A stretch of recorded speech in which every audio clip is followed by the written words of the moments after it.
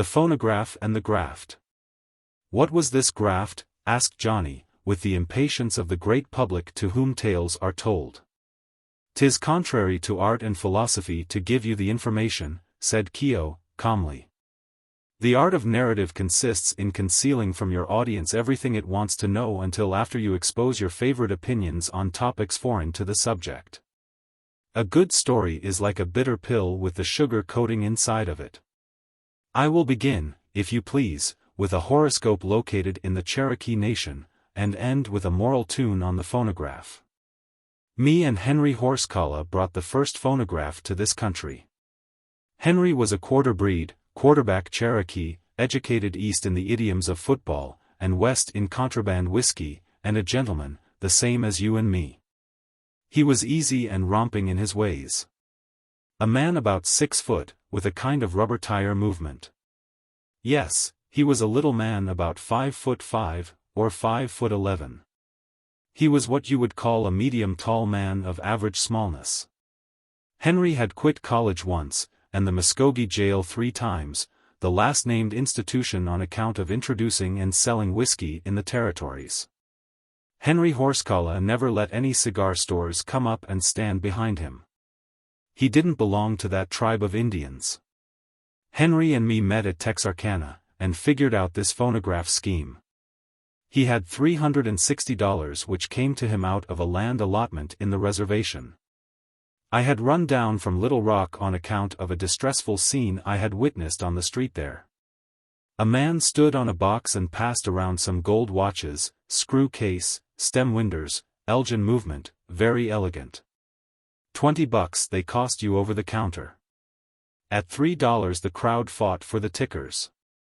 The man happened to find a valise full of them handy, and he passed them out like putting hot biscuits on a plate. The backs were hard to unscrew, but the crowd put its ear to the case, and they ticked mollifying and agreeable. 3 of these watches were genuine tickers, the rest were only kickers. Hey! Why, empty cases with one of them horny black bugs that fly around electric lights in them. Them bugs kick off minutes and seconds industrious and beautiful. So, this man I was speaking of cleaned up $288, and then he went away, because he knew that when it came time to wind watches in Little Rock an entomologist would be needed, and he wasn't one. So, as I say, Henry had $360, and I had $288. The idea of introducing the phonograph to South America was Henry's, but I took to it freely, being fond of machinery of all kinds. The Latin races, says Henry, explaining easy in the idioms he learned at college, are peculiarly adapted to be victims of the phonograph. They have the artistic temperament. They yearn for music and color and gaiety. They give wampum to the hand organ man and the 4-legged chicken in the tent when they're months behind with the grocery and the breadfruit tree. Then, says I, we'll export canned music to the Latins, but I'm mindful of Mr. Julius Caesar's account of where he says, omnia Gallia in tres partes divisa est. Which is the same as to say, we will need all of our gall in devising means to tree them parties.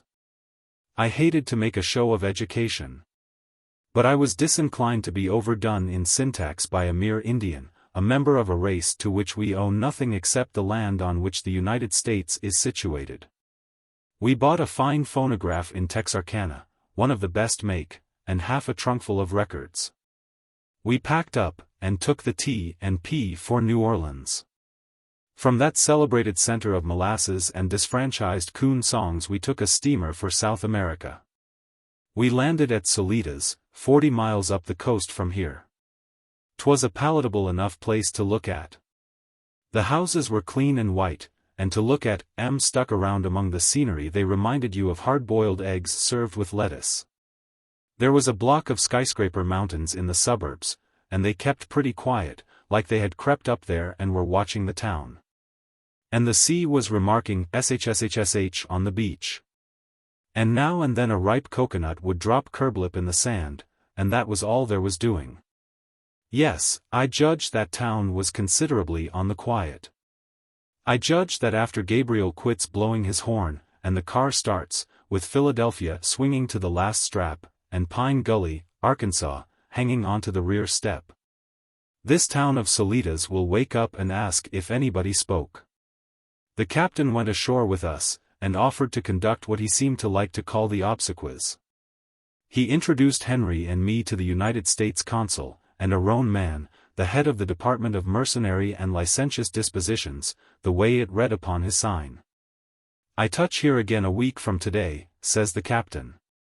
By that time, we told him, we'll be amassing wealth in the interior towns with our galvanized prima donna and correct imitations of Sousa's band excavating a march from a tin mine.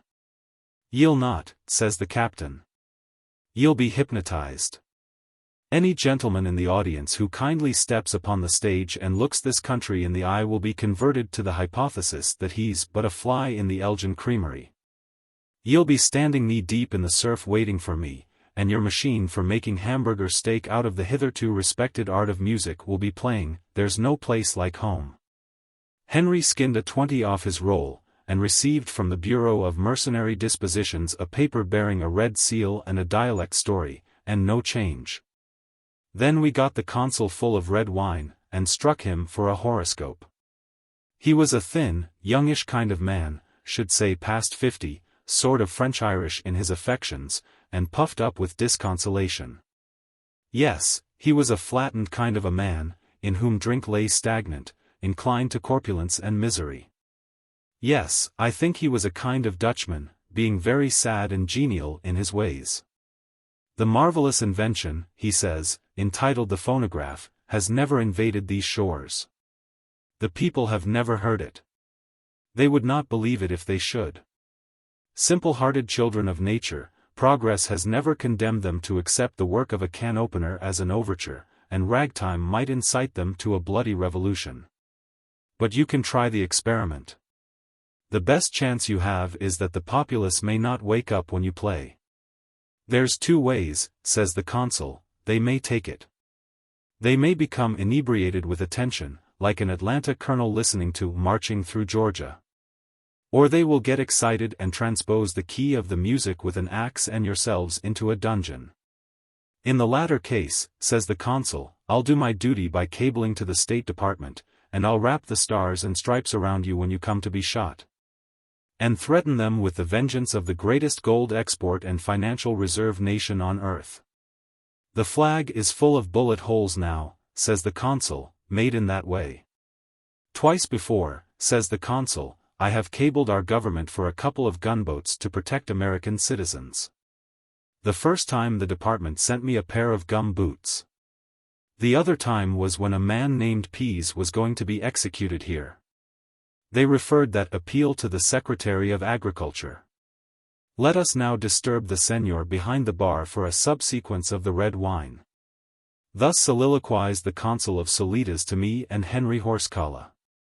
But, notwithstanding, we hired a room that afternoon in the Calle de Los Angeles, the main street that runs along the shore, and put our trunks there. 'Twas a good-sized room, dark and cheerful, but small. 'Twas on a various street, diversified by houses and conservatory plants. The peasantry of the city passed to and fro on the fine pasturage between the sidewalks. 'Twas, for the world, like an opera chorus when the Royal Kafuzlam is about to enter. We were rubbing the dust off the machine and getting fixed to start business the next day, when a big, fine-looking white man in white clothes stopped at the door and looked in. We extended the invitations, and he walked inside and sized us up. He was chewing a long cigar, and wrinkling his eyes, meditative, like a girl trying to decide which dress to wear to the party. "New York," he says to me finally. "Originally, and from time to time," I says. "Hasn't it rubbed off yet?" "It's simple," says he, "when you know how. It's the fit of the vest. They don't cut vests right anywhere else. Coats, maybe, but not vests." The white man looks at Henry Horsecollar and hesitates. "Injun," says Henry, "tame Injun." "Mellinger," says the man, Homer P. Mellinger. "Boys, you're confiscated.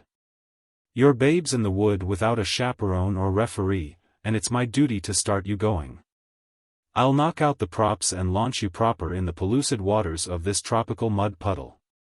You'll have to be christened, and if you'll come with me I'll break a bottle of wine across your bows, according to Hoyle. Well, for 2 days Homer P. Mellinger did the honors. That man cut ice in Anchuria. He was it. He was the Royal Kafuzlam. If me and Henry was babes in the wood, he was a robin redbreast from the topmost bough. Him and me and Henry Horsecollar locked arms, and toted that phonograph around, and had wassail and diversions. Everywhere we found doors open we went inside and set the machine going, and Mellinger called upon the people to observe the artful music and his 2 lifelong friends, the Señores Americanos. The opera chorus was agitated with esteem, and followed us from house to house. There was a different kind of drink to be had with every tune. The natives had acquirements of a pleasant thing in the way of a drink that gums itself to the recollection. They chop off the end of a green coconut, and pour in on the juice of it French brandy and other adjuvants. We had them and other things. Mine and Henry's money was counterfeit. Everything was on Homer P. Mellinger. That man could find rolls of bills concealed in places on his person where Hermann the Wizard couldn't have conjured out a rabbit or an omelette. He could have founded universities, and made orchid collections, and then had enough left to purchase the colored vote of his country. Henry and me wondered what his graft was. One evening he told us. "Boys," said he, "I've deceived you.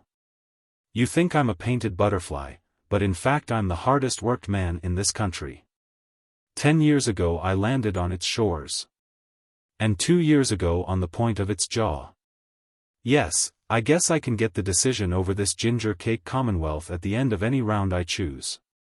I'll confide in you because you are my countrymen and guests, even if you have assaulted my adopted shores with the worst system of noises ever set to music. My job is private secretary to the President of this Republic, and my duties are running it. I'm not headlined in the bills, but I'm the mustard in the salad dressing just the same. There isn't a law goes before Congress, there isn't a concession granted, there isn't an import duty levied, but what H. P. Mellinger he cooks and seasons it. In the front office I fill the president's inkstand and search visiting statesmen for dirks and dynamite, but in the back room I dictate the policy of the government. You'd never guess in the world how I got my pull. It's the only graft of its kind on earth. I'll put you wise. You remember the old top-liner in the copy book, "Honesty is the best policy"? That's it. I'm working honesty for a graft. I'm the only honest man in the Republic. The government knows it, the people know it, the boodlers know it, the foreign investors know it. I make the government keep its faith. If a man is promised a job he gets it. If outside capital buys a concession it gets the goods. I run a monopoly of square dealing here. There's no competition. If Colonel Diogenes were to flash his lantern in this precinct he'd have my address inside of 2 minutes. There isn't big money in it, but it's a sure thing, and lets a man sleep of nights. Thus Homer P. Mellinger made oration to me and Henry Horsecollar. And, later, he divested himself of this remark. "Boys, I'm to hold a soiree this evening with a gang of leading citizens, and I want your assistance. You bring the musical corn sheller and give the affair the outside appearance of a function. There's important business on hand, but it mustn't show. I can talk to you people. I've been pained for years on account of not having anybody to blow off and brag to. I get homesick sometimes, and I'd swap the entire perquisites of office for just 1 hour to have a stein and a caviar sandwich somewhere on 34th Street.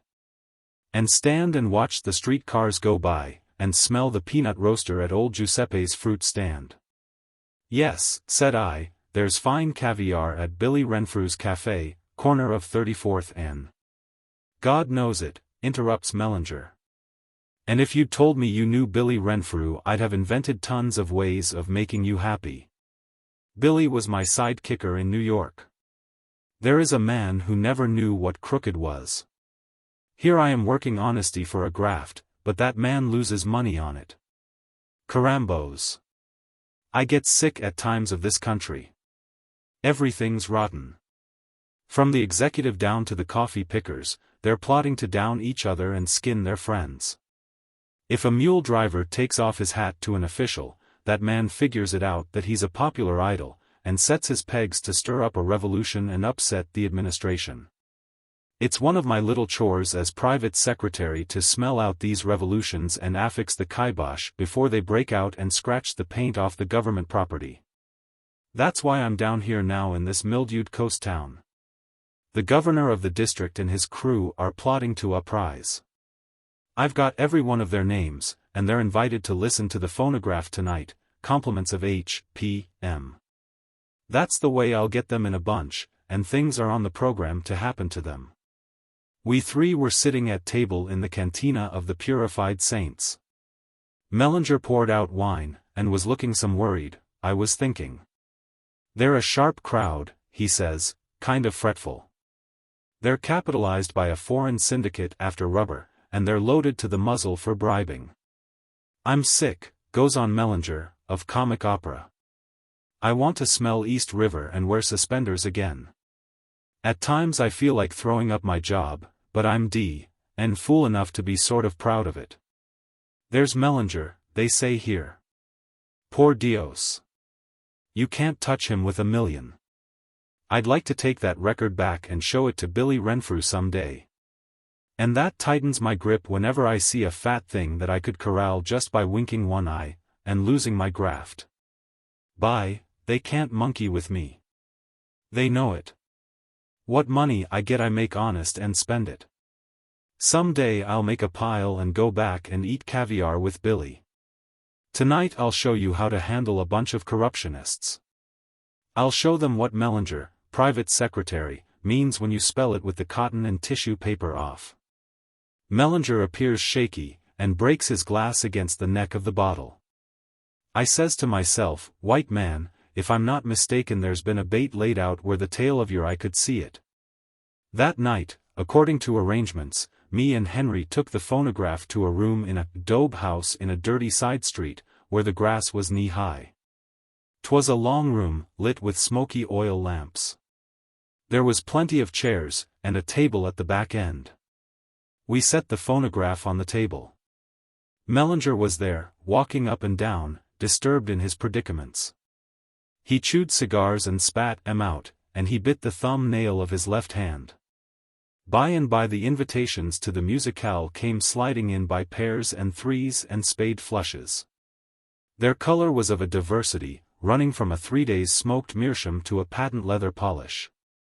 They were as polite as wax, being devastated with enjoyments to give Senor Mellinger the good evenings. I understood their Spanish talk. I ran a pumping engine 2 years in a Mexican silver mine, and had it pat, but I never let on. Maybe 50 of them had come, and was seated, when in slid the King Bee, the governor of the district. Mellinger met him at the door, and escorted him to the grandstand. When I saw that Latin man I knew that Mellinger, private secretary, had all the dances on his card taken. That was a big, squashy man, the color of a rubber overshoe, and he had an eye like a head waiter's. Mellinger explained, fluent, in the Castilian idioms, that his soul was disconcerted with joy at introducing to his respected friends America's greatest invention, the wonder of the age. Henry got the cue and run on an elegant brass band record and the festivities became initiated. The governor man had a bit of English under his hat, and when the music was choked off he says, "Very fine. Gracias, the American gentleman, the so splendid music as to play e." The table was a long one, and Henry and me sat at the end of it next the wall. The governor sat at the other end. Homer P. Mellinger stood at the side of it. I was just wondering how Mellinger was going to handle his crowd, when the home talent suddenly opened the services. That governor man was suitable for uprisings and policies. I judge he was a ready kind of man, who took his own time. Yes, he was full of attention and immediateness. He leaned his hands on the table and imposed his face toward the secretary man. "Do the American senors understand Spanish?" he asks in his native accents. "They do not," says Mellinger. "Then listen," goes on the Latin man, prompt. The musics are of sufficient prettiness, but not of necessity. Let us speak of business. I well know why we are here, since I observe my compatriots. You had a whisper yesterday, Senor Mellinger, of our proposals. Tonight we will speak out. We know that you stand in the President's favor, and we know your influence. The government will be changed. We know the worth of your services. We esteem your friendship and aid so much that, Mellinger raises his hand, but the governor-man bottles him up. Do not speak until I have done. The governor-man then draws a package wrapped in paper from his pocket, and lays it on the table by Mellinger's hand. In that you will find $50,000 in money of your country. You can do nothing against us, but you can be worth that for us. Go back to the capital and obey our instructions. Take that money now. We trust you. You will find with it a paper giving in detail the work you will be expected to do for us. Do not have the unwiseness to refuse. The governor-man paused, with his eyes fixed on Mellinger, full of expressions and observances. I looked at Mellinger, and was glad Billy Renfrew couldn't see him then. The sweat was popping out on his forehead, and he stood dumb, tapping the little package with the ends of his fingers.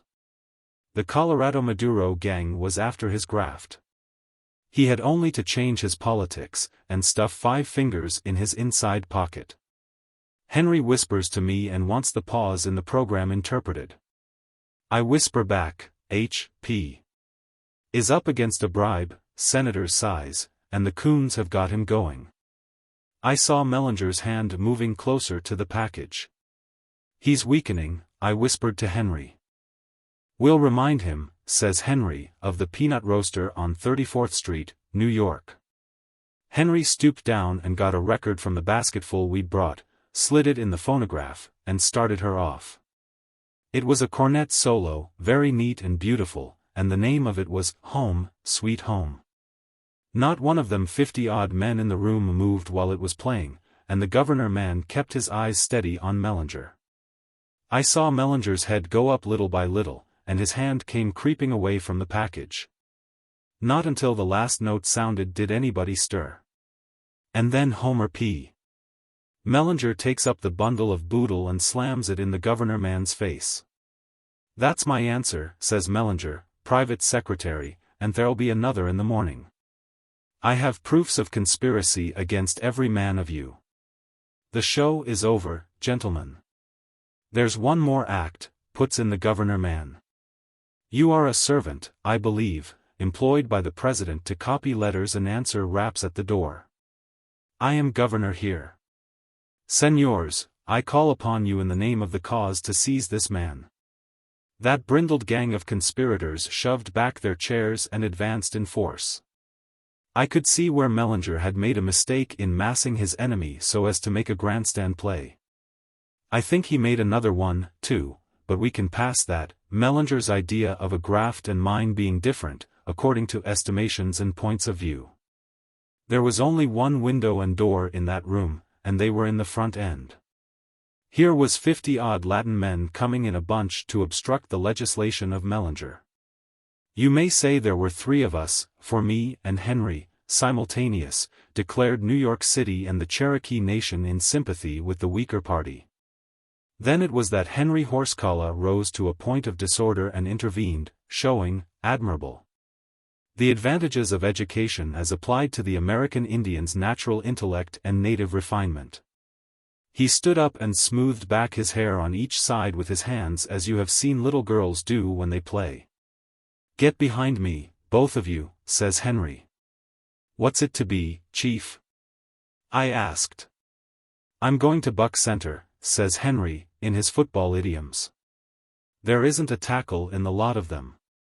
Follow me close, and rush the game. Then that cultured red man exhaled an arrangement of sounds with his mouth that made the Latin aggregation pause, with thoughtfulness and hesitations. The matter of his proclamation seemed to be a cooperation of the Carlisle war whoop with the Cherokee College yell. He went at the chocolate team like a bean out of a little boy's nigger shooter. His right elbow laid out the governor-man on the gridiron. And he made a lane the length of the crowd so wide that a woman could have carried a stepladder through it without striking against anything. All Mellinger and me had to do was to follow. It took us just 3 minutes to get out of that street around to military headquarters, where Mellinger had things his own way. A colonel and a battalion of bare-toed infantry turned out and went back to the scene of the musicale with us, but the conspirator gang was gone. But we recaptured the phonograph with honors of war, and marched back to the cuartel with it playing All Coons Look Alike to Me. The next day Mellinger takes me and Henry to one side, and begins to shed 10s and 20s. "I want to buy that phonograph," says he. "I like that last tune it played at the soirée." "This is more money than the machine is worth," says I. "'Tis government expense money," says Mellinger. "The government pays for it, and it's getting the tune grinder cheap." Me and Henry knew that pretty well. We knew that it had saved Homer P. Mellinger's graft when he was on the point of losing it, but we never let him know we knew it. "Now you boys better slide off further down the coast for a while," says Mellinger, "till I get the screws put on these fellows here. If you don't they'll give you trouble. And if you ever happen to see Billy Renfrew again before I do, tell him I'm coming back to New York as soon as I can make a stake, honest." Me and Henry laid low until the day the steamer came back. When we saw the captain's boat on the beach we went down and stood in the edge of the water. The captain grinned when he saw us. "I told you you'd be waiting," he says. "Where's the hamburger machine?" "It stays behind," I says, "to play Home, Sweet Home." "I told you so," says the captain again. "Climb in the boat." "And that," said Keogh, "is the way me and Henry Horskala introduced the phonograph into this country. Henry went back to the States, but I've been rummaging around in the tropics ever since. They say Mellinger never traveled a mile after that without his phonograph. I guess it kept him reminded about his graft whenever he saw the siren voice of the boodler tip him the wink with a bribe in its hand. I suppose he's taking it home with him as a souvenir," remarked the consul. "Not as a souvenir," said Keogh. "He'll need 2 of them in New York, running day and night." Money maze. The new administration of Anchuria entered upon its duties and privileges with enthusiasm. Its first act was to send an agent to Coralio with imperative orders to recover, if possible, the sum of money ravished from the treasury by the ill-fated Miraflores. Colonel Emilio Falcon, the private secretary of Losada, the new president, was dispatched from the capital upon this important mission. The position of private secretary to a tropical president is a responsible one. He must be a diplomat, a spy, a ruler of men, a bodyguard to his chief, and a smeller out of plots and nascent revolutions. Often he is the power behind the throne, the dictator of policy. And a president chooses him with a dozen times the care with which he selects a matrimonial mate. Colonel Falcon, a handsome and urbane gentleman of Castilian courtesy and debonair manners, came to Coralio with the task before him of striking upon the cold trail of the lost money. There he conferred with the military authorities, who had received instructions to cooperate with him in the search. Colonel Falcon established his headquarters in one of the rooms of the Casa Morena. Here for a week he held informal sittings, much as if he were a kind of unified grand jury, and summoned before him all those whose testimony might illumine the financial tragedy that had accompanied the less momentous one of the late president's death. 2 or 3 who were thus examined, among whom was the barber Esteban, declared that they had identified the body of the president before its burial. "Of a truth," testified Esteban before the mighty secretary, "it was he, the president. Consider, how could I shave a man and not see his face? He sent for me to shave him in a small house. He had a beard very black and thick. Had I ever seen the president before? Why not? I saw him once ride forth in a carriage from the vapor in Solitas. When I shaved him he gave me a gold piece, and said there was to be no talk. But I am a liberal, I am devoted to my country, and I spake of these things to Señor Goodwin. It is known," said Colonel Falcon, smoothly, "that the late president took with him an American leather valise, containing a large amount of money. Did you see that? De veras, no, Esteban answered. The light in the little house was but a small lamp by which I could scarcely see to shave the president. Such a thing there may have been, but I did not see it. No. Also in the room was a young lady, a señorita of much beauty, that I could see even in so small a light. But the money, señor, or the thing in which it was carried, that I did not see. The commandante and other officers gave testimony that they had been awakened and alarmed by the noise of a pistol shot in the Hotel de los Estranjeros. Hurrying thither to protect the peace and dignity of the Republic, they found a man lying dead, with a pistol clutched in his hand. Beside him was a young woman, weeping sorely. Señor Goodwin was also in the room when they entered it. But of the valise of money they saw nothing. Madame Timotea Ortiz, the proprietress of the hotel in which the game of Fox in the Morning had been played out, told of the coming of the two guests to her house. To my house they came, said she, one señor, not quite old, and one señorita of sufficient handsomeness. They desired not to eat or to drink, not even of my aguardiente, which is the best. To their rooms they ascended, numero 9 and numero 10. Later came Señor Goodwin, who ascended to speak with them. Then I heard a great noise like that of a cannon, and they said that the pobre presidente had shot himself. Está bueno. I saw nothing of money or of the thing you call valise that you say he carried it in. Colonel Falcon soon came to the reasonable conclusion that if anyone in Coralio could furnish a clue to the vanished money, Frank Goodwin must be the man. But the wise secretary pursued a different course in seeking information from the American. Goodwin was a powerful friend to the new administration, and one who was not to be carelessly dealt with in respect to either his honesty or his courage. Even the private secretary of His Excellency hesitated to have this rubber prince and mahogany baron hailed before him as a common citizen of Anchuria. So he sent Goodwin a flowery epistle, each word petal dripping with honey, requesting the favor of an interview. Goodwin replied with an invitation to dinner at his own house.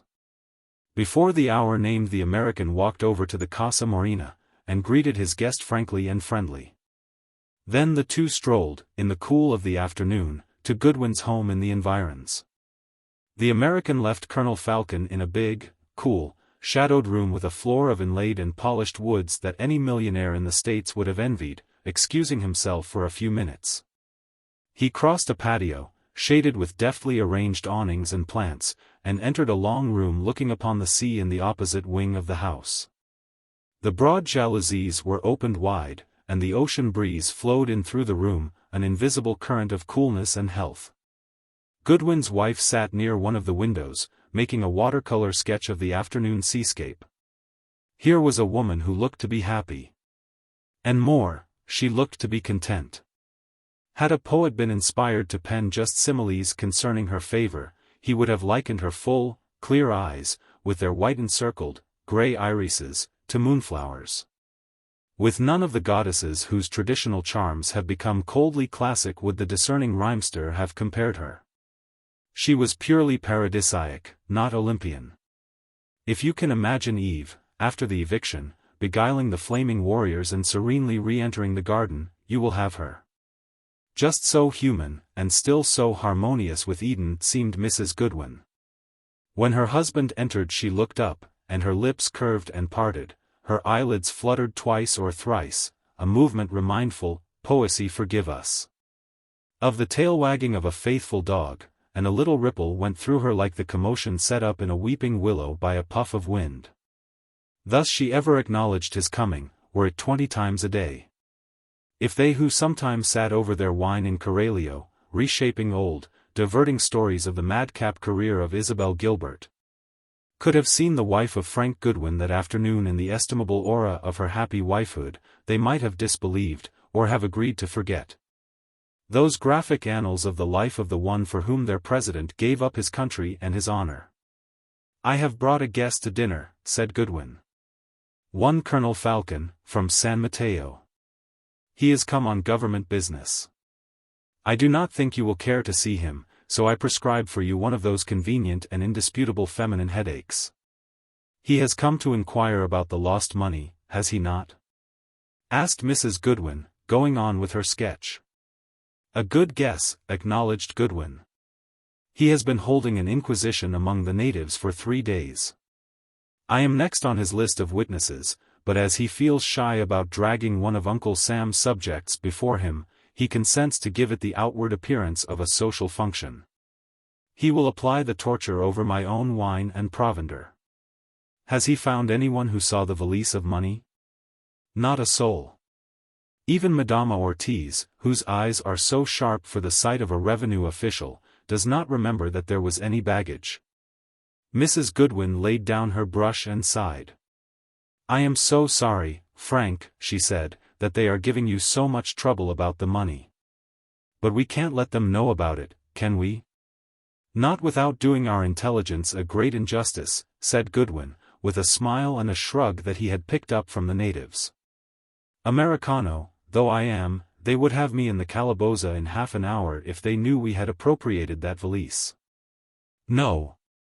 We must appear as ignorant about the money as the other ignoramuses in Coralio. Do you think that this man they have sent suspects you? She asked, with a little pucker of her brows. He'd better not, said the American, carelessly. It's lucky that no one caught a sight of the valise except myself. As I was in the rooms when the shot was fired, it is not surprising that they should want to investigate my part in the affair rather closely. But there's no cause for alarm. This colonel is down on the list of events for a good dinner, with a dessert of American bluff that will end the matter, I think. Mrs. Goodwin rose and walked to the window. Goodwin followed and stood by her side. She leaned to him, and rested in the protection of his strength, as she had always rested since that dark night on which he had first made himself her tower of refuge. Thus they stood for a little while. Straight through the lavish growth of tropical branch and leaf and vine that confronted them had been cunningly trimmed a vista, that ended at the cleared environs of Coralio. On the banks of the mangrove swamp. At the other end of the aerial tunnel they could see the grave and wooden headpiece that bore the name of the unhappy President Miraflores.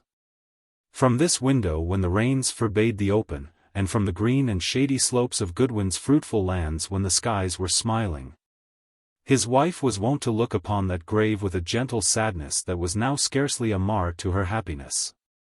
I loved him so, Frank, she said, even after that terrible flight and its awful ending. And you have been so good to me, and have made me so happy.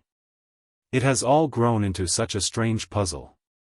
If they were to find out that we got the money, do you think they would force you to make the amount good to the government? They would undoubtedly try, answered Goodwin. You are right about its being a puzzle. And it must remain a puzzle to Falcon and all his countrymen until it solves itself. You and I, who know more than anyone else, only know half of the solution. We must not let even a hint about this money get abroad.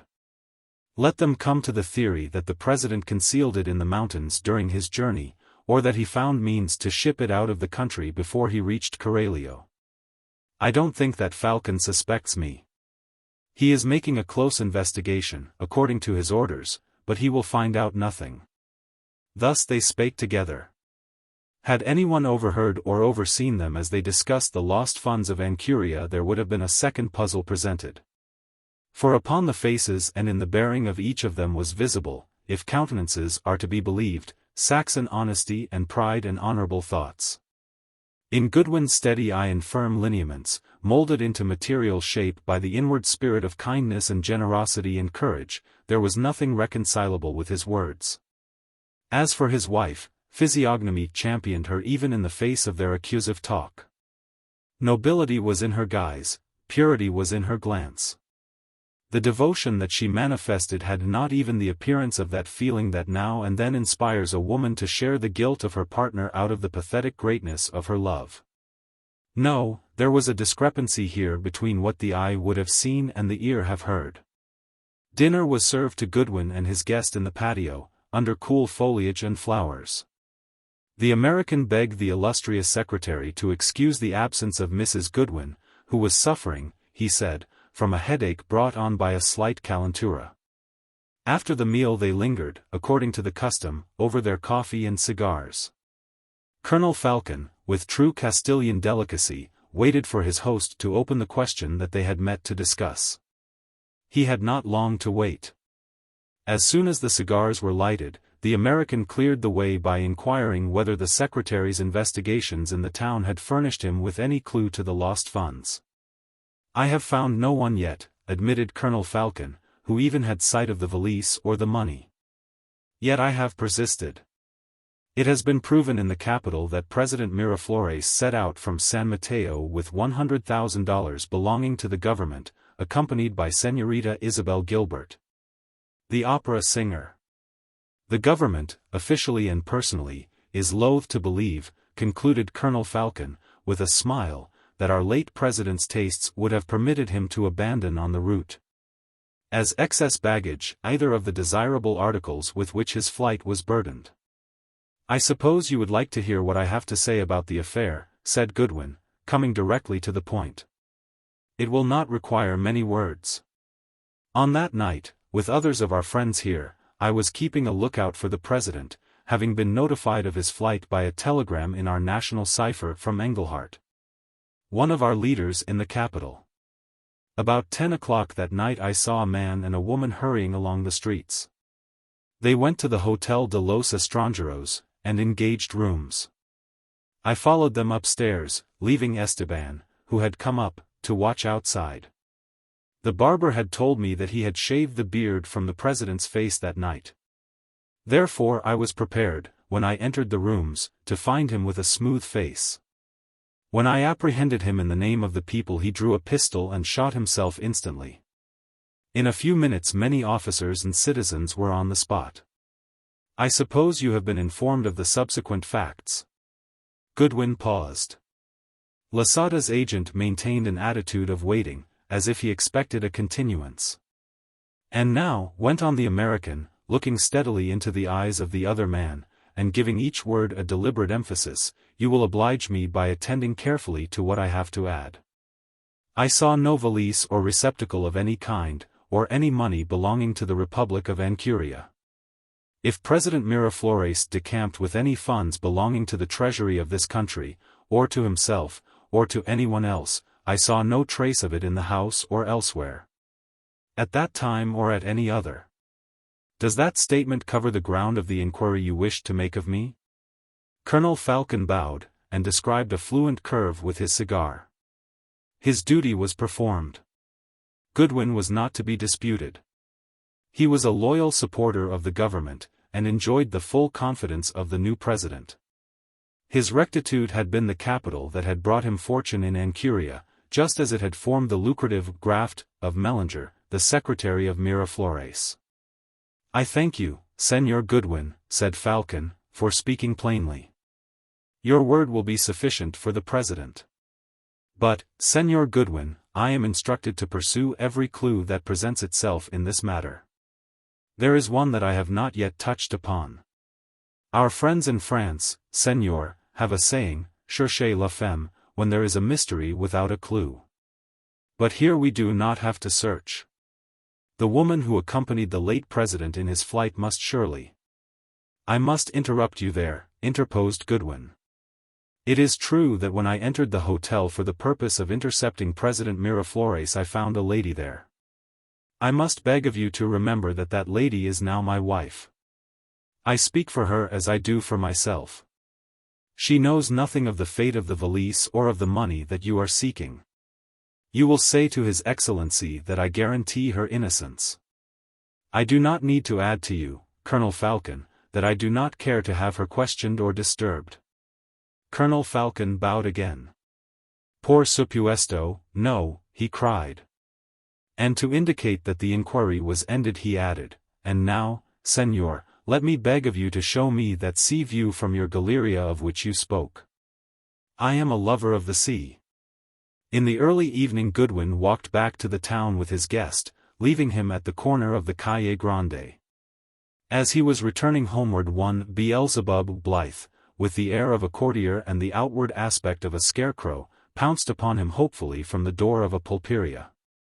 Blythe had been rechristened Beelzebub as an acknowledgment of the greatness of his fall. Once in some distant paradise lost, he had foregathered with the angels of the earth. But fate had hurled him headlong down to the tropics, where flamed in his bosom a fire that was seldom quenched. In Coralio they called him a beachcomber. But he was, in reality, a categorical idealist who strove to anamorphosize the dull verities of life by the means of brandy and rum. As Beelzebub, himself, might have held in his clutch with unwitting tenacity his harp or crown during his tremendous fall. So his namesake had clung to his gold-rimmed eyeglasses as the only souvenir of his lost estate. These he wore with impressiveness and distinction while he combed beaches and extracted toll from his friends. By some mysterious means he kept his drink-reddened face always smoothly shaven. For the rest he sponged gracefully upon whomsoever he could for enough to keep him pretty drunk, and sheltered from the rains and night dews. "Hello, Goodwin," called the derelict, airily.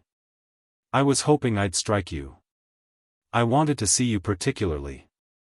Suppose we go where we can talk. Of course you know there's a chap down here looking up the money old Miraflores lost." "Yes," said Goodwin, "I've been talking with him. Let's go into Espada's place. I can spare you 10 minutes. They went into the pulperia and sat at a little table upon stools with rawhide tops. "Have a drink?" said Goodwin. "They can't bring it too quickly," said Blythe. "I've been in a drought ever since morning." "Hi, muchacho, el aguardiente por ACA. Now, what do you want to see me about?" asked Goodwin, when the drinks were before them. "Confound it, old man," drawled Blythe, "why do you spoil a golden moment like this with business? I wanted to see you, well, this has the preference." He gulped down his brandy, and gazed longingly into the empty glass. "Have another?" suggested Goodwin. "Between gentlemen," said the fallen angel, "I don't quite like your use of that word, another. It isn't quite delicate. But the concrete idea that the word represents is not displeasing." The glasses were refilled. Blythe sipped blissfully from his, as he began to enter the state of a true idealist. "I must trot along in a minute or two," hinted Goodwin. "Was there anything in particular?" Blythe did not reply at once. "Old Lasada would make it a hot country," he remarked at length, "for the man who swiped that gripsack of treasury boodle, don't you think?" "Undoubtedly, he would," agreed Goodwin calmly, as he rose leisurely to his feet. "I'll be running over to the house now, old man. Mrs. Goodwin is alone." "There was nothing important you had to say, was there?" "That's all," said Blythe. "Unless you wouldn't mind sending in another drink from the bar as you go out. Old Espada has closed my account to profit and loss. And pay for the lot, will you, like a good fellow?" "All right," said Goodwin. "Buenas noches." Beelzebub Blythe lingered over his cups, polishing his eyeglasses with a disreputable handkerchief. "I thought I could do it, but I couldn't," he muttered to himself after a time. "A gentleman can't blackmail the man that he drinks with." The Admiral. Spilled milk draws few tears from an Ancurian administration. Many are its lacteal sources, and the clock's hands point forever to milking time. Even the rich cream skimmed from the treasury by the bewitched Miraflores did not cause the newly installed patriots to waste time in unprofitable regrets. The government philosophically set about supplying the deficiency by increasing the import duties and by suggesting to wealthy private citizens that contributions according to their means would be considered patriotic and in order. Prosperity was expected to attend the reign of Lasada, the new president. The ousted officeholders and military favorites organized a new, liberal, party, and began to lay their plans for a resuccession. Thus the game of Ancurian politics began, like a Chinese comedy, to unwind slowly its serial length. Here and there mirth peeps for an instant from the wings and illumines the florid lines. A dozen quarts of champagne in conjunction with an informal sitting of the president and his cabinet led to the establishment of the navy and the appointment of Felipe Carrera as its admiral. Next to the champagne, the credit of the appointment belongs to Don Sabas Placido, the newly confirmed Minister of War. The President had requested a convention of his cabinet for the discussion of questions politic and for the transaction of certain routine matters of state. The session had been signally tedious. The business and the wine prodigiously dry. A sudden, prankish humor of Don Sabas, impelling him to the deed, spiced the grave affairs of state with a whiff of agreeable playfulness. In the dilatory order of business had come a bulletin from the Coast Department of Orilla del Mar reporting the seizure by the Custom House officers at the town of Corralio of the sloop Estrella del Noche and her cargo of dry goods. Patent medicines, granulated sugar and 3-star brandy. Also 6 martini rifles and a barrel of American whiskey. Caught in the act of smuggling, the sloop with its cargo was now, according to law, the property of the Republic. The Collector of Customs, in making his report, departed from the conventional forms so far as to suggest that the confiscated vessel be converted to the use of the government. The prize was the first capture to the credit of the department in 10 years. The collector took opportunity to pat his department on the back. It often happened that government officers required transportation from point to point along the coast, and means were usually lacking. Furthermore, the sloop could be manned by a loyal crew and employed as a coast guard to discourage the pernicious art of smuggling. The collector also ventured to nominate one to whom the charge of the boat could be safely entrusted, a young man of Corralio, Felipe Carrera, not, be it understood, one of extreme wisdom, but loyal and the best sailor along the coast.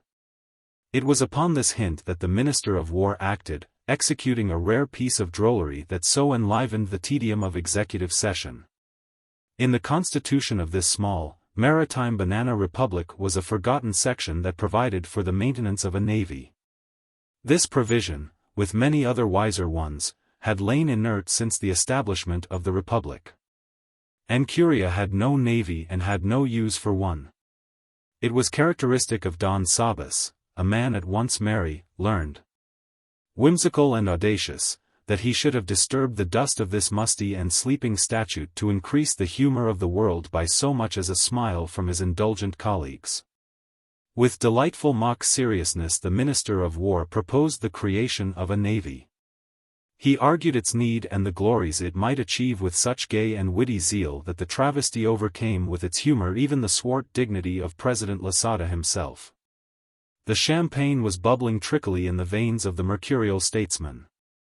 It was not the custom of the grave governors of Anchuria to enliven their sessions with a beverage so apt to cast a veil of disparagement over sober affairs. The wine had been a thoughtful compliment tendered by the agent of the Vesuvius Fruit Company as a token of amicable relations, and certain consummated deals, between that company and the Republic of Anchuria. The jest was carried to its end. A formidable, official document was prepared, encrusted with chromatic seals and jaunty with fluttering ribbons, bearing the florid signatures of state. This commission conferred upon El Señor Don Felipe Carrera the title of Flag Admiral of the Republic of Anchuria. Thus within the space of a few minutes and the dominion of a dozen extra dry, the country took its place among the naval powers of the world. And Felipe Carrera became entitled to a salute of 19 guns whenever he might enter port. The southern races are lacking in that particular kind of humor that finds entertainment in the defects and misfortunes bestowed by nature. Owing to this defect in their constitution they are not moved to laughter, as are their northern brothers, by the spectacle of the deformed, the feeble-minded or the insane. Felipe Carrera was sent upon earth with but half his wits.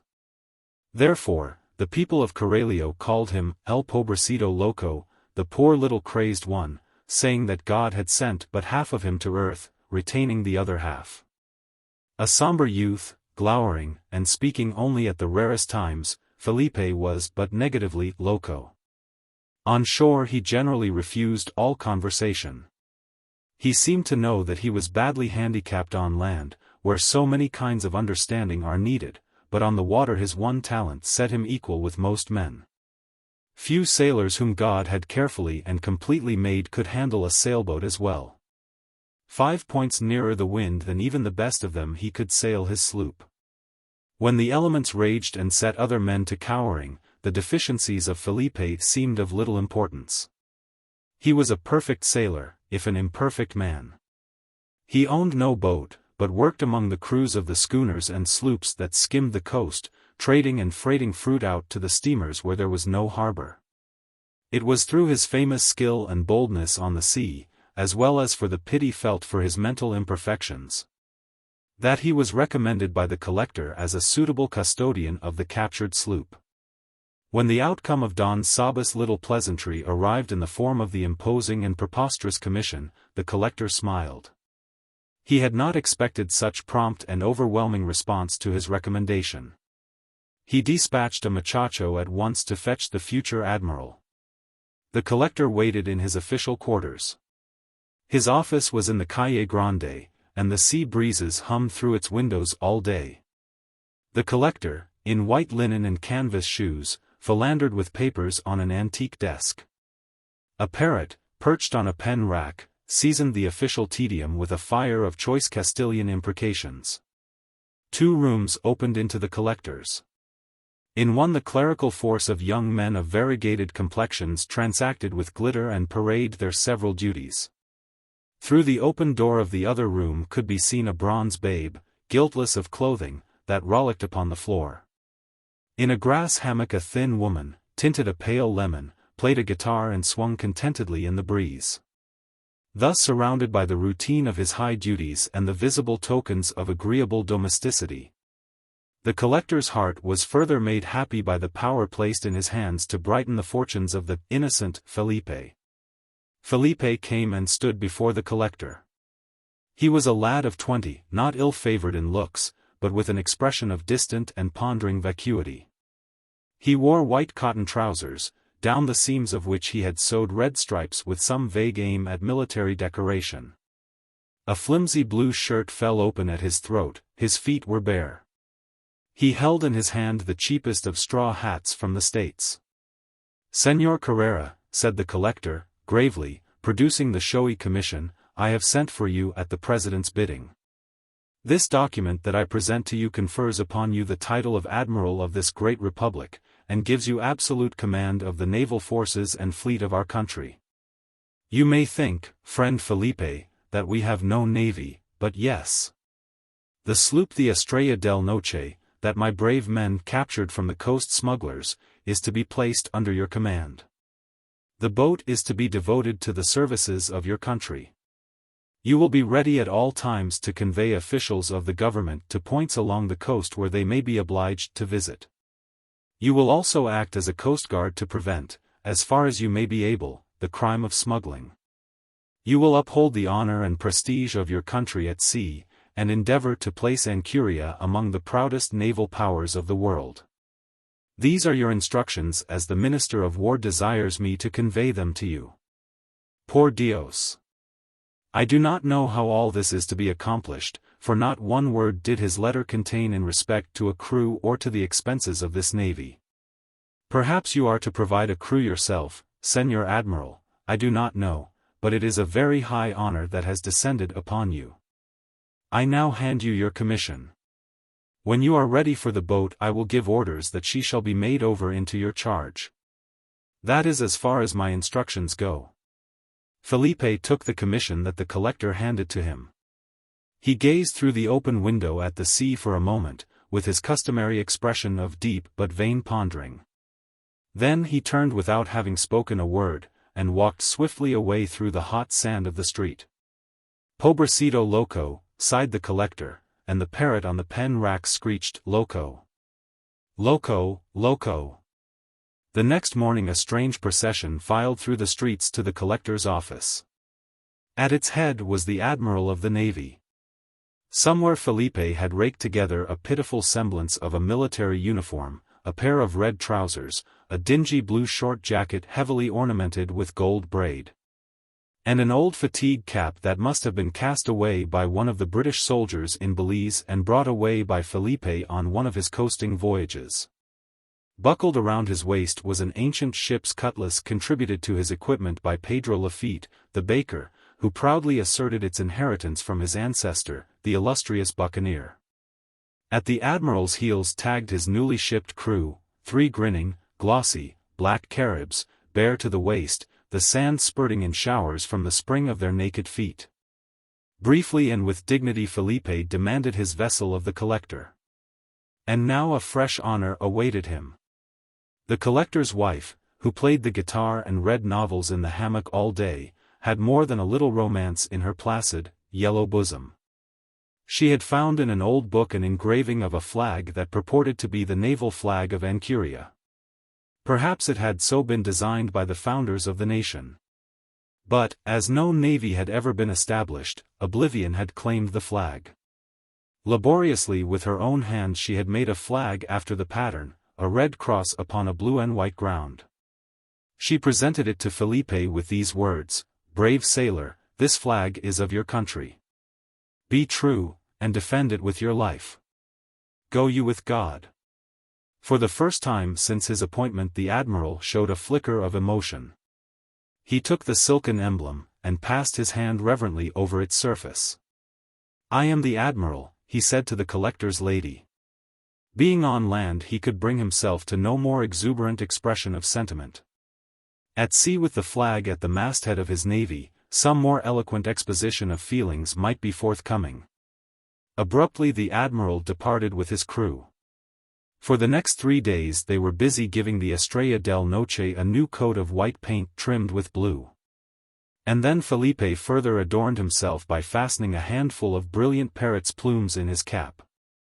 Again he tramped with his faithful crew to the collector's office and formally notified him that the sloop's name had been changed to El Nacional. During the next few months the Navy had its troubles. Even an admiral is perplexed to know what to do without any orders. But none came. Neither did any salaries. El Nacional swung idly at anchor. When Felipe's little store of money was exhausted he went to the collector and raised the question of finances. "Salaries," exclaimed the collector, with hands raised, "Valgame Dios. Not 1 centavo of my own pay have I received for the last 7 months. The pay of an admiral, do you ask? Quien sabe? Should it be less than 3,000 pesos? Mira. You will see a revolution in this country very soon. A good sign of it is when the government calls all the time for pesos, pesos, pesos, and pays none out." Felipe left the collector's office with a look almost of content on his somber face. A revolution would mean fighting, and then the government would need his services. It was rather humiliating to be an admiral without anything to do, and have a hungry crew at your heels begging for reals to buy plantains and tobacco with. When he returned to where his happy-go-lucky Caribs were waiting they sprang up and saluted, as he had drilled them to do. "Come, muchachos," said the admiral. "It seems that the government is poor. It has no money to give us. We will earn what we need to live upon. Thus will we serve our country. Soon, his heavy eyes almost lighted up, it may gladly call upon us for help." Thereafter El Nacional turned out with the other coast craft and became a wage earner.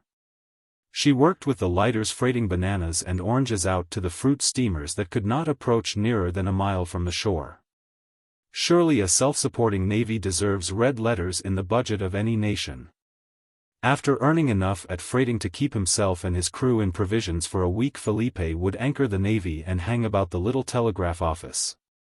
Looking like one of the chorus of an insolvent comic opera troupe besieging the manager's den. A hope for orders from the capital was always in his heart. That his services as admiral had never been called into requirement hurt his pride and patriotism. At every call he would inquire, gravely and expectantly, for dispatches.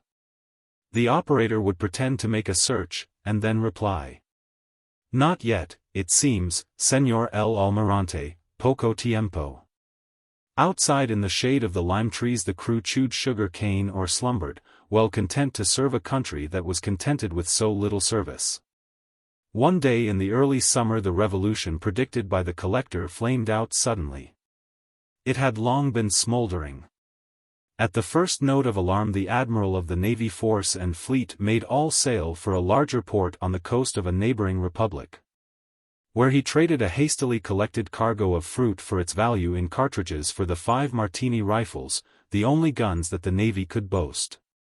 Then to the telegraph office sped the Admiral.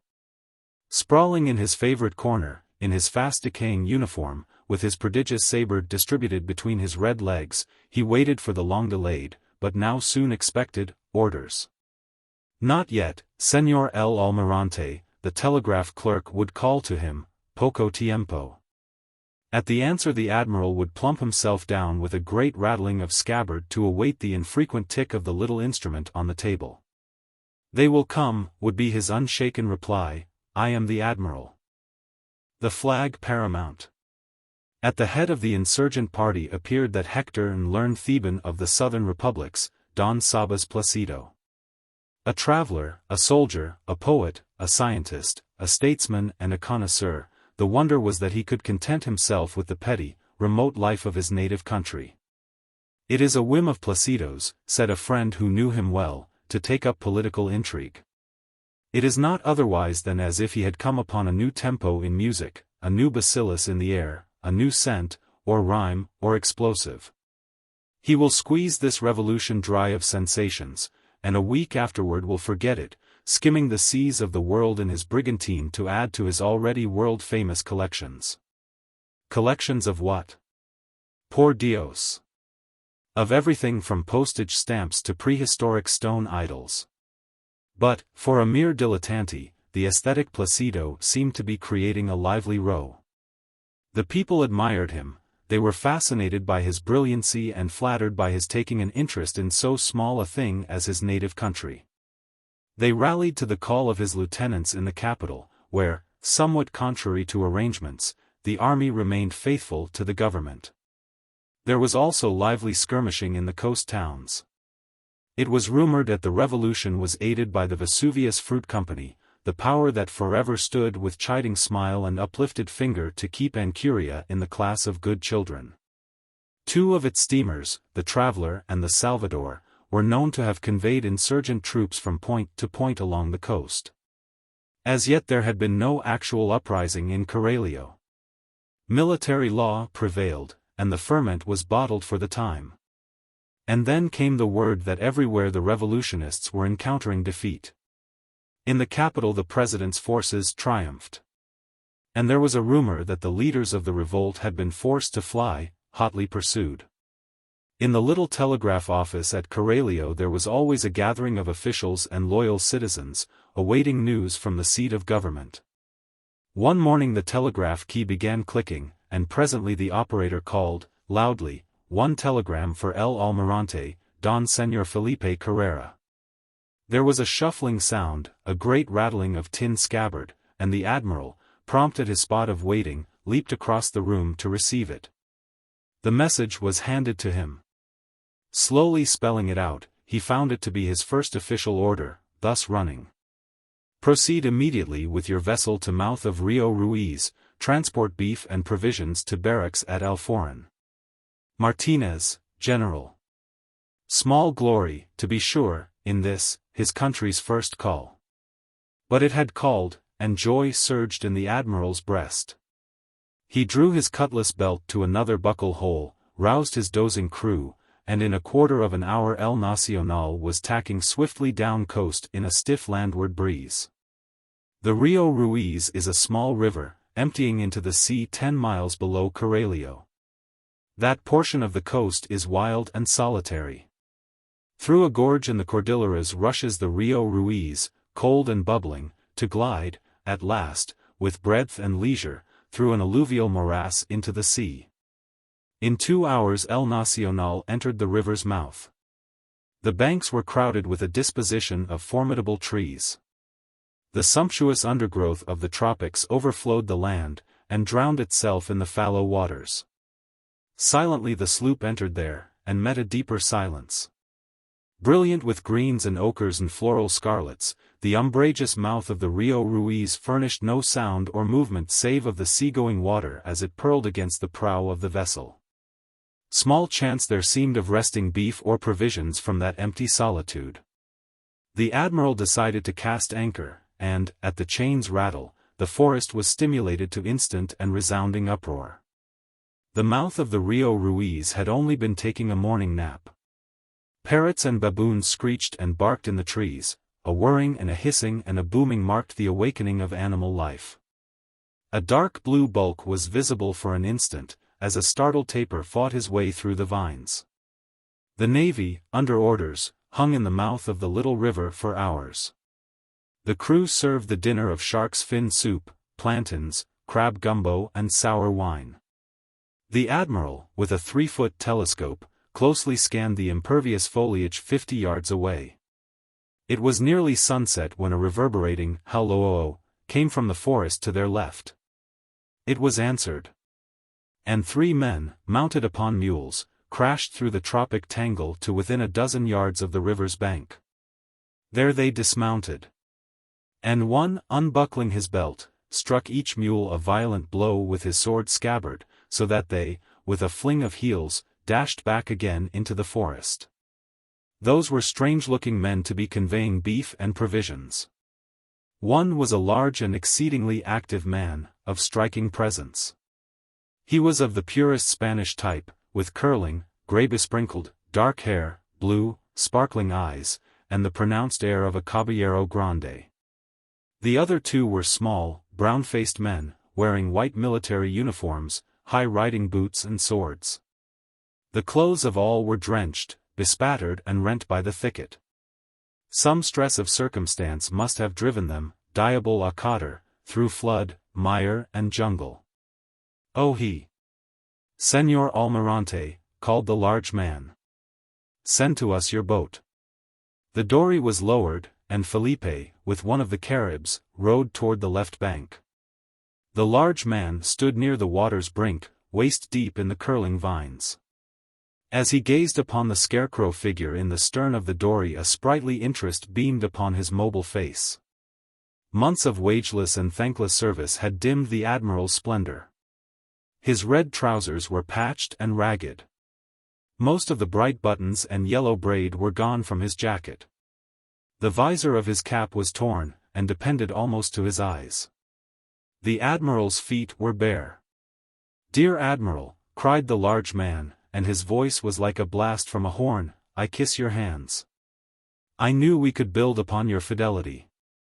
You had our dispatch, from General Martinez.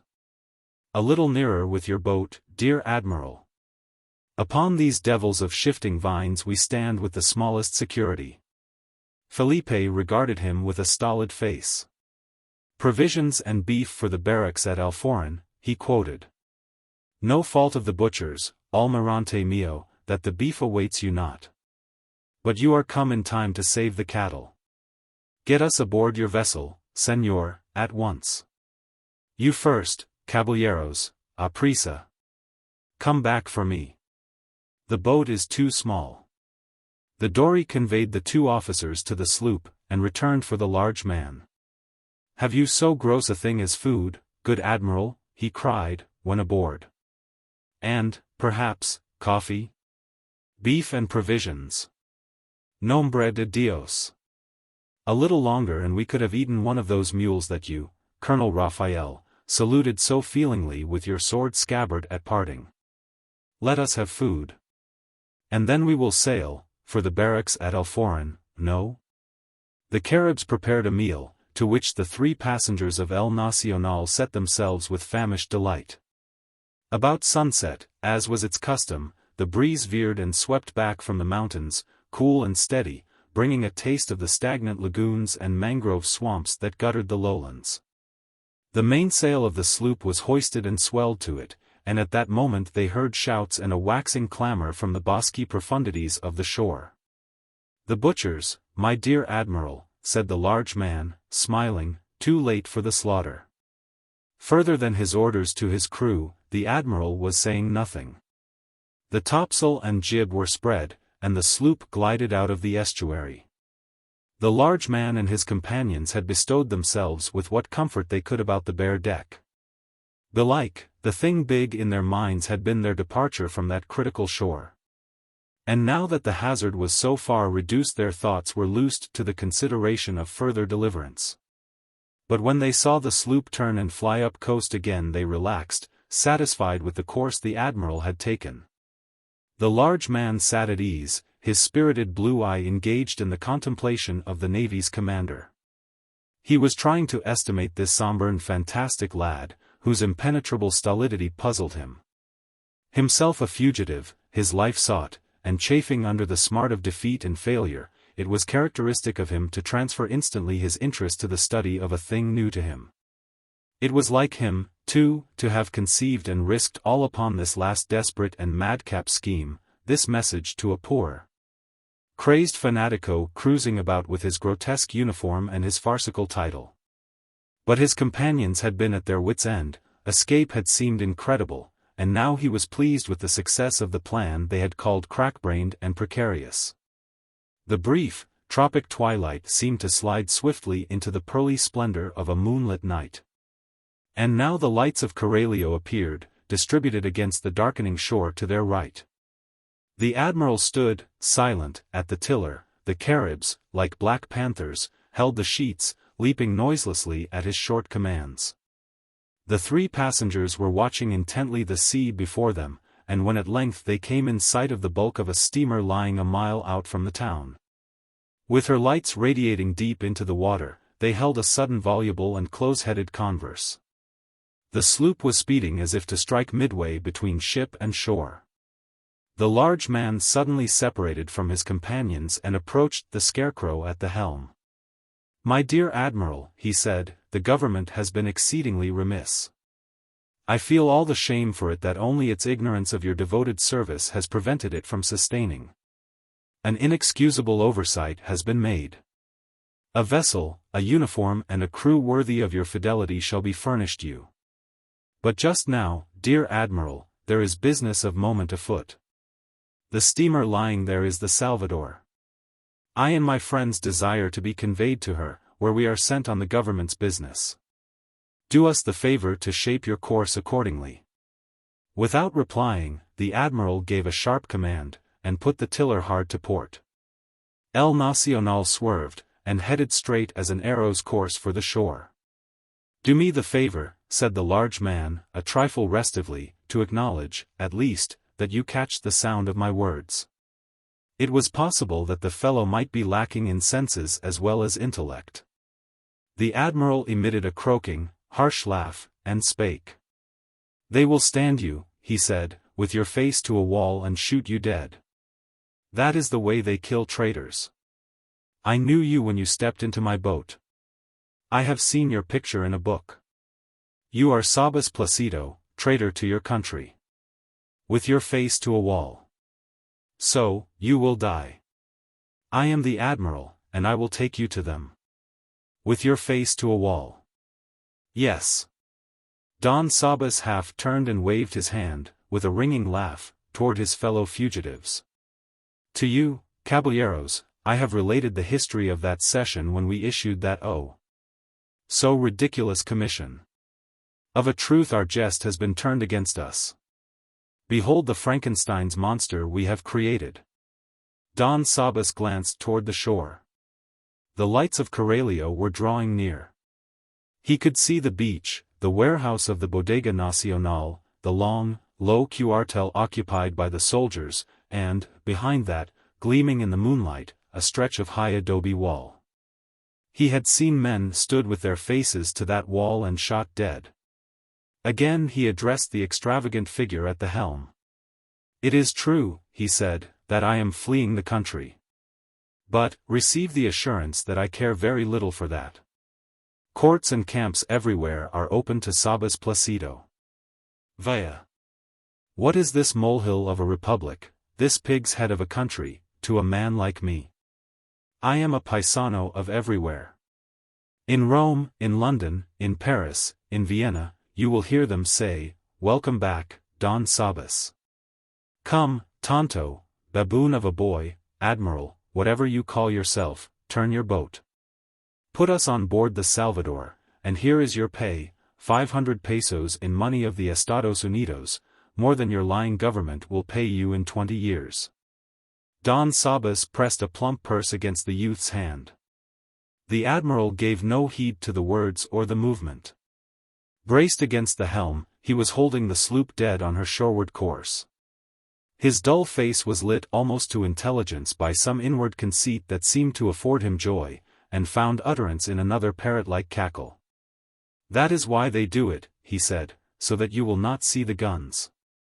They fire, and you fall dead. With your face to the wall." "Yes." The Admiral called a sudden order to his crew. The lithe, silent Caribs made fast the sheets they held, and slipped down the hatchway into the hold of the sloop. When the last one had disappeared, Don Sabas, like a big, brown leopard, leaped forward, closed and fastened the hatch and stood, smiling. "No rifles, if you please, dear Admiral," he said. "It was a whimsy of mine once to compile a dictionary of the Carib lingua. So, I understood your order. Perhaps now you will." He cut short his words, for he heard the dull swish of iron scraping along tin. The Admiral had drawn the cutlass of Pedro Lafitte, and was darting upon him. The blade descended, and it was only by a display of surprising agility that the large man escaped, with only a bruised shoulder, the glancing weapon.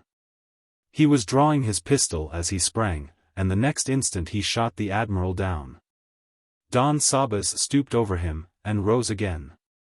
"In the heart," he said briefly. "Señors, the Navy is abolished." Colonel Raphael sprang to the helm, and the other officer hastened to loose the mainsail sheets. The boom swung round, El Nacional veered and began to tack industriously for the Salvador. "Strike that flag, señor," called Colonel Raphael. "Our friends on the steamer will wonder why we are sailing under it." "Well said," cried Don Sabas. Advancing to the mast he lowered the flag to the deck, where lay its too loyal supporter. Thus ended the Minister of War's little piece of after-dinner drollery, and by the same hand that began it. Suddenly Don Sabas gave a great cry of joy, and ran down the slanting deck to the side of Colonel Raphael. Across his arm he carried the flag of the extinguished navy. "Mire! Mire! Señor! Ah, Dios! Already can I hear that great bear of an Oostenrijker shout, 'Du hast mijn Herz gebrochen!' Mire! Of my friend, Herr Grunitz, of Vienna, you have heard me relate. That man has traveled to Ceylon for an orchid, to Patagonia for a headdress, to Benares for a slipper, to Mozambique for a spearhead to add to his famous collections. Thou knowest, also, amigo Raphael, that I have been a gatherer of curios. My collection of battle flags of the world's navies was the most complete in existence until last year. Then Herr Grunitz secured two, such rare specimens. One of a Barbary state, and one of the Makarurus, a tribe on the west coast of Africa. I have not those, but they can be procured. But this flag, señor, do you know what it is? Name of God! Do you know? See that red cross upon the blue and white ground. You never saw it before? Seguramente no. It is the naval flag of your country. Mire. This rotten tub we stand upon is its navy, that dead cockatoo lying there was its commander, that stroke of cutlass and single pistol shot a sea battle. All a piece of absurd foolery, I grant you, but authentic. There has never been another flag like this, and there never will be another. No. It is unique in the whole world. Yes. Think of what that means to a collector of flags. Do you know, Coronel mio, how many golden crowns Herr Grunitz would give for this flag? 10,000, likely. Well, 100,000 would not buy it. Beautiful flag. Only flag. Little devil of a most heaven-born flag. Oh he! Old grumbler beyond the ocean. Wait till Don Sabas comes again to the Königstrasse. He will let you kneel and touch the folds of it with one finger. Oh he! Old spectacled ransacker of the world. Forgotten was the impotent revolution, the danger, the loss, the gall of defeat. Possessed solely by the inordinate and unparalleled passion of the collector, he strode up and down the little deck, clasping to his breast with one hand the paragon of a flag. He snapped his fingers triumphantly toward the east. He shouted the paean to his prize in trumpet tones, as though he would make old Grunitz hear in his musty den beyond the sea. They were waiting, on the Salvador, to welcome them. The sloop came close alongside the steamer where her sides were sliced almost to the lower deck for the loading of fruit. The sailors of the Salvador grappled and held her there. Captain McLeod leaned over the side. "Well, senor, the jig is up, I'm told." "The jig is up?" Don Sabas looked perplexed for a moment. "That revolution, yes." With a shrug of his shoulders he dismissed the matter. The captain learned of the escape and the imprisoned crew. "Caribs," he said, "no harm in them." He slipped down into the sloop and kicked loose the hasp of the hatch. The black fellows came tumbling up, sweating but grinning. "Hey! Black boys," said the captain, in a dialect of his own. "You sabe, catchy boat and vamos back same place quick." They saw him point to themselves, the sloop and Corralio. "Yas, yas," they cried, with broader grins and many nods. The four, Don Sabas, the two officers and the captain, moved to quit the sloop. Don Sabas lagged a little behind, looking at the still form of the late Admiral, sprawled in his paltry trappings. "Pobrecito loco," he said softly. He was a brilliant cosmopolite and a cognoscente of high rank, but, after all, he was of the same race and blood and instinct as this people. Even as the simple paisanos of Corralio had said it, so said Don Sabas. Without a smile, he looked, and said, "The poor little crazed one." Stooping he raised the limp shoulders, drew the priceless and induplicable flag under them and over the breast. Pinning it there with the diamond star of the Order of San Carlos that he took from the collar of his own coat. He followed after the others, and stood with them upon the deck of the Salvador. The sailors that steadied El Nacional shoved her off. The jabbering Caribs hauled away at the rigging. The sloop headed for the shore. And her Grunitz's collection of naval flags was still the finest in the world. The Shamrock and the Palm. One night when there was no breeze, and Corralio seemed closer than ever to the gratings of Avernus. 5 men were grouped about the door of the photograph establishment of Keogh and Clancy. Thus, in all the scorched and exotic places of the earth, Caucasians meet when the day's work is done to preserve the fullness of their heritage by the aspersion of alien things. Johnny Atwood lay stretched upon the grass in the undress uniform of a Carib, and prated feebly of cool water to be had in the cucumber-wood pumps of Dalesburg. Dar. Greg, through the prestige of his whiskers and as a bribe against the relation of his imminent professional tales, was conceded the hammock that was swung between the door jamb and a calabash tree. Keogh had moved out upon the grass a little table that held the instrument for burnishing completed photographs. He was the only busy one of the group. Industriously from between the cylinders of the burnisher rolled the finished depictments of Corralio's citizens. Blanchard, the French mining engineer, in his cool linen viewed the smoke of his cigarette through his calm glasses, impervious to the heat. Clancy sat on the steps, smoking his short pipe. His mood was the gossip's, the others were reduced, by the humidity, to the state of disability desirable in an audience. Clancy was an American with an Irish diathesis and cosmopolitan proclivities.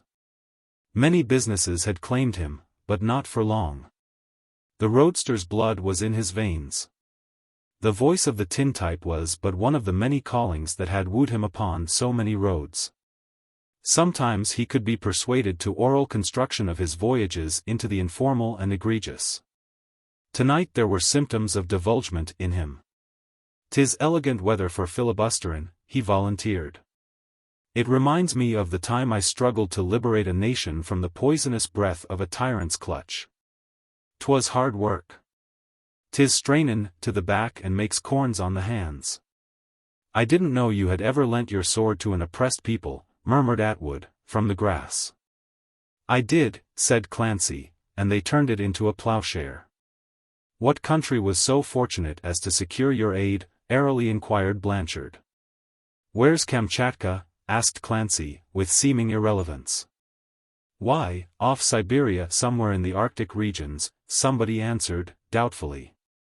I thought that was the cold one, said Clancy, with a satisfied nod. I'm always gettin' the two names mixed. 'Twas Guatemala, then, the hot one, I've been filibusterin' with. Ye'll find that country on the map. 'Tis in the district known as the Tropics. By the foresight of Providence, it lies on the coast so the geography man could run the names of the towns off into the water. They're an inch long, small type, composed of Spanish dialects, and, 'tis my opinion, of the same system of syntax that blew up the Maine. Yes, 'twas that country I sailed against, single-handed, and endeavored to liberate it from a tyrannical government with a single-barreled pickaxe, unloaded at that. Ye don't understand, of course. 'Tis a statement demandin' elucidation and apologies. 'Twas in New Orleans one morning about the 1st of June, I was standin' down on the wharf, lookin' about at the ships in the river. There was a little steamer moored right opposite me that seemed about ready to sail. The funnels of it were throwin' out smoke, and a gang of roustabouts were carryin' aboard a pile of boxes that was stacked up on the wharf. The boxes were about 2 feet square, and somethin' like 4 feet long, and they seemed to be pretty heavy. I walked over, careless, to the stack of boxes. I saw one of them had been broken in handlin'. 'Twas curiosity made me pull up the loose top and look inside. The box was packed full of Winchester rifles. So, says I to myself. Somebody's gettin' a twist on the neutrality laws. Somebody's aidin' with munitions of war. I wonder where the pop guns are goin'? I heard somebody cough, and I turned around. There stood a little, round, fat man with a brown face and white clothes, a first-class looking little man, with a 4-carat diamond on his finger and his eye full of interrogations and respects. I judged he was a kind of foreigner, maybe from Russia or Japan or the archipelagos. Hist, says the round man, full of concealments and confidences. Will the senor respect the discoveryments he has made, that the mans on the ship shall not be acquaint? The senor will be a gentleman that shall not expose one thing that by accident occur. Monsieur, says I, for I judged him to be a kind of Frenchman, receive my most exasperated assurances that your secret is safe with James Clancy. Furthermore, I will go so far as to remark, vive la liberty, vive it good and strong. Whenever you hear of a Clancy obstructin' the abolishment of existin' governments you may notify me by return mail. The senor is good, says the dark, fat man, smilin' under his black mustache. Wish you to come aboard my ship and drink of wine a glass. Be in a Clancy. In 2 minutes me and the foreigner man were seated at a table in the cabin of the steamer, with a bottle between us. I could hear the heavy boxes bein' dumped into the hold. I judged that cargo must consist of at least 2,000 Winchesters. Me and the brown man drank the bottle of stuff, and he called the steward to bring another. When you amalgamate a Clancy with the contents of a bottle you practically instigate secession. I had heard a good deal about these revolutions in them tropical localities, and I begun to want a hand in it. You goin' to stir things up in your country, ain't you, monsieur? Says I, with a wink to let him know I was on. Yes, said the little man, pounding his fist on the table. A change of the greatest will occur. Too long have the people been oppressed with the promises and the never-to-happen things to become. The great work it shall be carry on. Yes. Our forces shall in the capital city strike of the soonest. Carambos. Carambos is the word, says I, beginning to invest myself with enthusiasm and more wine, likewise viva, as I said before. May the shamrock of old, I mean the banana vine or the pipeplant, or whatever the imperial emblem may be of your downtrodden country, wave forever. 1,000 thank yous, says the round man, for your omission of amicable utterances. What our cause needs of the very most is mans who will the work do, to lift it along. Oh, for 1,000 strong, good mans to aid the General de Vega that he shall to his country bring those success and glory. It is hard, oh, so hard to find good mans to help in the work. Monsieur, says I, leanin' over the table and gruppin' his hand, I don't know where your country is, but me heart bleeds for it. The heart of a Clancy was never deaf to the sight of an oppressed people. The family is filibusterers by birth, and foreigners by trade. If you can use James Clancy's arms and his blood in denudin your shores of the tyrant's yoke, they're yours to command. General de Vega was overcome with joy to confiscate my condolence of his conspiracies and predicaments. He tried to embrace me across the table, but his fatness, and the wine that had been in the bottles, prevented. Thus was I welcomed into the ranks of filibustery. Then the general man told me his country had the name of Guatemala, and was the greatest nation laved by any ocean whatever anywhere. He looked at me with tears in his eyes, and from time to time he would emit the remark, "Ah! Big, strong, brave mans. That is what my country need." General de Vega, as was the name by which he denounced himself, brought out a document for me to sign, which I did, making a fine flourish and curlicue with the tail of the Y. "Your passage money," says the general, businesslike, "shall from your pay be deduct." "'Twill not," says I, haughty. "I'll pay my own passage." $180 I had in my inside pocket, and 'twas no common filibuster I was goin' to be, filibusterin' for me board and clothes. The steamer was to sail in 2 hours, and I went ashore to get some things together I'd need. When I came aboard I showed the general with pride the outfit. 'Twas a fine chinchilla overcoat, Arctic overshoes, fur cap and earmuffs, with elegant fleece-lined gloves and woolen muffler. "Carambos," says the little general. "What clothes are these that shall go to the tropic?" And then the little spalpeen laughs, and he calls the captain, and the captain calls the purser, and they pipe up the chief engineer. And the whole gang leans against the cabin and laughs at Clancy's wardrobe for Guatemala. I reflects a bit, serious, and asks the general again to denominate the terms by which his country is called. He tells me, and I see then that 'twas the t'other one, Kamchatka, I had in mind. Since then I've had difficulty in separating the two nations in name, climate and geographic disposition. I paid my passage, $24, first cabin, and ate at table with the officer crowd. Down on the lower deck was a gang of second-class passengers, about 40 of them, seamen, to be Dagos and the like.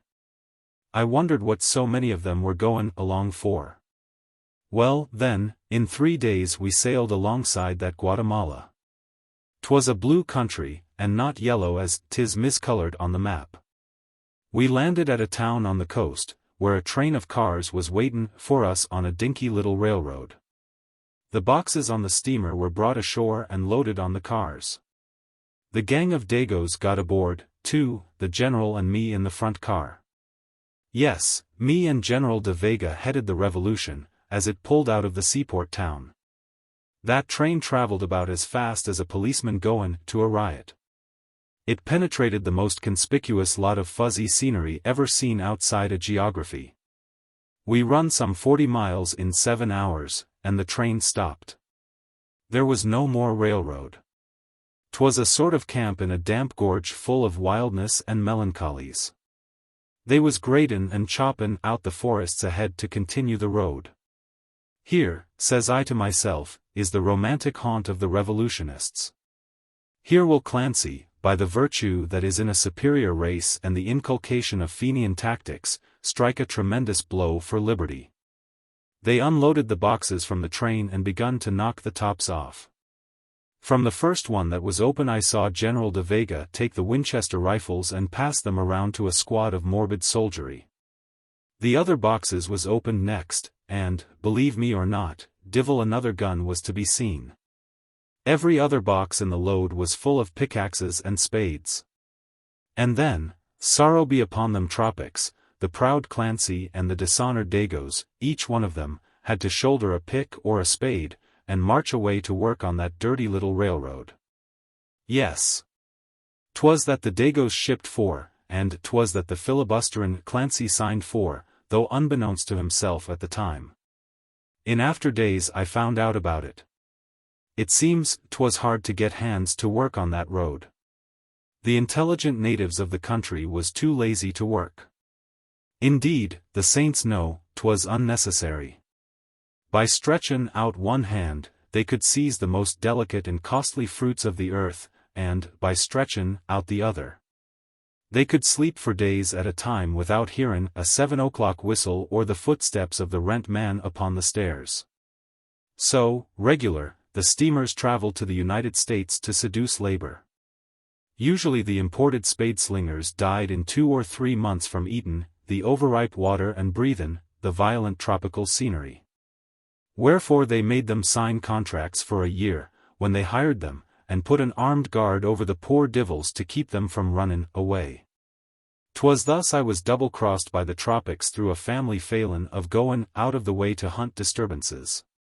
They gave me a pick, and I took it, meditatin' an insurrection on the spot. But there was the guards handlin' the Winchesters careless, and I come to the conclusion that discretion was the best part of filibusterin'. There was about 100 of us in the gang startin' out to work, and the word was given to move. I steps out of the ranks and goes up to that General de Vega man, who was smokin' a cigar and gazin' upon the scene with satisfactions and glory. He smiles at me polite and devilish. "Plenty work," says he, "for big, strong mans in Guatemala." "Yes. $30 in the month. Good pay." "Ah, yes. You strong, brave man. Bimeby we push those railroad in the capital very quick.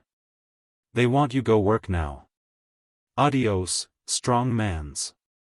"Monsieur," says I, "Ling Aaron, will you tell a poor little Irishman this, when I set foot on your cockroachy steamer, and breathed liberal and revolutionary sentiments into your sour wine? Did you think I was conspirin' to sling a pick on your contemptuous little railroad? And when you answered me with patriotic recitations, humping up the star-spangled cause of liberty, did you have meditations of reducin' me to the ranks of the stump-grubbin' Dagoes in the chain gangs of your vile and grovelin' country?" The general man expanded his rotundity and laughed considerable. Yes, he laughed very long and loud, and I, Clancy, stood and waited. "Comical mans," he shouts, at last. "So you will kill me from the laughing. Yes, it is hard to find the brave, strong mans to aid my country. Revolutions? Did I speak of our revolutions? Not one word. I say, big, strong mans is need in Guatemala. So. The mistake is of you. You have looked in those one box containing those gun for the guard. You think all boxes is contain gun? No. There is not war in Guatemala. But work? Yes. Good. $30 in the month. You shall shoulder one pickaxe, senor, and dig for the liberty and prosperity of Guatemala. Off to your work. The guard waits for you."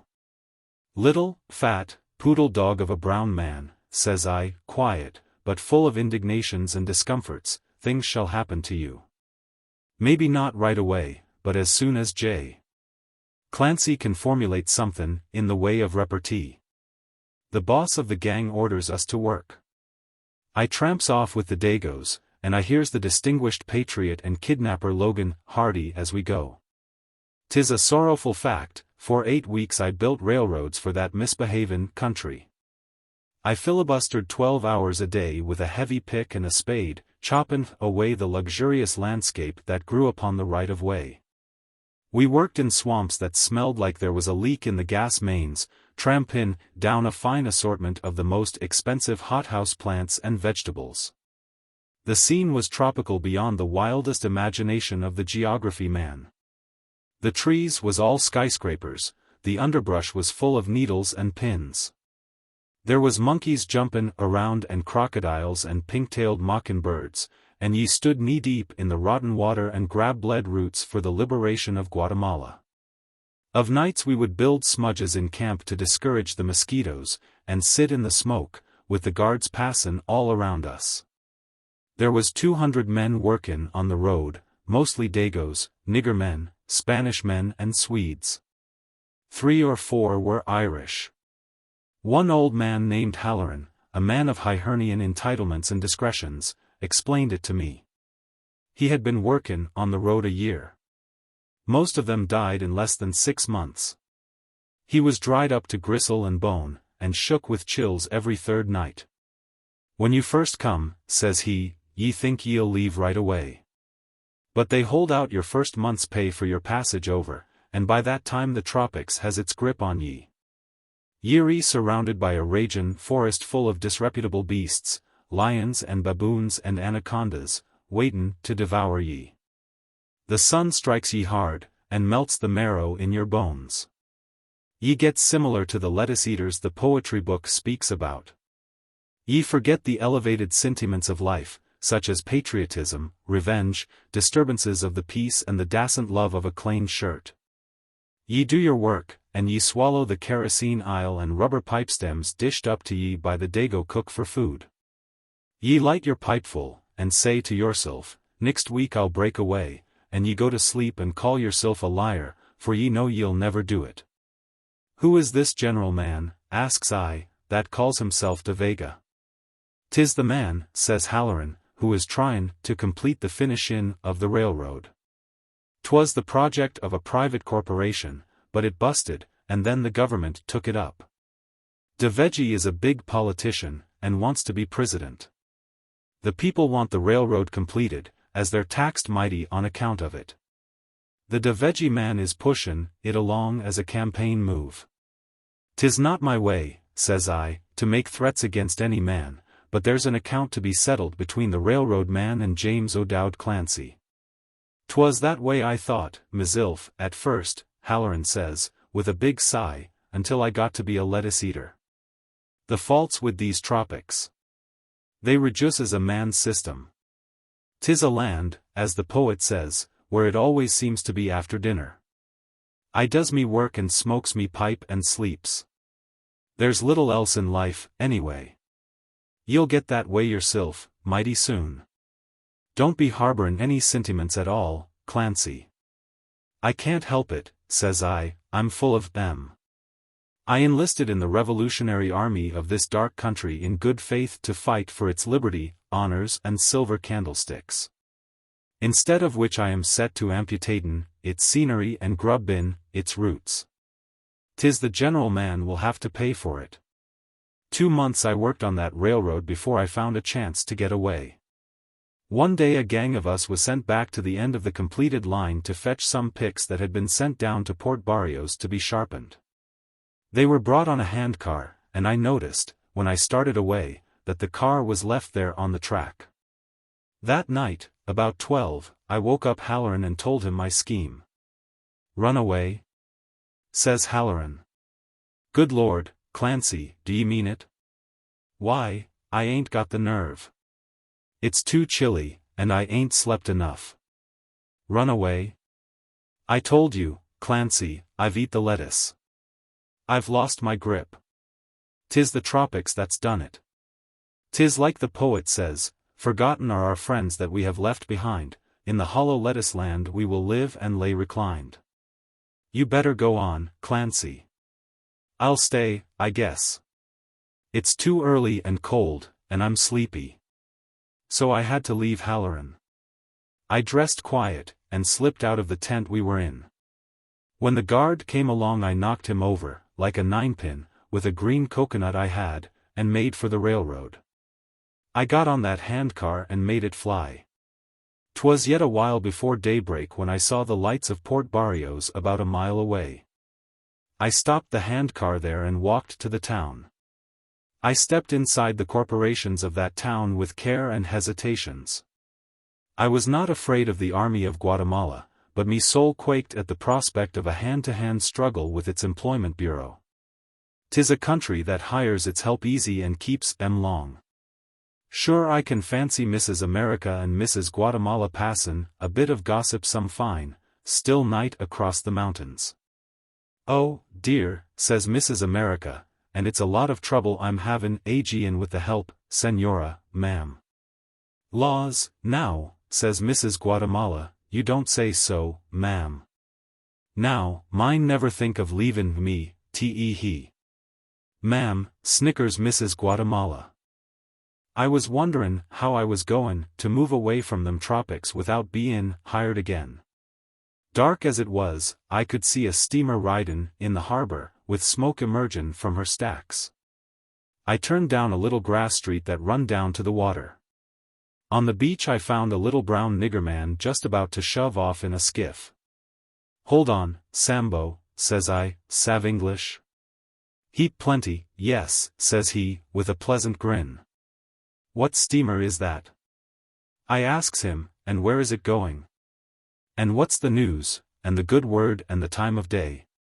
That steamer the Conchita, said the brown man, affable and easy, rollin' a cigarette. Him come from New Orleans for load banana. Him got load last night. I think him sail in 1-2 hour. Very nice day we shall be goin' have. You hear some talkie bout big battle, maybe so? You think catchee General de Vega, senor? Yes? No? How's that, Sambo, says I, big battle. What battle? Who wants catchee General de Vega? I've been up at my old gold mines in the interior for a couple of months, and haven't heard any news. Oh, says the nigger man, proud to speak the English, very great revolution in Guatemala 1 week ago. General de Vega, him try be president. Him raise army, 10,000 mans for fight at the government. Those one government send 100,000 soldier to suppress revolution. They fight big battle yesterday at Loma Grande, that about 19 or 50 mile in the mountain. That government soldier weep General de Vega, oh, most bad. 500, 900, 2,000 of his mans is kill. That revolution is smash suppress, bust, very quick. General de Vega, him run away fast on one big mule. Yes, carambos. The general, him run away, and his army is kill. That government soldier, they try find General de Vega very much. They want catchee him for shoot. You think they catchee that general, senor? Saints grant it, says I, would be the judgment of Providence for settin' the warlike talent of a Clancy to gradin' the tropics with a pick and shovel. But 'tis not so much a question of insurrections now, me little man, as 'tis of the hired man problem. 'Tis anxious I am to resign a situation of responsibility and trust with the White Wings Department of your great and degraded country. Row me in your little boat out to that steamer, and I'll give ye $5, sinker pacers, says I, reducin' the offer to the language and denomination of the tropic dialects. 5 pesos, repeats the little man. $5, you give? 'Twas not such a bad little man. He had hesitations at first, sayin' that passengers leavin' the country had to have papers and passports, but at last he took me out alongside the steamer. Day was just breakin' as we struck her, and there wasn't a soul to be seen on board. The water was very still, and the nigger man gave me a lift from the boat, and I climbed onto the steamer where her side was sliced to the deck for loadin' fruit. The hatches was open, and I looked down and saw the cargo of bananas that filled the hold to within 6 feet of the top. I thinks to myself, Clancy, you better go as a stowaway. It's safer. The steamer men might hand you back to the Employment Bureau. The tropic'll get you, Clancy, if you don't watch out. So I jumps down easy among the bananas, and digs out a hole to hide in among the bunches. In an hour or so I could hear the engines goin', and feel the steamer rockin', and I knew we were off to sea. They left the hatches open for ventilation, and pretty soon it was light enough in the hold to see fairly well. I got to feelin' a bit hungry, and thought I'd have a light fruit lunch, by way of refreshment. I creeped out of the hole I'd made and stood up straight. Just then I saw another man crawl up about 10 feet away and reach out and skin a banana and stuff it into his mouth. 'Twas a dirty man, black-faced and ragged and disgraceful of aspect. Yes, the man was a ringer for the pictures of the fat Weary Willie in the funny papers. I looked again, and saw it was my general man, De Vega, the great revolutionist, mule rider and pickaxe importer. When he saw me the general hesitated with his mouth filled with banana and his eyes the size of coconuts. "Hist!" I says. "Not a word, or they'll put us off and make us walk. Vive la liberté." I adds, comparing the sentiment by Chauvin, a banana, into the source of it. I was certain the general wouldn't recognize me. The nefarious work of the tropics had left me looking different. There was half an inch of roan whiskers covering me face, and me costume was a pair of blue overalls and a red shirt. "How you come in the ship, senor?" asked the general as soon as he could speak.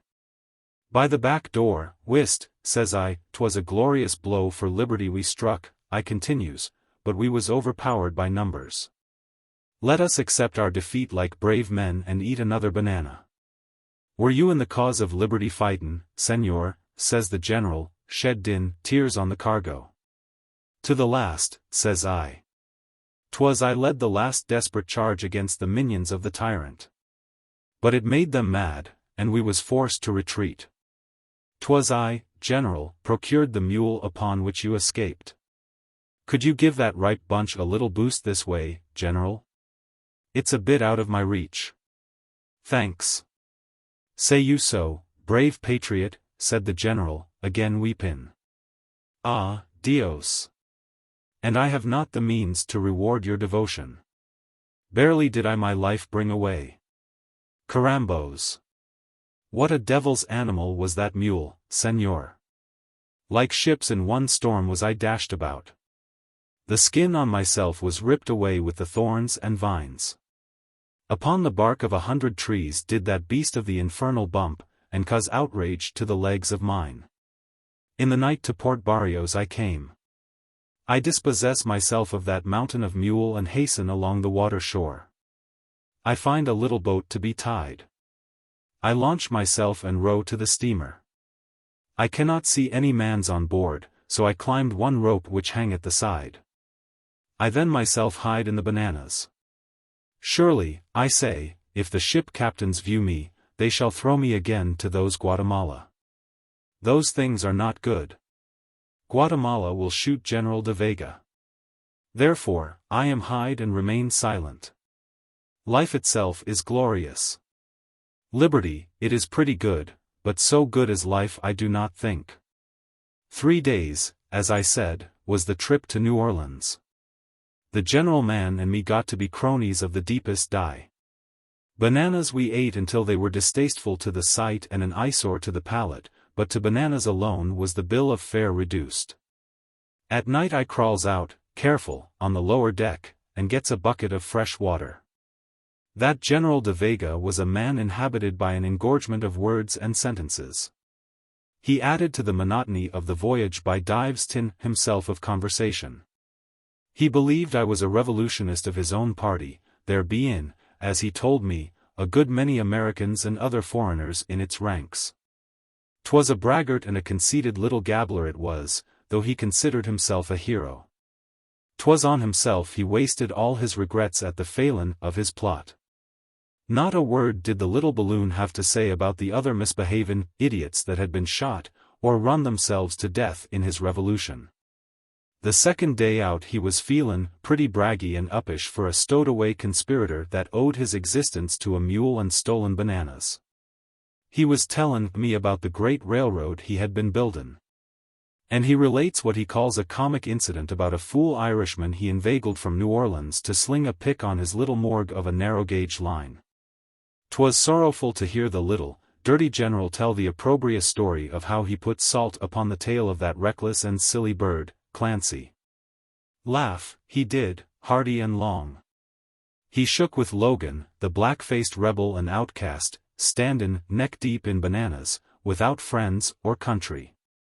Ah, senor, he snickers, to the death you would have laughed at that drollest Irish. I say to him, strong, big mans is need very much in Guatemala. I will blow strike for your down-pressed country, he say. That shall you do, I tell him. Ah! It was an Irish so comic. He sees one box break upon the wharf that contain for the guard a few gun. He think there is gun in all the box. But that is all pickaxe. Yes. Ah! Senor, could you the face of that Irish have seen when they set him to the work? 'Twas thus the ex-boss of the Employment Bureau contributed to the tedium of the trip with merry jests and anecdote. But now and then he would weep upon the bananas and make oration about the lost cause of liberty and the mule. 'Twas a pleasant sound when the steamer bumped against the pier in New Orleans. Pretty soon we heard the pat-a-pat of hundreds of bare feet, and the Dago gang that unloads the fruit jumped on the deck and down into the hold. Me and the general worked a while at passin' up the bunches, and they thought we were part of the gang. After about an hour we managed to slip off the steamer onto the wharf.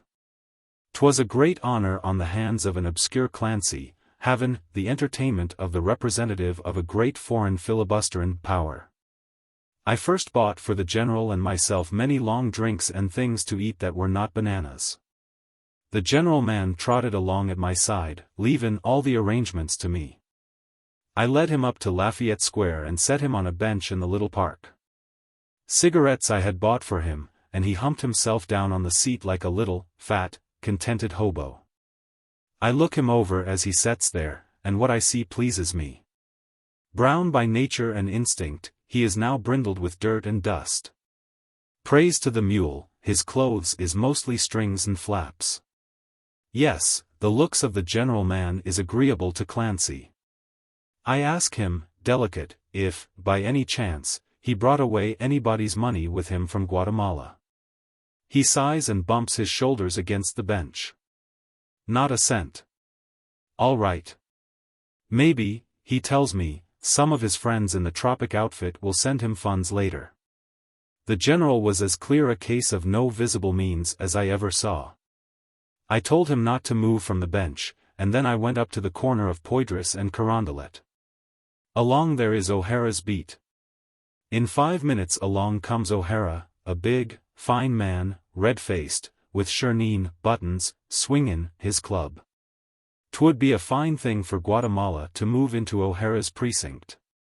'Twould be a fine bit of recreation for Danny to suppress revolutions and uprisings once or twice a week with his club. Is 5046 workin' yet, Danny? Says I, walkin' up to him. Overtime, says O'Hara, lookin' over me suspicious. Want some of it? 5046 is the celebrated city ordnance authorizin' arrest, conviction and imprisonment of persons that succeed in concealin' their crimes from the police. Don't ye know Jimmy Clancy? Says I, ye pink-gilled monster. So, when O'Hara recognized me beneath the scandalous exterior bestowed upon me by the tropics, I backed him into a doorway and told him what I wanted, and why I wanted it. All right, Jimmy, says O'Hara. Go back and hold the bench. I'll be along in 10 minutes. In that time O'Hara strolled through Lafayette Square and spied 2 weary willies disgracin' one of the benches. In 10 minutes more J. Clancy and General de Vega, late candidate for the presidency of Guatemala, was in the station house. The general is badly frightened, and calls upon me to proclaim his distinguishments and rank. The man, says I to the police, used to be a railroad man. He's on the bum now. 'Tis a little bughouse he is, on account of losin' his job. Carambos. Says the general, fizzin' like a little soda water fountain, you fought, senor, with my forces in my native country. Why do you say the lies? You shall say I am the General de Vega, one soldier, one caballero. Railroader, says I again. On the hog. No good. Been livin' for 3 days on stolen bananas. Look at him. Ain't that enough? $25 or 60 days, was what the recorder gave the general. He didn't have a cent, so he took the time. They let me go, as I knew they would, for I had money to show, and O'Hara spoke for me. Yes, 60 days he got. 'Twas just so long that I slung a pick for the great country of Cam, Guatemala. Clancy paused. The bright starlight showed a reminiscent look of happy content on his seasoned features. Keo leaned in his chair and gave his partner a slap on his thinly clad back that sounded like the crack of the surf on the sands. "Tell ye divil," he chuckled, "how you got even with the tropical general in the way of agricultural maneuverings." "Haven't no money," concluded Clancy, with unction. They set him to work his fine out with a gang from the parish prison clearing Ursuline Street. Around the corner was a saloon decorated genially with electric fans and cool merchandise. I made that me headquarters, and every 15 minutes I'd walk around and take a look at the little man filibusterin' with a rake and shovel. 'Twas just such a hot broth of a day as this has been. And I'd call at him, "Hey, Monsieur," and he'd look at me black, with the damp showin' through his shirt in places. "Fat, strong mans," says I to General de Vega, "is needed in New Orleans. Yes. To carry on the good work. Carambos. Aaron go braff. The remnants of the code." Breakfast in Corralio was at 11. Therefore the people did not go to market early. The little wooden market house stood on a patch of short-trimmed grass, under the vivid green foliage of a breadfruit tree. Thither one morning the vendors leisurely convened, bringing their wares with them. A porch or platform 6 feet wide encircled the building, shaded from the mid-morning sun by the projecting, grass-thatched roof. Upon this platform the vendors were wont to display their goods: newly killed beef, fish, crabs, fruit of the country, cassava, eggs, dulces and high tottering stacks of native tortillas as large around as the sombrero of a Spanish grandee. But on this morning they whose stations lay on the seaward side of the market house, instead of spreading their merchandise, formed themselves into a softly jabbering and gesticulating group. For there upon their space of the platform was sprawled, asleep, the unbeautiful figure of Beelzebub Blythe. He lay upon a ragged strip of cocoa matting, more than ever a fallen angel in appearance. His suit of coarse flax, soiled, bursting at the seams, crumpled into 1,000 diversified wrinkles and creases, enclosed him absurdly. Like the garb of some effigy that had been stuffed in sport and thrown there after indignity had been wrought upon it. But firmly upon the high bridge of his nose reposed his gold-rimmed glasses, the surviving badge of his ancient glory. The sun's rays, reflecting quiveringly from the rippling sea upon his face, and the voices of the marketmen woke Beelzebub Blythe. He sat up, blinking, and leaned his back against the wall of the market. Drawing a blighted silk handkerchief from his pocket, he assiduously rubbed and burnished his glasses. And while doing this he became aware that his bedroom had been invaded, and that polite brown and yellow men were beseeching him to vacate in favor of their market stuff. If the senor would have the goodness, 1,000 pardons for bringing to him molestation, but soon would come the compradors for the day's provisions, surely they had 10,000 regrets at disturbing him. In this manner they expanded to him the intimation that he must clear out and cease to clog the wheels of trade. Blythe stepped from the platform with the air of a prince leaving his canopied couch. He never quite lost that air, even at the lowest point of his fall. It is clear that the College of Good Breeding does not necessarily maintain a chair of morals within its walls. Blythe shook out his wry clothing, and moved slowly up the Calle Grande through the hot sand. He moved without a destination in his mind. The little town was languidly stirring to its daily life. Golden-skinned babies tumbled over one another in the grass. The sea breeze brought him appetite, but nothing to satisfy it. Throughout Corralio were its morning odors, those from the heavily fragrant tropical flowers and from the bread baking in the outdoor ovens of clay and the pervading smoke of their fires. Where the smoke cleared, the crystal air, with some of the efficacy of faith, seemed to remove the mountains almost to the sea, bringing them so near that one might count the scarred glades on their wooded sides. The light-footed Caribs were swiftly gliding to their tasks at the waterside. Already along the bosky trails from the banana groves files of horses were slowly moving, concealed, except for their nodding heads and plodding legs, by the bunches of green golden fruit heaped upon their backs. On doorsills sat women combing their long, black hair and calling, one to another, across the narrow thoroughfares. Peace reigned in Coralio, arid and bald peace, but still peace. On that bright morning when nature seemed to be offering the lotus on the dawn's golden platter, Beelzebub Blythe had reached rock bottom. Further descent seemed impossible. That last night's slumber in a public place had done for him. As long as he had had a roof to cover him, there had remained, unbridged, the space that separates a gentleman from the beasts of the jungle and the fowls of the air. But now he was little more than a whimpering oyster led to be devoured on the sands of a southern sea by the artful walrus, circumstance, and the implacable carpenter, fate. To Blythe money was now but a memory. He had drained his friends of all that their good fellowship had to offer, then he had squeezed them to the last drop of their generosity. And at the last, Aaron-like, he had smitten the rock of their hardening bosoms for the scattering, ignoble drops of charity itself. He had exhausted his credit to the last reel. With the minute keenness of the shameless sponger, he was aware of every source in Coralio from which a glass of rum, a meal or a piece of silver could be wheedled. Marshalling each such source in his mind, he considered it with all the thoroughness and penetration that hunger and thirst lent him for the task. All his optimism failed to thresh a grain of hope from the chaff of his postulations. He had played out the game. That one night in the open had shaken his nerves. Until then there had been left to him at least a few grounds upon which he could base his unblushing demands upon his neighbor's stores. Now he must beg instead of borrowing. The most brazen sophistry could not dignify by the name of loan the coin contemptuously flung to a beachcomber who slept on the bare boards of the public market. But on this morning no beggar would have more thankfully received a charitable coin. For the demon thirst had him by the throat, the drunkard's matutinal thirst that requires to be slaked at each morning station on the road to Tophet. Blythe walked slowly up the street, keeping a watchful eye for any miracle that might drop manna upon him in his wilderness.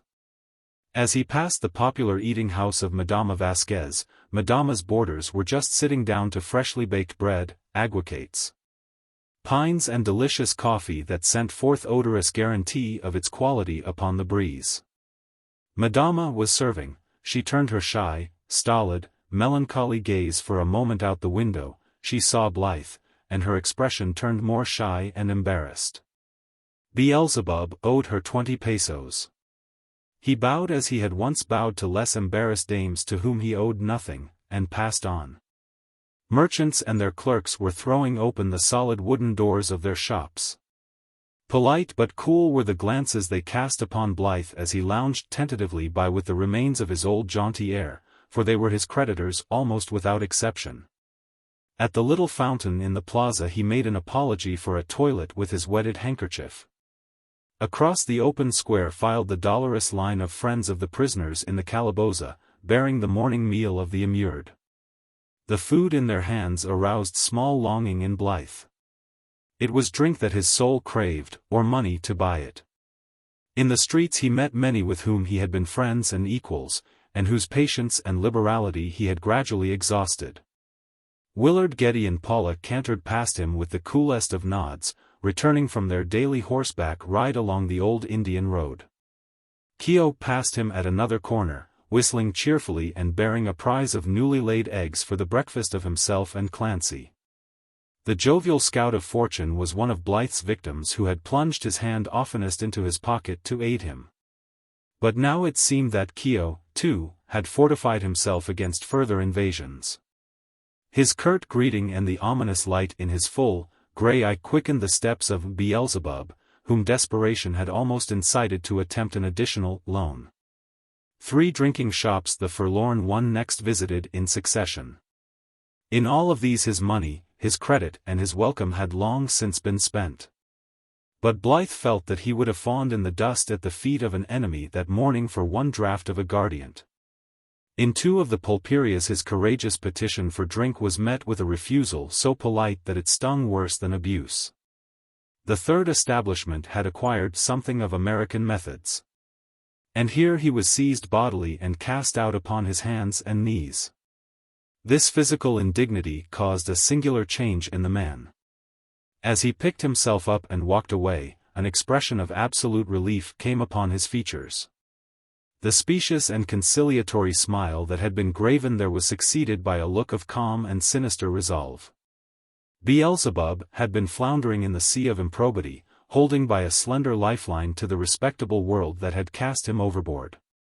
He must have felt that with this ultimate shock the line had snapped, and have experienced the welcome ease of the drowning swimmer who has ceased to struggle. Blythe walked to the next corner and stood there while he brushed the sand from his garments and repolished his glasses. "I've got to do it, oh, I've got to do it," he told himself, aloud. "If I had a quart of rum I believe I could stave it off yet, for a little while. But there's no more rum for Beelzebub, as they call me. By the flames of Tartarus. If I'm to sit at the right hand of Satan somebody has got to pay the court expenses. You'll have to pony up, Mr. Frank Goodwin. You're a good fellow. But a gentleman must draw the line at being kicked into the gutter. Blackmail isn't a pretty word, but it's the next station on the road I'm traveling." With purpose in his steps Blythe now moved rapidly through the town by way of its landward environs. He passed through the squalid quarters of the improvident Negroes and on beyond the picturesque shacks of the poorer mestizos. From many points along his course he could see, through the umbrageous glades, the house of Frank Goodwin on its wooded hill. And as he crossed the little bridge over the lagoon he saw the old Indian, Galvez, scrubbing at the wooden slab that bore the name of Miraflores. Beyond the lagoon the lands of Goodwin began to slope gently upward. A grassy road, shaded by a munificent and diverse array of tropical flora wound from the edge of an outlying banana grove to the dwelling. Blythe took this road with long and purposeful strides. Goodwin was seated on his coolest gallery, dictating letters to his secretary, a sallow and capable native youth. The household adhered to the American plan of breakfast. And that meal had been a thing of the past for the better part of an hour. The castaway walked to the steps, and flourished a hand. "Good morning, Blythe," said Goodwin, looking up. "Come in and have a chair. Anything I can do for you? I want to speak to you in private." Goodwin nodded at his secretary, who strolled out under a mango tree and lit a cigarette. Blythe took the chair that he had left vacant. "I want some money," he began, doggedly. "I'm sorry," said Goodwin, with equal directness, "but you can't have any. You're drinking yourself to death, Blythe. Your friends have done all they could to help you to brace up. You won't help yourself. There's no use furnishing you with money to ruin yourself with any longer." "Dear man," said Blythe, tilting back his chair, "it isn't a question of social economy now. It's past that. I like you, Goodwin, and I've come to stick a knife between your ribs. I was kicked out of Espada's saloon this morning, and society owes me reparation for my wounded feelings. I didn't kick you out. No, but in a general way you represent society, and in a particular way you represent my last chance. I've had to come down to it, old man. I tried to do it a month ago when Lasada's man was here turning things over, but I couldn't do it then. Now it's different. I want $1,000, Goodwin. And you'll have to give it to me." "Only last week," said Goodwin, with a smile, "a silver dollar was all you were asking for." "An evidence," said Blythe, flippantly, "that I was still virtuous, though under heavy pressure.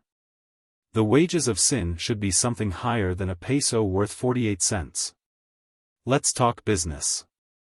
I am the villain in the third act, and I must have my merited, if only temporary, triumph.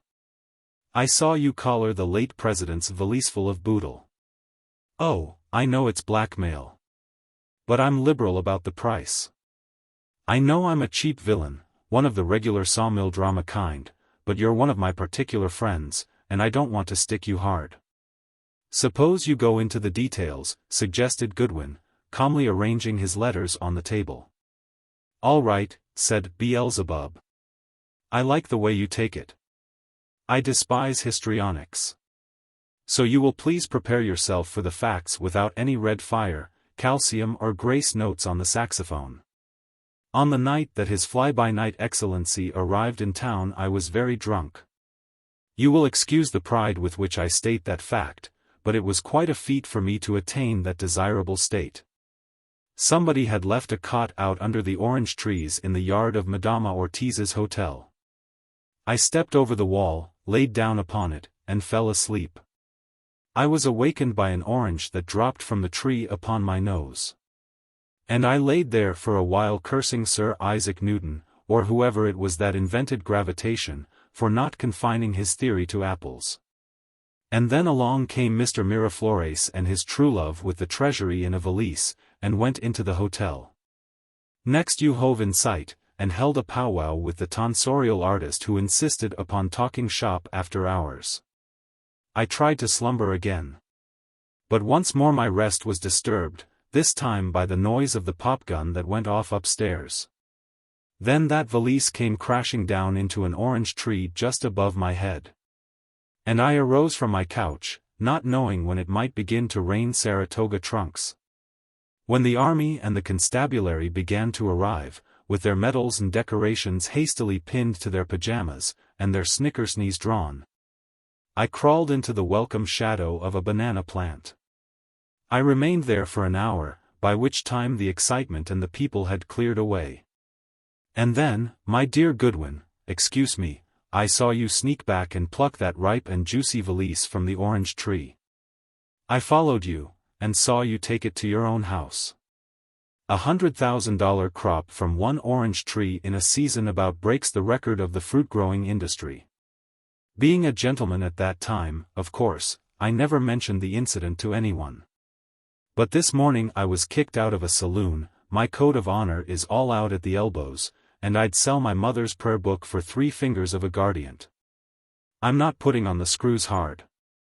It ought to be worth 1,000 to you for me to have slept on that cot through the whole business without waking up and seeing anything. Goodwin opened 2 more letters, and made memoranda in pencil on them. Then he called Manuel to his secretary, who came, spryly. "The Ariel, when does she sail?" asked Goodwin. "Senor," answered the youth, "at 3 this afternoon. She drops down coast to Punta Soledad to complete her cargo of fruit. From there she sails for New Orleans without delay." "Bueno," said Goodwin. "These letters may wait yet a while." The secretary returned to his cigarette under the mango tree. "In round numbers," said Goodwin, facing Blythe squarely, "how much money do you owe in this town, not including the sums you have borrowed from me?"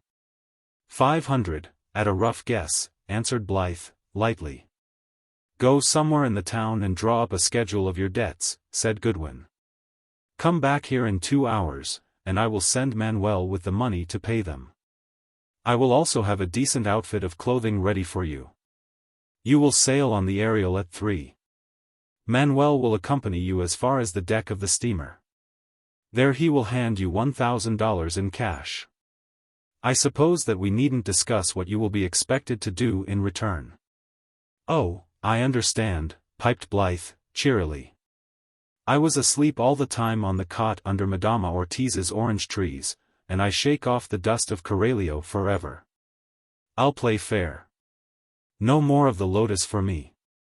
Your proposition is okay. You're a good fellow, Goodwin, and I let you off light. I'll agree to everything. But in the meantime, I've a devil of a thirst on, old man." "Not a centavo," said Goodwin, firmly, "until you are on board the Ariel. You would be drunk in 30 minutes if you had money now." But he noticed the blood-streaked eyeballs, the relaxed form and the shaking hands of Beelzebub. And he stepped into the dining room through the low window, and brought out a glass and a decanter of brandy. "Take a bracer, anyway, before you go," he proposed, even as a man to the friend whom he entertains. Beelzebub Blythe's eyes glistened at the sight of the solace for which his soul burned. Today for the first time his poisoned nerves had been denied their steadying dose, and their retort was a mounting torment. He grasped the decanter and rattled its crystal mouth against the glass in his trembling hand. He flushed the glass, and then stood erect, holding it aloft for an instant. For one fleeting moment he held his head above the drowning waves of his abyss. He nodded easily at Goodwin, raised his brimming glass and murmured a health that men had used in his ancient paradise lost. And then so suddenly that he spilled the brandy over his hand, he set down his glass, untasted. In 2 hours, his dry lips muttered to Goodwin, as he marched down the steps and turned his face toward the town. In the edge of the cool banana grove Beelzebub halted, and snapped the tongue of his belt buckle into another hole. "I couldn't do it," he explained, feverishly, to the waving banana fronds. "I wanted to, but I couldn't. A gentleman can't drink with the man that he blackmails." Shoes. John de Graffenraid Atwood ate of the lotus, root, stem, and flower. The tropics gobbled him up. He plunged enthusiastically into his work, which was to try to forget Rosine. Now, they who dine on the lotus rarely consume it plain. There is a sauce diable that goes with it, and the distillers are the chefs who prepare it. And on Johnny's menu card it read brandy. With a bottle between them, he and Billy Keogh would sit on the porch of the little consulate at night and roar out great, indecorous songs, until the natives, slipping hastily past, would shrug a shoulder and mutter things to themselves about the Americanos Diablos. One day Johnny's mozo brought the mail and dumped it on the table. Johnny leaned from his hammock, and fingered the 4 or 5 letters dejectedly. Keogh was sitting on the edge of the table chopping lazily with a paper knife at the legs of a centipede that was crawling among the stationery. Johnny was in that phase of lotus eating when all the world tastes bitter in one's mouth. "Same old thing," he complained. "Fool people writing for information about the country. They want to know all about raising fruit, and how to make a fortune without work. Half of them don't even send stamps for a reply. They think a consul hasn't anything to do but write letters. Slit those envelopes for me, old man, and see what they want. I'm feeling too rocky to move." Keogh, acclimated beyond all possibility of ill humor, drew his chair to the table with smiling compliance on his rose-pink countenance, and began to slit open the letters. 4 of them were from citizens in various parts of the United States who seemed to regard the consul at Coralio as a cyclopedia of information. They asked long lists of questions, numerically arranged, about the climate, products, possibilities, laws, business chances, and statistics of the country in which the consul had the honor of representing his own government. "Write, please, Billy," said that inert official, just a line, referring them to the latest consular report.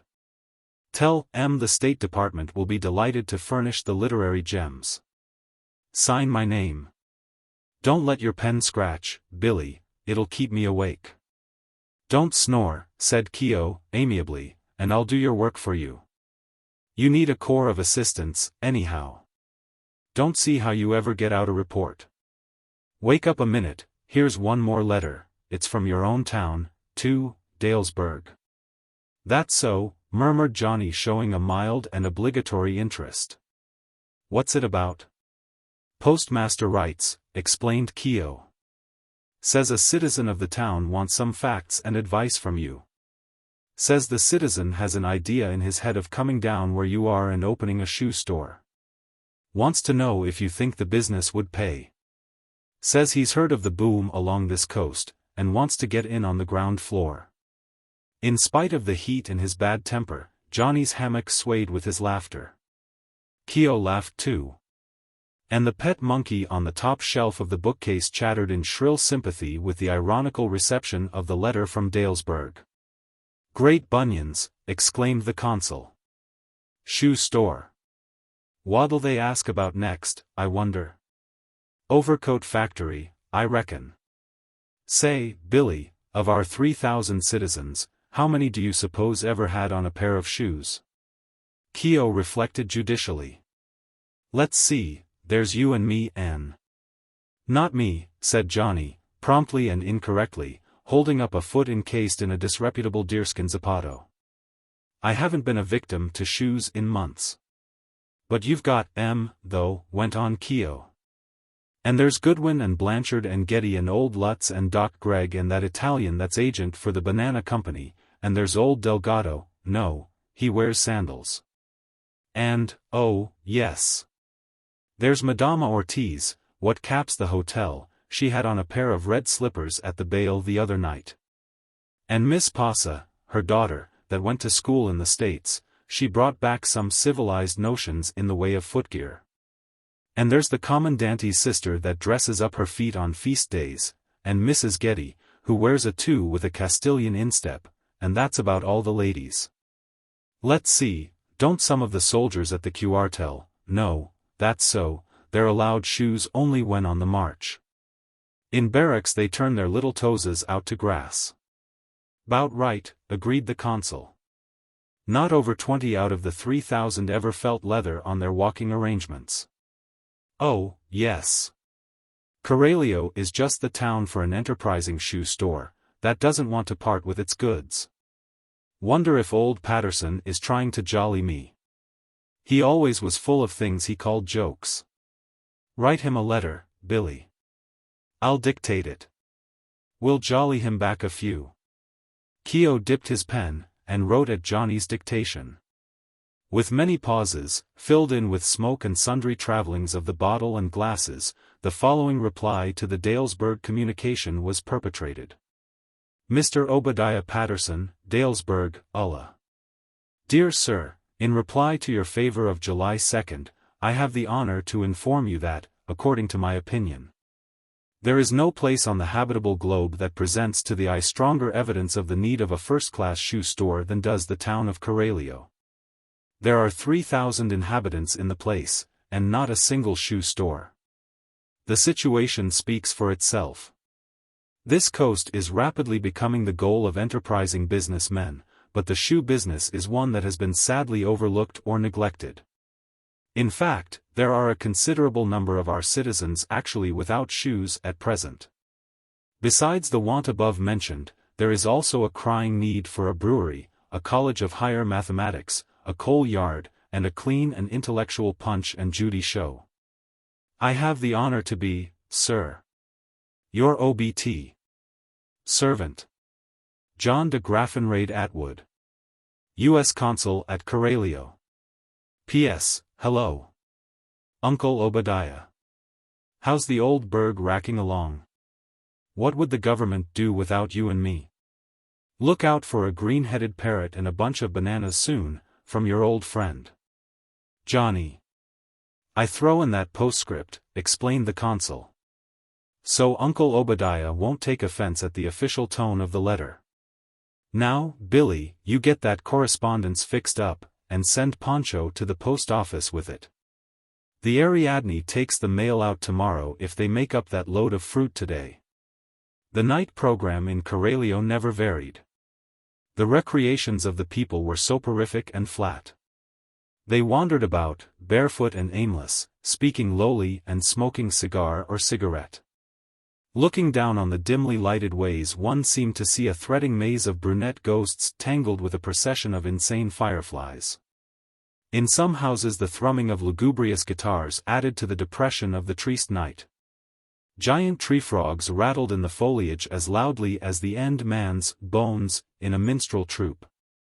By 9 o'clock the streets were almost deserted. Nor at the consulate was there often a change of bill. Keogh would come there nightly, for Coralio's one cool place was the little seaward porch of that official residence. The brandy would be kept moving. And before midnight sentiment would begin to stir in the heart of the self-exiled consul. Then he would relate to Keogh the story of his ended romance. Each night Keogh would listen patiently to the tale, and be ready with untiring sympathy. But don't you think for a minute, thus Johnny would always conclude his woeful narrative, that I'm grieving about that girl, Billy.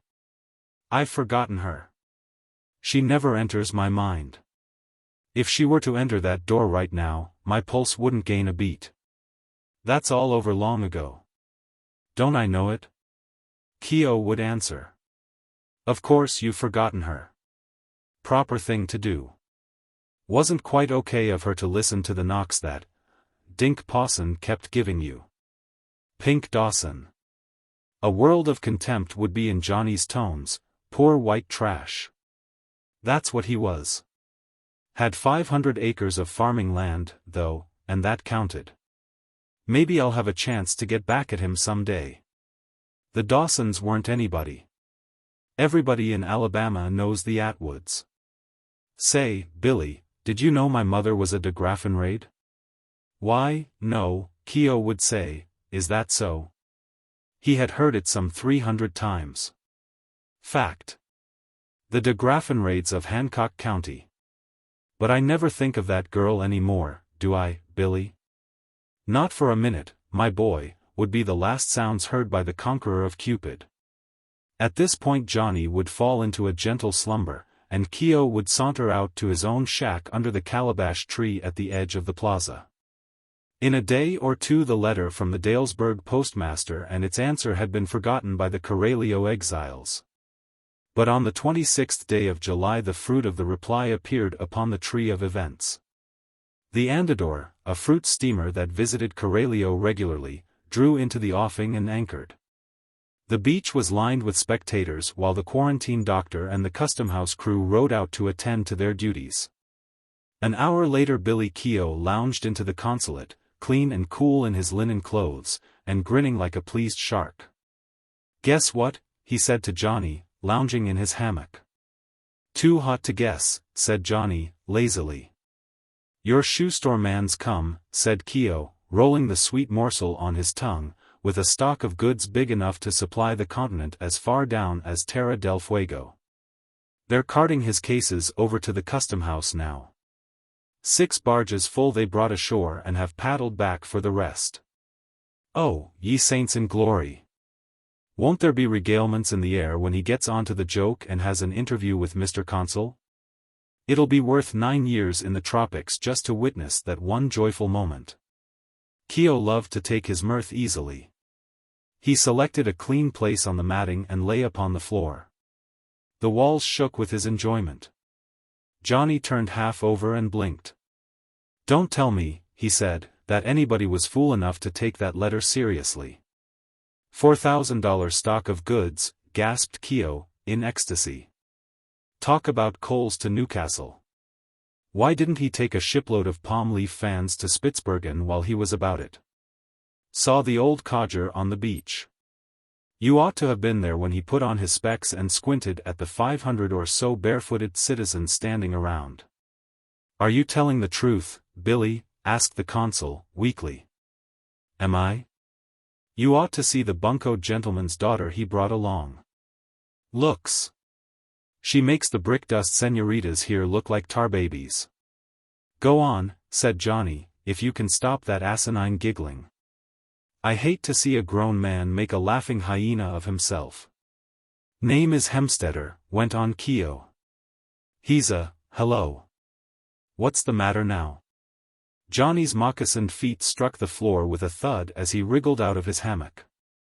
"Get up, you idiot," he said, sternly, "or I'll brain you with this inkstand. That's Rosine and her father. Gad! What a driveling idiot old Patterson is. Get up, here, Billy Keogh, and help me.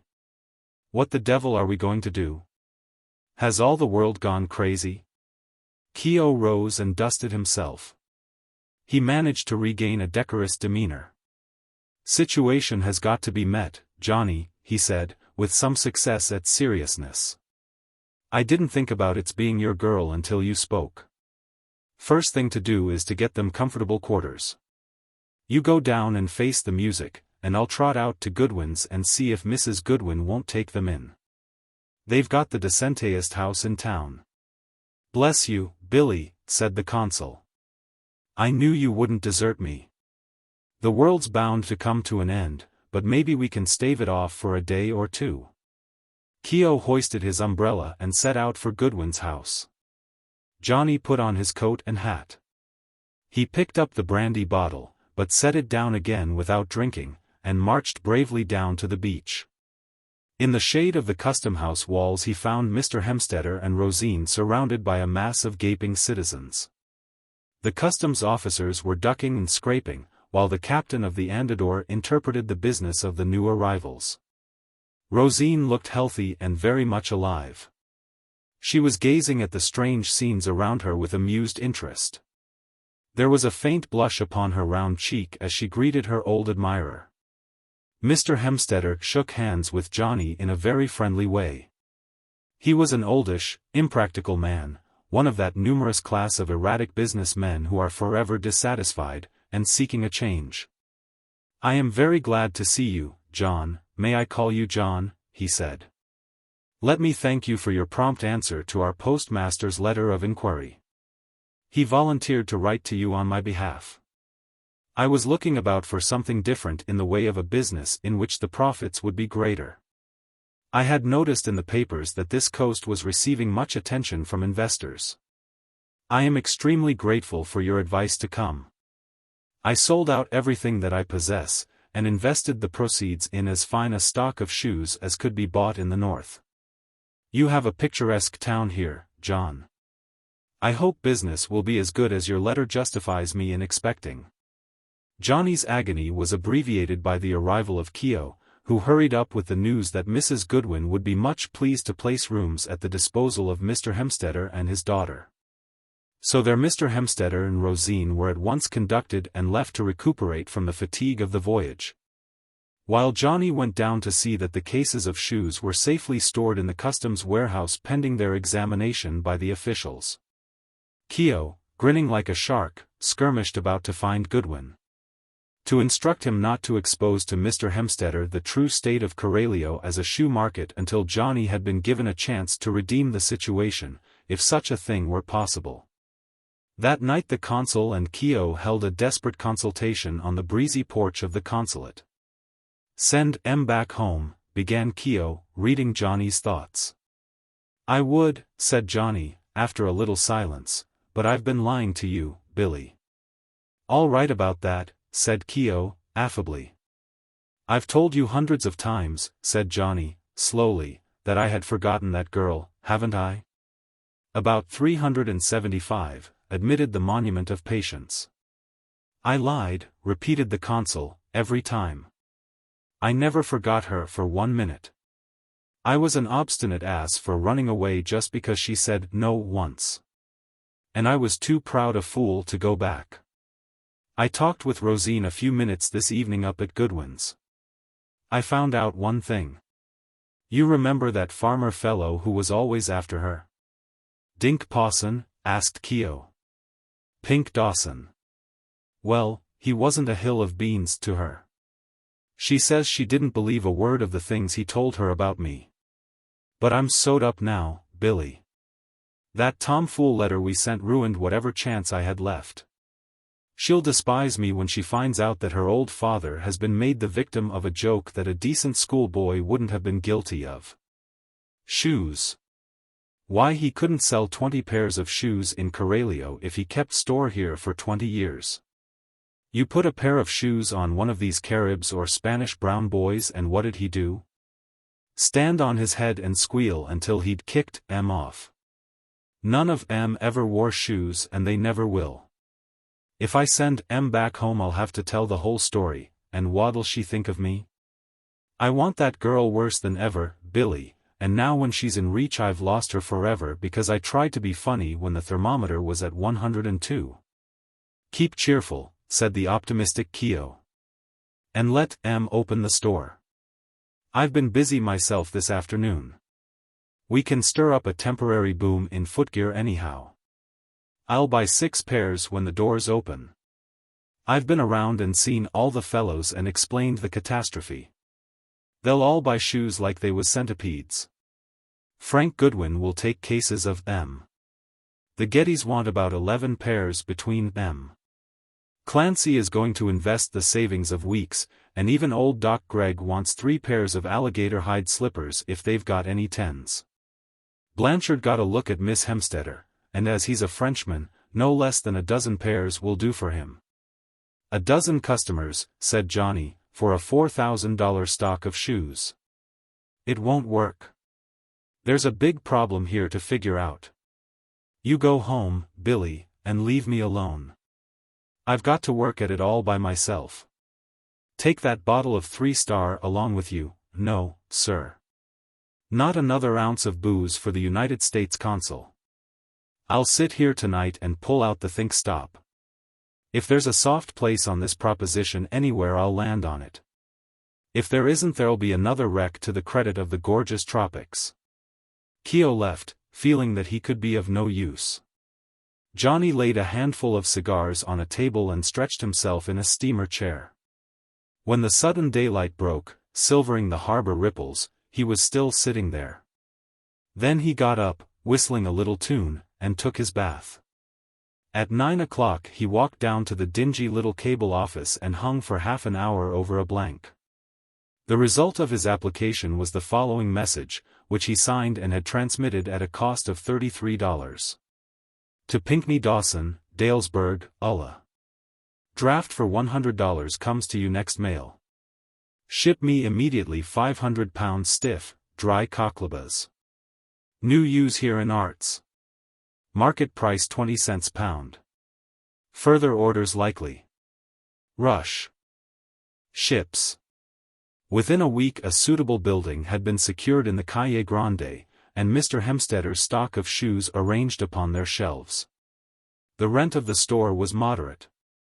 And the stock made a fine showing of neat white boxes, attractively displayed. Johnny's friends stood by him loyally. On the first day Keogh strolled into the store in a casual kind of way about once every hour, and bought shoes. After he had purchased a pair each of extension soles, Congress gaiters, button kids, low-quartered calves, dancing pumps, rubber boots, tans of various hues, tennis shoes and flowered slippers. He sought out Johnny to be prompted as to names of other kinds that he might inquire for. The other English-speaking residents also played their parts nobly by buying often and liberally. Keogh was Grand Marshal, and made them distribute their patronage, thus keeping up a fair run of custom for several days. Mr. Hemstetter was gratified by the amount of business done thus far, but expressed surprise that the natives were so backward with their custom. "Oh, they're awfully shy," explained Johnny, as he wiped his forehead nervously. "They'll get the habit pretty soon. They'll come with a rush when they do come." One afternoon Keogh dropped into the consul's office, chewing an unlighted cigar thoughtfully. "Got anything up your sleeve?" he inquired of Johnny. "If you have, it's about time to show it. If you can borrow some gent's hat in the audience, and make a lot of customers for an idle stock of shoes come out of it, you'd better spiel. The boys have all laid in enough footwear to last 10 years, and there's nothing doing in the shoe store but dolce far niente. I just came by there." Your venerable victim was standing in the door, gazing through his specs at the bare toes passing by his emporium. The natives here have got the true artistic temperament. Me and Clancy took 18 tintypes this morning in 2 hours. There's been but one pair of shoes sold all day. Blanchard went in and bought a pair of fur-lined house slippers because he thought he saw Miss Hemstetter go into the store. I saw him throw the slippers into the lagoon afterwards. "There's a mobile fruit steamer coming in tomorrow or next day," said Johnny. "We can't do anything until then." "What are you going to do, try to create a demand?" "Political economy isn't your strong point," said the consul, impudently. "You can't create a demand. But you can create a necessity for a demand. That's what I am going to do." 2 weeks after the consul sent his cable, a fruit steamer brought him a huge, mysterious brown bale of some unknown commodity. Johnny's influence with the custom house people was sufficiently strong for him to get the goods turned over to him without the usual inspection. He had the bale taken to the consulate and snugly stowed in the back room. That night he ripped open a corner of it and took out a handful of the cocklebass. He examined them with the care with which a warrior examines his arms before he goes forth to battle for his ladylove and life. The burrs were the ripe August product, as hard as filberts, and bristling with spines as tough and sharp as needles. Johnny whistled softly a little tune, and went out to find Billy Keogh. Later in the night, when Corelio was steeped in slumber, he and Billy went forth into the deserted streets with their coats bulging like balloons. All up and down the Calle Grande they went, sowing the sharp burrs carefully in the sand, along the narrow sidewalks, in every foot of grass between the silent houses. And then they took the side streets and byways, missing none. No place where the foot of man, woman or child might fall was slighted. Many trips they made to and from the prickly horde. And then, nearly at the dawn, they laid themselves down to rest calmly, as great generals do after planning a victory according to the revised tactics, and slept. Knowing that they had sowed with the accuracy of Satan sowing tares and the perseverance of Paul planting. With the rising sun came the purveyors of fruits and meats, and arranged their wares in and around the little market house. At one end of the town near the seashore the market house stood. And the sowing of the burrs had not been carried that far. The dealers waited long past the hour when their sales usually began. None came to buy. Hey, they began to exclaim, one to another. At their accustomed time, from every daub and palm hut and grass-thatched shack and dim patio glided women, black women, brown women, lemon-colored women, women dun and yellow and tawny. They were the marketers starting to purchase the family supply of cassava, plantains, meat, fowls, and tortillas. Décolleté they were and bare-armed and barefooted, with a single skirt reaching below the knee. Stolid and ox-eyed, they stepped from their doorways into the narrow paths or upon the soft grass of the streets. The first to emerge uttered ambiguous squeals, and raised one foot quickly. Another step and they sat down, with shrill cries of alarm, to pick at the new and painful insects that had stung them upon the feet. Que picadores diablos! They screeched to one another across the narrow ways.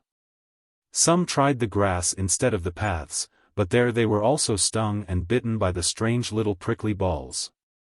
They plumped down in the grass, and added their lamentations to those of their sisters in the sandy paths. All through the town was heard the plaint of the feminine jabber. The vendors in the market still wondered why no customers came. Then men, lords of the earth, came forth.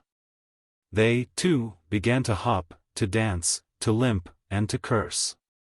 They stood stranded and foolish, or stooped to pluck at the scourge that attacked their feet and ankles. Some loudly proclaimed the pest to be poisonous spiders of an unknown species.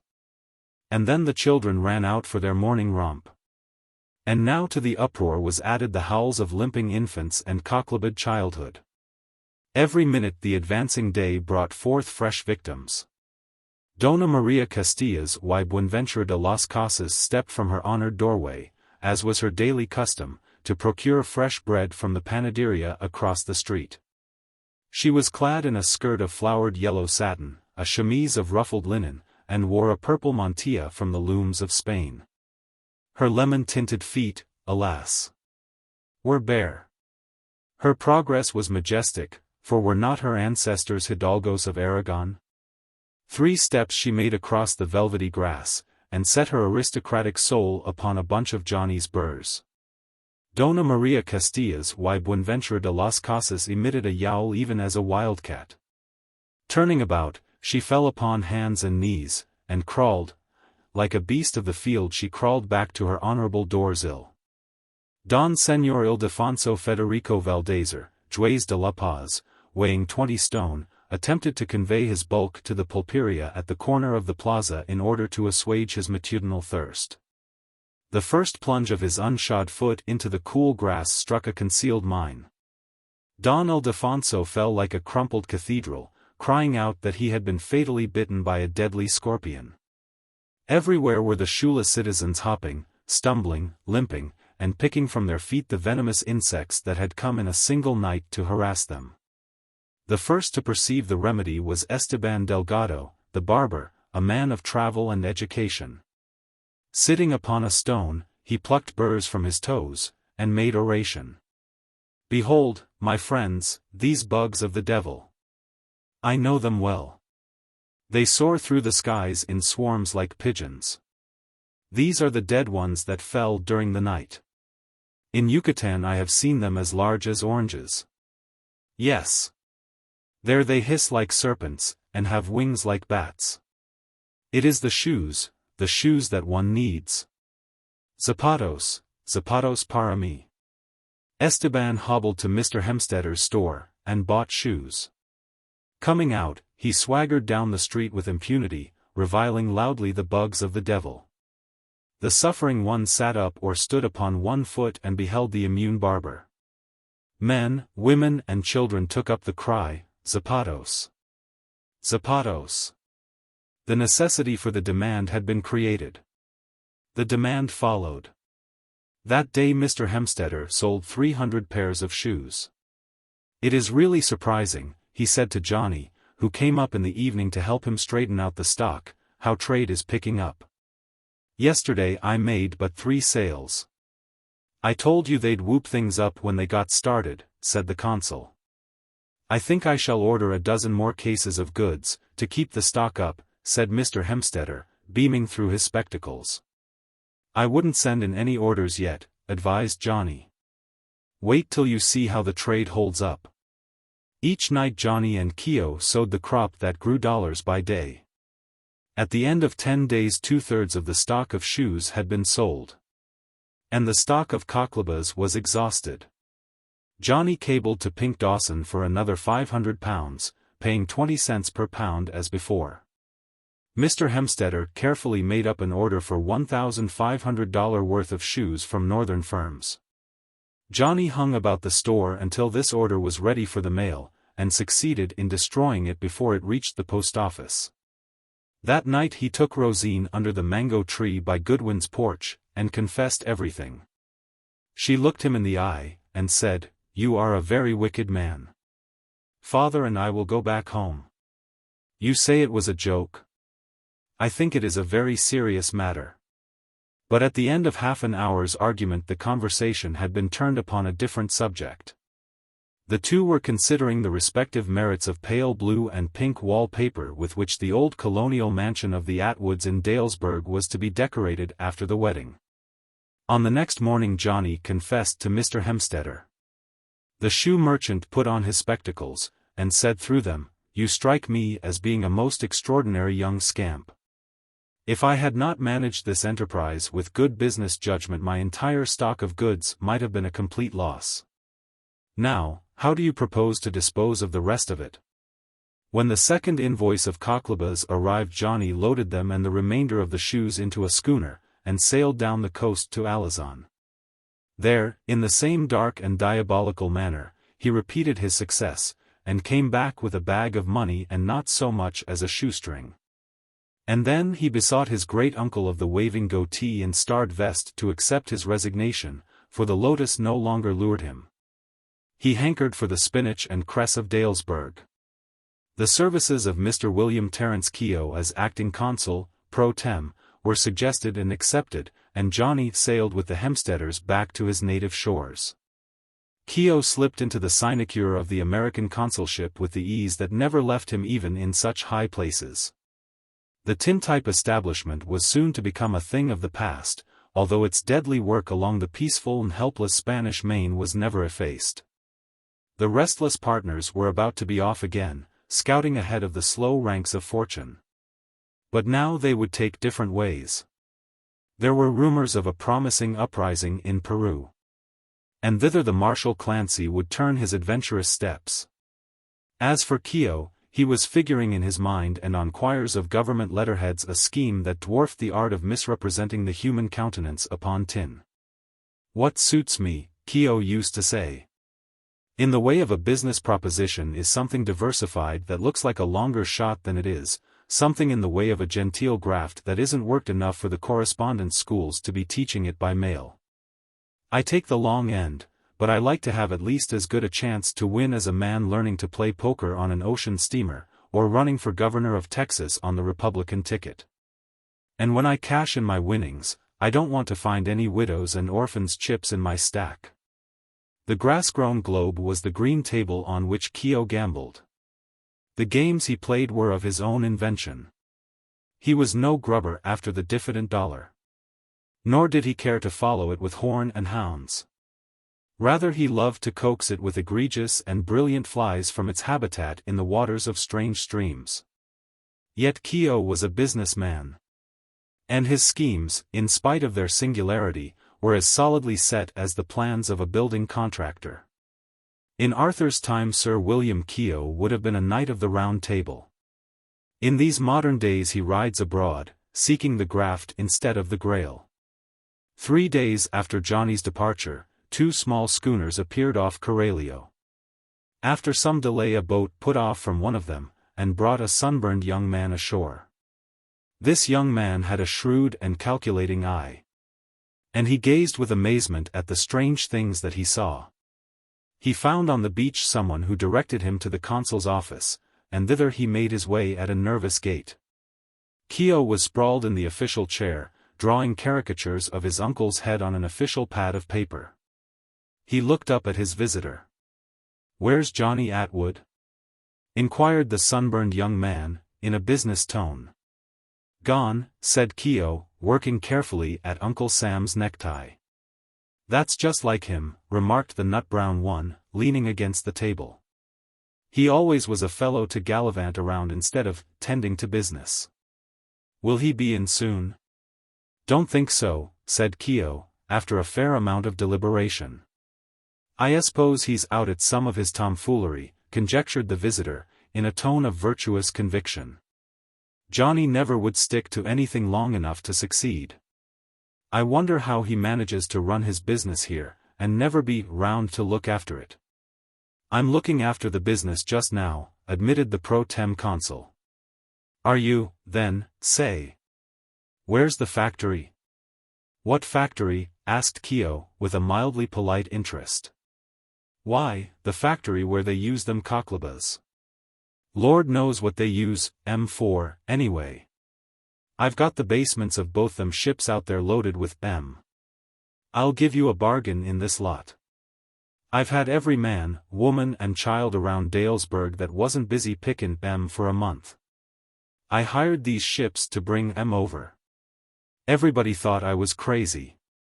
Now, you can have this lot for 15 cents a pound, delivered on land.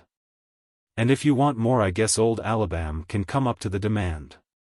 Johnny told me when he left home that if he struck anything down here that there was any money in he'd let me in on it. Shall I drive the ships in and hitch?" A look of supreme, almost incredulous, delight dawned in Keogh's ruddy countenance. He dropped his pencil. His eyes turned upon the sunburned young man with joy in them mingled with fear lest his ecstasy should prove a dream.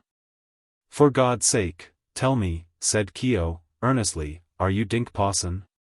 "My name is Pinkney Dawson," said the cornerer of the Cockleba Market. Billy Keogh slid rapturously and gently from his chair to his favorite strip of matting on the floor. There were not many sounds in Coralio on that sultry afternoon. Among those that were may be mentioned a noise of enraptured and unrighteous laughter from a prostrate Irish American, while a sunburned young man, with a shrewd eye, looked on him with wonder and amazement.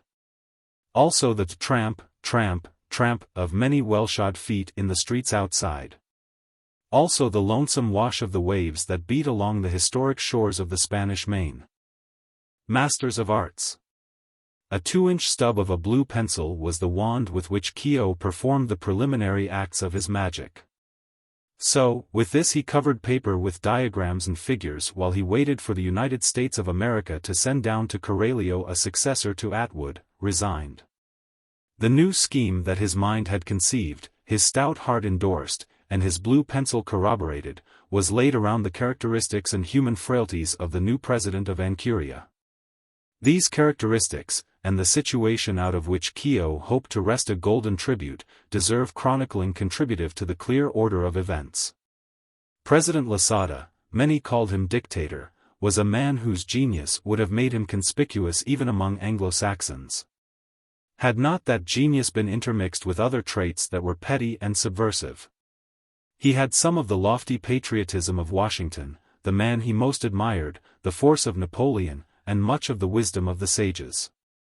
These characteristics might have justified him in the assumption of the title of the Illustrious Liberator, had they not been accompanied by a stupendous and amazing vanity that kept him in the less worthy ranks of the dictators. Yet he did his country great service. With a mighty grasp he shook it nearly free from the shackles of ignorance and sloth and the vermin that fed upon it, and all but made it a power in the Council of Nations. He established schools and hospitals, built roads, bridges, railroads and palaces, and bestowed generous subsidies upon the arts and sciences. He was the absolute despot and the idol of his people. The wealth of the country poured into his hands. Other presidents had been rapacious without reason. Losada amassed enormous wealth, but his people had their share of the benefits. The joint in his armor was his insatiate passion for monuments and tokens commemorating his glory. In every town he caused to be erected statues of himself bearing legends in praise of his greatness. In the walls of every public edifice, tablets were fixed reciting his splendor and the gratitude of his subjects. His statuettes and portraits were scattered throughout the land in every house and hut. One of the sycophants in his court painted him as St. John, with a halo and a train of attendants in full uniform. Losada saw nothing incongruous in this picture, and had it hung in a church in the capital. He ordered from a French sculptor a marble group including himself with Napoleon, Alexander the Great, and one or two others whom he deemed worthy of the honor. He ransacked Europe for decorations, employing policy, money and intrigue to cajole the orders he coveted from kings and rulers. On state occasions his breast was covered from shoulder to shoulder with crosses, stars, golden roses, medals and ribbons. It was said that the man who could contrive for him a new decoration, or invent some new method of extolling his greatness, might plunge a hand deep into the treasury. This was the man upon whom Billy Keogh had his eye. The gentle buccaneer had observed the rain of favors that fell upon those who ministered to the president's vanities. And he did not deem it his duty to hoist his umbrella against the scattering drops of liquid fortune. In a few weeks the new consul arrived, releasing Keogh from his temporary duties. He was a young man fresh from college, who lived for botany alone. The consulate at Coralio gave him the opportunity to study tropical flora. He wore smoked glasses, and carried a green umbrella. He filled the cool, back porch of the consulate with plants and specimens so that space for a bottle and chair was not to be found. Keogh gazed on him sadly, but without rancor, and began to pack his gripsack. For his new plot against stagnation along the Spanish Main required of him a voyage overseas. Soon came the Carlsfin again, she of the trampish habits, gleaning a cargo of coconuts for a speculative descent upon the New York market. Keogh was booked for a passage on the return trip. "Yes, I'm going to New York," he explained to the group of his countrymen that had gathered on the beach to see him off. "But I'll be back before you miss me. I've undertaken the art education of this piebald country, and I'm not the man to desert it while it's in the early throes of tintypes." With this mysterious declaration of his intentions Keogh boarded the Carlsfin. 10 days later, shivering, with the collar of his thin coat turned high, he burst into the studio of Carolus White at the top of a tall building in 10th Street, New York City. Carolus White was smoking a cigarette and frying sausages over an oil stove. He was only 23, and had noble theories about art. "Billy Keogh!" exclaimed White, extending the hand that was not busy with the frying pan. "From what part of the uncivilized world, I wonder?" "Hello, Carrie," said Keogh, dragging forward a stool, and holding his fingers close to the stove. "I'm glad I found you so soon. I've been looking for you all day in the directories and art galleries. The free lunch man on the corner told me where you were, quick. I was sure you'd be painting pictures yet." Keogh glanced about the studio with the shrewd eye of a connoisseur in business. "Yes, you can do it," he declared, with many gentle nods of his head. "That big one in the corner with the angels and green clouds and bandwagon is just the sort of thing we want. What would you call that, Carrie, scene from Coney Island, ain't it?" "That," said White, "I had intended to call The Translation of Elijah, but you may be nearer right than I am." "Name doesn't matter," said Keogh, largely. "It's the frame and the varieties of paint that does the trick. Now, I can tell you in a minute what I want. I've come on a little voyage of 2,000 miles to take you in with me on a scheme.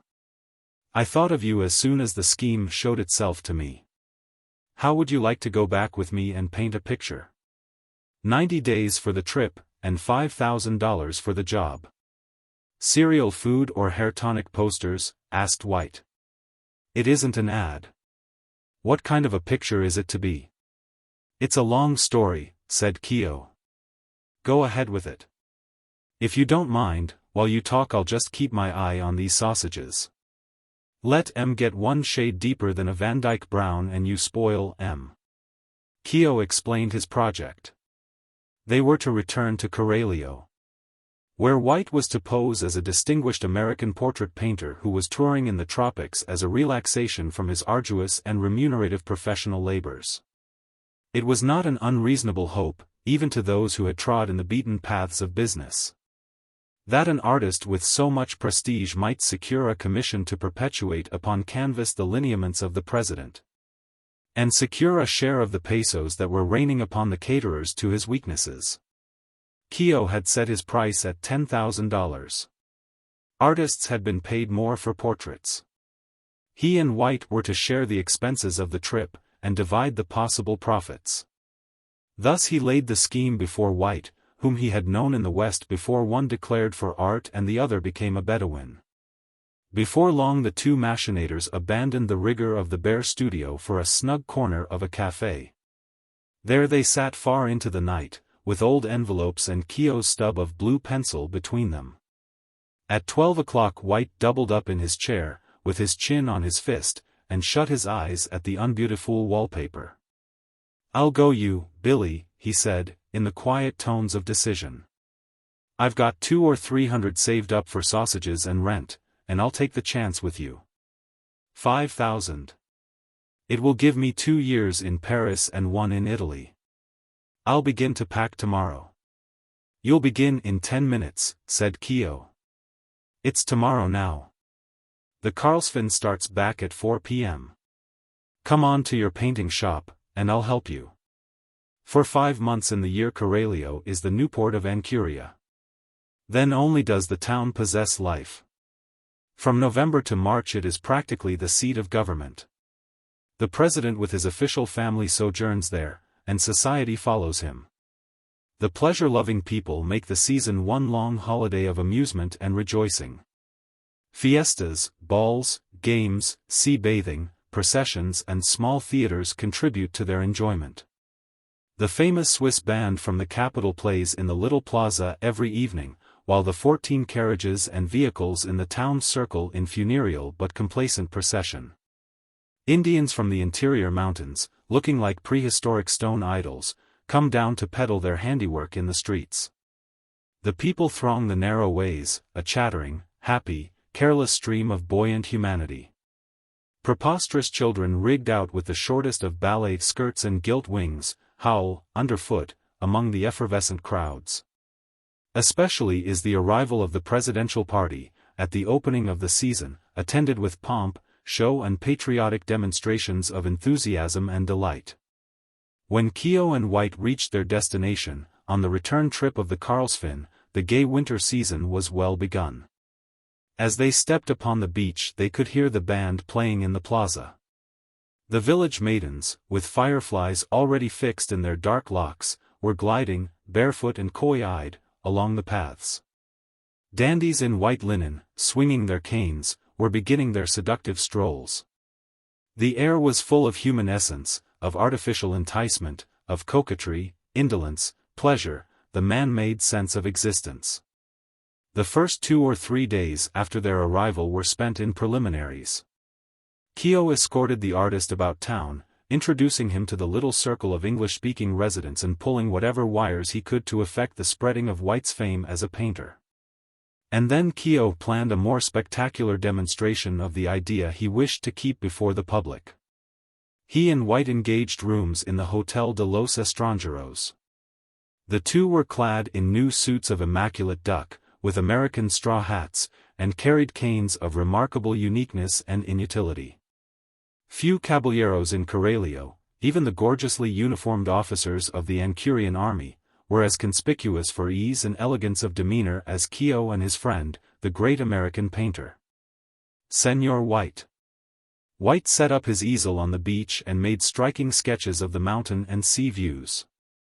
The native population formed at his rear in a vast, chattering semicircle to watch his work.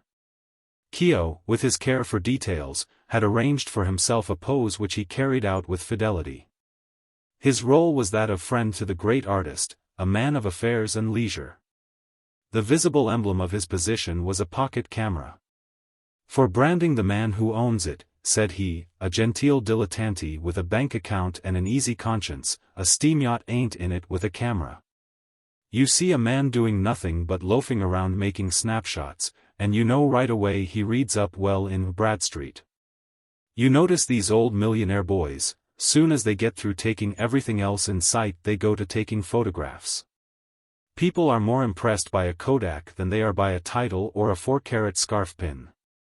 So Keo strolled blandly about Coralio, snapping the scenery and the shrinking senoritas, while White posed conspicuously in the higher regions of art. 2 weeks after their arrival, the scheme began to bear fruit. An aide-de-camp of the president drove to the hotel in a dashing Victoria.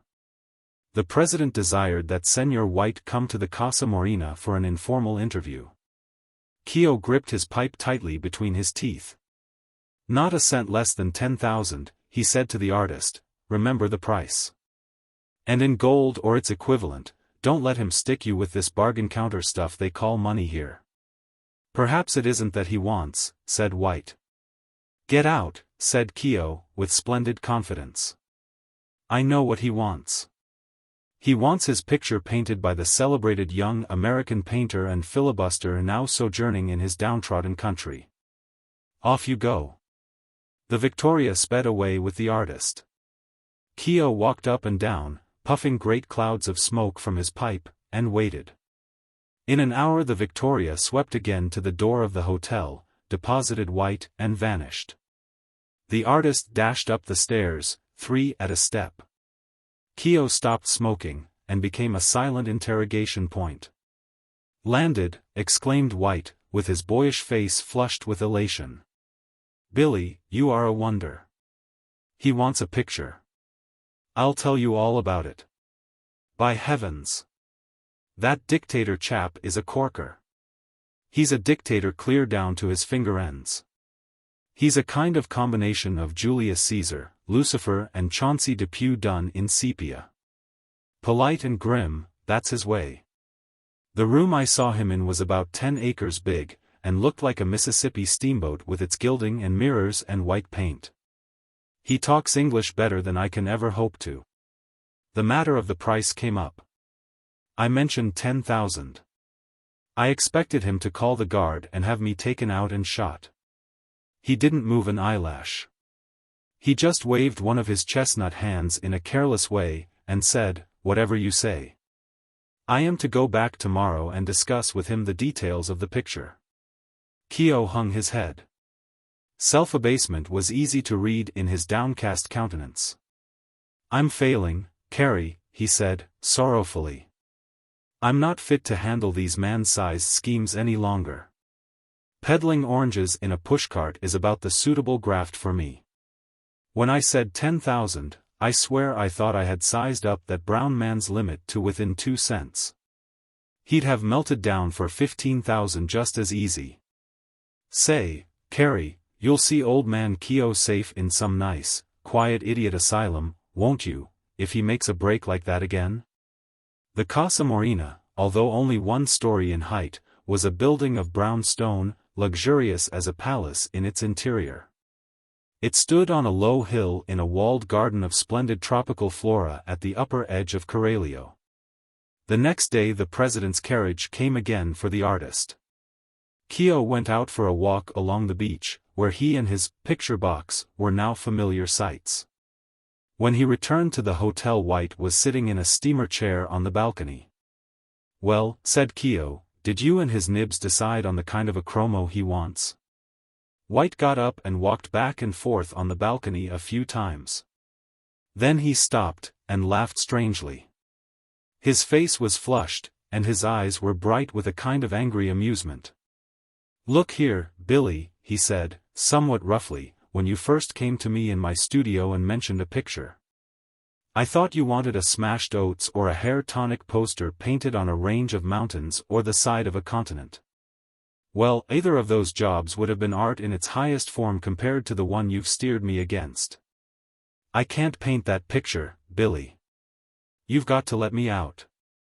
Let me try to tell you what that barbarian wants. He had it all planned out and even a sketch made of his idea. The old boy doesn't draw badly at all. But, ye goddesses of art, listen to the monstrosity he expects me to paint. He wants himself in the center of the canvas, of course. He is to be painted as Jupiter sitting on Olympus, with the clouds at his feet. At one side of him stands George Washington, in full regimentals, with his hand on the president's shoulder. An angel with outstretched wings hovers overhead, and is placing a laurel wreath on the president's head, crowning him, Queen of the May, I suppose. In the background is to be cannon, more angels and soldiers.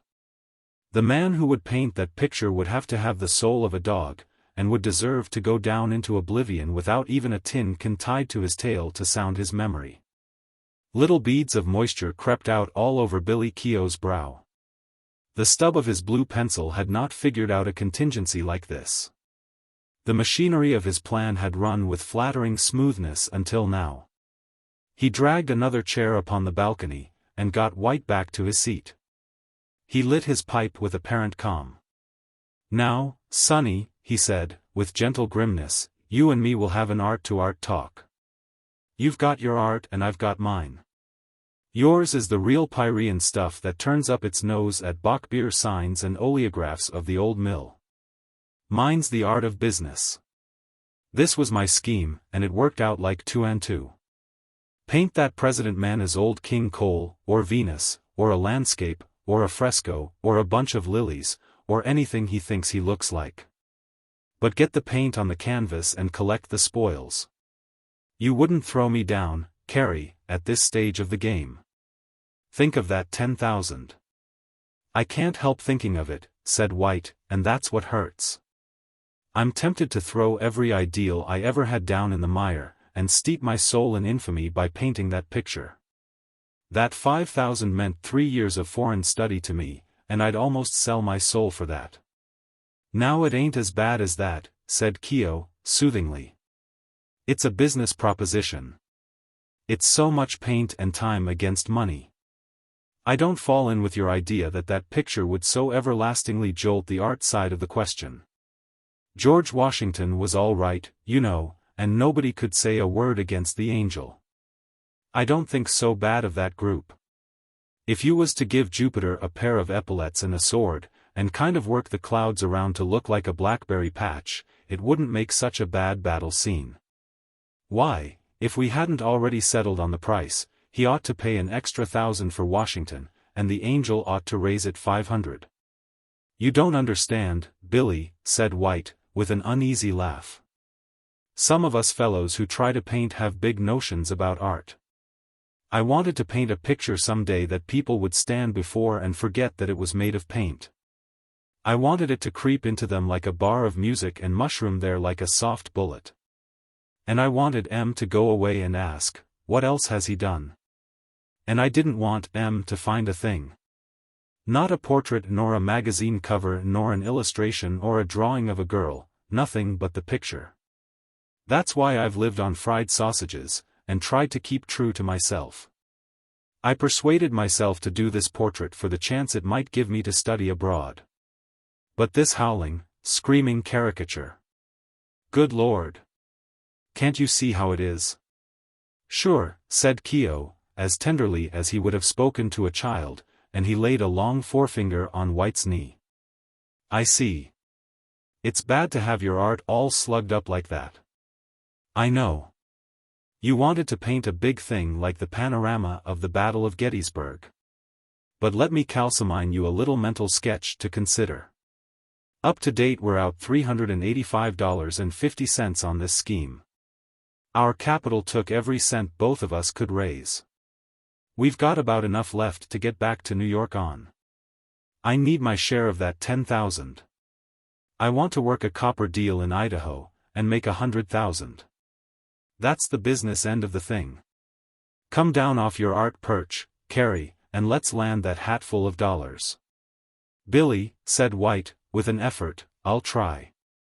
I won't say I'll do it, but I'll try. I'll go at it, and put it through if I can. That's business, said Keo heartily. Good boy. Now, here's another thing, rush that picture, crowd it through as quick as you can. Get a couple of boys to help you mix the paint if necessary. I've picked up some pointers around town. The people here are beginning to get sick of Mr. President. They say he's been too free with concessions, and they accuse him of trying to make a dicker with England to sell out the country. We want that picture done and paid for before there's any row. In the great patio of Casa Morena, the president caused to be stretched a huge canvas. Under this White set up his temporary studio. For 2 hours each day the great man sat to him. White worked faithfully. But, as the work progressed, he had seasons of bitter scorn, of infinite self-contempt, of sullen gloom and sardonic gaiety. Keo, with the patience of a great general, soothed, coaxed, argued, kept him at the picture. At the end of a month White announced that the picture was completed, Jupiter, Washington, angels, clouds, cannon and all. His face was pale and his mouth drawn straight when he told Keo. He said the president was much pleased with it. It was to be hung in the National Gallery of Statesmen and Heroes. The artist had been requested to return to Casa Morena on the following day to receive payment. At the appointed time he left the hotel, silent under his friends' joyful talk of their success. An hour later he walked into the room where Keo was waiting, threw his hat on the floor, and sat upon the table. Billy, he said, in strained and laboring tones, I've a little money out west in a small business that my brother is running. It's what I've been living on while I've been studying art. I'll draw out my share and pay you back what you've lost on this scheme. Lost? Exclaimed Keo, jumping up. Didn't you get paid for the picture? Yes, I got paid, said White. But just now there isn't any picture, and there isn't any pay. If you care to hear about it, here are the edifying details. The president and I were looking at the painting. His secretary brought a bank draft on New York for $10,000 and handed it to me. The moment I touched it I went wild. I tore it into little pieces and threw them on the floor. A workman was repainting the pillars inside the patio. A bucket of his paint happened to be convenient. I picked up his brush and slapped a quart of blue paint all over that $10,000 nightmare. I bowed, and walked out. The president didn't move or speak. That was one time he was taken by surprise. It's tough on you, Billy, but I couldn't help it. There seemed to be excitement in Corralio. Outside there was a confused, rising murmur pierced by high-pitched cries. Bajo el traitor, muerte el traitor, were the words they seemed to form. Listen to that! Exclaimed White, bitterly, I know that much Spanish. They're shouting, down with the traitor. I heard them before. I felt that they meant me. I was a traitor to art. The picture had to go. Down with the blank fool would have suited your case better, said Keo, with fiery emphasis. You tear up $10,000 like an old rag because the way you've spread on $5 worth of paint hurts your conscience. Next time I pick a side partner in a scheme the man has got to go before a notary and swear he never even heard the word ideal mentioned. Keo strode from the room, white-hot. White paid little attention to his resentment. The scorn of Billy Keo seemed a trifling thing beside the greater self-scorn he had escaped. In Corralio the excitement waxed. An outburst was imminent. The cause of this demonstration of displeasure was the presence in the town of a big, pink-cheeked Englishman, who, it was said, was an agent of his government come to clinch the bargain by which the president placed his people in the hands of a foreign power. It was charged that not only had he given away priceless concessions, but that the public debt was to be transferred into the hands of the English. And the custom houses turned over to them as a guarantee. The long-enduring people had determined to make their protest felt. On that night, in Coralio and in other towns, their ire found vent. Yelling mobs, mercurial but dangerous, roamed the streets. They overthrew the great bronze statue of the president that stood in the center of the plaza, and hacked it to shapeless pieces. They tore from public buildings the tablets set there proclaiming the glory of the illustrious liberator. His pictures in the government offices were demolished. The mobs even attacked the Casa Morena, but were driven away by the military, which remained faithful to the executive. All the night terror reigned. The greatness of Losada was shown by the fact that by noon the next day order was restored, and he was still absolute. He issued proclamations denying positively that any negotiations of any kind had been entered into with England. Sir Stafford Vaughan, the pink-cheeked Englishman, also declared in placards and in public print that his presence there had no international significance. He was a traveler without guile. In fact, so he stated, he had not even spoken with the president or been in his presence since his arrival. During this disturbance, White was preparing for his homeward voyage in the steamship that was to sail within 2 or 3 days. About noon, Keogh, the restless, took his camera out with the hope of speeding the lagging hours. The town was now as quiet as if peace had never departed from her perch on the red-tiled roofs. About the middle of the afternoon, Keogh hurried back to the hotel with something decidedly special in his air. He retired to the little room where he developed his pictures. Later on he came out to White on the balcony, with a luminous, grim, predatory smile on his face. "Do you know what that is?" he asked, holding up a 4x5 photograph mounted on cardboard. "Snapshot of a señorita sitting in the sand, alliteration unintentional," guessed White, lazily. "Wrong," said Keogh with shining eyes. "It's a slung shot. It's a can of dynamite. It's a gold mine. It's a sight draft on your president man for $20,000, yes, sir, 20,000 this time, and no spoiling the picture. No ethics of art in the way. Art. You with your smelly little tubes. I've got you skinned to death with a Kodak. Take a look at that." White took the picture in his hand, and gave a long whistle. "Jove!" he exclaimed, "but wouldn't that stir up a row in town if you let it be seen? How in the world did you get it, Billy? You know that high wall around the president man's back garden? I was up there trying to get a bird's eye of the town. I happened to notice a chink in the wall where a stone and a lot of plaster had slid out. Thinks I'll take a peep through to see how Mr. President's cabbages are growing. The first thing I saw was him and this Sir Englishman sitting at a little table about 20 feet away. They had the table all spread over with documents, and they were hobnobbing over them as thick as 2 pirates. 'Twas a nice corner of the garden, all private and shady with palms and orange trees, and they had a pail of champagne set by handy in the grass. I knew then was the time for me to make my big hit in art. So I raised the machine up to the crack, and pressed the button.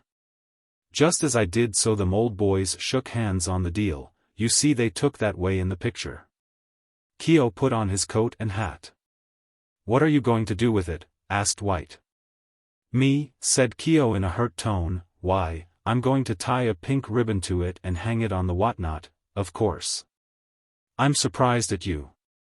But while I'm out you just try to figure out what ginger-cake potentate would be most likely to want to buy this work of art for his private collection, just to keep it out of circulation."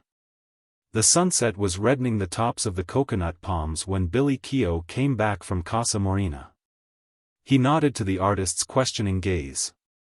And lay down on a cot with his hands under the back of his head. "I saw him. He paid the money like a little man. They didn't want to let me in at first. I told them it was important. Yes, that president man is on the plentyable list. He's got a beautiful business system about the way he uses his brains. All I had to do was to hold up the photograph so he could see it, and name the price. He just smiled, and walked over to a safe and got the cash. $21,000 brand new United States Treasury notes he laid on the table, like I'd pay out $1.25. Fine notes, too, they crackled with a sound like burning the brush off a 10-acre lot. "Let's try the feel of one," said White, curiously. "I never saw $1,000 bill." Keo did not immediately respond. "Carrie," he said, in an absent-minded way, "you think a heap of your art, don't you?"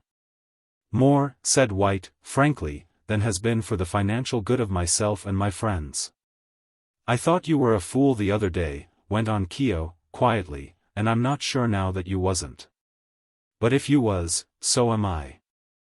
I've been in some funny deals, Carrie, but I've always managed to scramble fair, and match my brains and capital against the other fellows. But when it comes to, well, when you've got the other fellow cinched, and the screws on him, and he's got to put up, why, it don't strike me as being a man's game. They've got a name for it, you know, it's, confound you, don't you understand? A fellow feels, it's something like that blamed art of yours, well, I tore that photograph up and laid the pieces on that stack of money and shoved the whole business back across the table. "Excuse me, Mr. Lasada," I said, "but I guess I've made a mistake in the price. You get the photo for nothing. Now, Carrie, you get out the pencil, and we'll do some more figuring. I'd like to save enough out of our capital for you to have some fried sausages in your joint when you get back to New York." Dicky. There is little consecutiveness along the Spanish Main. Things happen there intermittently.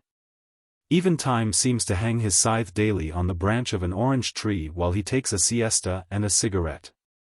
After the ineffectual revolt against the administration of President Lasada, the country settled again into quiet toleration of the abuses with which he had been charged. In Corralio old political enemies went arm in arm, lightly eschewing for the time all differences of opinion. The failure of the art expedition did not stretch the cat-footed Keo upon his back. The ups and downs of fortune made smooth traveling for his nimble steps. His blue pencil stub was at work again before the smoke of the steamer on which White sailed had cleared away from the horizon. He had but to speak a word to Getty to find his credit negotiable for whatever goods he wanted from the store of Brannigan and Company. On the same day on which White arrived in New York, Keo, at the rear of a train of 5 pack mules loaded with hardware and cutlery, set his face toward the grim, interior mountains.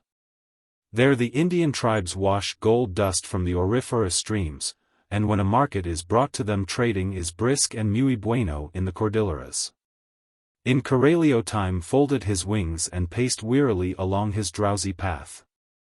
They who had most cheered the torpid hours were gone.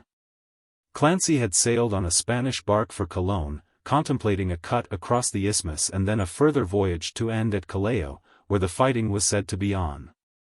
Getty, whose quiet and genial nature had once served to mitigate the frequent dull reaction of lotus eating, was now a home man, happy with his bright orchid, Paula.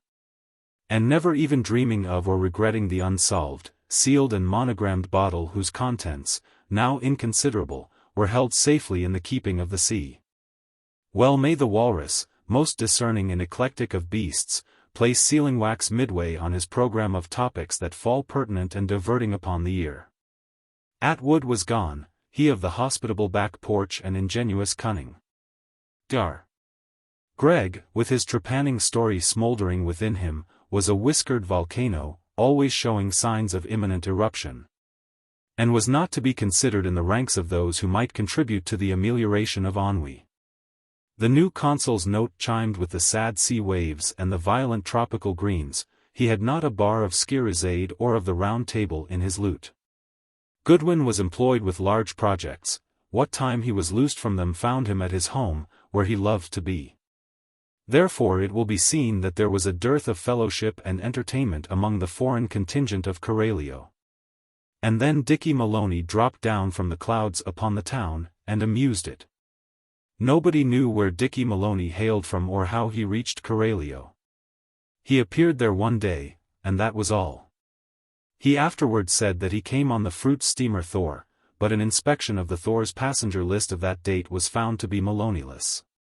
Curiosity, however, soon perished. And Dicky took his place among the odd fish cast up by the Caribbean. He was an active, devil-may-care, rollicking fellow with an engaging gray eye, the most irresistible grin, a rather dark or much sunburned complexion, and a head of the fieriest red hair ever seen in that country. Speaking the Spanish language as well as he spoke English, and seeming always to have plenty of silver in his pockets, it was not long before he was a welcome companion whithersoever he went. He had an extreme fondness for vino blanco, and gained the reputation of being able to drink more of it than any 3 men in town. Everybody called him Dicky. Everybody cheered up at the sight of him, especially the natives, to whom his marvelous red hair and his free and easy style were a constant delight and envy. Wherever you went in the town you would soon see Dicky or hear his genial laugh, and find around him a group of admirers who appreciated him both for his good nature and the white wine he was always so ready to buy. A considerable amount of speculation was had concerning the object of his sojourn there, until one day he silenced this by opening a small shop for the sale of tobacco, dulces and the handiwork of the interior Indians, fiber and silk-woven goods, deerskin zapatos and basketwork of tule reeds. Even then he did not change his habits, for he was drinking and playing cards half the day and night with the commandante, the collector of customs, the chief politico and other gay dogs among the native officials. One day Dicky saw Pasa, the daughter of Madama Ortiz, sitting in the side door of the Hotel de los Estranjeros. He stopped in his tracks, still, for the first time in Corralio. And then he sped, swift as a deer, to find Vasquez, a gilded native youth, to present him. The young men had named Pasa La Santita Naranjadita. Naranjadita is a Spanish word for a certain color that you must go to more trouble to describe in English. By saying, the little saint, tinted the most beautiful delicate slightly orange-golden, you will approximate the description of Madama Ortiz's daughter. La Madama Ortiz sold rum in addition to other liquors. Now, you must know that the rum expiates whatever opprobrium attends upon the other commodities. For rum-making, mind you, is a government monopoly, and to keep a government dispensary assures respectability if not preeminence. Moreover, the saddest of precisians could find no fault with the conduct of the shop. Customers drank there in the lowest of spirits and fearsomely, as in the shadow of the dead. For Madama's ancient and vaunted lineage counteracted even the rum's behest to be merry. For, was she not of the Iglesias, who landed with Pizarro? And had not her deceased husband been comisionado de caminos y puentes for the district? In the evenings Pasa sat by the window in the room next to the one where they drank, and strummed dreamily upon her guitar.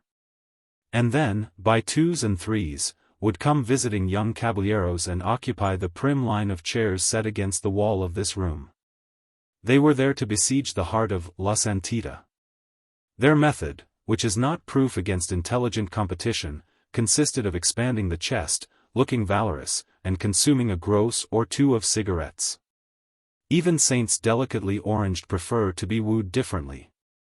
Dona Pasa would tide over the vast chasms of nicotinized silence with music from her guitar, while she wondered if the romances she had read about gallant and more contiguous cavaliers were all lies.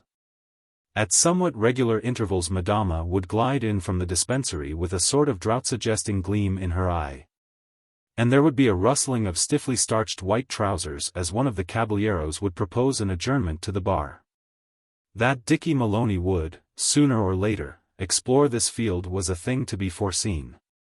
There were few doors in Corralio into which his red head had not been poked. In an incredibly short space of time after his first sight of her he was there, seated close beside her rocking chair. There were no back-against-the-wall poses in Dicky's theory of wooing. His plan of subjection was an attack at close range. To carry the fortress with one concentrated, ardent, eloquent, irresistible escalade, that was Dicky's way. Pasa was descended from the proudest Spanish families in the country. Moreover, she had had unusual advantages. 2 years in a New Orleans school had elevated her ambitions and fitted her for a fate above the ordinary maidens of her native land. And yet here she succumbed to the first red-haired scamp with a glib tongue and a charming smile that came along and courted her properly.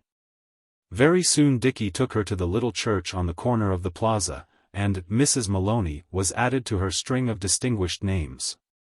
And it was her fate to sit, with her patient, saintly eyes and figure like a bisque Psyche, behind the sequestered counter of the little shop, while Dicky drank and philandered with his frivolous acquaintances. The women, with their naturally fine instinct, saw a chance for vivisection, and delicately taunted her with his habits. She turned upon them in a beautiful, steady blaze of sorrowful contempt. "You meat cows," she said, in her level, crystal-clear tones, "you know nothing of a man. Your men are marameros. They are fit only to roll cigarettes in the shade until the sun strikes and shrivels them up. They drone in your hammocks and you comb their hair and feed them with fresh fruit. My man is of no such blood. Let him drink of the wine. When he has taken sufficient of it to drown one of your flaxitos, he will come home to me more of a man than 1,000 of your pobrecitos. My hair he smooths and braids, to me he sings, he himself removes my zapatos, and there, upon each instep leaves a kiss. He holds, oh, you will never understand. Blind ones who have never known a man." Sometimes mysterious things happened at night about Dicky's shop. While the front of it was dark, in the little room back of it Dicky and a few of his friends would sit about a table carrying on some kind of very quiet negocios until quite late. Finally he would let them out the front door very carefully, and go upstairs to his little saint. These visitors were generally conspirator-like men with dark clothes and hats. Of course, these dark doings were noticed after a while, and talked about. Dicky seemed to care nothing at all for the society of the alien residents of the town.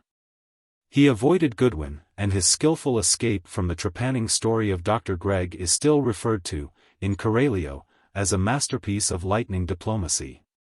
Many letters arrived, addressed to Mr. Dicky Maloney, or Senor Dicky Maloney, to the considerable pride of Pasa. That so many people should desire to write to him only confirmed her own suspicion that the light from his red head shone around the world. As to their contents she never felt curiosity. There was a wife for you.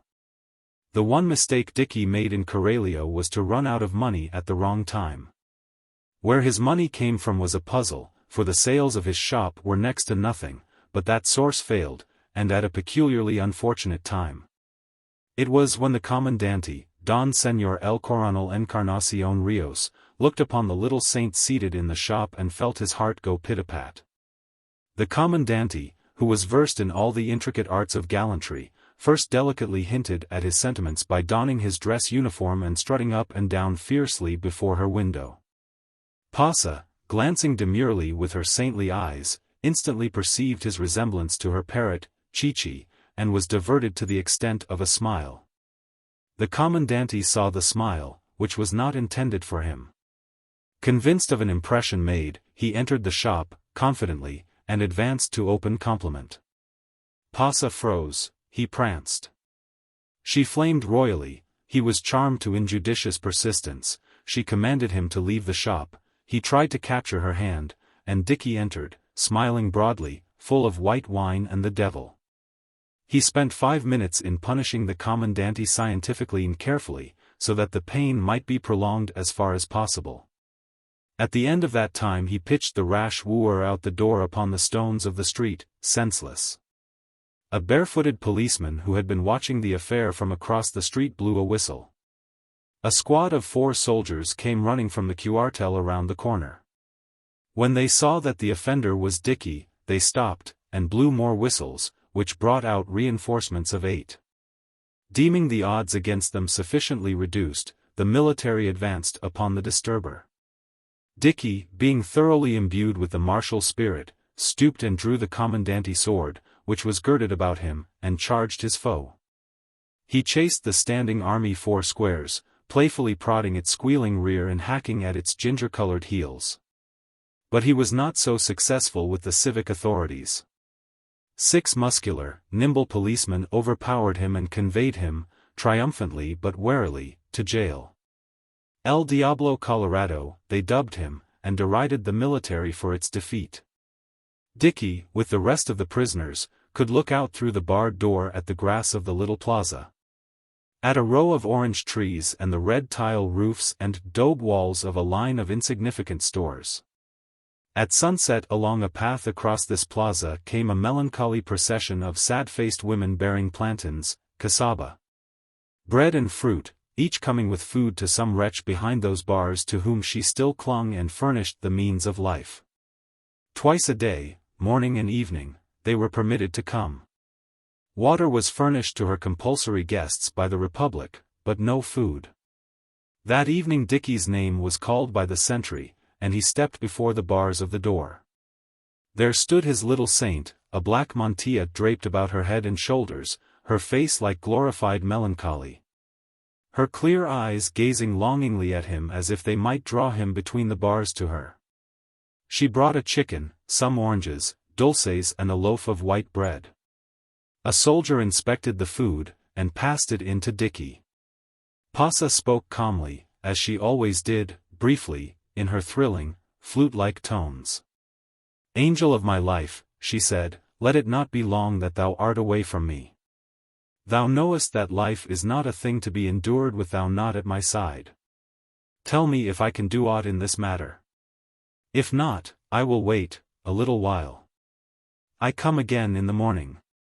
Dicky, with his shoes removed so as not to disturb his fellow prisoners, tramped the floor of the jail half the night condemning his lack of money and the cause of it, whatever that might have been. He knew very well that money would have bought his release at once. For 2 days succeeding Pasa came at the appointed times and brought him food. He eagerly inquired each time if a letter or package had come for him, and she mournfully shook her head.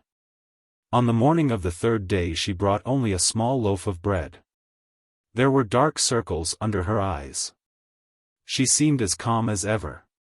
"By Jingo," said Dicky, who seemed to speak in English or Spanish as the whim seized him, "this is dry provender, muchachita. Is this the best you can dig up for a fellow?" Pasa looked at him as a mother looks at a beloved but capricious babe. "Think better of it," she said, in a low voice. "Since for the next meal there will be nothing. The last centavo is spent." She pressed closer against the grating. "Sell the goods in the shop, take anything for them. Have I not tried? Did I not offer them for 1/10 their cost? Not even 1 peso would anyone give. There is not 1 real in this town to assist Dicky Malone." Dick clenched his teeth grimly. "That's the commandante," he growled. "He's responsible for that sentiment. Wait, oh, wait till the cards are all out." Pasa lowered her voice to almost a whisper. "And, listen, heart of my heart," she said, "I have endeavored to be brave, but I cannot live without thee. 3 days now." Dicky caught a faint gleam of steel from the folds of her mantilla. For once she looked in his face and saw it without a smile, stern, menacing and purposeful. Then he suddenly raised his hand and his smile came back like a gleam of sunshine. The hoarse signal of an incoming steamer's siren sounded in the harbor. Dicky called to the sentry who was pacing before the door, "What steamer comes?" "The Catarina." "Of the Vesuvius line?" "Without doubt, of that line." "Go you, Picarilla," said Dicky joyously to Pasa, "to the American consul. Tell him I wish to speak with him. See that he comes at once. And look you. Let me see a different look in those eyes, for I promise your head shall rest upon this arm tonight." It was an hour before the consul came. He held his green umbrella under his arm, and mopped his forehead impatiently. "Now, see here, Maloney," he began, captiously, "you fellows seem to think you can cut up any kind of row, and expect me to pull you out of it. I'm neither the War Department nor a gold mine. This country has its laws, you know, and there's one against pounding the senses out of the regular army. You Irish are forever getting into trouble. I don't see what I can do. Anything like tobacco, now, to make you comfortable, or newspapers." "Son of Eli," interrupted Dicky, gravely, "you haven't changed an iota. That is almost a duplicate of the speech you made when old Coon's donkeys and geese got into the chapel loft, and the culprits wanted to hide in your room." "Oh, heavens!" exclaimed the consul, hurriedly adjusting his spectacles. "Are you a Yale man, too? Were you in that crowd? I don't seem to remember anyone with red, anyone named Maloney. Such a lot of college men seem to have misused their advantages. One of the best mathematicians of the class of '91 is selling lottery tickets in Belize. A Cornell man dropped off here last month.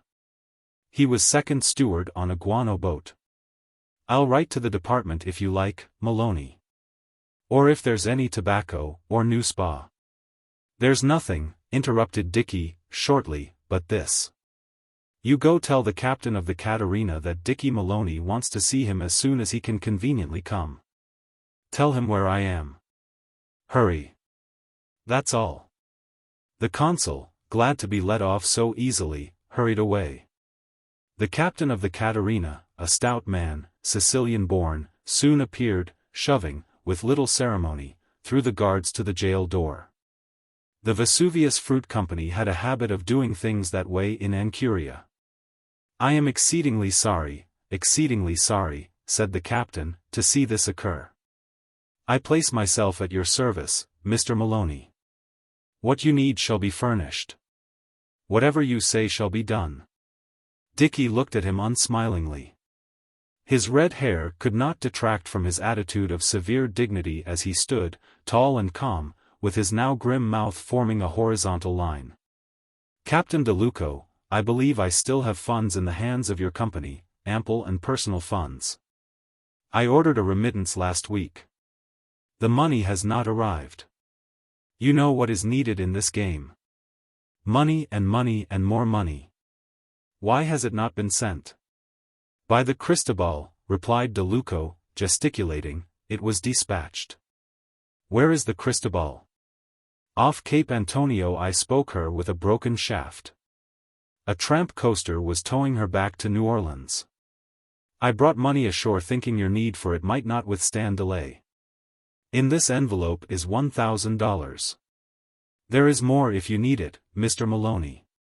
For the present it will suffice, said Dicky, softening as he crinkled the envelope and looked down at the half-inch thickness of smooth, dingy bills. "The long green," he said, gently, with a new reverence in his gaze. "Is there anything it will not buy, Captain?" "I had 3 friends," replied DeLuco, who was a bit of a philosopher, who had money. "One of them speculated in stocks and made 10 million, another is in heaven, and the third married a poor girl whom he loved." "The answer, then," said Dicky, "is held by the Almighty, Wall Street and Cupid. So, the question remains." "This," queried the captain, including Dicky's surroundings in a significant gesture of his hand, "is it is not connected with the business of your little shop?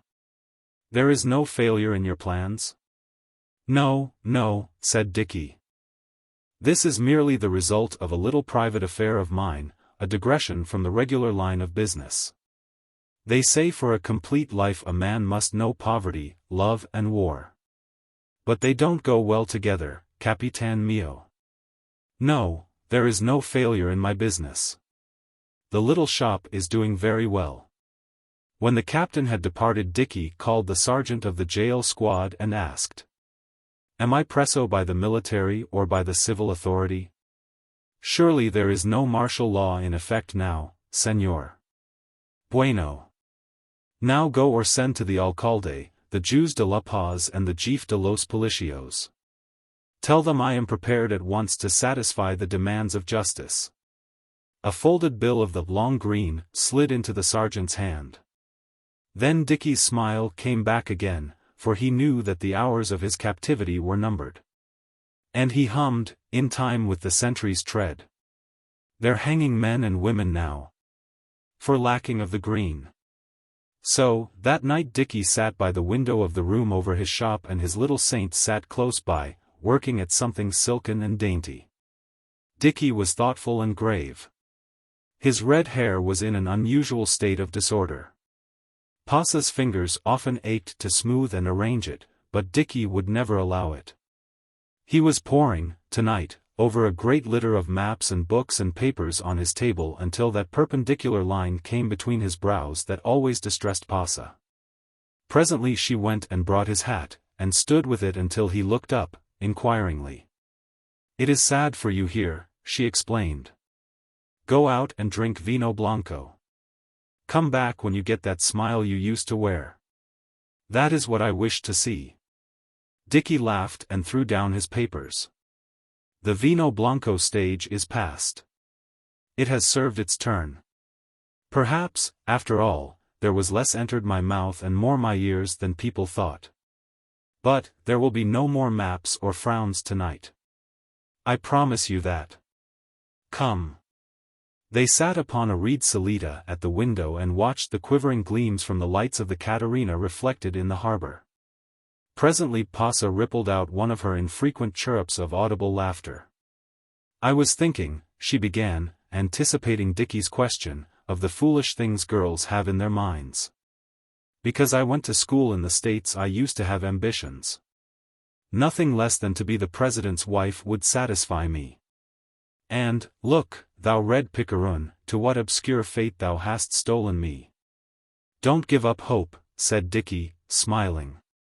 "More than one Irishman has been the ruler of a South American country. There was a dictator of Chile named O'Higgins. Why not a President Maloney, of Anchuria? Say the word, Santita Mia, and we'll make the race." "No, no, no, thou red-haired, reckless one." Sighed Pasa, "I am content." She laid her head against his arm. "Here. Rouge Et Noir." It has been indicated that disaffection followed the elevation of Losada to the presidency. This feeling continued to grow.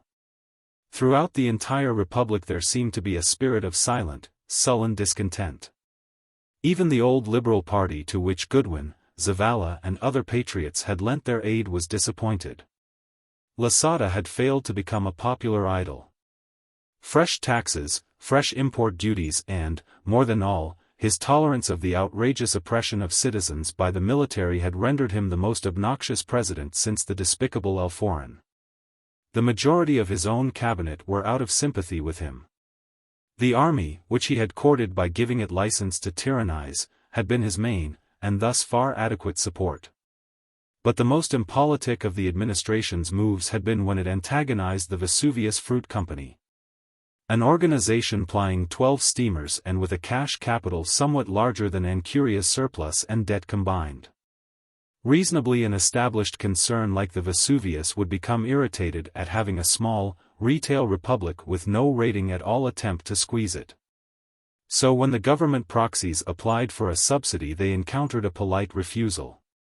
The president at once retaliated by clapping an export duty of 1 real per bunch on bananas, a thing unprecedented in fruit-growing countries. The Vesuvius Company had invested large sums in wharves and plantations along the Anchurian coast. Their agents had erected fine homes in the towns where they had their headquarters. And heretofore had worked with the Republic in goodwill and with advantage to both. It would lose an immense sum if compelled to move out. The selling price of bananas from Vera Cruz to Trinidad was 3 reals per bunch. This new duty of 1 real would have ruined the fruit growers in Anchuria and have seriously discommoded the Vesuvius Company had it declined to pay it. But for some reason, the Vesuvius continued to buy Anchurian fruit, paying 4 reals for it, and not suffering the growers to bear the loss. This apparent victory deceived His Excellency. And he began to hunger for more of it. He sent an emissary to request a conference with a representative of the fruit company. The Vesuvius sent Mr. Franzoni, a little, stout, cheerful man, always cool, and whistling airs from Verdi's operas. Senor Espirition, of the office of the Minister of Finance, attempted the sandbagging in behalf of Anchuria. The meeting took place in the cabin of the Salvador, of the Vesuvius line. Senor Espirition opened negotiations by announcing that the government contemplated the building of a railroad to skirt the alluvial coast lands. After touching upon the benefits such a road would confer upon the interests of the Vesuvius, he reached the definite suggestion that a contribution to the road's expenses of, say, 50,000 pesos would not be more than an equivalent to benefits received. Mr. Franzoni denied that his company would receive any benefits from a contemplated road. As its representative he must decline to contribute 50,000 pesos. But he would assume the responsibility of offering 25. Did Senor Aspirations understand Senor Franzoni to mean 25,000 pesos? By no means. 25 pesos. And in silver. Not in gold. Your offer insults my government, cried Senor Aspirations, rising with indignation. Then, said Mr. Franzoni, in warning tone, we will change it. The offer was never changed. Could Mr. Franzoni have meant the government? This was the state of affairs in Anchuria when the winter season opened at Corralio at the end of the second year of Losada's administration. So, when the government and society made its annual exodus to the seashore, it was evident that the presidential advent would not be celebrated by unlimited rejoicing. The 10th of November was the day set for the entrance into Corralio of the gay company from the capital. A narrow-gauge railroad runs 20 miles into the interior from Solitas.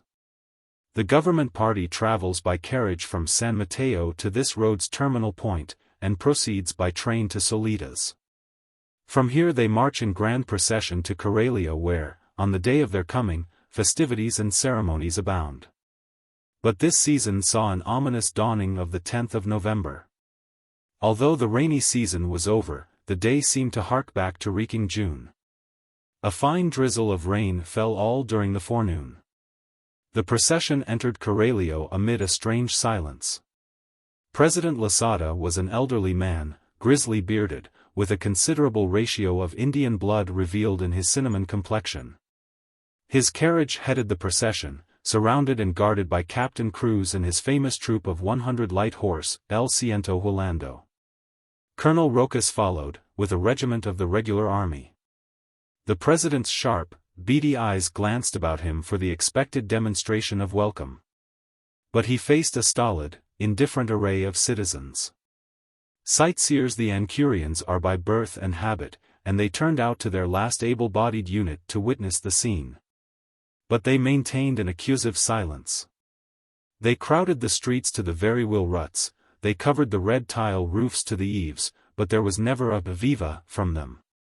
No wreaths of palm and lemon branches or gorgeous strings of paper roses hung from the windows and balconies as was the custom.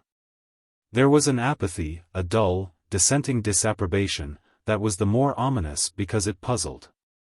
No one feared an outburst, a revolt of the discontents, for they had no leader. The president and those loyal to him had never even heard whispered a name among them capable of crystallizing the dissatisfaction into opposition. No, there could be no danger. The people always procured a new idol before they destroyed an old one. At length, after a prodigious galloping and curvetting of red-sashed majors, gold-laced colonels and epaulet generals, the procession formed for its annual progress down the Calle Grande to the Casa Morena, where the ceremony of welcome to the visiting president always took place. The Swiss band led the line of march. After it pranced the local commandante, mounted, and a detachment of his troops. Next came a carriage with 4 members of the cabinet, conspicuous among them the Minister of War, old General Pilar, with his white mustache and his soldierly bearing. Then the president's vehicle, containing also the ministers of finance and state, and surrounded by Captain Cruz's light horse formed in a close double file of 4s. Following them, the rest of the officials of state, the judges and distinguished military and social ornaments of public and private life. As the band struck up, and the movement began, like a bird of ill omen the Valhalla, the swiftest steamship of the Vesuvius line, glided into the harbor in plain view of the president and his train. Of course, there was nothing menacing about its arrival. A business firm does not go to war with a nation, but it reminded Senor Aspirations and others in those carriages that the Vesuvius Fruit Company was undoubtedly carrying something up its sleeve for them. By the time the van of the procession had reached the government building, Captain Cronin, of the Valhalla, and Mr. Vincenti, member of the Vesuvius Company, had landed and were pushing their way. Bluff, hearty and nonchalant, through the crowd on the narrow sidewalk. Clad in white linen, big, debonair, with an air of good-humored authority, they made conspicuous figures among the dark mass of unimposing Ancurians. As they penetrated to within a few yards of the steps of the Casa Morena, looking easily above the heads of the crowd, they perceived another that towered above the undersized natives. It was the fiery pole of Dicky Maloney against the wall close by the lower step. And his broad, seductive grin showed that he recognized their presence. Dicky had attired himself becomingly for the festive occasion in a well-fitting black suit.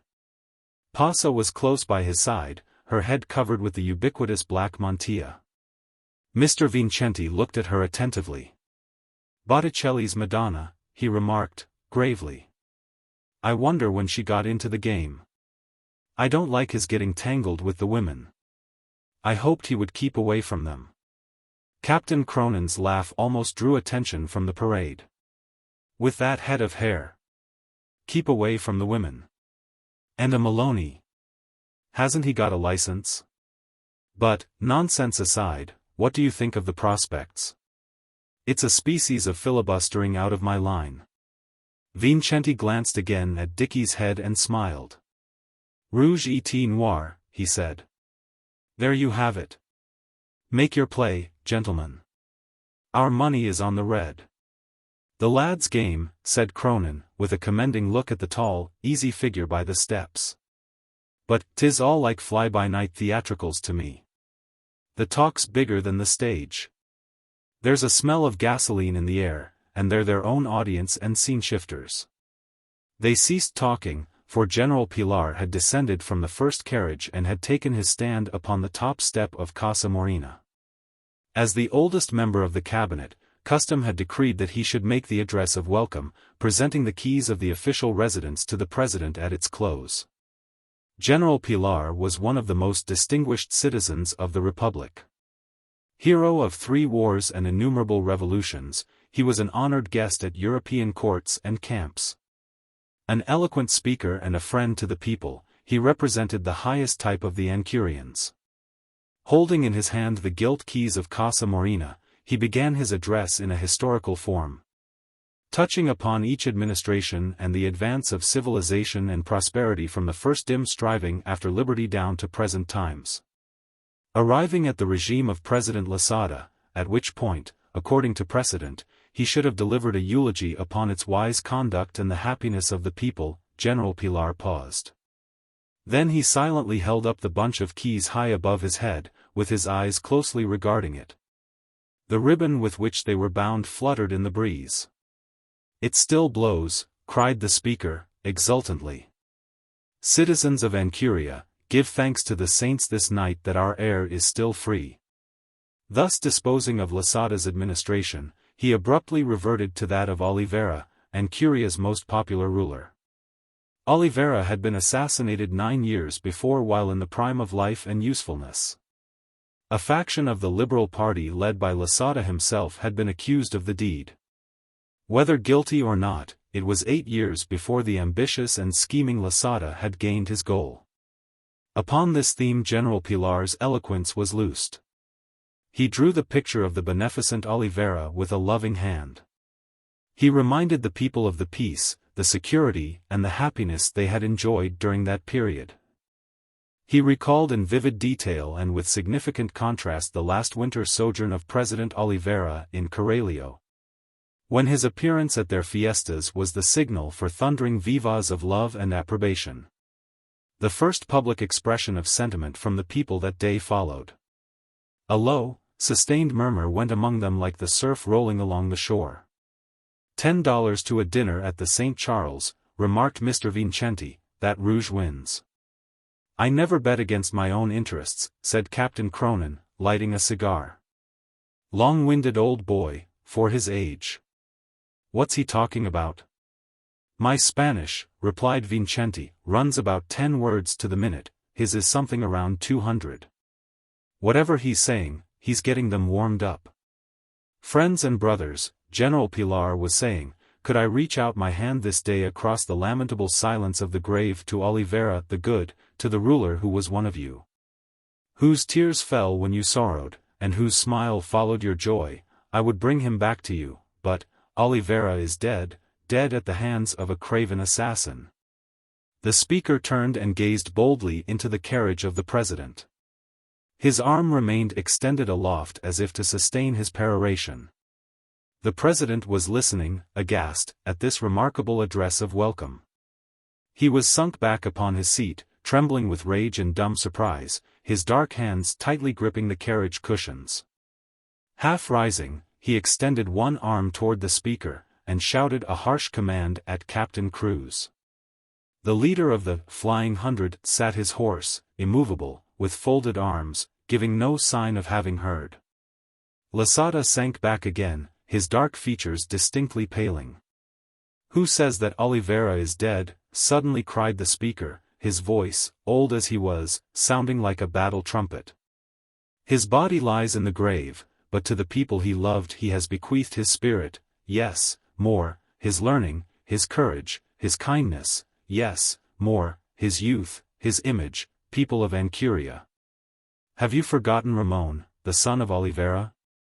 Cronin and Vincenti, watching closely, saw Dicky Maloney suddenly raise his hat, tear off his shock of red hair, leap up the steps and stand at the side of General Pilar.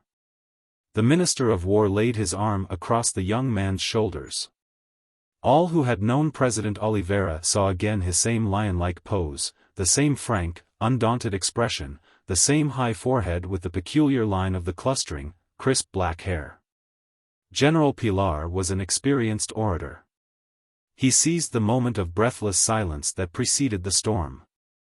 "Citizens of Ancuria," he trumpeted, holding aloft the keys to Casa Morena, "I am here to deliver these keys, the keys to your homes and liberty, to your chosen president. Shall I deliver them to Enrico Oliveira's assassin, or to his son?" "Oliveira! Oliveira!" the crowd shrieked and howled. All vociferated the magic name, men, women, children and the parrots. And the enthusiasm was not confined to the blood of the plebs. Colonel Rojas ascended the steps and laid his sword theatrically at young Ramon Oliveira's feet. 4 members of the cabinet embraced him. Captain Cruz gave a command, and 20 of El Ciento Hualando dismounted and arranged themselves in a cordon about the steps of Casa Morena. But Ramon Oliveira seized that moment to prove himself a born genius and politician. He waved those soldiers aside, and descended the steps to the street. There, without losing his dignity or the distinguished elegance that the loss of his red hair brought him, he took the proletariat to his bosom, the barefooted, the dirty, Indians, Caribs, babies. Beggars, old, young, saints, soldiers and sinners, he missed none of them. While this act of the drama was being presented, the scene shifters had been busy at the duties that had been assigned to them. 2 of Cruz's dragoons had seized the bridle reins of Losada's horses. Others formed a close guard around the carriage, and they galloped off with the tyrant and his 2 unpopular ministers. No doubt a place had been prepared for them. There are a number of well-barred stone apartments in Corralio. "Rouge wins," said Mr. Vincenti, calmly lighting another cigar. Captain Cronin had been intently watching the vicinity of the stone steps for some time. "Good boy," he exclaimed suddenly, as if relieved. I wondered if he was going to forget his Kathleen Mavourneen. Young Oliveira had reascended the steps and spoken a few words to General Pilar. Then that distinguished veteran descended to the ground and approached Pasa, who still stood, wonder-eyed, where Dicky had left her. With his plumed hat in his hand, and his medals and decorations shining on his breast, the general spoke to her and gave her his arm, and they went up the stone steps of the Casa Morena together.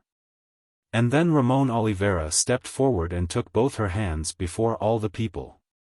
And while the cheering was breaking out afresh everywhere, Captain Cronin and Mr. Vincenti turned and walked back toward the shore where the gig was waiting for them. "There'll be another Presidente Proclamada in the morning," said Mr. Vincenti, musingly. "As a rule they are not as reliable as the elected ones, but this youngster seems to have some good stuff in him. He planned and maneuvered the entire campaign. Oliveira's widow, you know, was wealthy. After her husband was assassinated, she went to the States, and educated her son at Yale. The Vesuvius Company hunted him up, and backed him in the little game. It's a glorious thing, said Cronin, half jestingly, to be able to discharge a government, and insert one of your own choosing, in these days. Oh, it is only a matter of business, said Vincenti, stopping and offering the stump of his cigar to a monkey that swung down from a lime tree, and that is what moves the world of today. That extra reel on the price of bananas had to go. We took the shortest way of removing it. 2 recalls. There remains 3 duties to be performed before the curtain falls upon the patched comedy. 2 have been promised, the third is no less obligatory. It was set forth in the program of this tropic vaudeville that it would be made known why Shorty O'Day, of the Columbia Detective Agency, lost his position. Also that Smith should come again to tell us what mystery he followed that night on the shores of Anchuria when he strewed so many cigar stumps around the coconut palm during his lonely night vigil on the beach. These things were promised. But a bigger thing yet remains to be accomplished, the clearing up of a seeming wrong that has been done according to the array of chronicled facts, truthfully set forth, that have been presented. And one voice, speaking, shall do these 3 things. 2 men sat on a stringer of a North River pier in the city of New York. A steamer from the tropics had begun to unload bananas and oranges on the pier. Now and then a banana or 2 would fall from an overripe bunch, and one of the 2 men would shamble forward, seize the fruit and return to share it with his companion.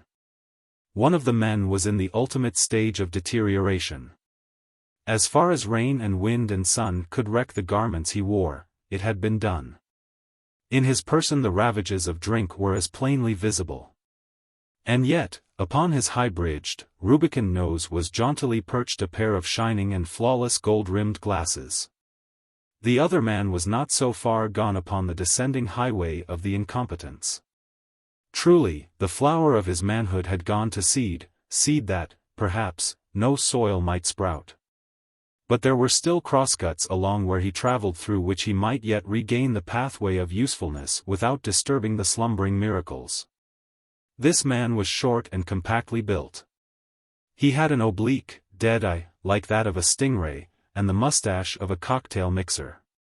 We know the eye and the mustache. We know that Smith of the luxurious yacht, the gorgeous raiment, the mysterious mission, the magic disappearance, has come again, though shorn of the accessories of his former state.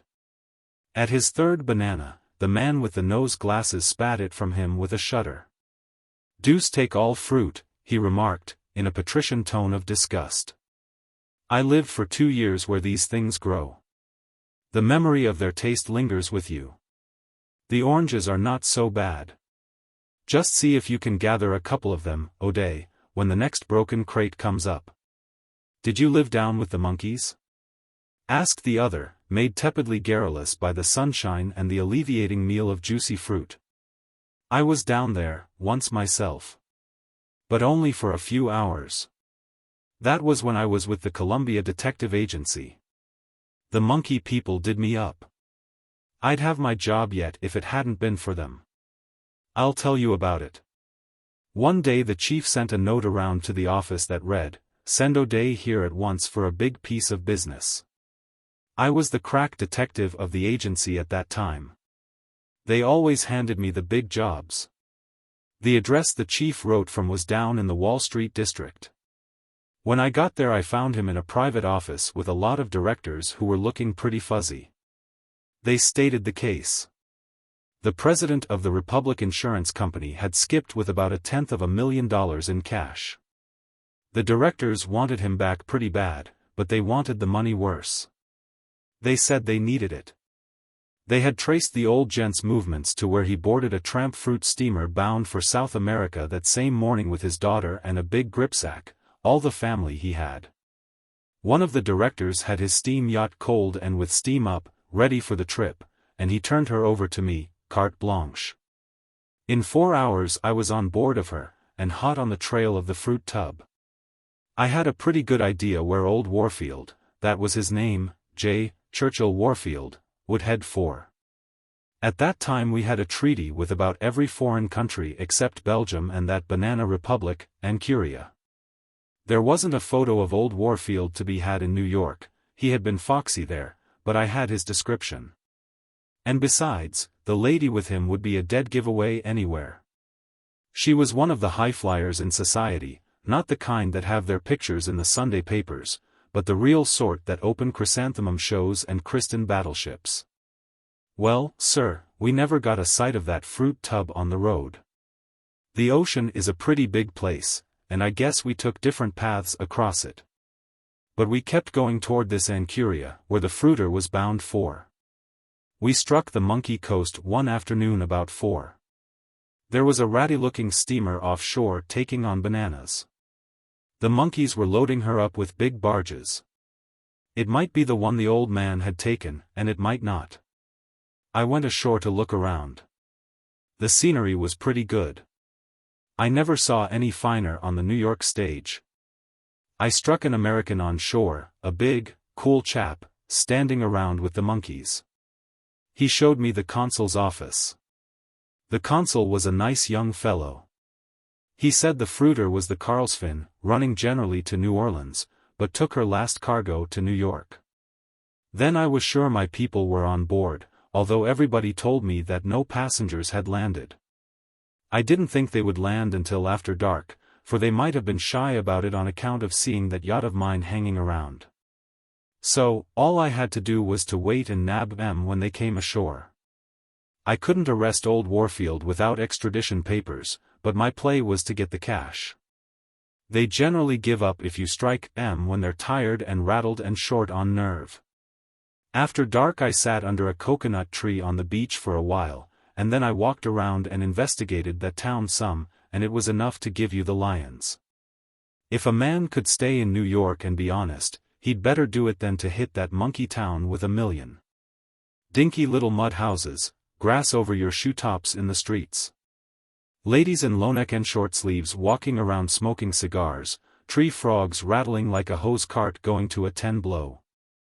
Big mountains dropping gravel in the backyards, and the sea licking the paint off in front. No, sir, a man had better be in God's country living on free lunch than there. The main street ran along the beach, and I walked down it, and then turned up a kind of lane where the houses were made of poles and straw. I wanted to see what the monkeys did when they weren't climbing coconut trees. The very first shack I looked in I saw my people. They must have come ashore while I was promenading. A man about 50, smooth face, heavy eyebrows, dressed in black broadcloth, looking like he was just about to say, "Can any little boy in the Sunday school answer that?" He was freezing onto a grip that weighed like a dozen gold bricks, and a swell girl, a regular peach, with a Fifth Avenue cut, was sitting on a wooden chair. An old black woman was fixing some coffee and beans on a table. The light they had come from a lantern hung on a nail. I went and stood in the door, and they looked at me, and I said, "Mr. Warfield, you are my prisoner. I hope, for the lady's sake, you will take the matter sensibly. You know why I want you." "Who are you?" says the old gent. "O'Day," says I, "of the Columbia Detective Agency. And now, sir, let me give you a piece of good advice. You go back and take your medicine like a man. Hand 'em back the boodle, and maybe they'll let you off light. Go back easy, and I'll put in a word for you. I'll give you 5 minutes to decide." I pulled out my watch and waited. Then the young lady chipped in. She was one of the genuine high-steppers. You could tell by the way her clothes fit and the style she had that Fifth Avenue was made for her. "Come inside," she says. "Don't stand in the door and disturb the whole street with that suit of clothes. Now, what is it you want?" 3 minutes gone, I said. "I'll tell you again while the other 2 tick off. You'll admit being the President of the Republic, won't you?" "I am," says he. "Well, then," says I, "it ought to be plain to you. Wanted, in New York, J. Churchill Warfield, President of the Republic Insurance Company. Also the funds belonging to said company, now in that grip, in the unlawful possession of said J. Churchill Warfield. Oh, says the young lady, as if she was thinking, you want to take us back to New York? To take Mr. Warfield. There's no charge against you, miss. There'll be no objection, of course, to your returning with your father. Of a sudden the girl gave a tiny scream and grabbed the old boy around the neck. Oh, father, father. She says, kind of contralto, can this be true? Have you taken money that is not yours? Speak, father. It made you shiver to hear the tremolo stop she put on her voice. The old boy looked pretty bughouse when she first grappled him, but she went on, whispering in his ear and patting his off shoulder till he stood still, but sweating a little. She got him to one side and they talked together a minute, and then he put on some gold eyeglasses and walked up and handed me the grip. Mr. Detective, he says, talking a little broken, I conclude to return with you. I have finished to discover that life on this desolate and displeased coast would be worse than to die, itself. I will go back and hurl myself upon the mercy of the Republic Company. Have you brought a sheep? Sheep, says I haven't a single. Ship, cut in the young lady. Don't get funny. Father is of German birth, and doesn't speak perfect English. How did you come? The girl was all broke up.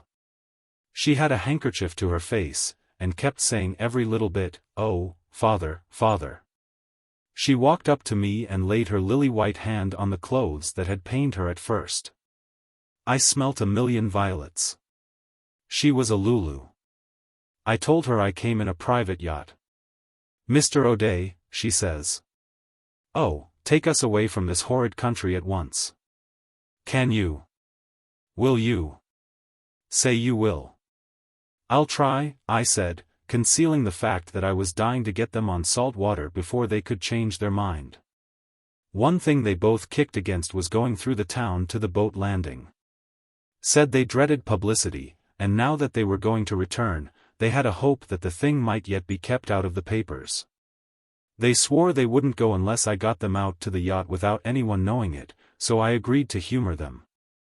The sailors who rowed me ashore were playing billiards in a barroom near the water, waiting for orders, and I proposed to have them take the boat down the beach half a mile or so. And take us up there. How to get them word was the question, for I couldn't leave the grip with the prisoner, and I couldn't take it with me, not knowing but what the monkeys might stick me up. The young lady says the old colored woman would take them a note. I sat down and wrote it, and gave it to the dame with plain directions what to do, and she grins like a baboon and shakes her head. Then Mr. Warfield handed her a string of foreign dialect, and she nods her head and says, "Si, senor," maybe 50 times, and lights out with the note. Old Augusta only understands German, said Miss Warfield, smiling at me. We stopped in her house to ask where we could find lodging, and she insisted upon our having coffee. She tells us she was raised in a German family in San Domingo. Very likely, I said. But you can search me for German words, except nix verstehen noch einst. I would have called that, si, senor, French, though, on a gamble. Well, we three made a sneak around the edge of town so as not to be seen. We got tangled in vines and ferns and the banana bushes and tropical scenery a good deal. The monkey suburbs was as wild as places in Central Park. We came out on the beach a good half-mile below.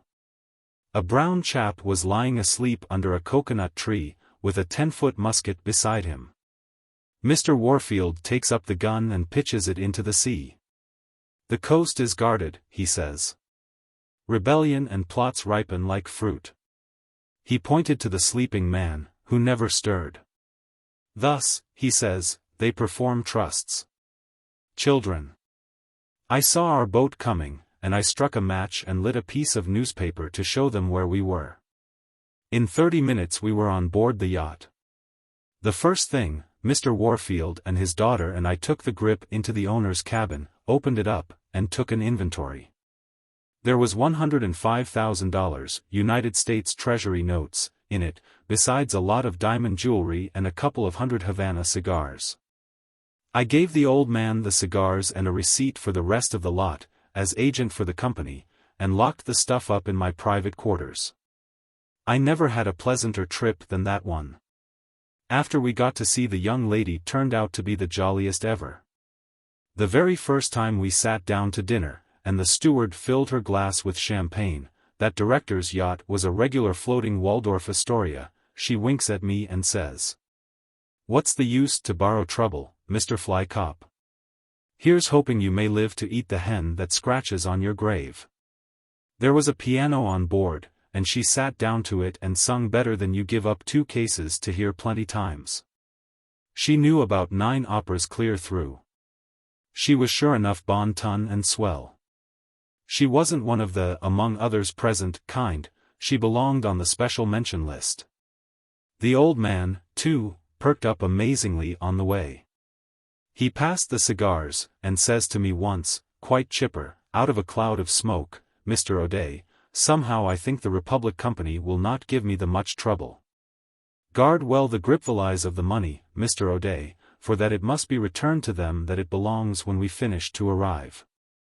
When we landed in New York I phoned to the chief to meet us in that director's office. We got in a cab and went there. I carried the grip, and we walked in, and I was pleased to see that the chief had got together that same old crowd of moneybugs with pink faces and white vests to see us march in. I set the grip on the table. "There's the money," I said. "And your prisoner," said the chief.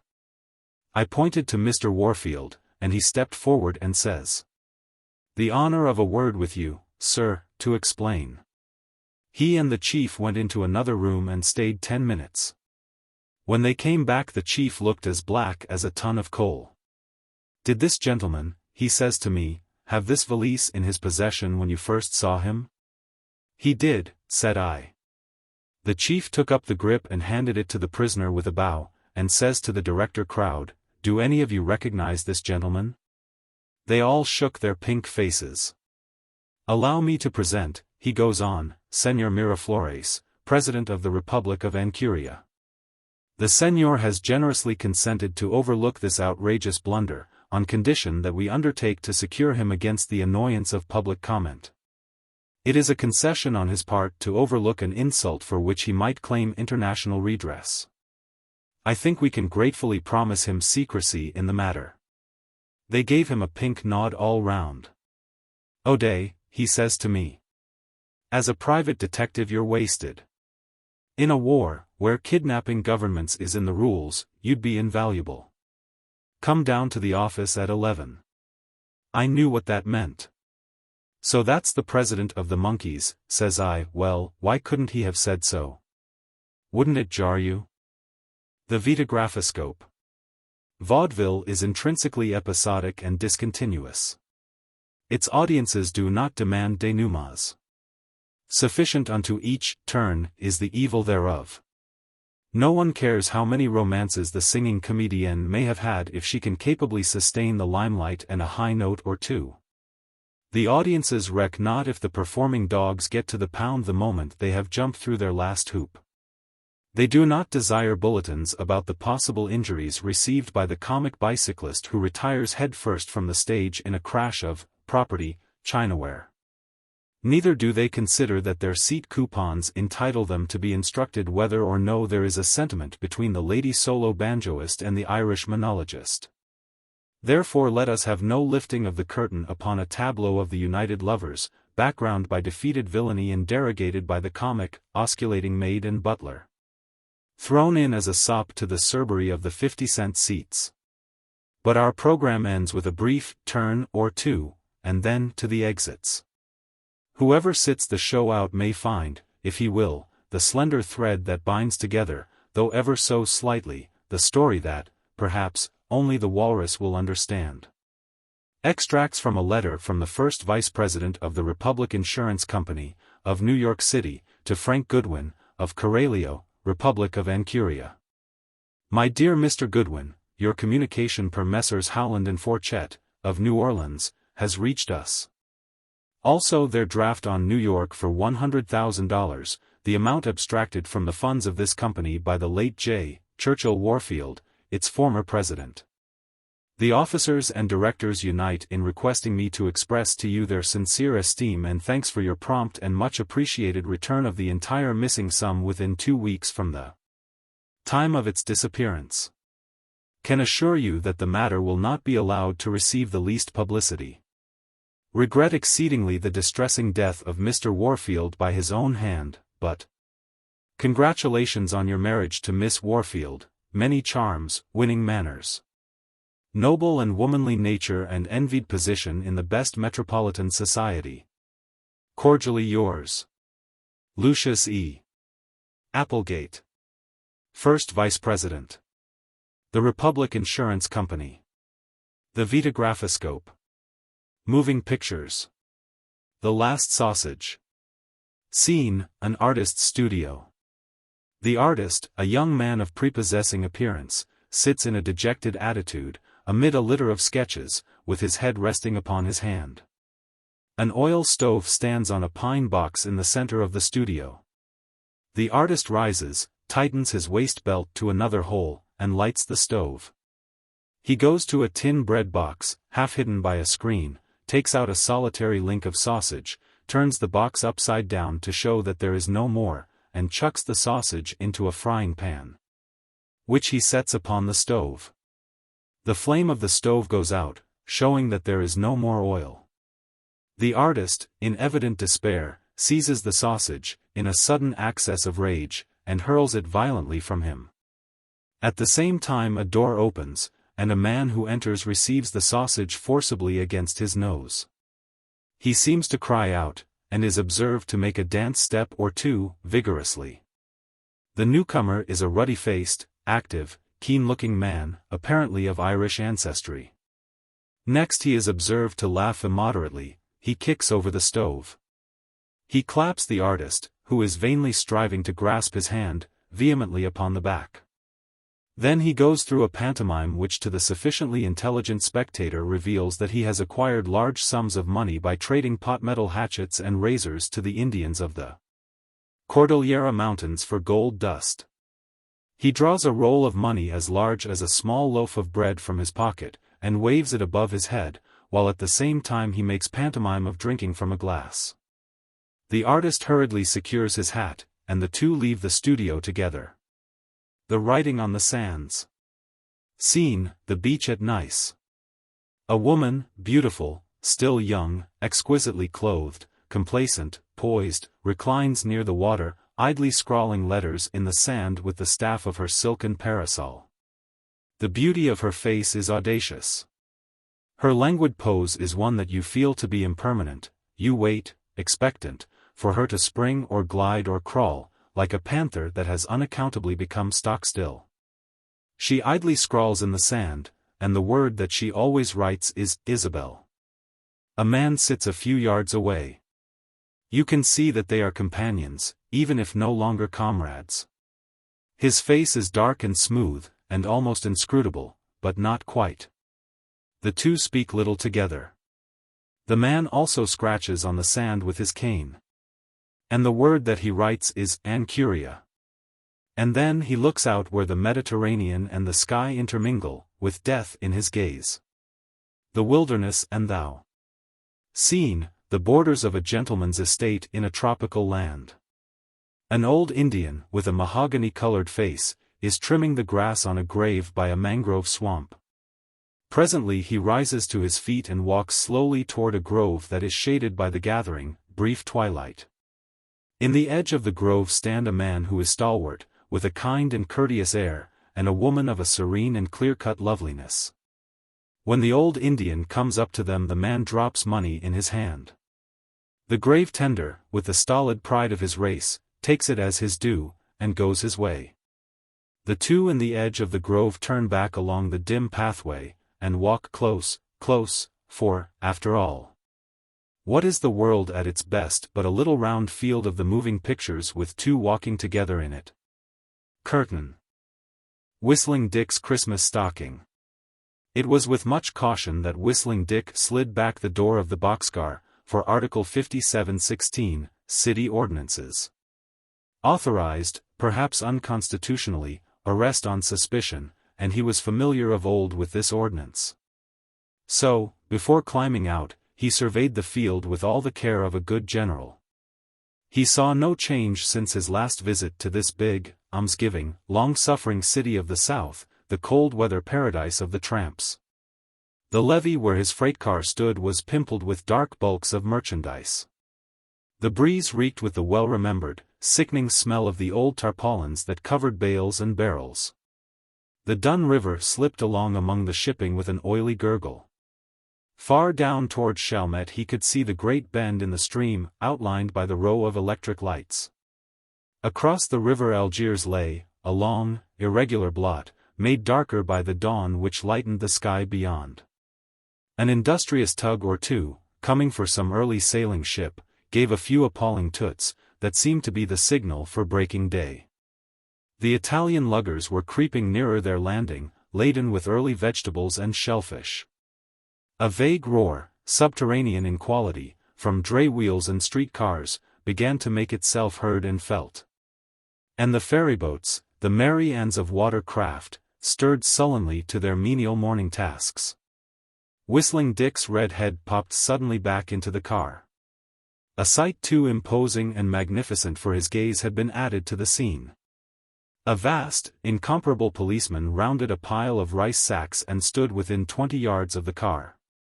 The daily miracle of the dawn, now being performed above Algiers, received the flattering attention of this specimen of municipal official splendor. He gazed with unbiased dignity at the faintly glowing colors until, at last, he turned to them his broad back, as if convinced that legal interference was not needed. And the sunrise might proceed unchecked. So he turned his face to the rice bags, and, drawing a flat flask from an inside pocket, he placed it to his lips and regarded the firmament. Whistling Dick, professional tramp, possessed a half-friendly acquaintance with this officer. They had met several times before on the levee at night, for the officer, himself a lover of music, had been attracted by the exquisite whistling of the shiftless vagabond. Still, he did not care, under the present circumstances, to renew the acquaintance. There is a difference between meeting a policeman on a lonely wharf and whistling a few operatic airs with him, and being caught by him crawling out of a freight car. So Dick waited, as even a New Orleans policeman must move on some time. Perhaps it is a retributive law of nature, and before long Big Fritz majestically disappeared between the trains of cars. Whistling Dick waited as long as his judgment advised, and then slid swiftly to the ground. Assuming as far as possible the air of an honest laborer who seeks his daily toil, he moved across the network of railway lines. With the intention of making his way by quiet Girard Street to a certain bench in Lafayette Square, where, according to appointment, he hoped to rejoin a pal known as Slick. This adventurous pilgrim having preceded him by one day in a cattle car into which a loose slat had enticed him. As Whistling Dick picked his way where night still lingered among the big, reeking, musty warehouses, he gave way to the habit that had won for him his title. Subdued, yet clear, with each note as true and liquid as a bobolink's, his whistle tinkled about the dim, cold mountains of brick like drops of rain falling into a hidden pool. He followed an air, but it swam mistily into a swirling current of improvisation. You could cull out the trill of mountain brooks, the staccato of green rushes shivering above chilly lagoons, the pipe of sleepy birds. Rounding a corner, the whistler collided with a mountain of blue and brass. So, observed the mountain calmly, you are already pack. Und dear will not pe frost before 2 weeks yet. Und you have forgotten how to whistle. Dear was a valse note in dot last bar. Watcher know about it, said Whistling Dick, with tentative familiarity. You wit your little German band nixcummerous chuns. Watcher know about music? Pick your ears, and listen again. Here's the way I whistled it, see? He puckered his lips, but the big policeman held up his hand. Stop, he said, Und learn der right way. Und learn also that a rolling stone can't whistle for a cent. Big Fritz's heavy mustache rounded into a circle, and from its depths came a sound deep and mellow as that from a flute. He repeated a few bars of the air the tramp had been whistling. The rendition was cold, but correct, and he emphasized the note he had taken exception to. P is P natural, und not P vlat. P wider vey, you petter Pe glad I meet you. Von hour later, und I would have to put you in a gauge to wissel mit der chail perds. Der orders are to bull all der pums after sunrise. To which? To bull der pums, everybody mit visible means. Dirty days is der price, or $15. Is dat straight, or a game you given me? It's der pest tip you effer had. I gif it to you pekayus I believe you are not so bad as der rest. Und pekayus you gone wissel der Freischutz besser than I myself gone. Don't run against any more policemen's around der corners, but go away from town a few days. Goodbye. So Madame Orleans had at last grown weary of the strange and ruffled brood that came yearly to nestle beneath her charitable pinions. After the big policeman had departed, Whistling Dick stood for an irresolute minute, feeling all the outraged indignation of a delinquent tenant who is ordered to vacate his premises. He had pictured to himself a day of dreamful ease when he should have joined his pal, a day of lounging on the wharf, munching the bananas and coconuts scattered in unloading the fruit steamers. And then a feast along the free lunch counters from which the easygoing owners were too good-natured or too generous to drive him away. And afterward a pipe in one of the little flowery parks and a snooze in some shady corner of the wharf. But here was a stern order to exile, and one that he knew must be obeyed. So, with a wary eye open for the gleam of brass buttons, he began his retreat toward a rural refuge. A few days in the country need not necessarily prove disastrous. Beyond the possibility of a slight nip of frost, there was no formidable evil to be looked for. However, it was with a depressed spirit that Whistling Dick passed the old French market on his chosen route down the river. For safety's sake he still presented to the world his portrayal of the part of the worthy artisan on his way to labor. A stall-keeper in the market, undeceived, hailed him by the generic name of his ilk, and Jack halted, taken by surprise. The vendor, melted by this proof of his own acuteness, bestowed a foot of frankfurter and half a loaf, and thus the problem of breakfast was solved. When the streets, from topographical reasons, began to shun the river bank, the exile mounted to the top of the levee, and on its well-trodden path pursued his way.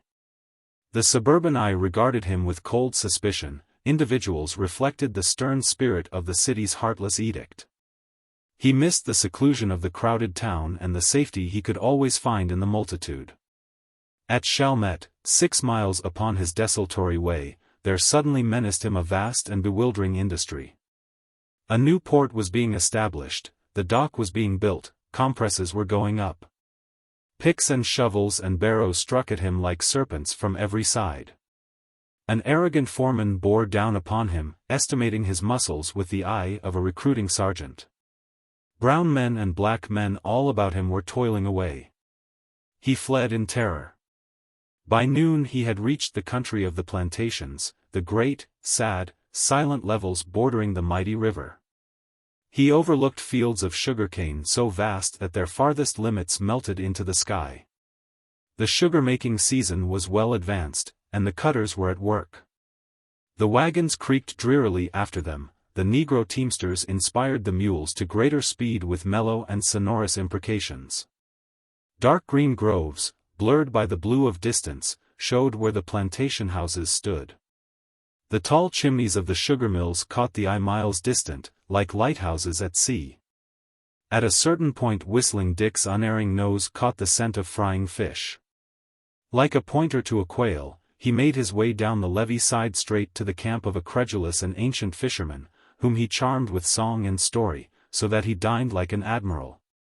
And then like a philosopher annihilated the worst 3 hours of the day by a nap under the trees. When he awoke and again continued his hegira, a frosty sparkle in the air had succeeded the drowsy warmth of the day. And as this portent of a chilly night translated itself to the brain of Sir Peregrine, he lengthened his stride and bethought him of shelter. He travelled a road that faithfully followed the convolutions of the levee, running along its base, but whither he knew not. Bushes and rank grass crowded it to the wheel ruts, and out of this ambuscade the pests of the lowlands swarmed after him, humming a keen, vicious soprano. And as the night grew nearer, although colder, the whine of the mosquitoes became a greedy, petulant snarl that shut out all other sounds. To his right, against the heavens, he saw a green light moving, and, accompanying it, the masts and funnels of a big incoming steamer, moving as upon a screen at a magic lantern show. And there were mysterious marshes at his left, out of which came queer gurgling cries and a choked croaking. The whistling vagrant struck up a merry warble to offset these melancholy influences, and it is likely that never before, since Pan himself jigged it on his reeds, had such sounds been heard in those depressing solitudes. A distant clatter in the rear quickly developed into the swift beat of horses' hoofs, and Whistling Dick stepped aside into the dew-wet grass to clear the track. Turning his head, he saw approaching a fine team of stylish greys drawing a double surrey. A stout man with a white mustache occupied the front seat, giving all his attention to the rigid lines in his hands. Behind him sat a placid, middle-aged lady and a brilliant-looking girl hardly arrived at young ladyhood. The lap robe had slipped partly from the knees of the gentleman driving, and Whistling Dick saw 2 stout canvas bags between his feet, bags such as, while loafing in cities, he had seen warily transferred between express wagons and bank doors. The remaining space in the vehicle was filled with parcels of various sizes and shapes. As the surrey swept even with the sidetracked tramp, the bright-eyed girl, seized by some merry, madcap impulse, leaned out toward him with a sweet, dazzling smile, and cried, "Merry Christmas!" in a shrill, plaintive treble. Such a thing had not often happened to Whistling Dick, and he felt handicapped in devising the correct response. But lacking time for reflection, he let his instinct decide, and snatching off his battered derby, he rapidly extended it at arm's length, and drew it back with a continuous motion. And shouted a loud, but ceremonious, "Ah, there!" after the flying surrey. The sudden movement of the girl had caused one of the parcels to become unwrapped, and something limp and black fell from it into the road. The tramp picked it up, and found it to be a new black silk stocking, long and fine and slender. It crunched crisply, and yet with a luxurious softness, between his fingers. "They're bloomin' little skeezicks," said Whistling Dick, with a broad grin bisecting his freckled face. "What d' yer think of dat, now? Merry Christmas." Sounded like a cuckoo clock, ts what she did. "Dem guys is swells, too, bet your life," and der old, unstacks dem sacks of dough down under his trotters like dey was common as dried apples. "Been shoppin' for Christmas, and de kids lost one of her new socks wot she was goin' to hold up Santy wid de bloomin' little skeezicks. Wit her Merry Christmas. What d' yer ink? Same as to say, hello, Jack, how goes it, and as swell as Fifth Avenue, and as easy as a blowout in Cincinnati." Whistling Dick folded the stocking carefully, and stuffed it into his pocket. It was nearly 2 hours later when he came upon signs of habitation. The buildings of an extensive plantation were brought into view by a turn in the road. He easily selected the planter's residence in a large square building with 2 wings, with numerous good-sized, well-lighted windows, and broad verandas running around its full extent. It was set upon a smooth lawn, which was faintly lit by the far-reaching rays of the lamps within. A noble grove surrounded it, and old-fashioned shrubbery grew thickly about the walks and fences. The quarters of the hands and the mill buildings were situated at a distance in the rear. The road was now enclosed on each side by a fence, and presently, as Whistling Dick drew nearer the house, he suddenly stopped and sniffed the air. "If dere ain't a hobo stew cookin' somewhere in dis immediate precinct," he said to himself, "me nose has quit tellin' de trut dot." Without hesitation he climbed the fence to windward. He found himself in an apparently disused lot, where piles of old bricks were stacked, and rejected, decaying lumber. In a corner he saw the faint glow of a fire that had become little more than a bed of living coals, and he thought he could see some dim human form sitting or lying about it. He drew nearer, and by the light of a little blaze that suddenly flared up he saw plainly the fat figure of a ragged man in an old brown sweater and cap. "Dat man," said Whistling Dick to himself softly, "is a dead ringer for Boston Harry. I'll try him wit de high sign." He whistled 1 or 2 bars of a ragtime melody, and the air was immediately taken up, and then quickly ended with a peculiar run. The first whistler walked confidently up to the fire. The fat man looked up, and spake in a loud, asthmatic wheeze. "Gents, the unexpected but welcome addition to our circle is Mr. Whistling Dick, an old friend of mine for whom I fully vouches.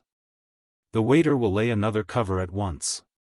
Mr. W.D. will join us at supper, during which function he will enlighten us in regard to the circumstances that gave us the pleasure of his company. Che win de stuffin out and de dictionary, as usual, Boston," said Whistling Dick, "but t'anks all de same for de invitation. I guess I finds meself here about de same way as yous guys. A cop gimme de tip dis mornin'. Yous workin' on dis farm?" "A guest," said Boston, sternly, "shouldn't never insult his entertainers until he's filled up wid grub. 'Tain't good business sense. Workin', but I will restrain myself." We 5, me, Deaf Pete, Blinky, Goggles, and Indiana Tom, got put on to this scheme of Noah Orleans to work visiting gentlemen upon her dirty streets. And we hit the road last evening just as the tender hues of twilight had flopped down upon the daisies and things. Blinky, pass the empty oyster can at your left to the empty gentleman at your right. For the next 10 minutes the gang of roadsters paid their undivided attention to the supper. In an old 5-gallon kerosene can they had cooked a stew of potatoes, meat, and onions, which they partook of from smaller cans they had found scattered about the vacant lot. Whistling Dick had known Boston Harry of old, and knew him to be one of the shrewdest and most successful of his brotherhood. He looked like a prosperous stockdrover or solid merchant from some country village. He was stout and hale, with a ruddy, always smoothly shaven face. His clothes were strong and neat, and he gave special attention to his decent-appearing shoes. During the past 10 years he had acquired a reputation for working a larger number of successfully managed confidence games than any of his acquaintances. And he had not a day's work to be counted against him. It was rumored among his associates that he had saved a considerable amount of money. The 4 other men were fair specimens of the slinking, ill-clad, noisome genus who carried their labels of "suspicious" in plain view. After the bottom of the large can had been scraped, and pipes lit at the coals, 2 of the men called Boston aside and spake with him lowly and mysteriously. He nodded decisively, and then said aloud to Whistling Dick, "Listen, sonny, to some plain talky talk. We 5 are on a lay. I've guaranteed you to be square, and you're to come in on the profits equal with the boys, and you've got to help. 200 hands on this plantation are expecting to be paid a week's wages tomorrow morning. Tomorrow's Christmas, and they want to lay off. Says the boss, work from 5 to 9 in the morning to get a train load of sugar off, and I'll pay every man cash down for the week and a day extra. They say, hooray for the boss. It goes. He drives to Noah Orleans today, and fetches back the cold dollars. $2,074.50 is the amount. I got the figures from a man who talks too much, who got them from the bookkeeper. The boss of this plantation thinks he's going to pay this wealth to the hands.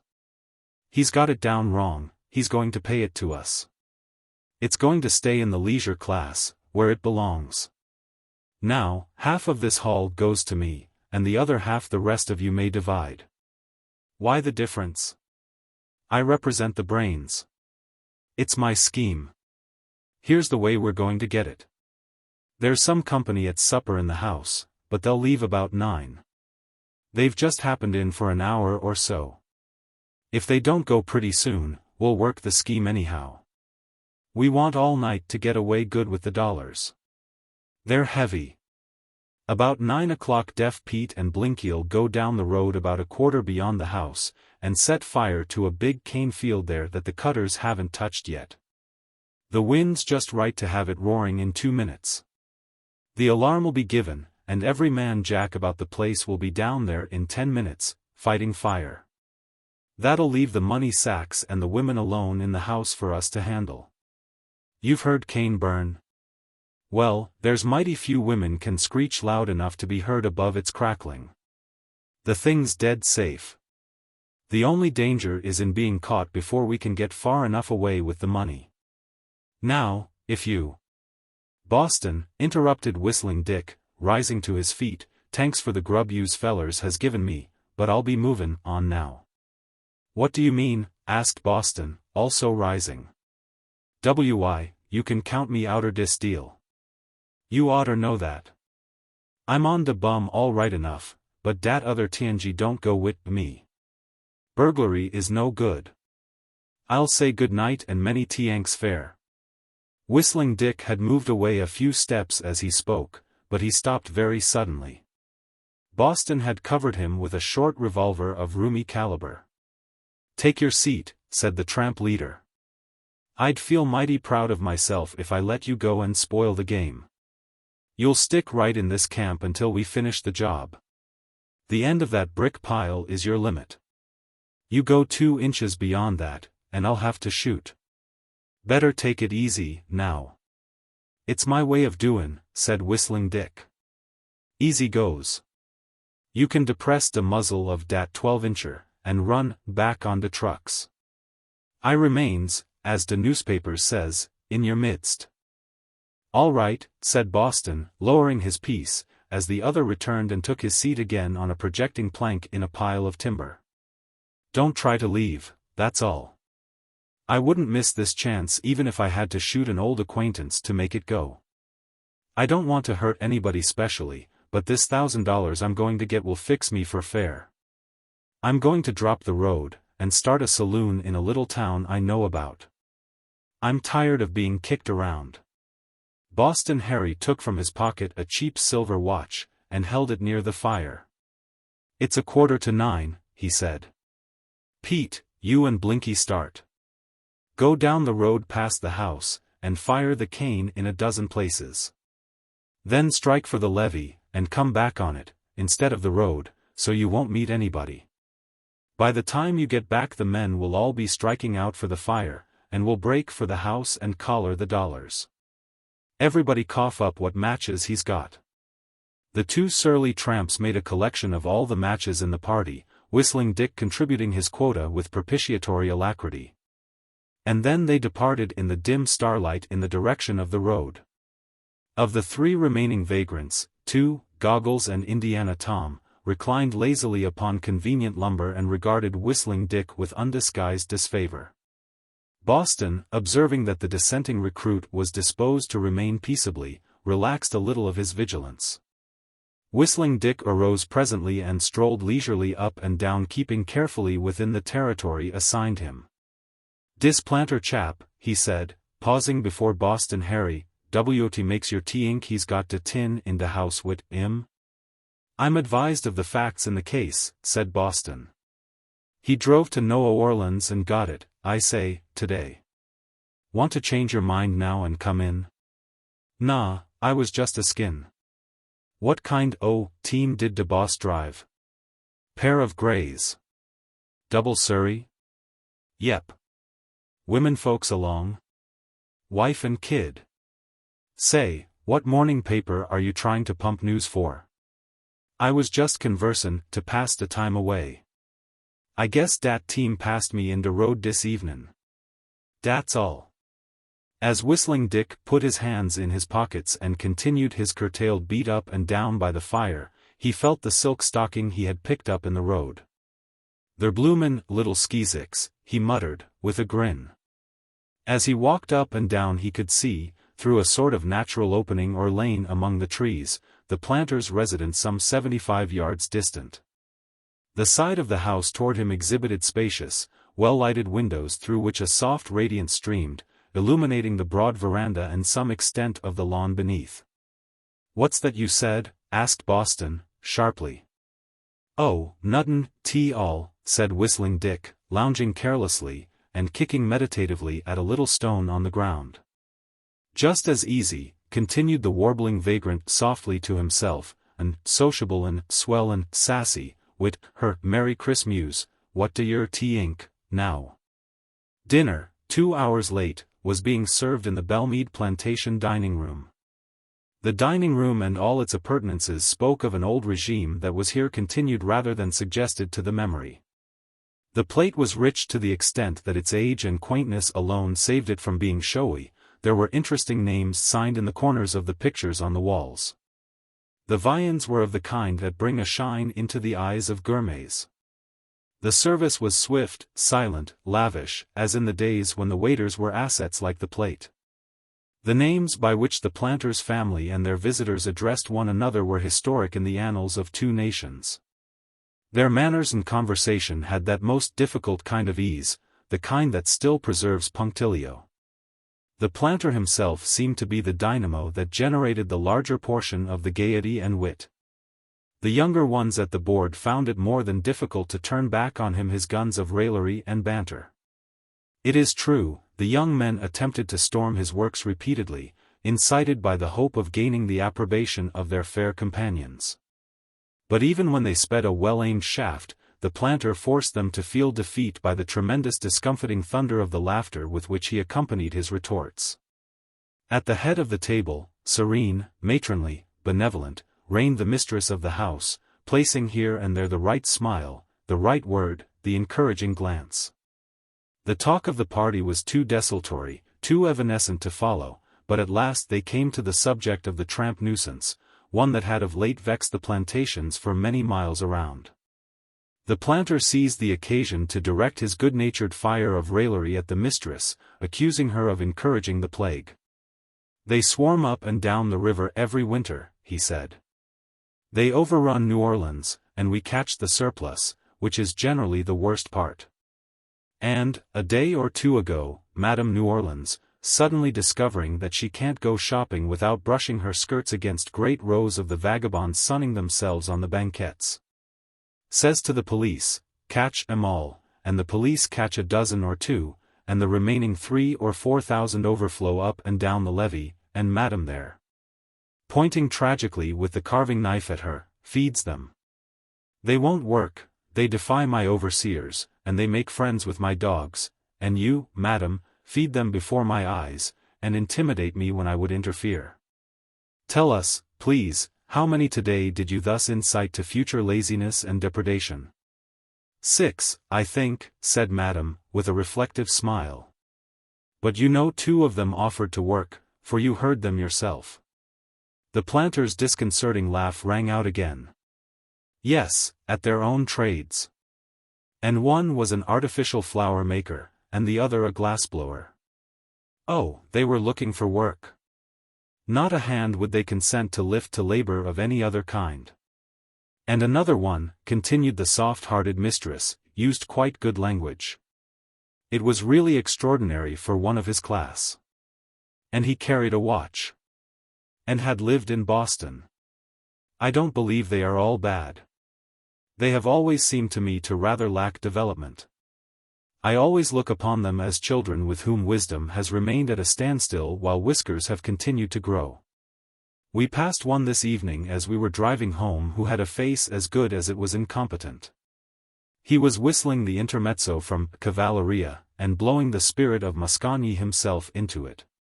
A bright-eyed young girl who sat at the left of the mistress leaned over, and said in a confidential undertone, I wonder, Mamma, if that tramp we passed on the road found my stocking. And do you think he will hang it up tonight? Now I can hang up but one. Do you know why I wanted a new pair of silk stockings when I have plenty? Well, old Aunt Judy says, if you hang up 2 that have never been worn, Santa Claus will fill one with good things. And Monsieur Pam will place in the other payment for all the words you have spoken, good or bad, on the day before Christmas. That's why I've been unusually nice and polite to everyone today. Monsieur Pam, you know, is a witch gentleman, he. The words of the young girl were interrupted by a startling thing. Like the wraith of some burned-out shooting star, a black streak came crashing through the windowpane and upon the table, where it shivered into fragments a dozen pieces of crystal and china ware. And then glanced between the heads of the guests to the wall, imprinting therein a deep, round indentation, at which, today, the visitor to Belmead marvels as he gazes upon it and listens to this tale as it is told. The women screamed in many keys, and the men sprang to their feet, and would have laid their hands upon their swords had not the verities of chronology forbidden. The planter was the first to act. He sprang to the intruding missile, and held it up to view. "By Jupiter," he cried. "A meteoric shower of hosiery. Has communication at last been established with Mars?" "I should say, ahem, Venus," ventured a young gentleman visitor, looking hopefully for approbation toward the unresponsive young lady visitors. The planter held at arm's length the unceremonious visitor, a long dangling black stocking. "It's loaded," he announced. As he spoke, he reversed the stocking, holding it by the toe, and down from it dropped a roundish stone, wrapped about by a piece of yellowish paper. "Now for the first interstellar message of the century," he cried, and nodding to the company, who had crowded about him, he adjusted his glasses with provoking deliberation and examined it closely. When he finished, he had changed from the jolly host to the practical, decisive man of business. He immediately struck a bell, and said to the silent-footed mulatto man who responded, "Go and tell Mr. Wesley to get Reeves and Maurice and about 10 stout hands they can rely upon. And come to the hall door at once. Tell him to have the men arm themselves, and bring plenty of ropes and plow lines. Tell him to hurry." And then he read aloud from the paper these words. "To the gent of de house. Dere is 5 tough hobos sept myself in the vacant lot near de road whar de old brick piles is. Dey got me stuck up wid a gun see and I taken dis means of communication. 2 of der lads is gone down to set fire to de cane field below de house and when yous fellers goes to turn de hose on it de whole gang is goin' to rob de house of de money you gotta pay off wit say git a. Move on ye say de kid dropped dis sock in der road tell her Merry Christmas de same as she told me. Catch de bums down de road first and den sen a rel F corps to get me out of soak yours truly. Whistlin' Dick." There was some quiet, but rapid manoeuvring at Belmead during the ensuing half-hour, which ended in 5 disgusted and sullen tramps being captured and locked securely in an outhouse pending the coming of the morning and retribution. For another result, the visiting young gentlemen had secured the unqualified worship of the visiting young ladies by their distinguished and heroic conduct. For still another, behold Whistling Dick, the hero, seated at the planter's table, feasting upon viands his experience had never before included, and waited upon by admiring femininity in shapes of such beauty and swellness, that even his ever-full mouth could scarcely prevent him from whistling. He was made to disclose in detail his adventure with the evil gang of Boston Harry, and how he cunningly wrote the note and wrapped it around the stone and placed it at the toe of the stocking, and, watching his chance, sent it silently, with a wonderful centrifugal momentum, like a comet, at one of the big lighted windows of the dining room. The planter vowed that the wanderer should wander no more, that his was a goodness and an honesty that should be rewarded, and that a debt of gratitude had been made that must be paid. For had he not saved them from a doubtless imminent loss, and maybe a greater calamity? He assured Whistling Dick that he might consider himself a charge upon the honor of Belmead. That a position suited to his powers would be found for him at once, and hinted that the way would be heartily smoothed for him to rise to as high places of emolument and trust as the plantation afforded. But now, they said, he must be weary, and the immediate thing to consider was rest and sleep. So the mistress spoke to a servant, and Whistling Dick was conducted to a room in the wing of the house occupied by the servants. To this room, in a few minutes, was brought a portable tin bathtub filled with water, which was placed on a piece of oiled cloth upon the floor. There the vagrant was left to pass the night. By the light of a candle he examined the room. A bed, with the covers neatly turned back, revealed snowy pillows and sheets. A worn, but clean, red carpet covered the floor. There was a dresser with a beveled mirror, a washstand with a flowered bowl and pitcher, the 2 or 3 chairs were softly upholstered. A little table held books, papers, and a day-old cluster of roses in a jar. There were towels on a rack and soap in a white dish. Whistling Dick set his candle on a chair and placed his hat carefully under the table. After satisfying what we must suppose to have been his curiosity by a sober scrutiny, he removed his coat, folded it, and laid it upon the floor, near the wall, as far as possible from the unused bathtub. Taking his coat for a pillow, he stretched himself luxuriously upon the carpet. When, on Christmas morning, the first streaks of dawn broke above the marshes, Whistling Dick awoke, and reached instinctively for his hat. Then he remembered that the skirts of fortune had swept him into their folds on the night previous, and he went to the window and raised it, to let the fresh breath of the morning cool his brow and fix the yet dreamlike memory of his good luck within his brain. As he stood there, certain dread and ominous sounds pierced the fearful hollow of his ear. The force of plantation workers, eager to complete the shortened task allotted to them, were all astir. The mighty din of the ogre labor shook the earth, and the poor tattered and forever disguised prince in search of his fortune held tight to the windowsill even in the enchanted castle, and trembled. Already from the bosom of the mill came the thunder of rolling barrels of sugar. And, prison-like sounds, there was a great rattling of chains as the mules were harried with stimulant imprecations to their places by the wagon tongues. A little vicious, dummy engine, with a train of flat cars in tow, stewed and fumed on the plantation tap of the narrow-gauge railroad, and a toiling, hurrying, hallooing stream of workers were dimly seen in the half-darkness loading the train with the weekly output of sugar.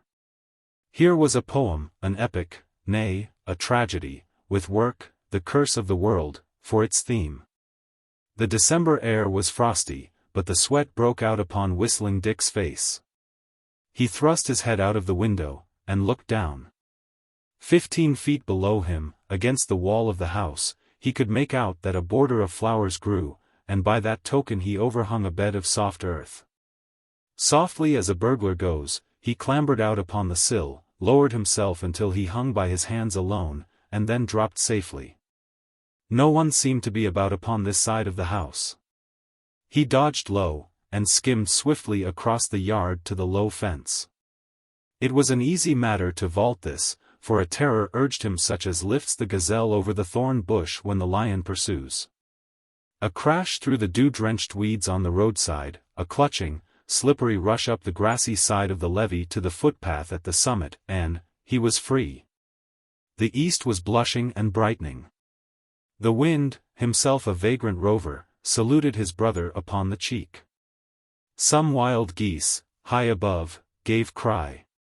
A rabbit skipped along the path before him, free to turn to the right or to the left as his mood should send him. The river slid past, and certainly no one could tell the ultimate abiding place of its waters. A small, ruffled, brown-breasted bird, sitting upon a dogwood sapling, began a soft, throaty, tender little piping in praise of the dew which entices foolish worms from their holes. But suddenly he stopped, and sat with his head turned sidewise, listening. From the path along the levee there burst forth a jubilant, stirring, buoyant, thrilling whistle, loud and keen and clear as the cleanest notes of the piccolo. The soaring sound rippled and trilled and arpeggioed as the songs of wild birds do not. But it had a wild free grace that, in a way, reminded the small, brown bird of something familiar, but exactly what he could not tell. There was in it the bird call, or reveille, that all birds know. But a great waste of lavish, unmeaning things that art had added and arranged, besides, and that were quite puzzling and strange. And the little brown bird sat with his head on one side until the sound died away in the distance. The little bird did not know that the part of that strange warbling that he understood was just what kept the warbler without his breakfast. But he knew very well that the part he did not understand did not concern him. So he gave a little flutter of his wings and swooped down like a brown bullet upon a big fat worm that was wriggling along the levee path. Georgia's ruling. If you should chance to visit the General Land Office, step into the draftsman's room and ask to be shown the map of Salado County. A leisurely German, possibly old Camphor himself, will bring it to you. It will be 4 feet square, on heavy drawing cloth. The lettering and the figures will be beautifully clear and distinct. The title will be in splendid, undecipherable German text. Ornamented with classic Teutonic designs, very likely Ceres or Pomona leaning against the initial letters with cornucopias venting grapes and wieners. You must tell him that this is not the map you wish to see, that he will kindly bring you its official predecessor. He will then say, "ACH, so." And bring out a map half the size of the first, dim, old, tattered, and faded. By looking carefully near its northwest corner you will presently come upon the worn contours of Chiquito River, and, maybe, if your eyes are good, discern the silent witness to this story. The commissioner of the land office was of the old style, his antique courtesy was too formal for his day. He dressed in fine black, and there was a suggestion of Roman drapery in his long coat skirts. His collars were undetached, blame haberdashery for the word. His tie was a narrow, funereal strip, tied in the same knot as were his shoestrings. His grey hair was a trifle too long behind, but he kept it smooth and orderly. His face was clean-shaven, like the old statesman's. Most people thought it a stern face, but when its official expression was off, a few had seen altogether a different countenance. Especially tender and gentle it had appeared to those who were about him during the last illness of his only child. The commissioner had been a widower for years, and his life, outside his official duties, had been so devoted to little Georgia that people spoke of it as a touching and admirable thing. He was a reserved man, and dignified almost to austerity, but the child had come below it all and rested upon his very heart, so that she scarcely missed the mother's love that had been taken away. There was a wonderful companionship between them, for she had many of his own ways, being thoughtful and serious beyond her years. One day, while she was lying with the fever burning brightly in her cheeks, she said suddenly, "Papa, I wish I could do something good for a whole lot of children." "What would you like to do, dear?" asked the commissioner. "Give them a party?" "Oh, I don't mean those kind. I mean poor children who haven't homes, and aren't loved and cared for as I am. I tell you what, Papa." "What, my own child? If I shouldn't get well, I'll leave them you, not give you, but just lend you, for you must come to Mama and me when you die too. If you can find time, wouldn't you do something to help them, if I ask you, Papa?" "Hush, hush dear, dear child," said the commissioner, holding her hot little hand against his cheek. "You'll get well real soon, and you and I will see what we can do for them together." But in whatsoever paths of benevolence, thus vaguely premeditated, the commissioner might tread, he was not to have the company of his beloved. That night the little frail body grew suddenly too tired to struggle further. And Georgia's exit was made from the great stage when she had scarcely begun to speak her little piece before the footlights. But there must be a stage manager who understands. She had given the cue to the one who was to speak after her. A week after she was laid away, the commissioner reappeared at the office, a little more courteous, a little paler and sterner. With the black frock coat hanging a little more loosely from his tall figure. His desk was piled with work that had accumulated during the 4 heartbreaking weeks of his absence. His chief clerk had done what he could, but there were questions of law, of fine judicial decisions to be made concerning the issue of patents, the marketing and leasing of school lands, the classification into grazing, agricultural, watered, and timbered, of new tracts to be opened to settlers. The commissioner went to work silently and obstinately, putting back his grief as far as possible, forcing his mind to attack the complicated and important business of his office. On the second day after his return he called the porter, pointed to a leather-covered chair that stood near his own, and ordered it removed to a lumber room at the top of the building. In that chair Georgia would always sit when she came to the office for him of afternoons. As time passed, the commissioner seemed to grow more silent, solitary, and reserved. A new phase of mind developed in him. He could not endure the presence of a child. Often when a clattering youngster belonging to one of the clerks would come chattering into the big business room adjoining his little apartment, the commissioner would steal softly and close the door. He would always cross the street to avoid meeting the schoolchildren when they came dancing along in happy groups upon the sidewalk, and his firm mouth would close into a mere line. It was nearly 3 months after the rains had washed the last dead flower petals from the mound above Little Georgia when the land shark firm of Hamlin and Avery filed papers upon what they considered the fattest vacancy of the year. It should not be supposed that all who were termed land sharks deserved the name. Many of them were reputable men of good business character. Some of them could walk into the most august councils of the state and say, "Gentlemen, we would like to have this, and that, and matters go thus." But, next to a 3 years' drought and the bullworm, the actual settler hated the land shark. The land shark haunted the land office, where all the land records were kept, and hunted vacancies, that is, tracts of unappropriated public domain, generally invisible upon the official maps, but actually existing upon the ground. The law entitled anyone possessing certain state scrip to file by virtue of same upon any land not previously legally appropriated. Most of the scrip was now in the hands of the land sharks. Thus, at the cost of a few $100s, they often secured lands worth as many thousands. Naturally, the search for vacancies was lively. But often, very often, the land they thus secured, though legally unappropriated, would be occupied by happy and contented settlers, who had labored for years to build up their homes, only to discover that their titles were worthless, and to receive peremptory notice to quit.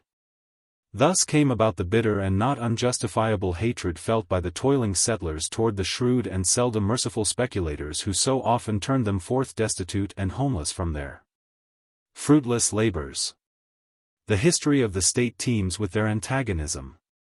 Mr. Land Shark seldom showed his face on locations from which he should have to eject the unfortunate victims of a monstrously tangled land system, but let his emissaries do the work. There was lead in every cabin, molded into balls for him. Many of his brothers had enriched the grass with their blood. The fault of it all lay far back. When the state was young, she felt the need of attracting newcomers, and of rewarding those pioneers already within her borders. Year after year she issued land scrip, headrights, bounties, veteran donations, Confederates, and to railroads, irrigation companies, colonies, and tillers of the soil galore. All required of the grantee was that he or it should have the scrip properly surveyed upon the public domain by the county or district surveyor. And the land thus appropriated became the property of him or it, or his or its heirs and assigns, forever. In those days, and here is where the trouble began, the state's domain was practically inexhaustible, and the old surveyors, with princely, even Western American, liberality, gave good measure and overflowing. Often the jovial man of metes and bounds would dispense altogether with the tripod and chain. Mounted on a pony that could cover something near a vara at a step, with a pocket compass to direct his course, he would trot out a survey by counting the beat of his pony's hoofs, mark his corners, and write out his field notes with the complacency produced by an act of duty well performed. Sometimes, and who could blame the surveyor? When the pony was feeling his oats, he might step a little higher and farther. And in that case the beneficiary of the scrip might get 1,000 or 2 more acres in his survey than the scrip called for. But look at the boundless leagues the state had to spare. However, no one ever had to complain of the pony understepping. Nearly every old survey in the state contained an excess of land. In later years, when the state became more populous, and land values increased, this careless work entailed incalculable trouble, endless litigation, a period of riotous land grabbing, and no little bloodshed. The land sharks voraciously attacked these excesses in the old surveys, and filed upon such portions with new scrip as unappropriated public domain. Wherever the identifications of the old tracts were vague, and the corners were not to be clearly established, the land office would recognize the newer locations as valid, and issue title to the locators. Here was the greatest hardship to be found. These old surveys, taken from the pick of the land, were already nearly all occupied by unsuspecting and peaceful settlers, and thus their titles were demolished. And the choice was placed before them either to buy their land over at a double price or to vacate it, with their families and personal belongings, immediately. Land locators sprang up by hundreds. The country was held up and searched for vacancies, at the point of a compass. Hundreds of thousands of dollars worth of splendid acres were wrested from their innocent purchasers and holders. There began a vast hegira of evicted settlers in tattered wagons. Going nowhere, cursing injustice, stunned, purposeless, homeless, hopeless. Their children began to look up to them for bread, and cry. It was in consequence of these conditions that Hamilton and Avery had filed upon a strip of land about a mile wide and 3 miles long, comprising about 2,000 acres. It being the excess over complement of the Elias Denny 3-league survey on Chiquito River, in one of the middle western counties. This 2,000-acre body of land was asserted by them to be vacant land, and improperly considered a part of the Denny survey. They based this assertion and their claim upon the land upon the demonstrated facts that the beginning corner of the Denny survey was plainly identified. That its field notes called to run west 5,760 varas, and then called for Chiquito River. Thence it ran south, with the meanders, and so on, and that the Chiquito River was, on the ground, fully a mile farther west from the point reached by course and distance. To sum up, there were 2,000 acres of vacant land between the Denny survey proper and Chiquito River. One sweltering day in July the commissioner called for the papers in connection with this new location. They were brought, and heaped, a foot deep, upon his desk, field notes, statements, sketches, affidavits. Connecting lines, documents of every description that shrewdness and money could call to the aid of Hamlin and Avery. The firm was pressing the commissioner to issue a patent upon their location. They possessed inside information concerning a new railroad that would probably pass somewhere near this land. The General Land Office was very still while the commissioner was delving into the heart of the mass of evidence. The pigeons could be heard on the roof of the old, castle-like building, cooing and fretting. The clerks were droning everywhere, scarcely pretending to earn their salaries. Each little sound echoed hollow and loud from the bare, stone-flagged floors, the plastered walls, and the iron-joisted ceiling. The impalpable, perpetual limestone dust that never settled, whitened a long streamer of sunlight that pierced the tattered window awning. It seemed that Hamlin and Avery had builded well. The Denny survey was carelessly made, even for a careless period. Its beginning corner was identical with that of a well-defined old Spanish grant, but its other calls were sinfully vague. The field notes contained no other object that survived, no tree, no natural object save Chiquito River, and it was a mile wrong there. According to precedent, the office would be justified in giving it its complement by course and distance, and considering the remainder vacant instead of a mere excess. The actual settler was besieging the office with wild protests in re. Having the nose of a pointer and the eye of a hawk for the land shark, he had observed his myrmidons running the lines upon his ground. Making inquiries, he learned that the spoiler had attacked his home, and he left the plow and the furrow and took his pen in hand. One of the protests the commissioner read twice. It was from a woman, a widow, the granddaughter of Elias Denny himself. She told how her grandfather had sold most of the survey years before at a trivial price, land that was now a principality in extent and value. Her mother had also sold a part, and she herself had succeeded to this western portion, along Chiquito River. Much of it she had been forced to part with in order to live, and now she owned only about 300 acres, on which she had her home. Her letter wound up rather pathetically. I've got 8 children, the oldest 15 years. I work all day and half the night to till what little land I can and keep us in clothes and books. I teach my children too. My neighbors is all poor and has big families. The drought kills the crops every 2 or 3 years and then we has hard times to get enough to eat. There is 10 families on this land what the land sharks is trying to rob us of, and all of them got titles from me. I sold to them cheap, and they ain't paid out yet, but part of them is, and if their land should be took from them I would die. My grandfather was an honest man, and he helped to build up this state, and he taught his children to be honest, and how could I make it up to them who bought from me?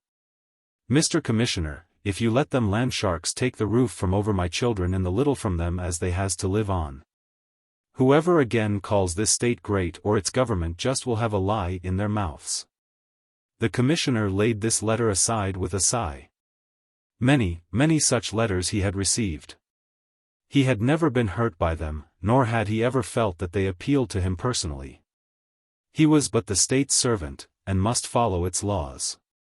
And yet, somehow, this reflection did not always eliminate a certain responsible feeling that hung upon him. Of all the state's officers he was supremest in his department, not even excepting the governor.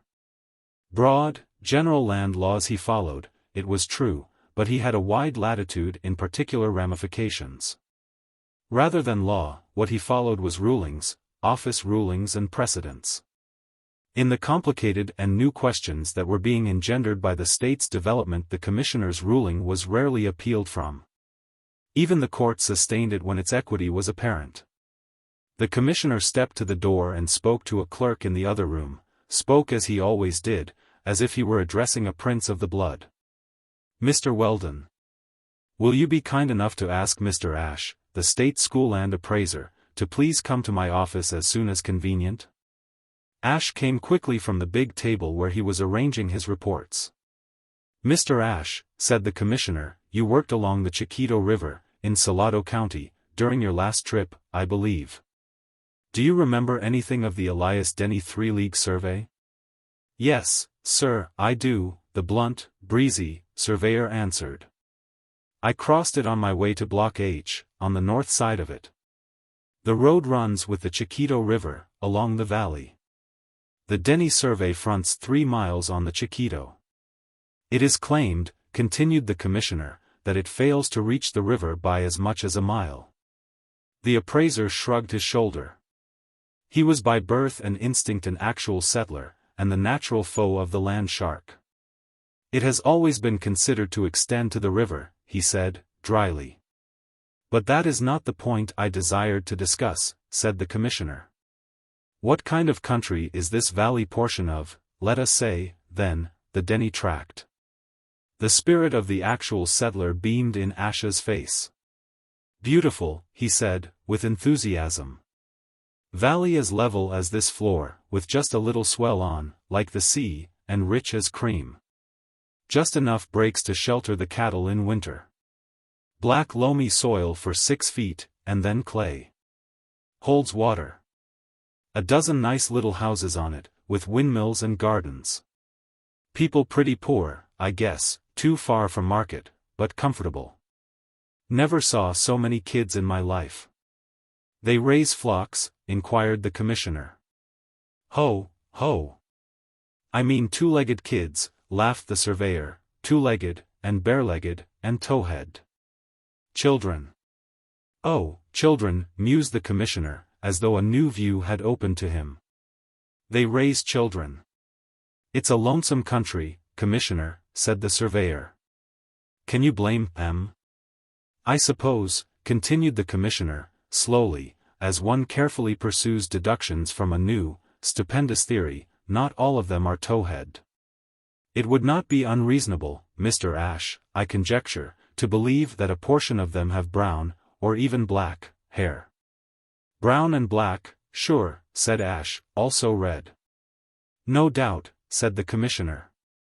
Well, I thank you for your courtesy in informing me, Mr. Ashe. I will not detain you any longer from your duties. Later, in the afternoon, came Hamlin and Avery, big, handsome, genial, sauntering men, clothed in white duck and low-cut shoes. They permeated the whole office with an aura of debonair prosperity. They passed among the clerks and left a wake of abbreviated given names and fat brown cigars. These were the aristocracy of the land sharks, who went in for big things. Full of serene confidence in themselves, there was no corporation, no syndicate, no railroad company or attorney general too big for them to tackle. The peculiar smoke of their rare, fat brown cigars was to be perceived in the sanctum of every department of state, in every committee room of the legislature, in every bank parlor and every private caucus room in the state capitol. Always pleasant, never in a hurry, in seeming to possess unlimited leisure, people wondered when they gave their attention to the many audacious enterprises in which they were known to be engaged. By and by the two dropped carelessly into the commissioner's room and reclined lazily in the big, leather-upholstered armchairs. They drawled a good-natured complaint of the weather, and Hamlin told the commissioner an excellent story he had amassed that morning from the Secretary of State. But the commissioner knew why they were there. He had half promised to render a decision that day upon their location. The chief clerk now brought in a batch of duplicate certificates for the commissioner to sign. As he traced his sprawling signature, Hollis Summerfield, Commissioner G&L. Land Office, on each one, the chief clerk stood, deftly removing them and applying the blotter. "I notice," said the chief clerk, "you've been going through that Salado County location. Camphor is making a new map of Salado, and I believe is platting in that section of the county now." "I will see it," said the commissioner. A few moments later he went to the draftsman's room. As he entered he saw 5 or 6 of the draftsmen grouped about Camphor's desk, gargling away at each other in pectoral German, and gazing at something thereupon. At the commissioner's approach they scattered to their several places. Camphor, a wizened little German, with long, frizzled ringlets and a watery eye, began to stammer forth some sort of an apology, the commissioner thought, for the congregation of his fellows about his desk. "Never mind," said the commissioner, "I wish to see the map you are making," and, passing around the old German, seated himself upon the high draftsman's stool. Camphor continued to break English in trying to explain. "Herr Commissioner, I assure you plenty sat I have not it premeditated, sat it was, sat it itself make. Look you. From S.E. Field Notes was it blatt, please to observe S.E. calls, south, 10 degrees west 1050 varas, south, 10 degrees east 300 varas, south, 100, south, 9 west, 200. South, 40 degrees west 400, and so on. Herr Commissioner, nefer would I have." The commissioner raised one white hand, silently. Camphor dropped his pipe and fled. With a hand at each side of his face, and his elbows resting upon the desk, the commissioner sat staring at the map which was spread and fastened there, staring at the sweet and living profile of little Georgia drawn thereupon, at her face, pensive, delicate, and infantile, outlined in a perfect likeness. When his mind at length came to inquire into the reason of it, he saw that it must have been, as Camphor had said, unpremeditated. The old draftsman had been platting in the Elias Denny survey, and Georgia's likeness, striking though it was formed by nothing more than the meanders of Chiquito River. Indeed, Camphor's blotter, whereon his preliminary work was done, showed the laborious tracings of the calls and the countless pricks of the compasses. Then, over his faint penciling, Camphor had drawn in India ink with a full, firm pen the similitude of Chiquito River, and forth had blossomed mysteriously the dainty, pathetic profile of the child. The commissioner sat for half an hour with his face in his hands, gazing downward, and none dared approach him. Then he arose and walked out. In the business office he paused long enough to ask that the Denny file be brought to his desk. He found Hamlin and Avery still reclining in their chairs, apparently oblivious of business. They were lazily discussing summer opera, it being their habit, perhaps their pride also, to appear supernaturally indifferent whenever they stood with large interests imperiled. And they stood to win more on this stake than most people knew. They possessed inside information to the effect that a new railroad would, within a year, split this very Chiquito River Valley and send land values ballooning all along its route. $1 under 30,000 profit on this location, if it should hold good, would be a loss to their expectations.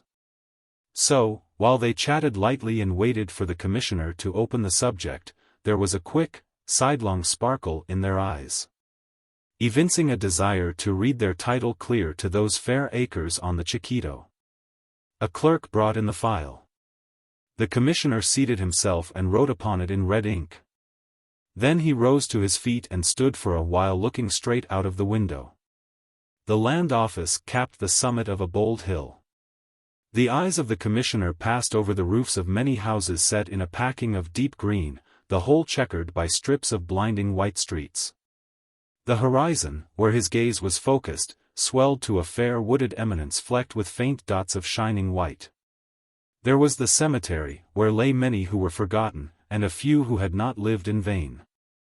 And one lay there, occupying very small space, whose childish heart had been large enough to desire, while near its last beats, good to others.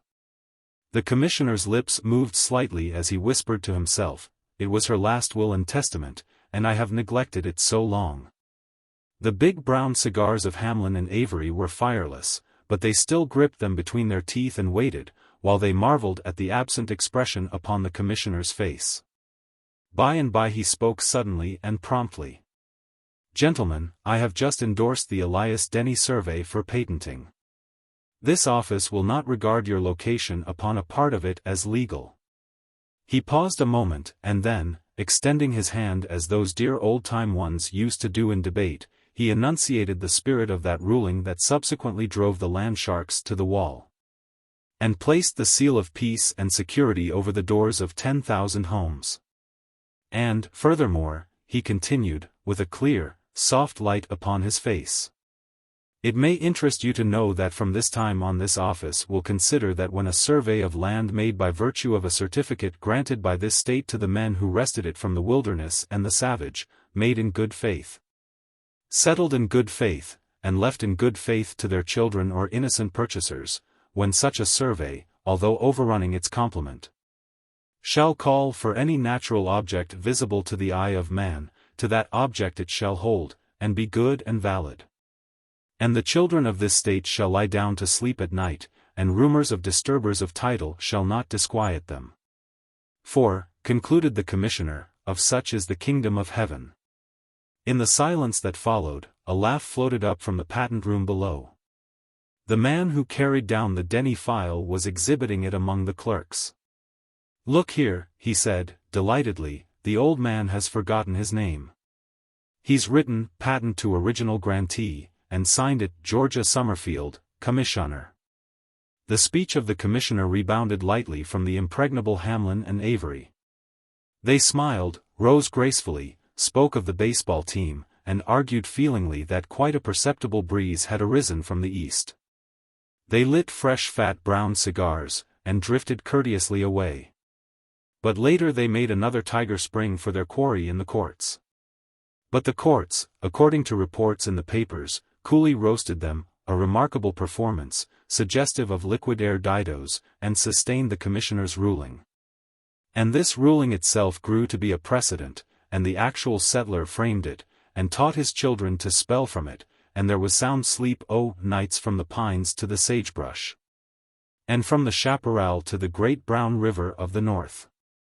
But I think, and I am sure the commissioner never thought otherwise, that whether camphor was a snuffy old instrument of destiny, or whether the meanders of the Chiquito accidentally platted themselves into that memorable sweet profile or not, there was brought about something good for a whole lot of children. And the result ought to be called George's ruling.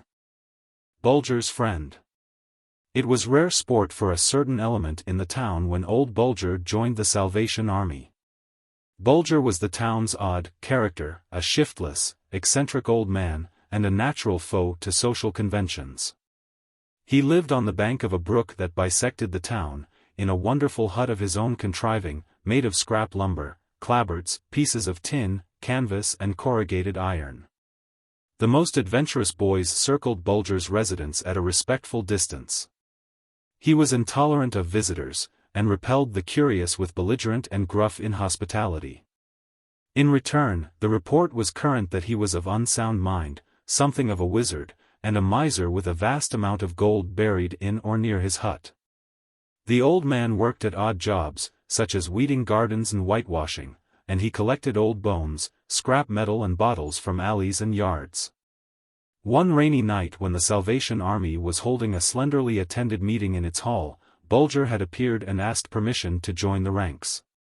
The sergeant in command of the post welcomed the old man with that cheerful lack of prejudice that distinguishes the peaceful militants of his order. Bulger was at once assigned to the position of bass drummer, to his evident, although grimly expressed, joy. Possibly the sergeant, who had the success of his command at heart, perceived that it would be no mean token of successful warfare to have the new recruit thus prominently displayed, representing, as he did, if not a brand from the burning, at least a well-charred and sap-dried chunk.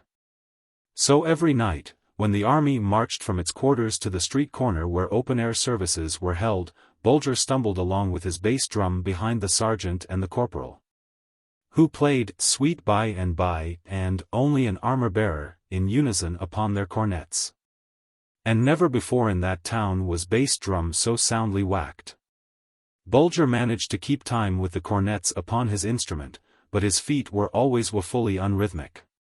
He shuffled and staggered and rocked from side to side like a bear. Truly, he was not pleasing to the sight. He was a bent, ungainly old man, with a face screwed to one side and wrinkled like a dry prune. The red shirt, which proclaimed his enlistment into the ranks, was a misfit, being the outer husk of a Leviathan corporal who had died some time before. This garment hung upon Bulger in folds. His old brown cap was always pulled down over one eye.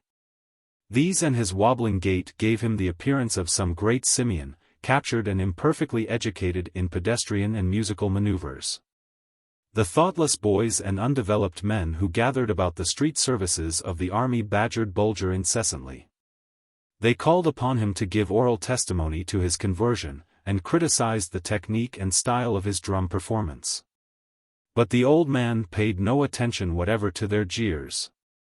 He rarely spoke to anyone except when, on coming and going, he gruffly saluted his comrades.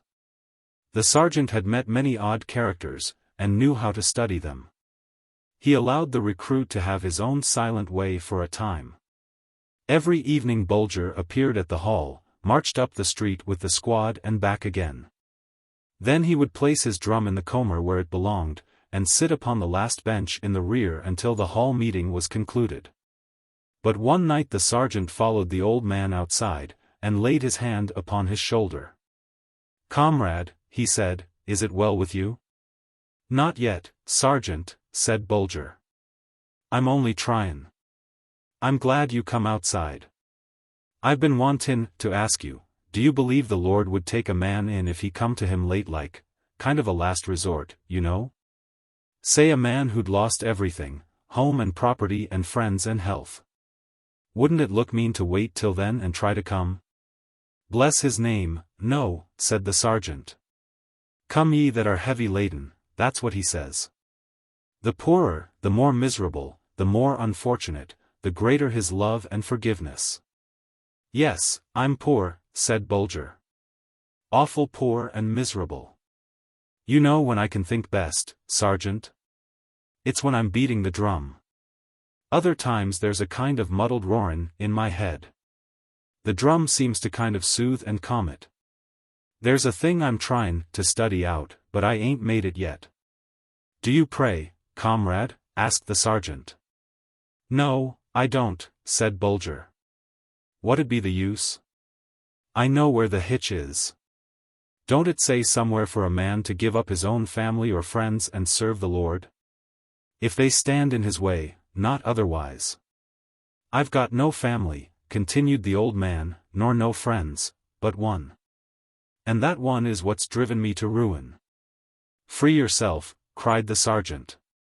"He is no friend, but an enemy who stands between you and salvation." "No," answered Bulger, emphatically, "no enemy. The best friend I ever had." "But you say he's driven you to ruin." The old man chuckled dryly, "And keeps me in rags and livin' on scraps and sleepin' like a dog in a patched-up kennel. And yet I never had a better friend. You don't understand, sergeant. You lose all your friends but the best one, and then you'll know how to hold on to the last one." "Do you drink, comrade?" asked the sergeant. "Not a drop in 20 years, Bulger replied. The sergeant was puzzled. "If this friend stands between you and your soul's peace, give him up," was all he could find to say. "I can't, now," said the old man, dropping into a fretful whine. "But you just let me keep on beating the drum, Sergeant, and maybe I will sometime. I may tryin'. Sometimes I come so near thinkin' it out that a dozen more licks on the drum would settle it. I get mighty nigh to the point, and then I have to quit. You'll give me more time, won't you, Sergeant?"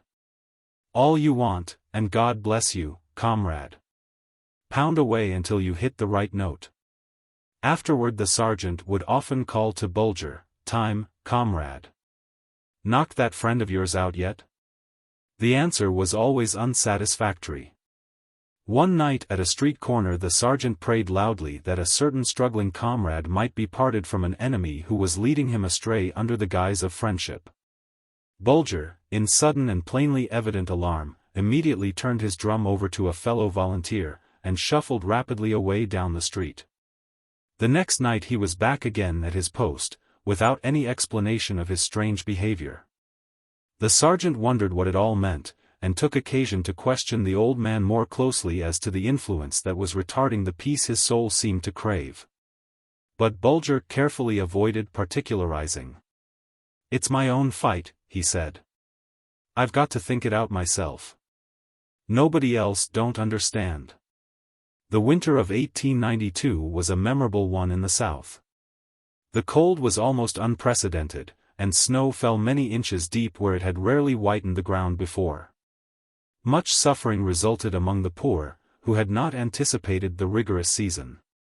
The little squad of Salvationists found more distress than they could relieve. Charity in that town, while swift and liberal, lacked organization. Want, in that balmy and productive climate, existed only in sporadic cases, and these were nearly always quietly relieved by generous neighbors. But when some sudden disastrous onslaught of the elements, storm, fire or flood, occurred, the impoverished sufferers were often too slowly aided because system was lacking. And because charity was called upon too seldom to become a habit. At such times the Salvation Army was very useful. Its soldiers went down into alleys and byways to rescue those who, unused to extreme want, had never learned to beg. At the end of 3 weeks of hard freezing a level foot of snow fell. Hunger and cold struck the improvident, and 100 women, children and old men were gathered into the army's quarters to be warmed and fed. Each day the blue-uniformed soldiers slipped in and out of the stores and offices of the town, gathering pennies and dimes and quarters to buy food for the starving. And in and out of private houses the Salvationists went with baskets of food and clothing, while day by day the mercury still crouched among the 10s and 20s. Alas! Business, that scapegoat, was dull. The dimes and quarters came more reluctantly from tills that jingled not when they were opened. Yet in the big hall of the army the stove was kept red hot, and upon the long table, set in the rear, could always be found at least coffee and bread and cheese. The sergeant and the squad fought valiantly.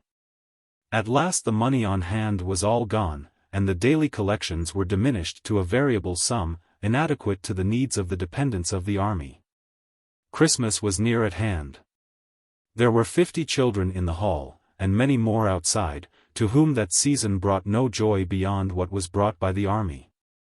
None of these little pensioners had thus far lacked necessary comforts, and they had already begun to chatter of the tree, that one bright vision in the sober monotony of the year. Never since the army first came had it failed to provide a tree and gifts for the children. The sergeant was troubled. He knew that an announcement of "no tree" would grieve the hearts under those thin cotton dresses and ragged jackets more than would stress of storm or scanty diet. And yet there was not money enough to meet the daily demands for food and fuel. On the night of December the 20th the sergeant decided to announce that there could be no Christmas tree. It seemed unfair to allow the waxing anticipation of the children to reach too great a height. The evening was colder, and the still deep snow was made deeper by another heavy fall swept upon the wings of a fierce and shrill-voiced northern gale. The sergeant, with sodden boots and reddened countenance, entered the hall at nightfall, and removed his threadbare overcoat. Soon afterward the rest of the faithful squad drifted in, the women heavily shawled, the men stamping their snow-crusted feet loudly upon the steep stairs. After the slender supper of cold meat, beans, bread, and coffee had been finished, all joined in a short service of song and prayer, according to their daily habit. Far back in the shadow sat Bulger. For weeks his ears had been deprived of that aid to thought, the booming of the big bass drum. His wrinkled face wore an expression of gloomy perplexity. The army had been too busy for the regular services and parades. The silent drum, the banners, and the cornets were stored in a little room at the top of the stairway. Bulger came to the hall every night and ate supper with the others. In such weather work of the kind that the old man usually did was not to be had, and he was bidden to share the benefits conferred upon the other unfortunates. He always left early, and it was surmised that he passed the nights in his patchwork hut, that structure being waterproof and weathertight beyond the promise of its outward appearance. Of late the sergeant had had no time to bestow upon the old man. At 7 o'clock the sergeant stood up and rapped upon the table with a lump of coal. When the room became still he began his talk, that rambled off into a halting discourse quite unlike his usual positive and direct speeches. The children had gathered about their friend in a ragged, wriggling, and wide-awake circle. Most of them had seen that fresh, ruddy countenance of his emerge, at the 12th stroke of a night of splendor, from the whiskered mask of a magnificent Santa Claus. They knew now that he was going to speak of the Christmas tree. They tiptoed and listened, flushed with a hopeful and eager awe. The sergeant saw it, frowned, and swallowed hard. Continuing, he planted the sting of disappointment in each expectant little bosom, and watched the light fade from their eyes. There was to be no tree. Renunciation was no new thing to them. They had been born to it. Still a few little ones in whom hope died hard sobbed aloud, and wan, wretched mothers tried to hush and console them. A kind of voiceless wail went among them, scarcely a protest, rather the ghost of a lament for the childhood's pleasures they had never known. The sergeant sat down and figured cheerlessly with the stump of a pencil upon the blank border of a newspaper. Bulger rose and shuffled out of the room without ceremony, as was his custom. He was heard fumbling in the little room in the hallway, and suddenly a thunderous roar broke out, filling the whole building with its booming din. The sergeant started, and then laughed as if his nerves welcomed the diversion. "It's only Comrade Bulger," he said, doing a little thinking in his own quiet way. The norther rattled the windows and shrieked around the corners. The sergeant heaped more coal into the stove.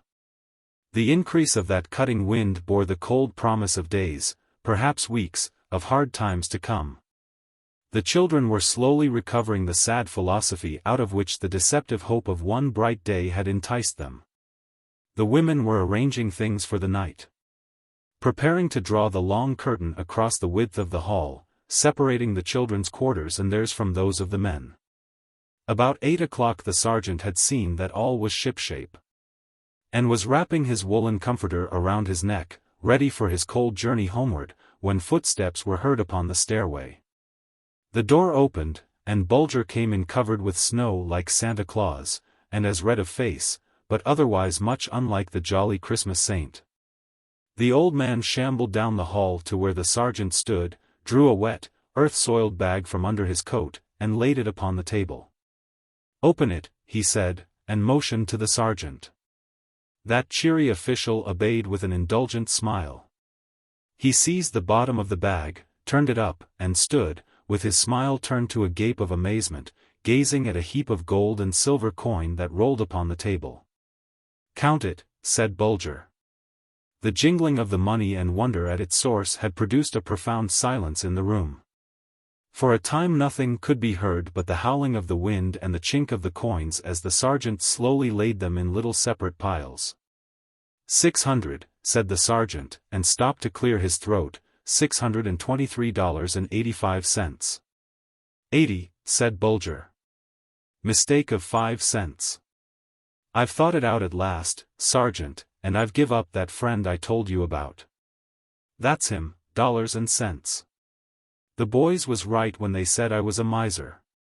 Take it, sergeant, and spend it the best way for them that needs it, not forgettin' a tree for the young, UNS, Hallelujah, cried the sergeant. And a new bass drum, concluded Bulger.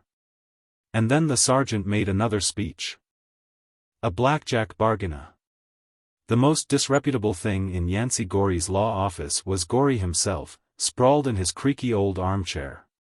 The rickety little office, built of red brick, was set flush with the street, the main street of the town of Bethel. Bethel rested upon the foothills of the Blue Ridge. Above it the mountains were piled to the sky. Far below it the turbid Catawba gleamed yellow along its disconsolate valley. The June day was at its sultriest hour. Bethel dozed in the tepid shade. Trade was not. It was so still that Gorey, reclining in his chair, distinctly heard the clicking of the chips in the grand jury room, where the courthouse gang was playing poker. From the open back door of the office a well-worn path meandered across the grassy lot to the courthouse. The treading out of that path had cost Gorey all he ever had, first inheritance of a few $1,000s, next the old family home, and, latterly the last shreds of his self-respect and manhood. The gang had cleaned him out.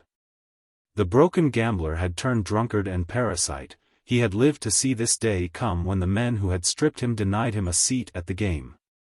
His word was no longer to be taken.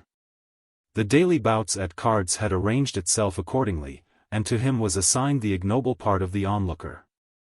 The sheriff, the county clerk, a sportive deputy, a gay attorney, and a chalk-faced man hailing from the valley, sat at table, and the sheared one was thus tacitly advised to go and grow more wool.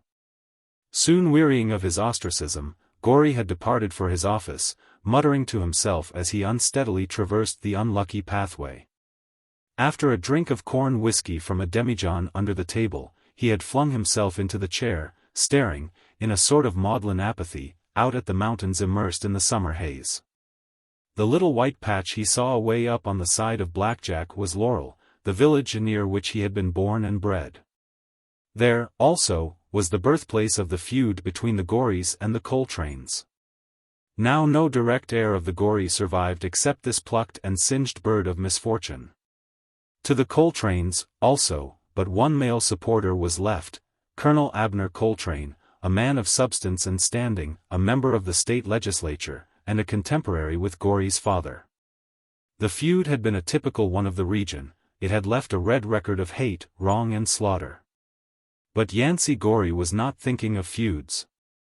His befuddled brain was hopelessly attacking the problem of the future maintenance of himself and his favorite follies. Of late, old friends of the family had seen to it that he had whereof to eat and a place to sleep, but whiskey they would not buy for him, and he must have whiskey. His law business was extinct. No case had been entrusted to him in 2 years. He had been a borrower and a sponge, and it seemed that if he fell no lower it would be from lack of opportunity. One more chance, he was saying to himself. If he had one more stake at the game, he thought he could win, but he had nothing left to sell, and his credit was more than exhausted. He could not help smiling, even in his misery, as he thought of the man to whom, 6 months before, he had sold the old Gorey homestead. There had come from back yen in the mountains 2 of the strangest creatures, a man named Pike Garvey and his wife. Back yen, with a wave of the hand toward the hills, was understood among the mountaineers to designate the remotest fastnesses, the unplumbed gorges, the haunts of lawbreakers, the wolf's den, and the boudoir of the bear. In the cabin far up on Blackjack's shoulder, in the wildest part of these retreats, this odd couple had lived for 20 years. They had neither dog nor children to mitigate the heavy silence of the hills. Pike Garvey was little known in the settlements, but all who had dealt with him pronounced him crazy as a loon. He acknowledged no occupation save that of a squirrel hunter, but he moonshined occasionally by way of diversion. Once the revenues had dragged him from his lair, fighting silently and desperately like a terrier, and he had been sent to state's prison for 2 years. Released, he popped back into his hole like an angry weasel. Fortune, passing over many anxious wooers, made a freakish flight into Blackjack's bosky pockets to smile upon Pike and his faithful partner. One day a party of spectacled, knickerbockered, and altogether absurd prospectors invaded the vicinity of the Garveys' cabin. Pike lifted his squirrel rifle off the hooks and took a shot at them at long range on the chance of there being revenues. Happily he missed, and the unconscious agents of good luck drew nearer, disclosing their innocence of anything resembling law or justice. Later on, they offered the Garveys an enormous quantity of ready, green, crisp money for their 30-acre patch of cleared land, mentioning, as an excuse for such a mad action, some irrelevant and inadequate nonsense about a bed of mica underlying the said property. When the Garveys became possessed of so many dollars that they faltered in computing them, the deficiencies of life on Blackjack began to grow prominent. Pike began to talk of new shoes, a hogshead of tobacco to set in the corner, a new lock to his rifle, and, leading Martella to a certain spot on the mountainside, he pointed out to her how a small cannon, doubtless a thing not beyond the scope of their fortune in price, might be planted so as to command and defend the sole accessible trail to the cabin, to the confusion of revenues and meddling strangers forever. But Adam reckoned without his Eve. These things represented to him the applied power of wealth, but there slumbered in his dingy cabin an ambition that soared far above his primitive wants. Somewhere in Mrs. Garvey's bosom still survived a spot of femininity unstarved by 20 years of blackjack. For so long a time the sounds in her ears had been the scaly barks dropping in the woods at noon, and the wolves singing among the rocks at night, and it was enough to have purged her of vanities. She had grown fat and sad and yellow and dull. But when the means came, she felt a rekindled desire to assume the perquisites of her sex, to sit at tea tables, to buy futile things, to whitewash the hideous veracity of life with a little form and ceremony. So she coldly vetoed Pike's proposed system of fortifications, and announced that they would descend upon the world, and gyrate socially. And thus, at length, it was decided, and the thing done. The village of Laurel was their compromise between Mrs. Garvey's preference for one of the large valley towns and Pike's hankering for primeval solitudes. Laurel yielded a halting round of feeble social distractions comportable with Martella's ambitions, and was not entirely without recommendation to Pike. Its contiguity to the mountains presenting advantages for sudden retreat in case fashionable society should make it advisable. Their descent upon Laurel had been coincident with Yancey Gorey's feverish desire to convert property into cash, and they bought the old Gorey homestead, paying $4,000 ready money into the spendthrift's shaking hands. Thus it happened that while the disreputable last of the Goreys sprawled in his disreputable office, at the end of his row, spurned by the cronies whom he had gorged, strangers dwelt in the halls of his fathers. A cloud of dust was rolling slowly up the parched street, with something traveling in the midst of it. A little breeze wafted the cloud to one side, and a new, brightly painted carryall, drawn by a slothful gray horse, became visible. The vehicle deflected from the middle of the street as it neared Gorey's office, and stopped in the gutter directly in front of his door. On the front seat sat a gaunt, tall man, dressed in black broadcloth, his rigid hands incarcerated in yellow kid gloves. On the back seat was a lady who triumphed over the June heat. Her stout form was armored in a skin-tight silk dress of the description known as changeable, being a gorgeous combination of shifting hues. She sat erect, waving a much-ornamented fan, with her eyes fixed stonily far down the street. However Martella Garvey's heart might be rejoicing at the pleasures of her new life, Blackjack had done his work with her exterior. He had carved her countenance to the image of emptiness and inanity, had imbued her with the stolidity of his crags, and the reserve of his hushed interiors. She always seemed to hear, whatever her surroundings were, the scaly barks falling and pattering down the mountainside. She could always hear the awful silence of Blackjack sounding through the stillest of nights. Gorey watched this solemn equipage, as it drove to his door, with only faint interest. But when the lank driver wrapped the reins about his whip, awkwardly descended, and stepped into the office, he rose unsteadily to receive him, recognizing Pike Garvey, the new, the transformed, the recently civilized. The mountaineer took the chair Gorey offered him. They who cast doubts upon Garvey's soundness of mind had a strong witness in the man's countenance. His face was too long, a dull saffron in hue, and immobile as a statue's. Pale blue, unwinking round eyes without lashes added to the singularity of his gruesome visage. Gorry was at a loss to account for the visit. "Everything all right at Laurel, Mr. Garvey?" he inquired. "Everything all right, sir, and mighty pleased is Mrs. Garvey and me with the property. Mrs. Garvey likes yo' old place, and she likes the neighborhood. Society is what she lows she wants, and she is gettin' of it. The Rogerses, the Hapgoods, the Pratts and the Troys hev been to see Mrs. Garvey, and she hev et meals to most of their houses. The best folks hev axed her to differentee kinds of doin's. I science say, Mr. Gorry, that sec thing suits me, for me, give me them thar." Garvey's huge, yellow-gloved hand flourished in the direction of the mountains. "That's where I belong, 'mongst the wild honey bees and the bears. But that ain't what I come fur to say, Mr. Gorry. Thar's somethin' you got what me and Mrs. Garvey wants to buy." "Buy?" echoed Gorry. "From me?" Then he laughed harshly. "I reckon you are mistaken about that. I reckon you are mistaken about that.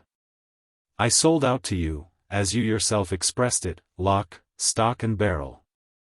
There isn't even a ramrod left to sell. You've got it, and we UNS want it. Take the money, says Mrs. Garvey, and buy it FAR and square. Gorry shook his head. "The cupboard's bare," he said. "We've pursued the mountaineer, undeflected from his object, a heap. We was poor as possums, and now we could hev folks to dinner every day. We been recognized, Mrs. Garvey says, by the best society. But there's somethin' we need we ain't got. She says it ought to been put in the inventory of the sale, but it tain't thar. Take the money, then, says she, and buy it FAR and square. Out with it, said Gorry, his racked nerves growing impatient. Garvey threw his slouch hat upon the table, and leaned forward, fixing his unblinking eyes upon Gorry's. "There's a old feud," he said distinctly and slowly, "'tween you, UNS and the Coltranes." Gorry frowned ominously. To speak of his feud to a feudist is a serious breach of the mountain etiquette. The man from back yen knew it as well as the lawyer did. "No offense," he went on, "but purely in the way of business. Mrs. Garvey hev studied all about feuds. Most of the quality folks in the mountains hev. The Settles and the Goforths, the Rankins and the Boyds, the Sillers and the Galloways, hev all been siren on feuds from 20 to 100 year. The last man to drap was when yo uncle, Jedge Paisley Gorry, journed coat and shot Len Coltrane from the bench. Mrs. Garvey and me, we come from the white trash. Nobody wouldn't pick a feud with we UNS, no mon with a family of tree toads. Quality people everywhere, says Mrs. Garvey, has feuds.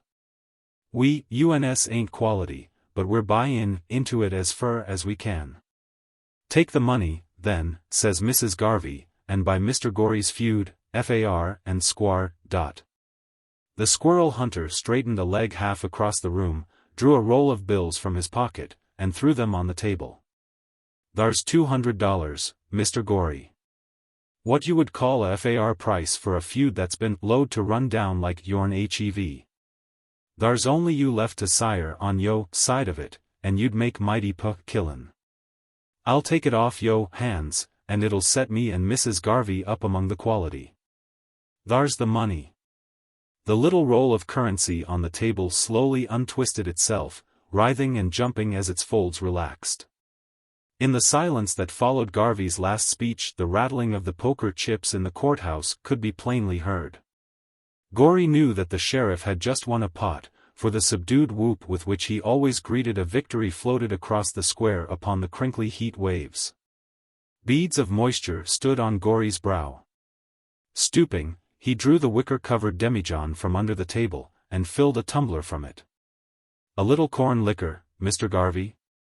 Of course you are joking about what you spoke of. Opens quite a new market, doesn't it? Feuds. Prime, 250 to 3. Feuds, slightly damaged, 200, I believe you said, Mr. Garvey.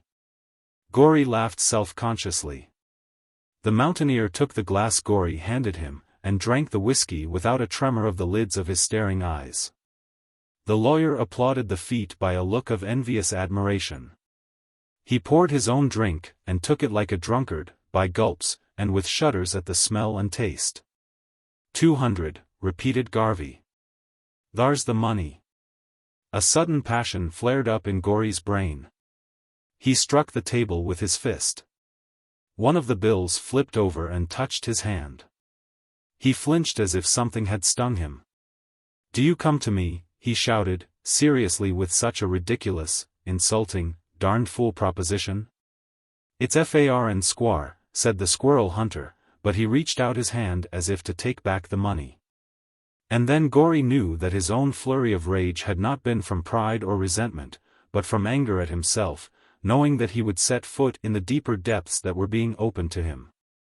He turned in an instant from an outraged gentleman to an anxious chaffer recommending his goods. Don't be in a hurry, Garvey, he said, his face crimson and his speech thick. I accept your PP proposition, though it's dirt cheap at 200. A T trade's all right when both P purchaser and B buyer are as satisfied. Shall I wrap it up for you, Mr. Garvey? Garvey rose, and shook out his broadcloth. Mrs. Garvey will be pleased. You air out of it, and it stands Coltrane and Garvey. Just a scrap of writin', Mr. Gory, you be in, a lawyer, to show we traded. Gory seized a sheet of paper and a pen. The money was clutched in his moist hand. Everything else suddenly seemed to grow trivial and light. Bill of sale, by all means. Right, title, and interest in and to. Forever warrant and, no, Garvey, we'll have to leave out that, defend, said Gory with a loud laugh. You'll have to defend this title yourself. The mountaineer received the amazing screed that the lawyer handed him, folded it with immense labor, and laced it carefully in his pocket. Gory was standing near the window. Step here, he said, raising his finger, and I'll show you your recently purchased enemy. There he goes, down the other side of the street. The mountaineer crooked his long frame to look through the window in the direction indicated by the other. Colonel Abner Coltrane, an erect, portly gentleman of about 50, wearing the inevitable long, double-breasted frock coat of the Southern lawmaker, and an old high silk hat, was passing on the opposite sidewalk. As Garvey looked, Gory glanced at his face. If there be such a thing as a yellow wolf, here was its counterpart. Garvey snarled as his unhuman eyes followed the moving figure, disclosing long, amber-colored fangs. Is that him? Why, that's the man who sent me to the penitentiary once. He used to be district attorney, said Gory carelessly. And, by the way, he's a first-class shot. I kin hit a squirrel's eye at 100 yard, said Garvey. So that thar's Coltrane. I made a better trade than I was thinkin'. I'll take care of this feud, Mr. Gory, better'n you ever did. He moved toward the door, but lingered there, betraying a slight perplexity. Anything else today? Inquired Gory with frothy sarcasm. Any family traditions, ancestral ghosts, or skeletons in the closet? Prices as low as the lowest. Thar was another thing, replied the unmoved squirrel hunter, that Mrs. Garvey was thinkin' of. Tain't so much in my line as t'other, but she wanted partic'lar that I should inquire, and ef you was willin', pay fur it, she says, Far and Squar. Thar's a buryin' ground, as you know, Mr. Gory, in the yard of yo old place, under the cedars. Them that lies thar is yo folks what was killed by the Coltranes. The monuments has the names on them. Mrs. Garvey says a family buryin' ground is a show sign of quality. She says ef we get the feud, thar's somethin' else ought to go with it. The names on them monuments is Gory, but they can be changed to orn by. Go. "Go!" screamed Gory, his face turning purple. He stretched out both hands toward the mountaineer, his fingers hooked and shaking. "Go, you ghoul! Even a Chinaman protects the graves of his ancestors, go!" The squirrel hunter slouched out of the door to his carryall. While he was climbing over the wheel, Gory was collecting, with feverish celerity, the money that had fallen from his hand to the floor. As the vehicle slowly turned about, the sheep, with a coat of newly grown wool, was hurrying, in indecent haste, along the path to the courthouse. At 3 o'clock in the morning they brought him back to his office, shorn and unconscious.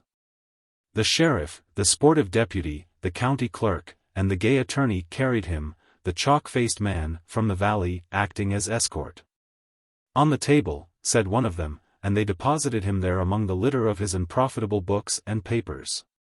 "Yance thinks a lot of a pair of deuces when he's liquored up," sighed the sheriff reflectively. "Too much," said the gay attorney. "A man has no business to play poker who drinks as much as he does. I wonder how much he dropped tonight. Close to 200. What I wonder is where he got it. Yance ain't had a cent for over a month, I know. Struck a client, maybe. Well, let's get home before daylight.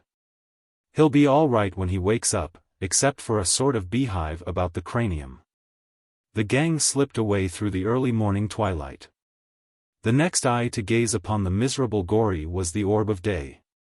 He peered through the uncurtained window, first deluging the sleeper in a flood of faint gold, but soon pouring upon the mottled red of his flesh a searching, white, summer heat. Gory stirred, half unconsciously, among the table's debris, and turned his face from the window. His movement dislodged a heavy law book, which crashed upon the floor. Opening his eyes, he saw, bending over him, a man in a black frock coat. Looking higher, he discovered a well-worn silk hat, and beneath it the kindly, smooth face of Colonel Abner Coltrane. A little uncertain of the outcome, the colonel waited for the other to make some sign of recognition. Not in 20 years had male members of these two families faced each other in peace.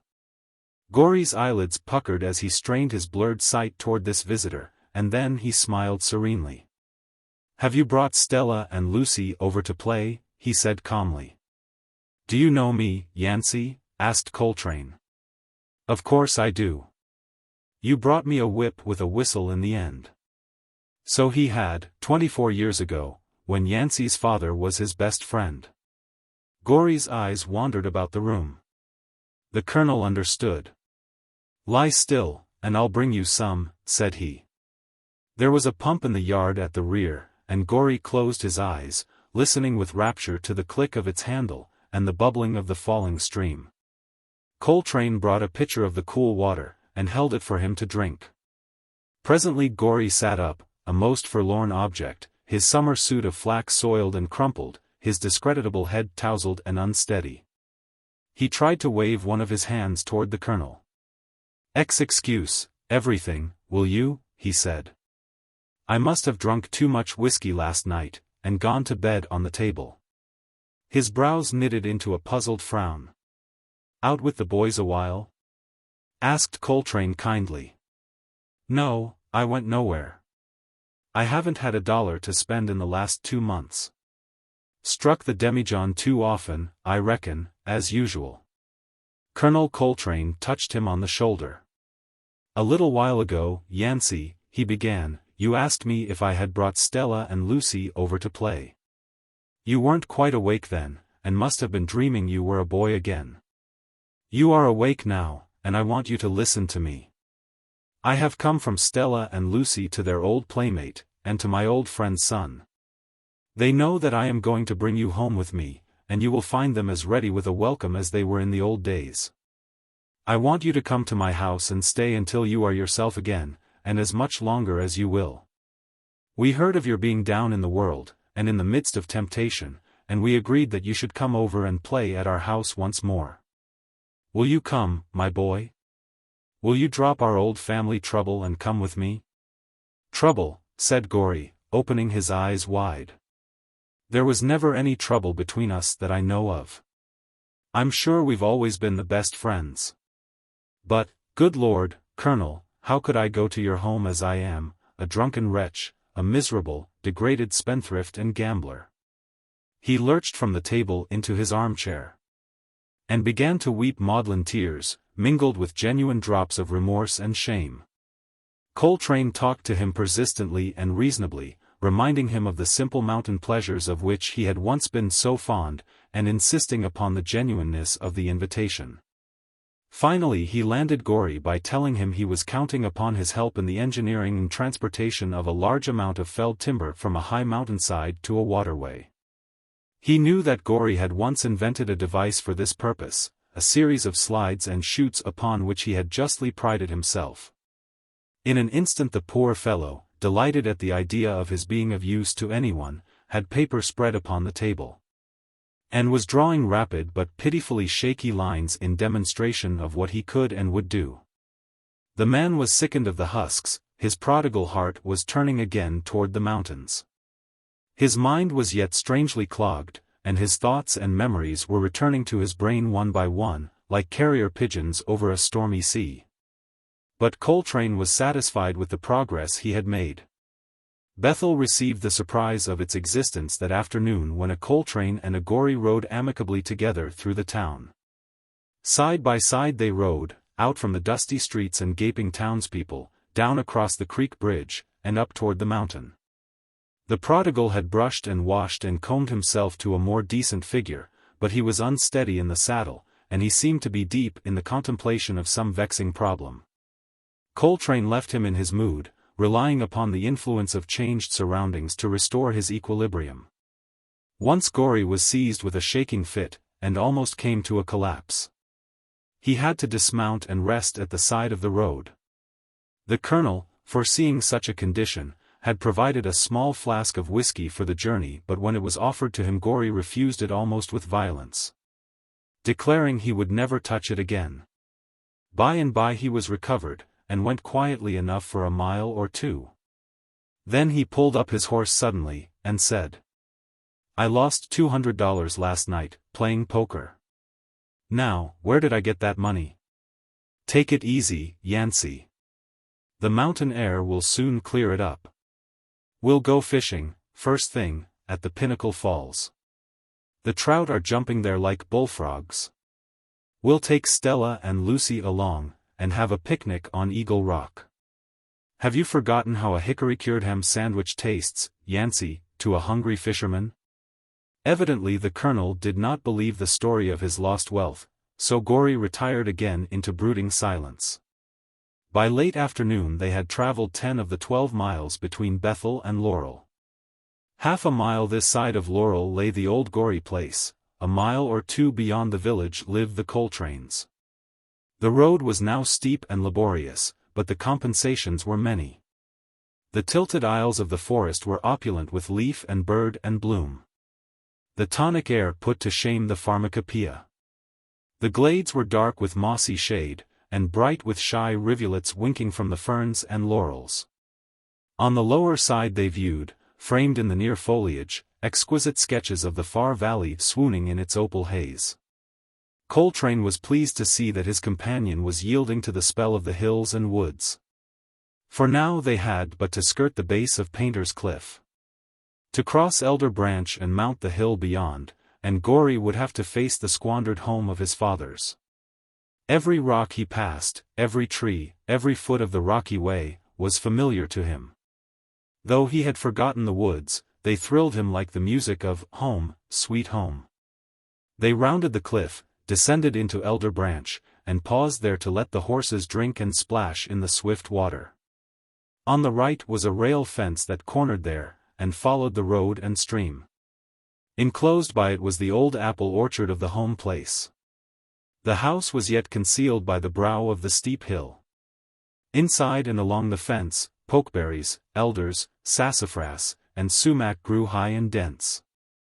At a rustle of their branches, both Gory and Coltrane glanced up, and saw a long, yellow, wolfish face above the fence, staring at them with pale, unwinking eyes. The head quickly disappeared. There was a violent swaying of the bushes, and an ungainly figure ran up through the apple orchard in the direction of the house, zigzagging among the trees. "That's Garvey," said Coltrane. "The man you sold out to. There's no doubt but he's considerably cracked. I had to send him up for moonshining once, several years ago, in spite of the fact that I believed him irresponsible." "Why, what's the matter, Yancey?" Gorry was wiping his forehead, and his face had lost its color. "Do I look queer, too?" he asked, trying to smile. "I'm just remembering a few more things." Some of the alcohol had evaporated from his brain. "I recollect now where I got that $200. "Don't think of it," said Coltrane cheerfully. "Later on we'll figure it all out together." They rode out of the branch, and when they reached the foot of the hill Gorry stopped again. "Did you ever suspect I was a very vain kind of fellow, Colonel?" he asked. "Sort of foolish proud about appearances?" The Colonel's eyes refused to wander to the soiled, sagging suit of flax and the faded slouch hat. "It seems to me," he replied, mystified, but humoring him, "I remember a young buck about 20, with the tightest coat, the sleekest hair, and the prancingest saddle horse in the Blue Ridge." "Right you are," said Gorry eagerly. "And it's in me yet, though it don't show. Oh, I'm as vain as a turkey gobbler, and as proud as Lucifer. I'm going to ask you to indulge this weakness of mine in a little matter." "Speak out, Yancey. We'll create you Duke of Laurel and Baron of Blue Ridge, if you choose. And you shall have a feather out of Stella's peacock's tail to wear in your hat. I'm in earnest. In a few minutes we'll pass the house up there on the hill where I was born, and where my people have lived for nearly a century. Strangers live there now, and look at me. I am about to show myself to them ragged and poverty-stricken, a wastrel and a beggar. Colonel Coltrane, I'm ashamed to do it. I want you to let me wear your coat and hat until we are out of sight beyond. I know you think it a foolish pride, but I want to make as good a showing as I can when I pass the old place." "Now, what does this mean?" said Coltrane to himself, as he compared his companion's sane looks and quiet demeanor with his strange request. But he was already unbuttoning the coat, assenting readily, as if the fancy were in no wise to be considered strange. The coat and hat fitted Gorry well. He buttoned the former about him with a look of satisfaction and dignity. He and Coltrane were nearly the same size, rather tall, portly, and erect. 25 years were between them, but in appearance they might have been brothers. Gorry looked older than his age, his face was puffy and lined. The Colonel had the smooth, fresh complexion of a temperate liver. He put on Gorry's disreputable old flax coat and faded slouch hat. "Now," said Gorry, taking up the reins, "I'm all right. I want you to ride about 10 feet in the rear as we go by, Colonel, so that they can get a good look at me. They'll see I'm no back number yet, by any means. I guess I'll show up pretty well to them once more, anyhow. Let's ride on." He set out up the hill at a smart trot, the Colonel following, as he had been requested. Gorry sat straight in the saddle, with head erect, but his eyes were turned to the right, sharply scanning every shrub and fence and hiding place in the old homestead yard. Once he muttered to himself, "Will the crazy fool try it, or did I dream half of it?" It was when he came opposite the little family burying ground that he saw what he had been looking for, a puff of white smoke, coming from the thick cedars in one corner. He toppled so slowly to the left that Coltrane had time to urge his horse to that side, and catch him with one arm. The squirrel hunter had not overpraised his aim. He had sent the bullet where he intended, and where Gorry had expected that it would pass, through the breast of Colonel Abner Coltrane's black frock coat. Gorry leaned heavily against Coltrane, but he did not fall. The horses kept pace, side by side, and the Colonel's arm kept him steady. The little white houses of Laurel shone through the trees, half a mile away. Gorry reached out one hand and groped until it rested upon Coltrane's fingers, which held his bridle. "Good friend," he said, and that was all. Thus did Yancey Gorry, as he rode past his old home, make, considering all things, the best showing that was in his power. The Duplicity of Hargraves. When Major Pendleton Talbot, of Mobile, Sir, and his daughter, Miss Lydia Talbot, came to Washington to reside, they selected for a boarding place a house that stood 50 yards back from one of the quietest avenues. It was an old-fashioned brick building, with a portico upheld by tall white pillars. The yard was shaded by stately locusts and elms, and a catalpa tree in season rained its pink and white blossoms upon the grass. Rows of high box bushes lined the fence and walks. It was the southern style and aspect of the place that pleased the eyes of the Talbots. In this pleasant, private boarding house they engaged rooms, including a study for Major Talbot, who was adding the finishing chapters to his book, Anecdotes and Reminiscences of the Alabama Army. Bench and bar. Major Talbot was of the old South. The present day had little interest or excellence in his eyes. His mind lived in that period before the Civil War, when the Talbots owned thousands of acres of fine cotton land and the slaves to till them. When the family mansion was the scene of princely hospitality, and drew its guests from the aristocracy of the South. Out of that period he had brought all its old pride and scruples of honor, an antiquated and punctilious politeness, and, you would think, its wardrobe. Such clothes were surely never made within 50 years. The Major was tall, but whenever he made that wonderful, archaic genuflection he called a bow, the corners of his frock coat swept the floor.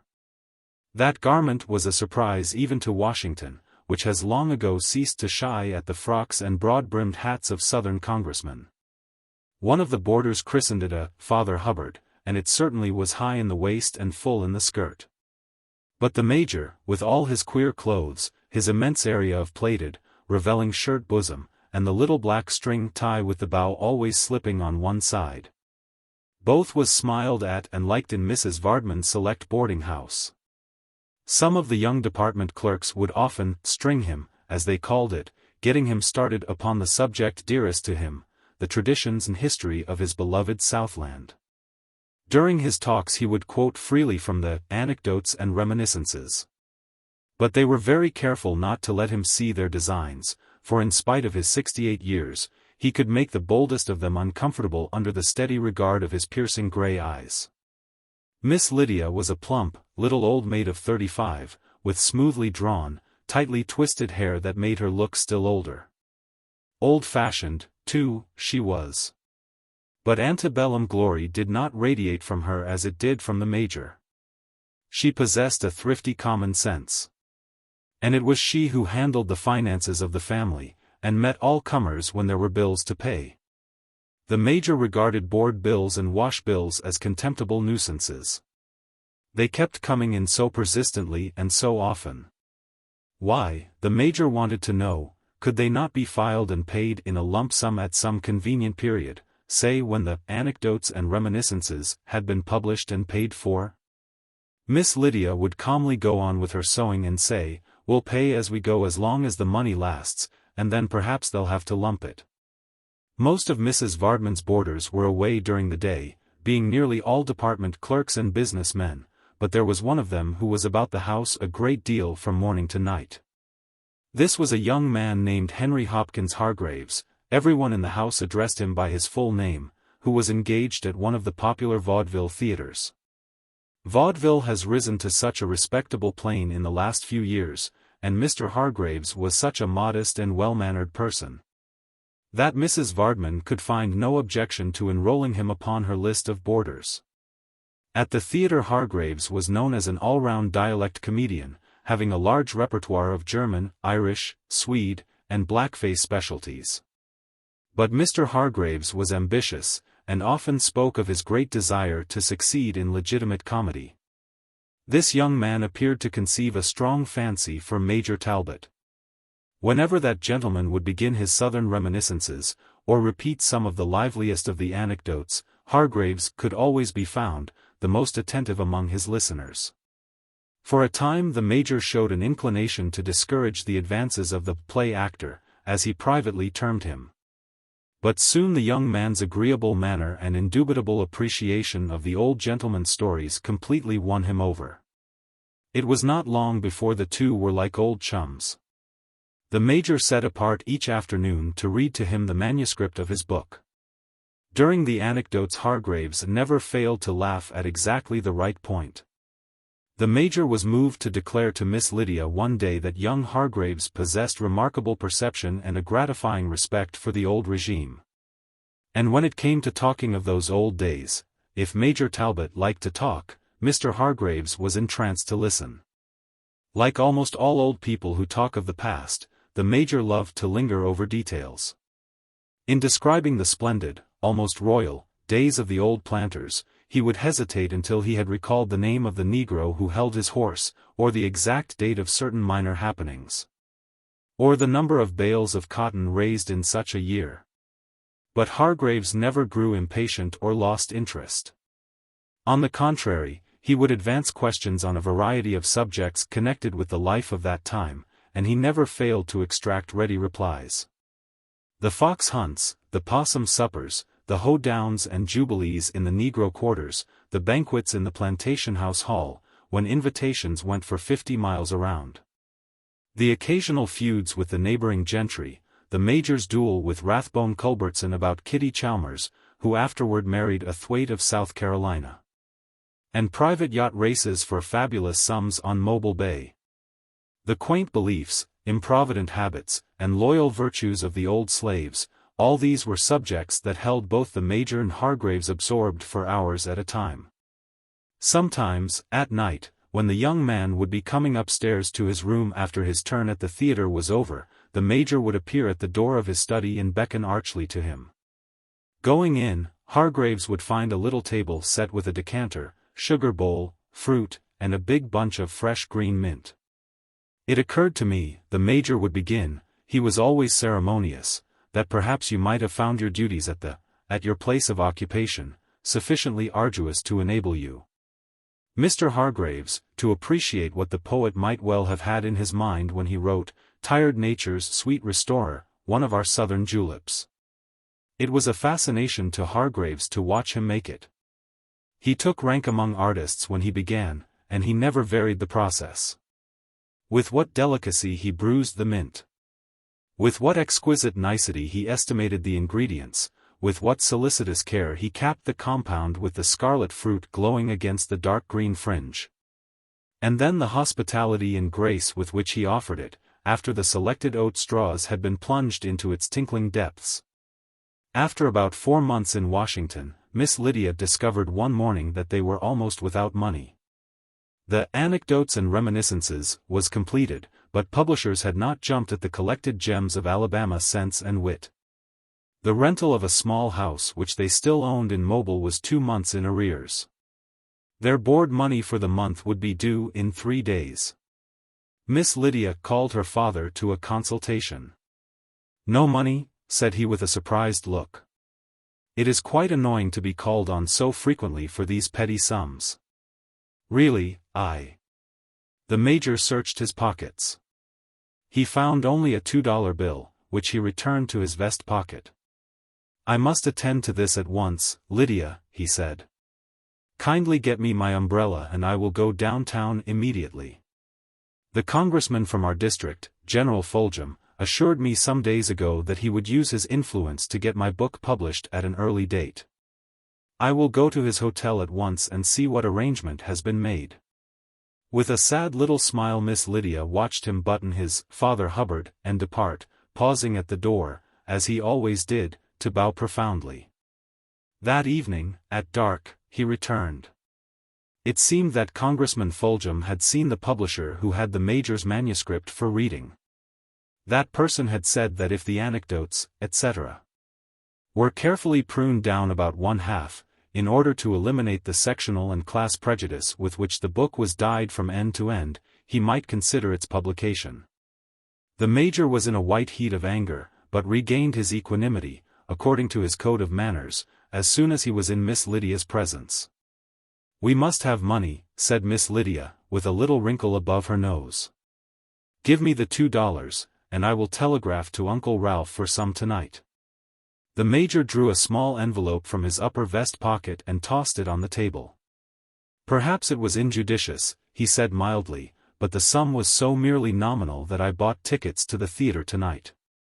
It's a new war drama, Lydia. I thought you would be pleased to witness its first production in Washington. I am told that the South has very fair treatment in the play. I confess I should like to see the performance myself. Miss Lydia threw up her hands in silent despair. Still, as the tickets were bought, they might as well be used. So that evening, as they sat in the theater listening to the lively overture, even Miss Lydia was minded to relegate their troubles, for the hour, to second place. The Major, in spotless linen, with his extraordinary coat showing only where it was closely buttoned, and his white hair smoothly roached, looked really fine and distinguished. The curtain went up on the first act of A Magnolia Flower, revealing a typical Southern plantation scene. Major Talbot betrayed some interest.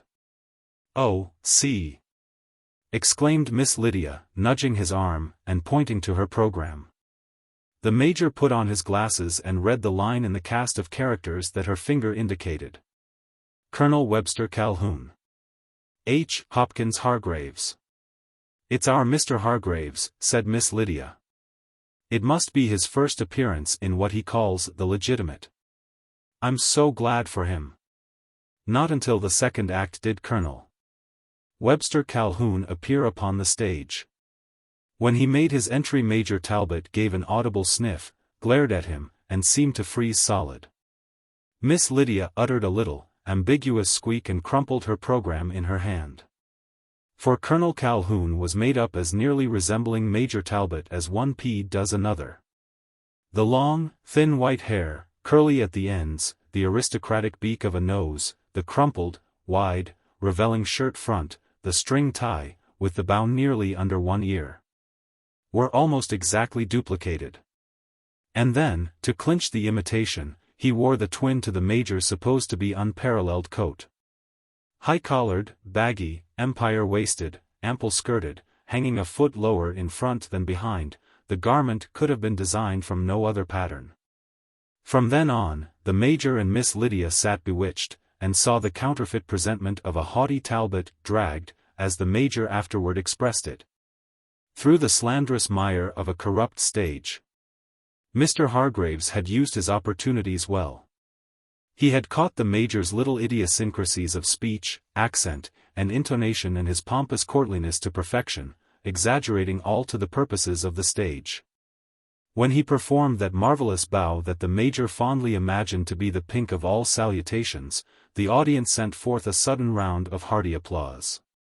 Miss Lydia sat immovable, not daring to glance toward her father. Sometimes her hand next to him would be laid against her cheek, as if to conceal the smile which, in spite of her disapproval, she could not entirely suppress. The culmination of Hargraves's audacious imitation took place in the third act. The scene is where Colonel Calhoun entertains a few of the neighboring planters in his den. Standing at a table in the center of the stage, with his friends grouped about him, he delivers that inimitable, rambling, character monologue so famous in A Magnolia Flower. At the same time that he deftly makes juleps for the party. Major Talbot, sitting quietly, but white with indignation, heard his best stories retold, his pet theories and hobbies advanced and expanded. And the dream of the anecdotes and reminiscences served, exaggerated and garbled. His favorite narrative, that of his duel with Rathbone Culbertson, was not omitted, and it was delivered with more fire, egotism, and gusto than the Major himself put into it. The monologue concluded with a quaint, delicious, witty little lecture on the art of concocting a julep, illustrated by the act. Here Major Talbot's delicate but showy science was reproduced to a hair's breadth, from his dainty handling of the fragrant weed, the 1,000th part of a grain too much pressure, gentlemen. And you extract the bitterness, instead of the aroma, of this heaven-bestowed plant, to his solicitous selection of the oaten straws. At the close of the scene the audience raised a tumultuous roar of appreciation. The portrayal of the type was so exact, so sure and thorough, that the leading characters in the play were forgotten. After repeated calls, Hargraves came before the curtain and bowed, his rather boyish face bright and flushed with the knowledge of success. At last Miss Lydia turned and looked at the Major. His thin nostrils were working like the gills of a fish. He laid both shaking hands upon the arms of his chair to rise. "We will go, Lydia," he said chokingly. "This is an abominable desecration." Before he could rise, she pulled him back into his seat. "We will stay it out," she declared. "Do you want to advertise the copy by exhibiting the original coat?" So they remained to the end. Hargraves's success must have kept him up late that night, for neither at the breakfast nor at the dinner table did he appear. About 3 in the afternoon he tapped at the door of Major Talbot's study. The Major opened it, and Hargraves walked in with his hands full of the morning papers, too full of his triumph to notice anything unusual in the Major's demeanor. "I put it all over at M last night, Major," he began exultantly. "I had my inning, and, I think, scored. Here's what the Post says." His conception and portrayal of the old-time Southern colonel, with his absurd grandiloquence, his eccentric garb, his quaint idioms and phrases, his moth-eaten pride of family, and his really kind heart, fastidious sense of honor, and lovable simplicity, is the best delineation of a character role on the boards today. The coat worn by Colonel Calhoun is itself nothing less than an evolution of genius. Mr. Hargraves has captured his public. How does that sound, Major, for a first-nighter? "I had the honor," the Major's voice sounded ominously frigid, "of witnessing your very remarkable performance, sir, last night." Hargraves looked disconcerted. "You were there? I didn't know I didn't know you cared for the theater." "Oh, I say, Major Talbot," he exclaimed frankly, "don't you be offended. I admit I did get a lot of pointers from you that helped me out wonderfully in the part. But it's a type, you know, not individual. The way the audience caught on shows that. Half the patrons of that theater are Southerners. They recognized it." "Mr. Hargraves," said the Major, who had remained standing, "you have put upon me an unpardonable insult. You have burlesqued my person, grossly betrayed my confidence, and misused my hospitality. If I thought you possessed the faintest conception of what is the sign manual of a gentleman, or what is due one, I would call you out, sir, old as I am. I will ask you to leave the room, sir."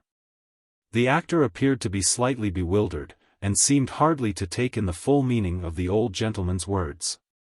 "I am truly sorry you took offense," he said regretfully. "Up here we don't look at things just as you people do. I know men who would buy out half the house to have their personality put on the stage so the public would recognize it." "They are not from Alabama, sir," said the Major haughtily. "Perhaps not. I have a pretty good memory, Major. Let me quote a few lines from your book. In response to a toast at a banquet given in Milledgeville, I believe, you uttered, and intend to have printed, these words: 'The Northern man is utterly without sentiment or warmth except in so far as the feelings may be turned to his own commercial profit.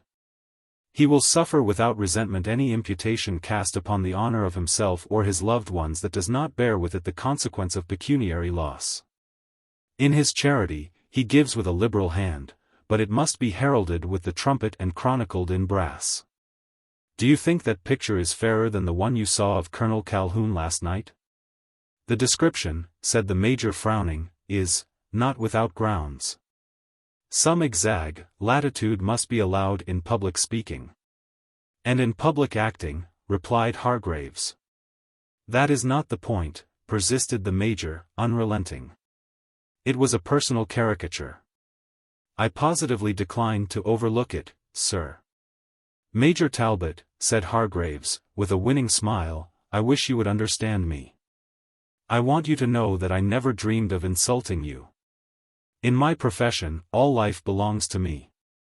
I take what I want, and what I can, and return it over the footlights. Now, if you will, let's let it go at that. I came in to see you about something else. We've been pretty good friends for some months, and I'm going to take the risk of offending you again. I know you are hard up for money, never mind how I found out. A boarding house is no place to keep such matters secret, and I want you to let me help you out of the pinch. I've been there often enough myself. I've been getting a fair salary all the season, and I've saved some money. You're welcome to a couple hundred, or even more, until you get. Stop, commanded the Major, with his arm outstretched. It seems that my book didn't lie, after all. You think your money salve will heal all the hurts of honor. Under no circumstances would I accept a loan from a casual acquaintance. And as to you, sir, I would starve before I would consider your insulting offer of a financial adjustment of the circumstances we have discussed. I beg to repeat my request relative to your quitting the apartment. Hargraves took his departure without another word. He also left the house the same day, moving, as Mrs. Vardman explained at the supper table, nearer the vicinity of the downtown theater, where A Magnolia Flower was booked for a week's run. Critical was the situation with Major Talbot and Miss Lydia. There was no one in Washington to whom the Major's scruples allowed him to apply for a loan. Miss Lydia wrote a letter to Uncle Ralph, but it was doubtful whether that relative's constricted affairs would permit him to furnish help. The Major was forced to make an apologetic address to Mrs. Vardman regarding the delayed payment for board, referring to delinquent rentals and delayed remittances in a rather confused strain. Deliverance came from an entirely unexpected source. Late one afternoon the door maid came up and announced an old colored man who wanted to see Major Talbot. The Major asked that he be sent up to his study. Soon an old darky appeared in the doorway, with his hat in hand, bowing, and scraping with one clumsy foot. He was quite decently dressed in a baggy suit of black. His big, coarse shoes shone with a metallic luster suggestive of stove polish. His bushy wool was gray, almost white. After middle life, it is difficult to estimate the age of a Negro. This one might have seen as many years as had Major Talbot. "I be bound you don't know me, Mars Pendleton," were his first words. The Major rose and came forward at the old, familiar style of address. It was one of the old plantation darkies without a doubt. But they had been widely scattered, and he could not recall the voice or face. "I don't believe I do," he said kindly, "unless you will assist my memory. Don't you, member Cindy's Mose, Mars Pendleton, what, migrated immediately after the war?" "Wait a moment," said the Major, rubbing his forehead with the tips of his fingers. He loved to recall everything connected with those beloved days. Cindy's Mose, he reflected. "You worked among the horses, breaking the colts." "Yes, I remember now. After the surrender, you took the name of, don't prompt me, Mitchell, and went to the west, to Nebraska." Yasser, the old man's face stretched with a delighted grin, "Dat's him, dat's it. Nebraska. Dat's me, Mose Mitchell. Old Uncle Mose Mitchell, dey calls me now. Old Mars, your pa, gimme a paw of dem mule colts when I lef' fur to stop me goin' with. You 'member dem colts, Mars Pendleton?" "I don't seem to recall the colts," said the Major. "You know I was married the first year of the war and living at the old Follansbee place. But sit down, Uncle Mose.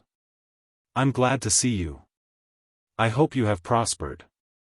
Uncle Mose took a chair and laid his hat carefully on the floor beside it. "Yasser, of late I done mouty famous. When I first got to Nebraska, dey folks come all round me to see dem mule colts. Dey ain't see no mules like dem in Nebraska. I sold dem mules for $300. Yasser, 300. Den I open a blacksmith shop, Sue, and made some money and bought some lawn. Me and my old Oman done raised up sebem chillin, and all doin' well, 'cept two of them what died. Fo year ago a railroad come along and stot a town slam against my lawn, and, Sue, Mars Pendleton, Uncle Mose am worth lebem $1,000 in money, property, and lawn. "I'm glad to hear it," said the Major heartily. "Glad to hear it. And dat little baby of yo'n, Mars Pendleton, one what you name Miss Lyddy, I be bound dat little tad done growed up tell nobody wouldn't know her." The Major stepped to the door and called, "Lydia, dear, will you come?" Miss Lydia, looking quite grown up and a little worried, came in from her room. Now. What did I tell you? I knowed dat baby done be plumb growed up. You don't 'member Uncle Mose, child? This is Aunt Cindy's Mose, Lydia, explained the Major. He left Sunnymead for the West when you were 2 years old. Well, said Miss Lydia, I can hardly be expected to remember you, Uncle Mose, at that age. And, as you say, I'm plumb growed up, and was a blessed long time ago. But I'm glad to see you, even if I can't remember you. And she was. And so was the Major. Something alive and tangible had come to link them with the happy past. The three sat and talked over the olden times, the Major and Uncle Mose correcting or prompting each other as they reviewed the plantation scenes and days. The Major inquired what the old man was doing so far from his home. Uncle Mose am a delegate, he explained, to the Grand Baptist Convention in dis city. I never preached none, but bein' a resident elder in the church, and able fur to pay my own expenses, dey sent me along. And how did you know we were in Washington? Inquired Miss Lydia. Dey's a cullud man works in the hotel where I stops, what comes from Mobile. He told me he seen Mars Pendleton comin' outen dish here house one mornin'. What I come fur, continued Uncle Mose, reaching into his pocket, besides the sight of home folks, was to pay Mars Pendleton what I owes him. Oh me, said the Major, in surprise. Yasser, $300. He handed the Major a roll of bills. When I left, old Mars says, take dem mule colts, Mose, and, if it be so you gets able, pay fur em. Yasser, dem was his words. De war had done left old Mars puh hisself. Old Mars bein' long ago dead, de debt descends to Mars Pendleton. $300. Uncle Mose is plenty able to pay now. When dat railroad by my lawn, I laid off to pay fur dem mules. Count de money, Mars Pendleton.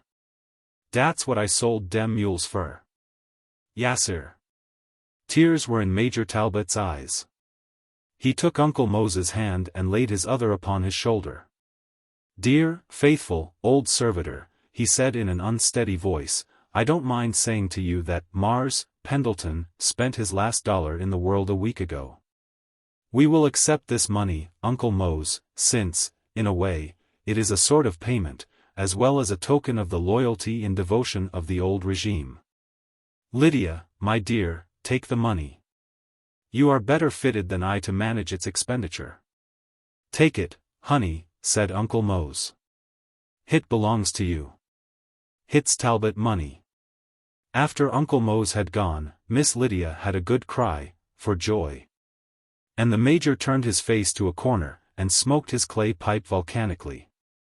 The succeeding days saw the Talbots restored to peace and ease. Miss Lydia's face lost its worried look.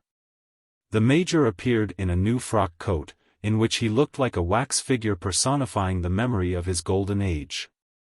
Another publisher who read the manuscript of the Anecdotes and Reminiscences thought that, with a little retouching and toning down of the highlights, he could make a really bright and saleable volume of it. Altogether, the situation was comfortable, and not without the touch of hope that is often sweeter than arrived blessings. One day, about a week after their piece of good luck, a maid brought a letter for Miss Lydia to her room. The postmark showed that it was from New York. Not knowing anyone there, Miss Lydia, in a mild flutter of wonder, sat down by her table and opened the letter with her scissors. This was what she read. Dear Miss Talbot, I thought you might be glad to learn of my good fortune. I have received and accepted an offer of $200 per week by a New York stock company to play Colonel Calhoun in A Magnolia Flower. There is something else I wanted you to know. I guess you'd better not tell Major Talbot. I was anxious to make him some amends for the great help he was to me in studying the part, and for the bad humor he was in about it. He refused to let me, so I did it anyhow. I could easily spare the $300. Sincerely yours, H. Hopkins Hargraves. P.S. How did I play Uncle Mose? Major Talbot, passing through the hall, saw Miss Lydia's door open and stopped. Any mail for us this morning, Lydia, dear? He asked. Miss Lydia slid the letter beneath a fold of her dress. The Mobile Chronicle came, she said promptly. It's on the table in your study. The passing of Black Eagle. For some months of a certain year a grim bandit infested the Texas border along the Rio Grande. Peculiarly striking to the optic nerve was this notorious marauder. His personality secured him the title of Black Eagle, the terror of the border. Many fearsome tales are on record concerning the doings of him and his followers. Suddenly, in the space of a single minute, Black Eagle vanished from Earth. He was never heard of again. His own band never even guessed the mystery of his disappearance. The border ranches and settlements feared he would come again to ride and ravage the Mesquite Flats. He never will. It is to disclose the fate of Black Eagle that this narrative is written. The initial movement of the story is furnished by the foot of a bartender in St. Louis. His discerning eye fell upon the form of Chicken Ruggles as he pecked with avidity at the free lunch. Chicken was a hobo. He had a long nose like the bill of a fowl, an inordinate appetite for poultry, and a habit of gratifying it without expense, which accounts for the name given him by his fellow vagrants. Physicians agree that the partaking of liquids at meal times is not a healthy practice. The hygiene of the saloon promulgates the opposite. Chicken had neglected to purchase a drink to accompany his meal. The bartender rounded the counter, caught the injudicious diner by the ear with a lemon squeezer, led him to the door and kicked him into the street. Thus the mind of Chicken was brought to realize the signs of coming winter. The night was cold, the stars shone with unkindly brilliancy. People were hurrying along the streets in two egotistic, jostling streams. Men had donned their overcoats, and Chicken knew to an exact percentage the increased difficulty of coaxing dimes from those buttoned-in vest pockets. The time had come for his annual exodus to the south. A little boy, 5 or 6 years old, stood looking with covetous eyes in a confectioner's window. In one small hand he held an empty 2-ounce vial, in the other he grasped tightly something flat and round, with a shining milled edge.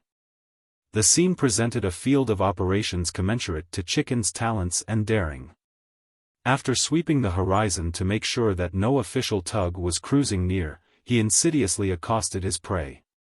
The boy, having been early taught by his household to regard altruistic advances with extreme suspicion, received the overtures coldly.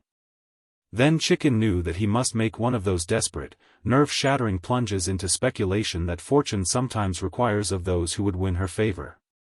5 cents was his capital, and this he must risk against the chance of winning what lay within the close grasp of the youngster's chubby hand. It was a fearful lottery, Chicken knew. But he must accomplish his end by strategy, since he had a wholesome terror of plundering infants by force. Once, in a park, driven by hunger, he had committed an onslaught upon a bottle of peptonized infant's food in the possession of an occupant of a baby carriage. The outraged infant had so promptly opened its mouth and pressed the button that communicated with the welkin that help arrived, and Chicken did his 30 days in a snug coop. Wherefore he was, as he said, leery of kids. Beginning artfully to question the boy concerning his choice of sweets, he gradually drew out the information he wanted. Mama said he was to ask the drugstore man for 10 cents worth of paregoric in the bottle, he was to keep his hand shut tight over the dollar, he must not stop to talk to anyone in the street. He must ask the drugstore man to wrap up the change and put it in the pocket of his trousers. Indeed, they had pockets, 2 of them. And he liked chocolate creams best. Chicken went into the store and turned plunger. He invested his entire capital in CNDY stocks, simply to pave the way to the greater risk following. He gave the sweets to the youngster, and had the satisfaction of perceiving that confidence was established. After that it was easy to obtain leadership of the expedition. To take the investment by the hand and lead it to a nice drug store he knew of in the same block. There Chicken, with a parental air, passed over the dollar and called for the medicine, while the boy crunched his candy, glad to be relieved of the responsibility of the purchase. And then the successful investor, searching his pockets, found an overcoat button, the extent of his winter trousseau, and, wrapping it carefully, placed the ostensible change in the pocket of confiding juvenility, setting the youngster's face homeward, and patting him benevolently on the back, for Chicken's heart was as soft as those of his feathered namesakes. The speculator quit the market with a profit of 1,700% on his invested capital. 2 hours later an Iron Mountain freight engine pulled out of the railroad yards, Texas bound, with a string of empties. In one of the cattle cars, half buried in excelsior, Chicken lay at ease. Beside him in his nest was a quart bottle of very poor whiskey and a paper bag of bread and cheese. Mr. Ruggles, in his private car, was on his trip south for the winter season. For a week that car was trundled southward, shifted, laid over, and manipulated after the manner of rolling stock, but Chicken stuck to it, leaving it only at necessary times to satisfy his hunger and thirst. He knew it must go down to the cattle country, and San Antonio, in the heart of it, was his goal. There the air was salubrious and mild, the people indulgent and long-suffering. The bartenders there would not kick him. If he should eat too long or too often at one place they would swear at him as if by rote and without heat. They swore so drawlingly, and they rarely paused short of their full vocabulary, which was copious, so that Chicken had often gulped a good meal during the process of the vituperative prohibition. The season there was always spring-like, the plazas were pleasant at night, with music and gaiety. Except during the slight and infrequent cold snaps one could sleep comfortably out of doors in case the interiors should develop inhospitability. At Texarkana his car was switched to the INGN.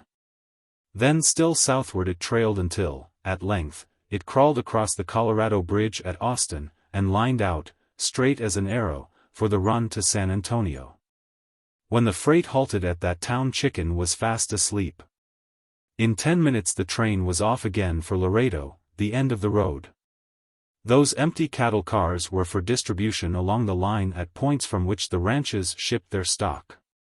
When Chicken awoke his car was stationary. Looking out between the slats he saw it was a bright, moonlit night. Scrambling out, he saw his car with 3 others abandoned on a little siding in a wild and lonesome country.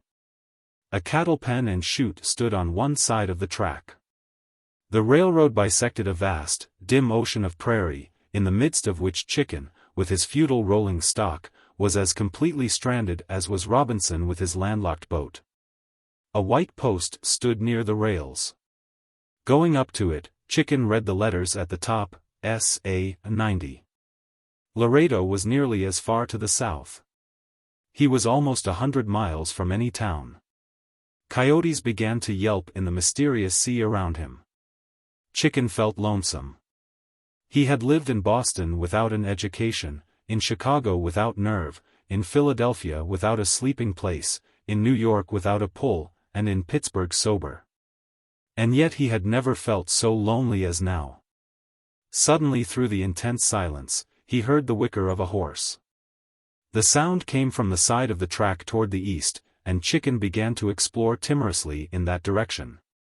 He stepped high along the mat of curly mesquite grass, for he was afraid of everything there might be in this wilderness: snakes, rats, brigands, centipedes, mirages, cowboys, fandangos, tarantulas. Tamales, he had read of them in the story papers. Rounding a clump of prickly pear that reared high its fantastic and menacing array of rounded heads, he was struck to shivering terror by a snort and a thunderous plunge, as the horse, himself startled, bounded away some 50 yards, and then resumed his grazing. But here was the one thing in the desert that Chicken did not fear. He had been reared on a farm, he had handled horses, understood them, and could ride.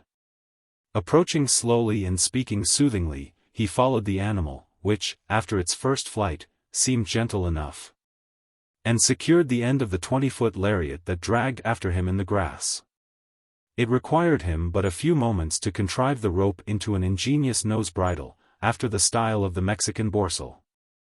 In another he was upon the horse's back and off at a splendid lope, giving the animal free choice of direction. "He will take me somewhere," said Chicken to himself. It would have been a thing of joy, that untrammeled gallop over the moonlit prairie, even to Chicken, who loathed exertion, but that his mood was not for it. His head ached. A growing thirst was upon him, the somewhere whither his lucky mount might convey him was full of dismal peradventure. And now he noted that the horse moved to a definite goal. Where the prairie lay smooth he kept his course straight as an arrow's toward the east. Deflected by hill or arroyo or impractical spinous breaks, he quickly flowed again into the current, charted by his unerring instinct. At last, upon the side of a gentle rise, he suddenly subsided to a complacent walk. A stone's cast away stood a little knot of coma trees.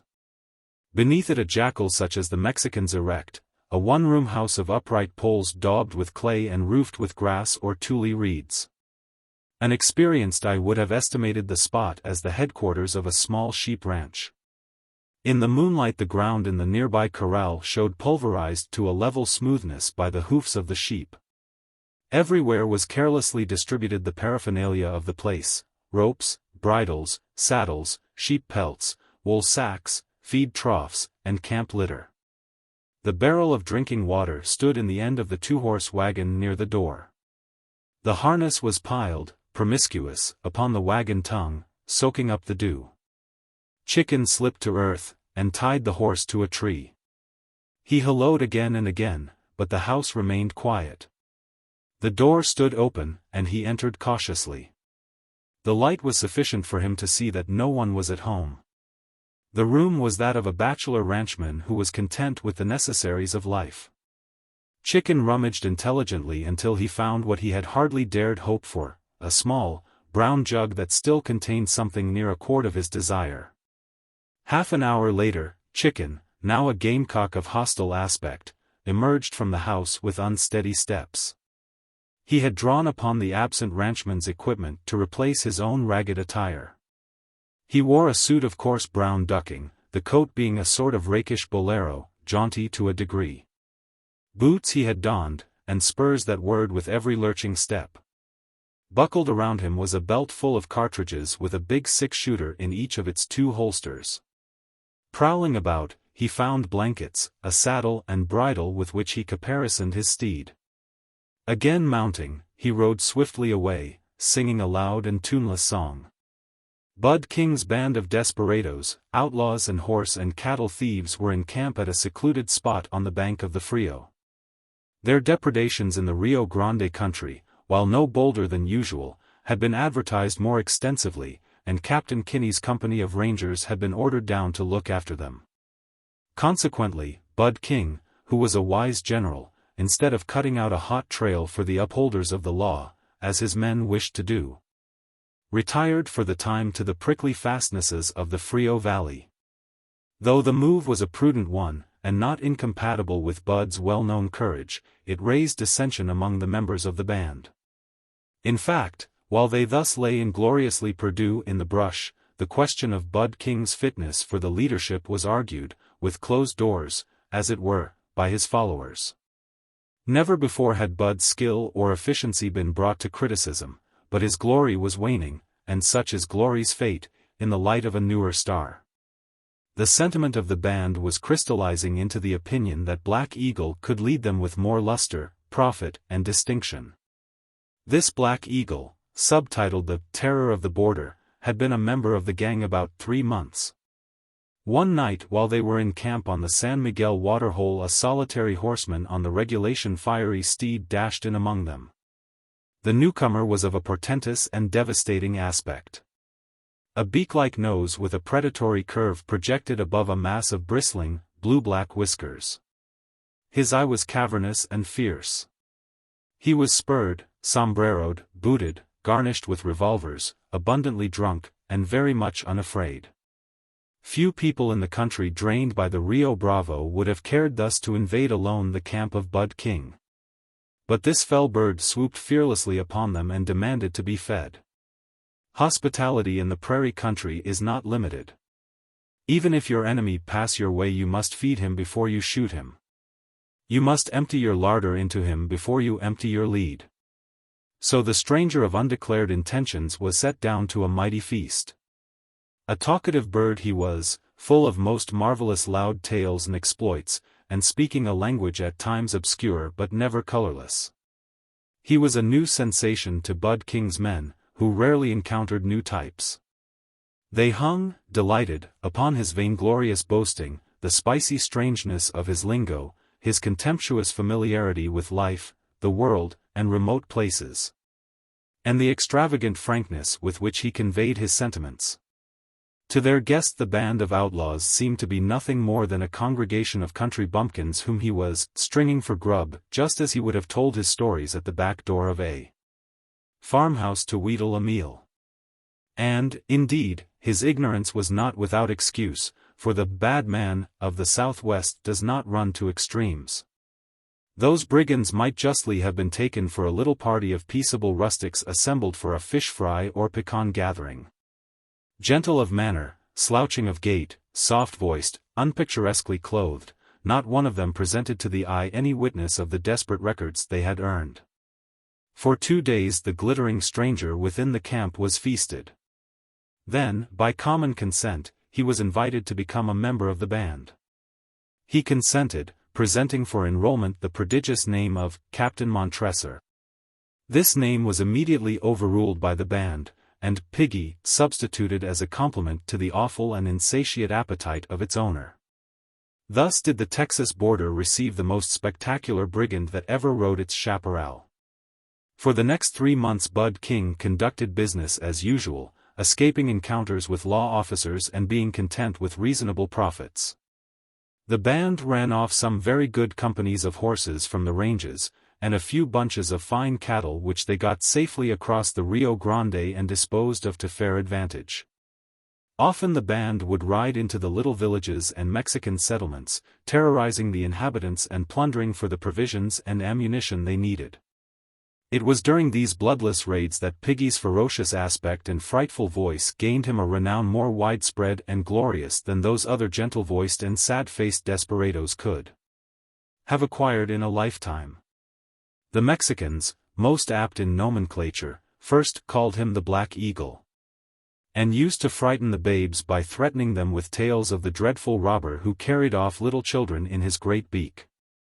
Soon the name extended, and Black Eagle, the terror of the border, became a recognized factor in exaggerated newspaper reports and ranch gossip.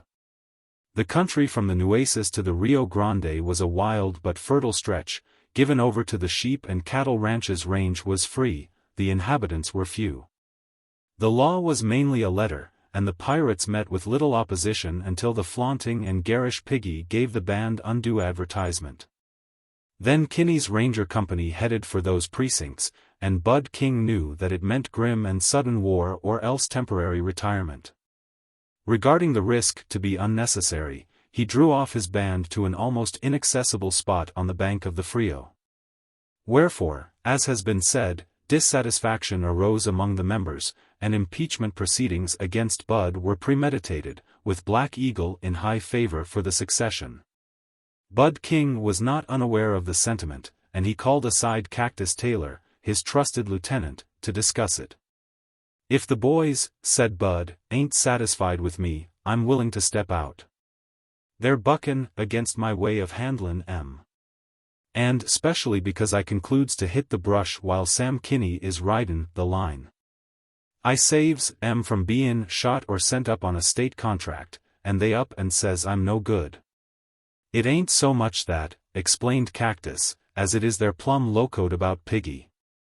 They want them whiskers and that nose of his to split the wind at the head of the column." "There's somethin' mighty seldom about Piggy," declared Bud, musingly. "I never yet see anything on the hoof that he exactly grades up with. He can sure holler a plenty, and he straddles a hoss from where you laid the chunk. But he ain't never been smoked yet. You know, Cactus, we ain't had a row since he's been with us. Piggy's all right for skeerin' the greaser kids and layin' waste a crossroads store. I reckon he's the finest canned oyster buccaneer and cheese pirate that ever was, but how's his appetite for fightin'? I've knowed some citizens you'd think was starvin' for trouble get a bad case of dyspepsy the first dose of lead they had to take. He talks all spraddled out," said Cactus, "'bout the rookuses he's been in. He claims to have saw the elephant and hearn the owl." "I know," replied Bud, using the cowpuncher's expressive phrase of skepticism, "but it sounds to me."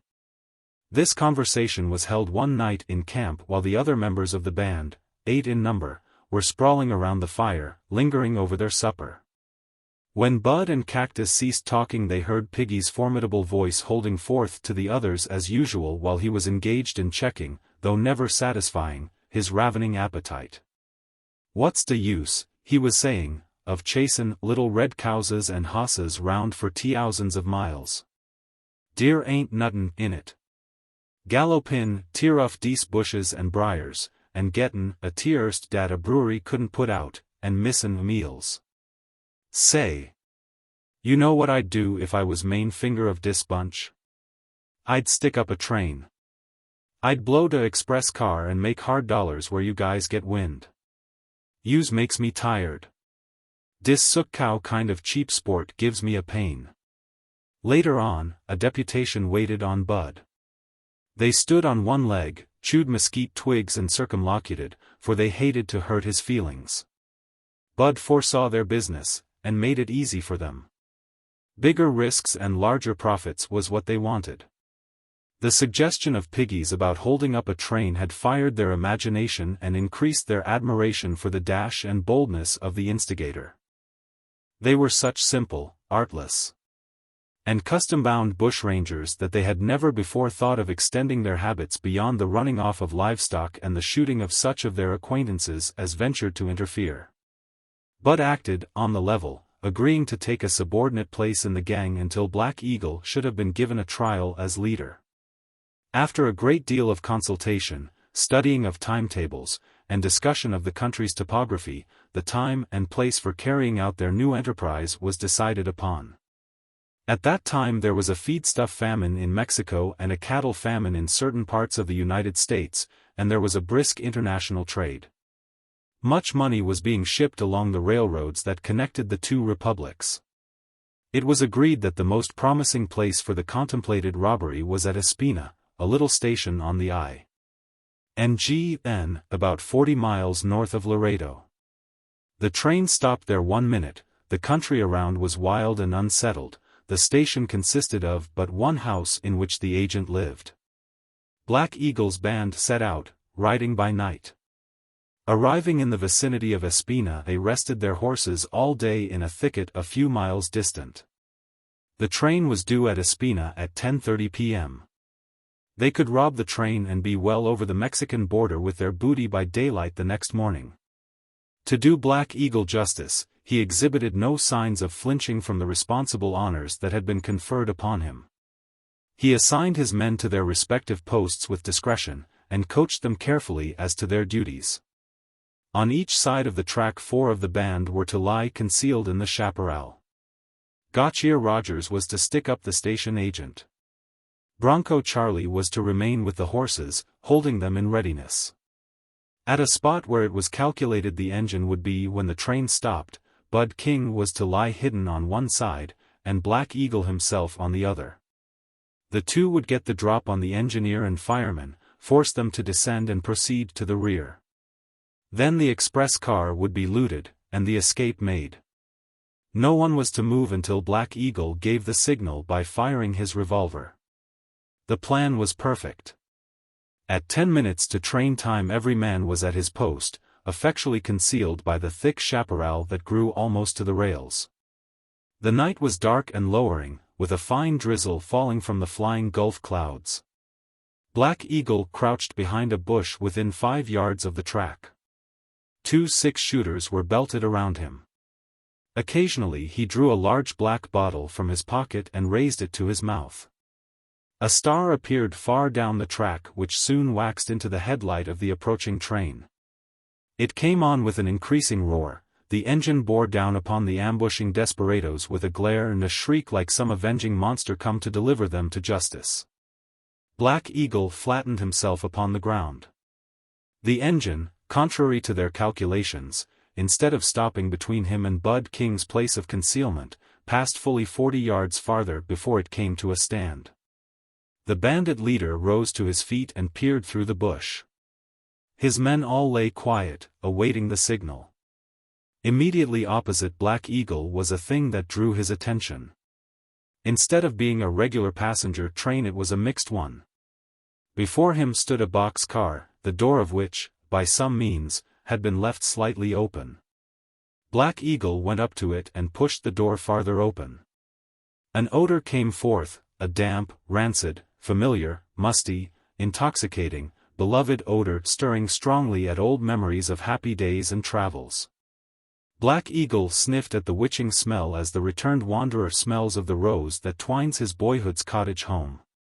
Nostalgia seized him. He put his hand inside. Excelsior, dry, springy, curly, soft, enticing, covered the floor. Outside the drizzle had turned to a chilling rain. The train bell clanged. The bandit chief unbuckled his belt and cast it, with its revolvers, upon the ground. His spurs followed quickly, and his broad sombrero. Black Eagle was molting. The train started with a rattling jerk. The ex-terror of the border scrambled into the box car and closed the door. Stretched luxuriously upon the Excelsior, with the black bottle clasped closely to his breast, his eyes closed, and a foolish, happy smile upon his terrible features, Chicken Ruggles started upon his return trip. Undisturbed, with the band of desperate bandits lying motionless, awaiting the signal to attack, the train pulled out from Espina. As its speed increased, and the black masses of chaparral went whizzing past on either side, the express messenger, lighting his pipe, looked through his window and remarked feelingly, "What a jim-dandy place for a hold-up. Cherchez La Femme." Robbins, reporter for the Picayune, and Demars, of La Bile, the old French newspaper that has buzzed for nearly a century, were good friends. Well proven by years of ups and downs together. They were seated where they had a habit of meeting, in the little, Creole-haunted café of Madame Tybalt, in Domain Street. If you know the place, you will experience a thrill of pleasure in recalling it to mind. It is small and dark, with 6 little polished tables, at which you may sit and drink the best coffee in New Orleans, and concoctions of absinthe equal to Sazerac's best. Madame Tybalt, fat and indulgent, presides at the desk, and takes your money. Nicolette and Mime, Madame's nieces, in charming bib aprons, bring the desirable beverages. Demars, with true Creole luxury, was sipping his absinthe, with half-closed eyes, in a swirl of cigarette smoke. Robbins was looking over the morning pick.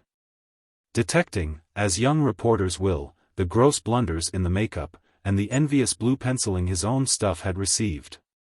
This item, in the advertising columns, caught his eye, and with an exclamation of sudden interest he read it aloud to his friend. Public auction. At 3 o'clock this afternoon there will be sold to the highest bidder all the common property of the Little Sisters of Samaria, at the home of the Sisterhood, in Bonham Street. The sale will dispose of the building, ground, and the complete furnishings of the house and chapel, without reserve. This notice stirred the two friends to a reminiscent talk concerning an episode in their journalistic career that had occurred about 2 years before. They recalled the incidents, went over the old theories, and discussed it anew from the different perspective time had brought. There were no other customers in the café. Madame's fine ear had caught the line of their talk, and she came over to their table, for had it not been her lost money, her vanished $20,000, that had set the whole matter going? The three took up the long-abandoned mystery, threshing over the old, dry chaff of it. It was in the chapel of this house of the Little Sisters of Samaria that Robbins and Demars had stood during that eager, fruitless news search of theirs, and looked upon the gilded statue of the Virgin. "Tha's so, boys," said Madame, summing up. "Tha's ver wicked man, Monsieur Morin. Everybody shall be cert, he steal those money I plays in his hand for keep safe. Yes. He's bound spend that money, somehow." Madame turned a broad and contemplative smile upon Demars. "I onstand you, Monsieur Dumars, those day you come ask Fo, tell everything I know, bout Monsieur Morin. Ah. Yes, I know most time when those men lose money you say, Cherchez La Femme, there is somewhere the woman. But not from Monsieur Morin. No, boys. Before he shall die, he is like one saint. You might's well, Monsieur Dumars, go try find those money in those statue of Virgin Mary that Monsieur Morin present at those petite sirs, as try find one femme. At Madame Tybalt's last words, Robin started slightly and cast a keen, sidelong glance at Dumars. The Creole sat, unmoved, dreamily watching the spirals of his cigarette smoke. It was then 9 o'clock in the morning and, a few minutes later, the two friends separated, going different ways to their day's duties. And now follows the brief story of Madame Tybalt's vanished thousands. New Orleans will readily recall to mind the circumstances attendant upon the death of Mr. Gaspard Morin, in that city.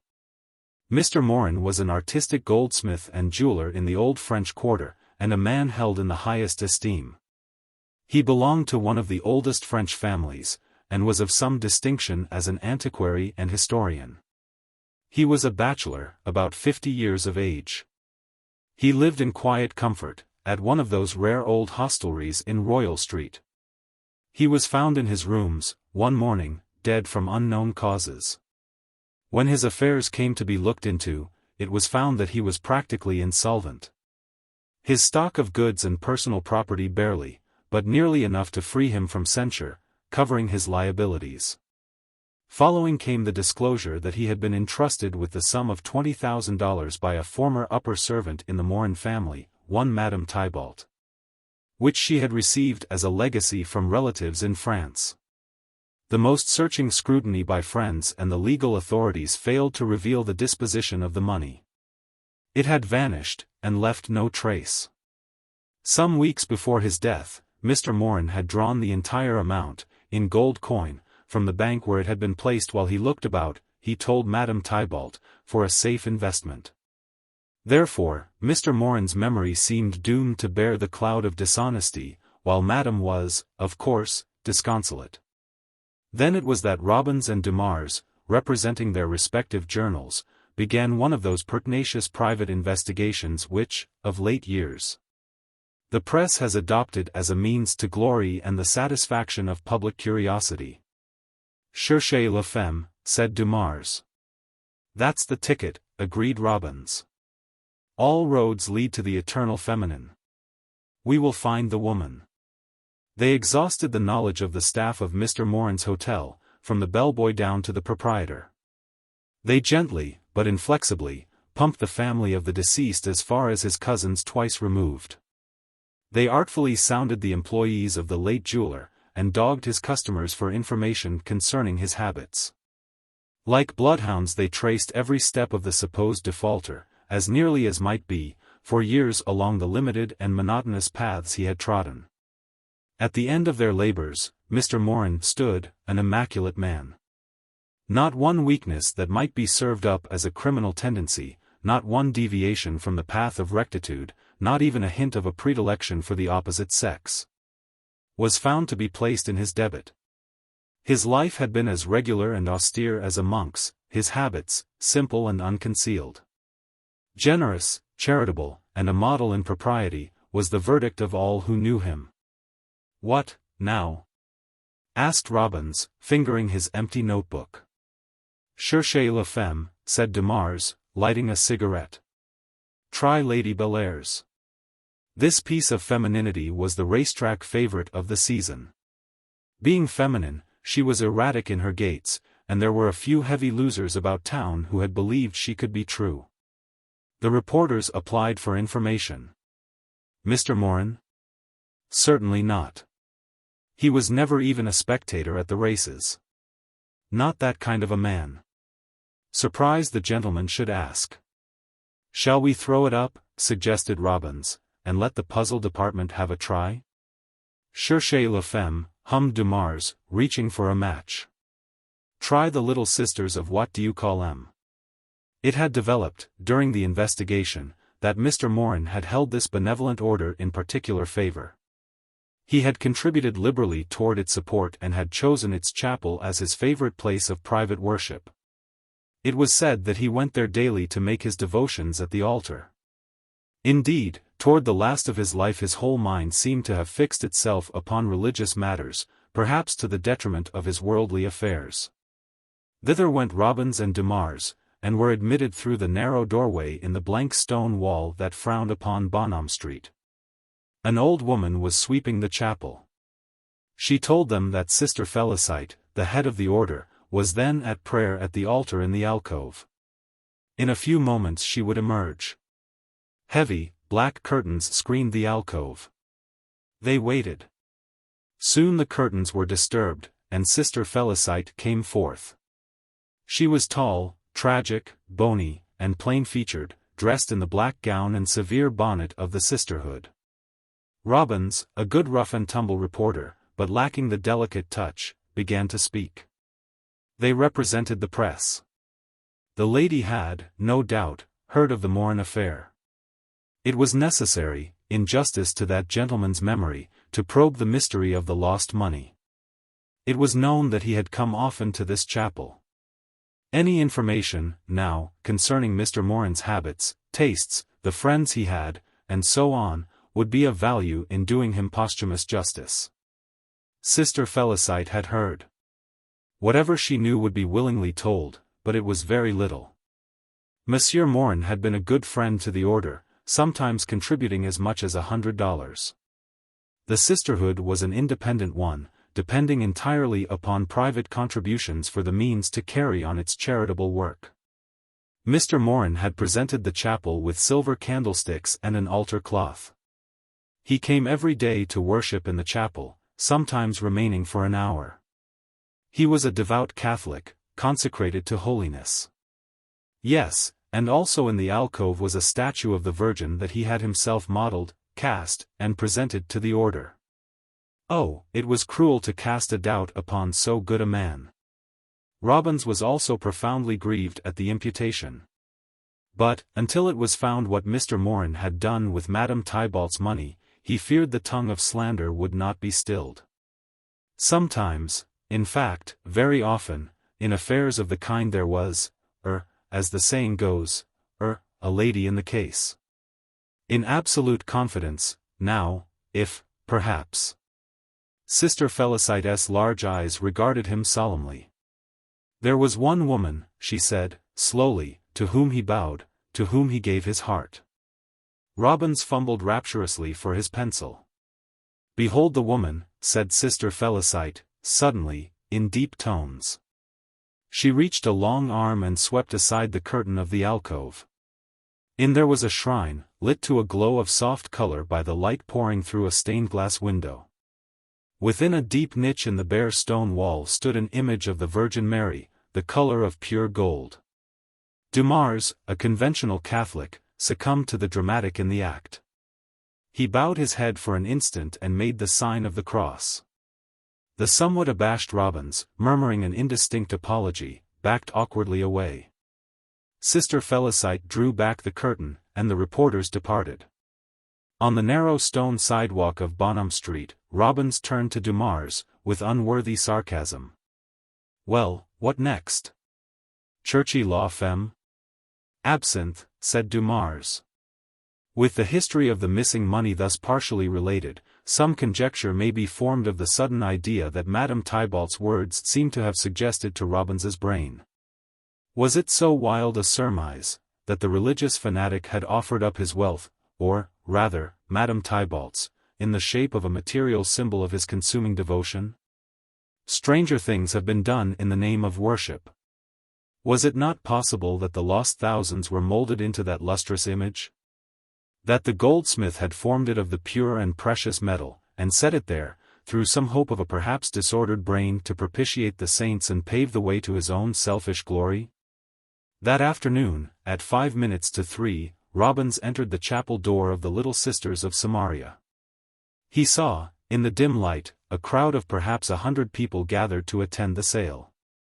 Most of them were members of various religious orders, priests and churchmen, come to purchase the paraphernalia of the chapel, lest they fall into desecrating hands.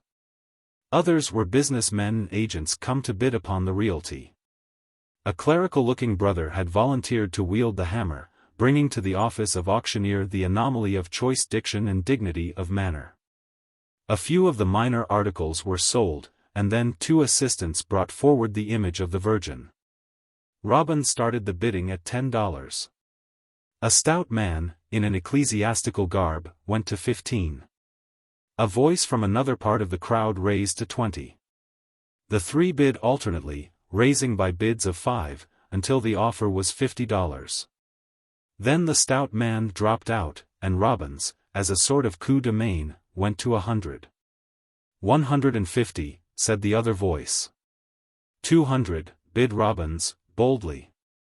250, called his competitor, promptly. The reporter hesitated for the space of a lightning flash, estimating how much he could borrow from the boys in the office, and screw from the business manager from his next month's salary. 300, he offered. 350, spoke up the other, in a louder voice, a voice that sent Robins diving suddenly through the crowd in its direction, to catch Dumars, its owner, ferociously by the collar.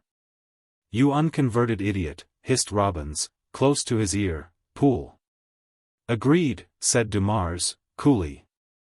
"I couldn't raise $350 with a search warrant, but I can stand half. What you come bidding against me for?" "I thought I was the only fool in the crowd," explained Robins.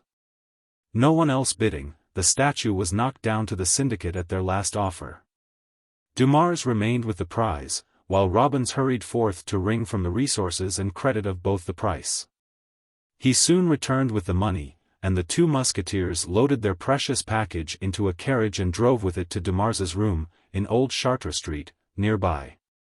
They lugged it, covered with a cloth, up the stairs, and deposited it on a table. 100 pounds it weighed, if an ounce, and at that estimate, according to their calculation, if their daring theory were correct, it stood there, worth 20,000 golden dollars. Robins removed the covering, and opened his pocket-knife. "Sacre," muttered Dumars, shuddering. "It is the Mother of Christ. What would you do?" "Shut up, Judas," said Robins, coldly. "It's too late for you to be saved now." With a firm hand, he chipped a slice from the shoulder of the image. The cut showed a dull, grayish metal, with a thin coating of gold leaf. "Lead," announced Robins, hurling his knife to the floor, gilded. "To the devil with it," said Dumars, forgetting his scruples. "I must have a drink." Together they walked moodily to the café of Madame Tribalt, 2 squares away. It seemed that Madame's mind had been stirred that day to fresh recollections of the past services of the 2 young men in her behalf. "You mustn't sit by those table," she interposed, as they were about to drop into their accustomed seats. "Tha's so, boys. But no. I mek you come at this room, like my trace bon Amos. Yes. I go and mek for you myself 1 anisette and 1 café royal ver fine. Ah. I lack treat my friend Nice. Yes. Please come in this way." Madame led them into the little back room, into which she sometimes invited the especially favored of her customers. In 2 comfortable armchairs, by a big window that opened upon the courtyard, she placed them, with a low table between. Bustling hospitably about, she began to prepare the promised refreshments. It was the first time the reporters had been honored with admission to the sacred precincts. The room was in dusky twilight, flecked with gleams of the polished, fine woods and burnished glass and metal that the Creoles love. From the little courtyard a tiny fountain sent in an insinuating sound of trickling waters, to which a banana plant by the window kept time with its tremulous leaves. Robins, an investigator by nature, sent a curious glance roving about the room. From some barbaric ancestor, Madame had inherited a penchant for the crude in decoration. The walls were adorned with cheap lithographs, florid libels upon nature, addressed to the taste of the bourgeoisie, birthday cards, garish newspaper supplements, and specimens of art advertising calculated to reduce the optic nerve to stunned submission. A patch of something unintelligible in the midst of the more candid display puzzled Robbins, and he rose and took a step nearer, to interrogate it at closer range. Then he leaned weakly against the wall, and called out. "Madame Tybalt." "Oh, madam. Since when, oh? Since when have you been in the habit of papering your walls with $5,000 United States 4% gold bonds? Tell me, is this a Grimm's fairy tale, or should I consult an oculist?" At his words, Madame Tybalt and Dumars approached. "What you say?" said Madame, cheerily. "What you say, Monsieur Robin?" "Bon. Ah. Those nice lil pieces papier. One tam I think those W at you call calendar, with ze lil day of mont below. But, no. Those wall is broken those plays, Monsieur Robin, and I plays those lil pieces papier to conceal ze crack. I did think the couleur harmonize so well with the wall papier. Where I get them from? Ah, yes, I remember, well. One day Monsieur Morin, he come at my house, tha's 'bout 1 month before he shall die, tha's long 'bout tam he promise fo invies those money fo me. Monsieur Morin, he leave those lil pieces papier in those table, and say ver much 'bout money tha's hard for me to understand. Mais I never see those money again. Tha's ver wicked man, Monsieur Morin. What you call those pieces papier, Monsieur Robin, bon?" Robbins explained. "There's your $20,000, with coupons attached," he said, running his thumb around the edge of the 4 bonds. "Better get an expert to peel them off for you." Mr. Morin was all right. "I'm going out to get my ears trimmed." He dragged Dumars by the arm into the outer room. Madame was screaming for Nicolette and Mime to come and observe the fortune returned to her by Monsieur Morin, that best of men, that saint in glory. "Mossy," said Robbins, "I'm going on a jamboree. For 3 days the esteemed pick. We'll have to get along without my valuable services. I advise you to join me. Now, that green stuff you drink is no good. It stimulates thought. What we want to do is to forget to remember. I'll introduce you to the only lady in this case that is guaranteed to produce the desired results. Her name is Belle of Kentucky, 12-year-old bourbon. In quarts. How does the idea strike you?" "Allons," said Dumars. "Cherchez La Femme. Friends in San Rosario." The westbound train stopped at San Rosario on time at 8:20 a.m. A man with a thick black leather wallet under his arm left the train and walked rapidly up the main street of the town. There were other passengers who also got off at San Rosario, but they either slouched limberly over to the railroad eating house or the Silver Dollar Saloon, or joined the groups of idlers about the station. Indecision had no part in the movements of the man with the wallet.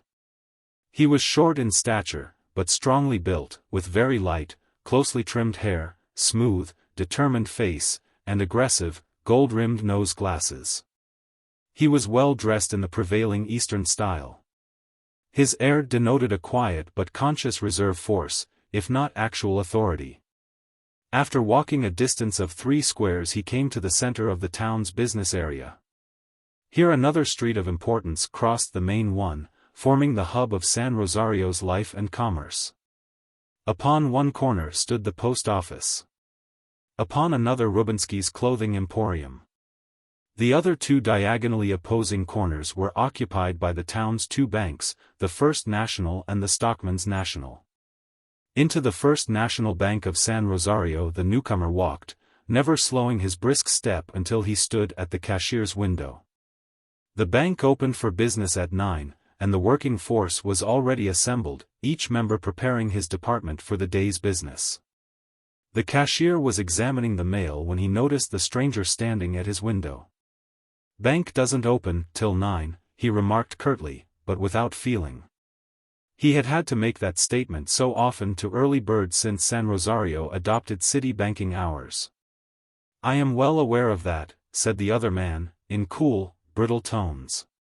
"Will you kindly receive my card?" The cashier drew the small, spotless parallelogram inside the bars of his wicket, and read. J.F.C. Nettlewick. National Bank Examiner. Oh, will you walk around inside, Mr. Nettlewick? Your first visit, didn't know your business, of course. Walk right around, please. The examiner was quickly inside the sacred precincts of the bank, where he was ponderously introduced to each employee in turn by Mr. Edlinger, the cashier, a middle-aged gentleman of deliberation, discretion, and method. I was kind of expecting Sam Turner round again, pretty soon, said Mr. Edlinger. Sam's been examining us now, for about 4 years. I guess you'll find us all right, though, considering the tightness in business. Not overly much money on hand, but able to stand the storms, sir, stand the storms. Mr. Turner and I have been ordered by the comptroller to exchange districts, said the examiner, in his decisive, formal tones. He is covering my old territory in southern Illinois and Indiana. I will take the cash first, please. Perry Dorsey, the teller, was already arranging his cash on the counter for the examiner's inspection. He knew it was right to assent, and he had nothing to fear, but he was nervous and flustered. So was every man in the bank. There was something so icy and swift, so impersonal and uncompromising about this man that his very presence seemed an accusation. He looked to be a man who would never make nor overlook an error. Mr. Nettlewick first seized the currency, and with a rapid, almost juggling motion, counted it by packages. Then he spun the sponge cup toward him and verified the count by bills. His thin, white fingers flew like some expert musicians upon the keys of a piano. He dumped the gold upon the counter with a crash, and the coins whined and sang as they skimmed across the marble slab from the tips of his nimble digits. The air was full of fractional currency when he came to the halves and quarters. He counted the last nickel and dime. He had the scales brought, and he weighed every sack of silver in the vault. He questioned Dorsey concerning each of the cash memoranda, certain checks, charge slips, etc. Carried over from the previous day's work, with unimpeachable courtesy, yet with something so mysteriously momentous in his frigid manner, that the teller was reduced to pink cheeks and a stammering tongue. This newly imported examiner was so different from Sam Turner. It had been Sam's way to enter the bank with a shout, pass the cigars, and tell the latest stories he had picked up on his rounds. His customary greeting to Dorsey had been, "Hello, Perry. Haven't skipped out with the boodle yet, I see." Turner's way of counting the cash had been different, too. He would finger the packages of bills in a tired kind of way, and then go into the vault and kick over a few sacks of silver, and the thing was done. Halves and quarters and dimes? Not for Sam Turner. No chicken feed for me, he would say when they were set before him. I'm not in the agricultural department. But, then, Turner was a Texan, an old friend of the bank's president, and had known Dorsey since he was a baby. While the examiner was counting the cash, Major Thomas B. Kingman, known to everyone as Major Tom, the president of the First National, drove up to the side door with his old dun horse and buggy, and came inside. He saw the examiner busy with the money, and, going into the little pony corral, as he called it, in which his desk was railed off, he began to look over his letters. Earlier, a little incident had occurred that even the sharp eyes of the examiner had failed to notice. When he had begun his work at the cash counter, Mr. Edlinger had winked significantly at Roy Wilson, the youthful bank messenger, and nodded his head slightly toward the front door. Roy understood, got his hat, and walked leisurely out, with his collector's book under his arm. Once outside, he made a beeline for the Stockman's National. That bank was also getting ready to open. No customers had, as yet, presented themselves. "Say, you people," cried Roy, with the familiarity of youth and long acquaintance, "you want to get a move on you. There's a new bank examiner over at the First, and he's a stemwinder. He's counting nickels on Perry, and he's got the whole outfit bluffed. Mr. Edlinger gave me the tip to let you know. Mr. Buckley, president of the Stockmen's National, a stout, elderly man, looking like a farmer dressed for Sunday, heard Roy from his private office at the rear and called him. "Has Major Kingman come down to the bank yet?" he asked of the boy. "Yes, sir, he was just driving up as I left," said Roy. "I want you to take him a note. Put it into his own hands as soon as you get back." Mr. Buckley sat down and began to write. Roy returned and handed to Major Kingman the envelope containing the note. The Major read it, folded it, and slipped it into his vest pocket. He leaned back in his chair for a few moments as if he were meditating deeply, and then rose and went into the vault. He came out with the bulky, old-fashioned leather note case stamped on the back in gilt letters, "Bills discounted." In this were the notes due the bank with their attached securities, and the Major, in his rough way, dumped the lot upon his desk and began to sort them over. By this time Nettlewick had finished his count of the cash. His pencil fluttered like a swallow over the sheet of paper on which he had set his figures. He opened his black wallet, which seemed to be also a kind of secret memorandum book, made a few rapid figures in it, wheeled and transfixed Dorsey with the glare of his spectacles. That look seemed to say, "You're safe this time, but—" "Cash all correct," snapped the examiner. He made a dash for the individual bookkeeper, and, for a few minutes there was a fluttering of ledger leaves and a sailing of balance sheets through the air. "How often do you balance your passbooks?" he demanded, suddenly. Once a month," faltered the individual bookkeeper, wondering how many years they would give him. "All right," said the examiner, turning and charging upon the general bookkeeper, who had the statements of his foreign banks and their reconcilement memoranda ready. Everything there was found to be all right. Then the stub book of the certificates of deposit. Flutter, flutter, zip, zip, check. All right. List of overdrafts, please. Thanks. And signed bills of the bank, next. All right.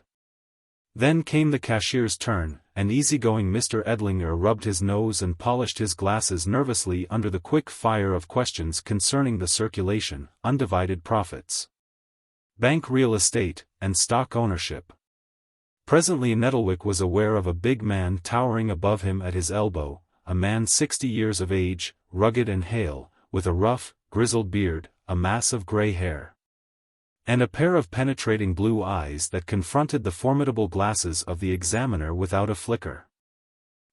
Major Kingman, our president, Mr. Nettlewick, said the cashier.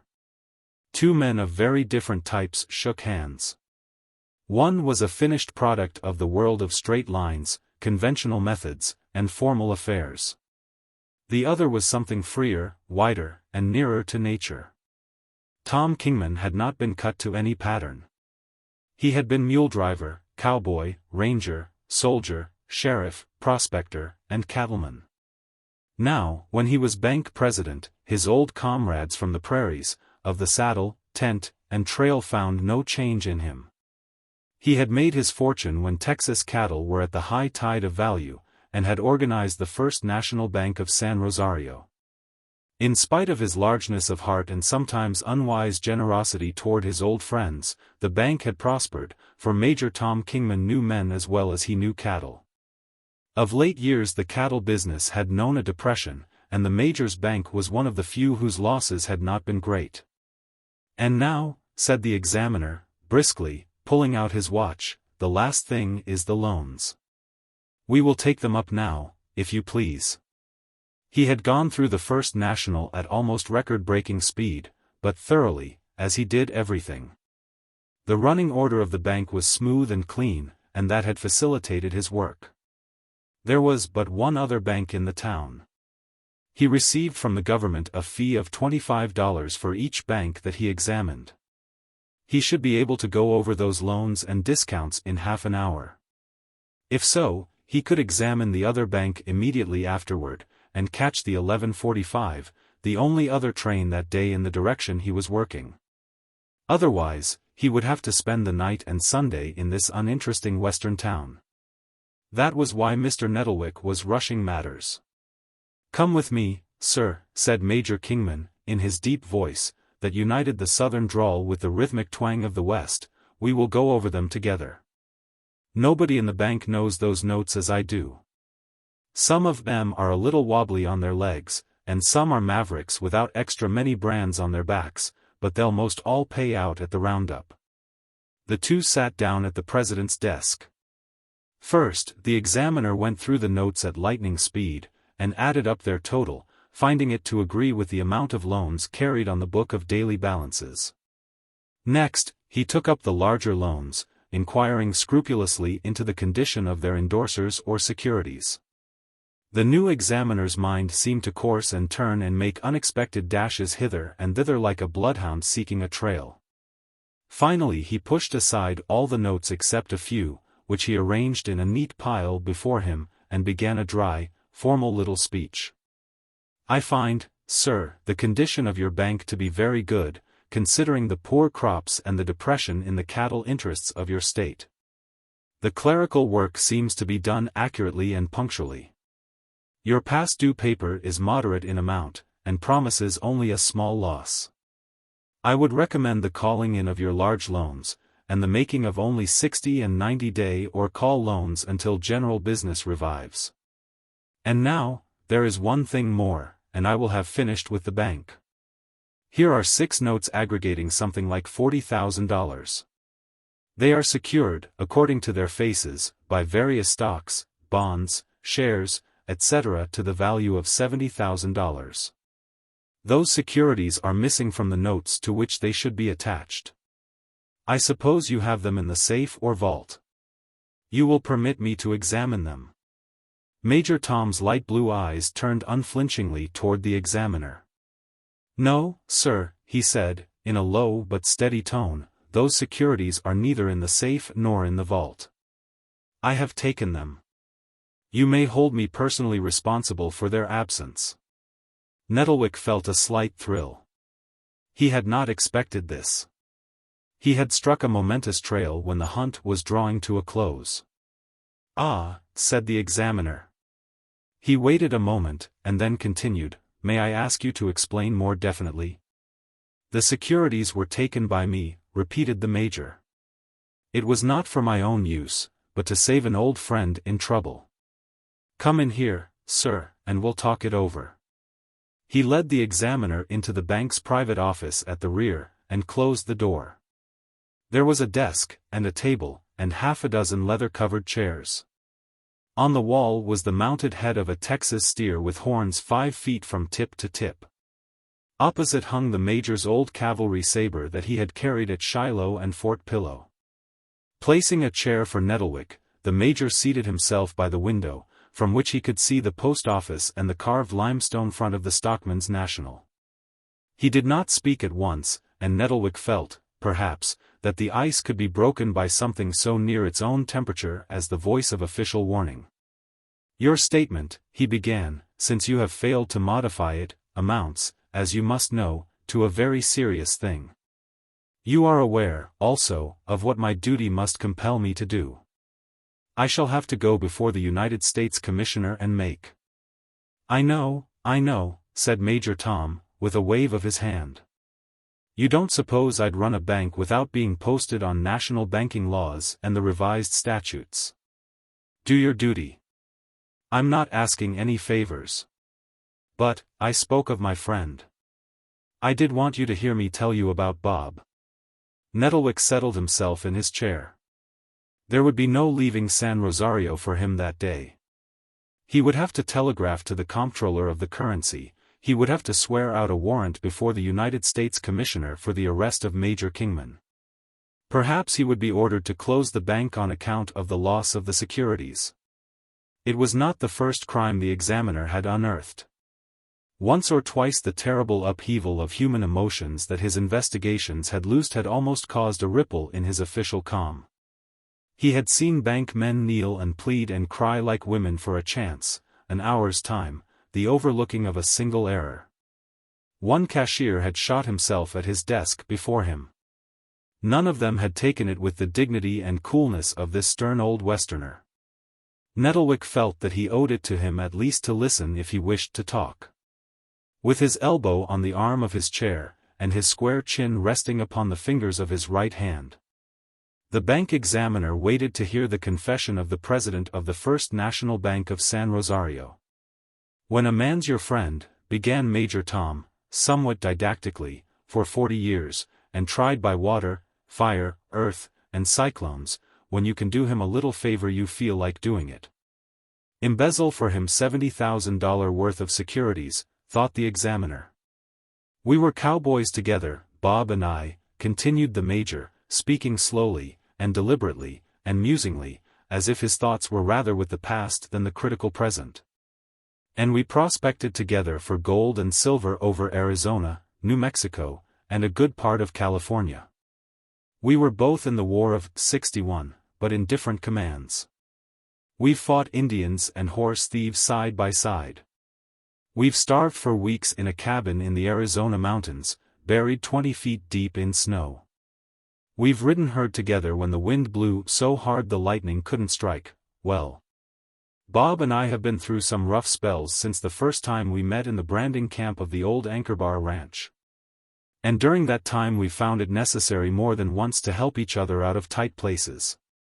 In those days it was expected of a man to stick to his friend, and he didn't ask any credit for it. Probably next day you'd need him to get at your back and help stand off a band of Apaches, or put a tourniquet on your leg above a rattlesnake bite and ride for whiskey. So, after all, it was give and take, and if you didn't stand square with your partner, why, you might be shy one when you needed him. But Bob was a man who was willing to go further than that. He never played a limit. 20 years ago I was sheriff of this county, and I made Bob my chief deputy. That was before the boom in cattle when we both made our stake. I was sheriff and collector, and it was a big thing for me then. I was married, and we had a boy and a girl, a 4 and a 6-year-old. There was a comfortable house next to the courthouse, furnished by the county, rent-free, and I was saving some money. Bob did most of the office work. Both of us had seen rough times and plenty of rustling and danger, and I tell you it was great to hear the rain and the sleet dashing against the windows of nights. And be warm and safe and comfortable, and know you could get up in the morning and be shaved and have folks call you Mr. And then, I had the finest wife and kids that ever struck the range, and my old friend with me enjoying the first fruits of prosperity and white shirts, and I guess I was happy. Yes, I was happy about that time. The major sighed and glanced casually out of the window. The bank examiner changed his position, and leaned his chin upon his other hand. "One winter," continued the major, "the money for the county taxes came pouring in so fast that I didn't have time to take the stuff to the bank for a week. I just shoved the checks into a cigar box and the money into a sack, and locked them in the big safe that belonged to the sheriff's office. I had been overworked that week, and was about sick, anyway. My nerves were out of order, and my sleep at night didn't seem to rest me. The doctor had some scientific name for it, and I was taking medicine. And so, added to the rest, I went to bed at night with that money on my mind. Not that there was much need of being worried, for the safe was a good one, and nobody but Bob and I knew the combination. On Friday night there was about $6,500 in cash in the bag. On Saturday morning I went to the office as usual. The safe was locked, and Bob was writing at his desk. I opened the safe, and the money was gone. I called Bob, and roused everybody in the courthouse to announce the robbery. It struck me that Bob took it pretty quiet, considering how much it reflected upon both him and me. 2 days went by and we never got a clue. It couldn't have been burglars, for the safe had been opened by the combination in the proper way. People must have begun to talk, for one afternoon in comes Alice, that's my wife, and the boy and girl, and Alice stamps her foot, and her eyes flash, and she cries out, "The lying wretches, Tom! Tom!" And I catch her in a faint, and bring her round little by little, and she lays her head down and cries for the first time since she took Tom Kingman's name and fortunes. And Jack and Zilla, the youngsters, they were always wild as tiger cubs to rush at Bob and climb all over him whenever they were allowed to come to the courthouse. they stood and kicked their little shoes. And herded together like scared partridges. They were having their first trip down into the shadows of life. Bob was working at his desk, and he got up and went out without a word. The grand jury was in session then, and the next morning Bob went before them and confessed that he stole the money. He said he lost it in a poker game. In 15 minutes they had found a true bill and sent me the warrant to arrest the man with whom I'd been closer than 1,000 brothers for many a year. I did it, and then I said to Bob, pointing, "There's my house, and here's my office, and up there's Maine, and out that way is California. And over there is Florida, and that's your range, till court meets. You're in my charge, and I take the responsibility. You be here when you're wanted." "Thanks, Tom," he said, kind of carelessly, "I was sort of hoping you wouldn't lock me up. Court meets next Monday, so, if you don't object, I'll just loaf around the office until then. I've got one favor to ask, if it isn't too much. If you'd let the kids come out in the yard once in a while and have a romp, I'd like it." "Why not?" I answered him. "They're welcome, and so are you. And come to my house, the same as ever. You see, Mr. Nettlewick, you can't make a friend of a thief, but neither can you make a thief of a friend, all at once." The examiner made no answer. At that moment was heard the shrill whistle of a locomotive pulling into the depot. That was the train on the little, narrow-gauge road that struck into San Rosario from the south. The major cocked his ear and listened for a moment, and looked at his watch. The narrow gauge was in on time, 10:35. The major continued. So Bob hung around the office, reading the papers and smoking. I put another deputy to work in his place, and after a while, the first excitement of the case wore off. One day when we were alone in the office, Bob came over to where I was sitting. He was looking sort of grim and blue, the same look he used to get when he'd been up watching for Indians all night or herd riding. "Tom," says he, "it's harder than standing off redskins. It's harder than lying in the lava desert 40 miles from water, but I'm going to stick it out to the end. You know that's been my style. But if you'd tip me the smallest kind of a sign, if you'd just say, 'Bob, I understand,' why, it would make it lots easier." I was surprised. "I don't know what you mean, Bob," I said. "Of course, you know that I'd do anything under the sun to help you that I could. But you've got me guessing." "All right, Tom," was all he said, and he went back to his newspaper and lit another cigar. It was the night before court met when I found out what he meant. I went to bed that night with that same old, light-headed, nervous feeling come back upon me. I dropped off to sleep about midnight. When I awoke I was standing half-dressed in one of the courthouse corridors. Bob was holding one of my arms, our family doctor the other, and Alice was shaking me and half-crying. She had sent for the doctor without my knowing it, and when he came they had found me out of bed and missing, and had begun a search. "Sleepwalking," said the doctor. All of us went back to the house, and the doctor told us some remarkable stories about the strange things people had done while in that condition. I was feeling rather chilly after my trip out, and, as my wife was out of the room at the time, I pulled open the door of an old wardrobe that stood in the room and dragged out a big quilt I had seen in there. With it tumbled out the bag of money for stealing which Bob was to be tried, and convicted, in the morning. How the jumping rattlesnakes did that get there? I yelled, and all hands must have seen how surprised I was. Bob knew in a flash. "You darned old snoozer," he said, with the old-time look on his face, "I saw you put it there. I watched you open the safe and take it out, and I followed you. I looked through the window and saw you hide it in that wardrobe. Then, you blankety-blank, flop-eared, sheep-headed coyote, what did you say you took it for?" "Because," said Bob, simply, "I didn't know you were asleep." I saw him glance toward the door of the room where Jack and Zilla were, and I knew then what it meant to be a man's friend from Bob's point of view. Major Tom paused, and again directed his glance out of the window. He saw someone in the Stockman's National Bank reach and draw a yellow shade down the whole length of its plate glass, big front window. Although the position of the sun did not seem to warrant such a defensive movement against its rays. Nettlewick sat up straight in his chair. He had listened patiently, but without consuming interest, to the Major's story. It had impressed him as irrelevant to the situation, and it could certainly have no effect upon the consequences.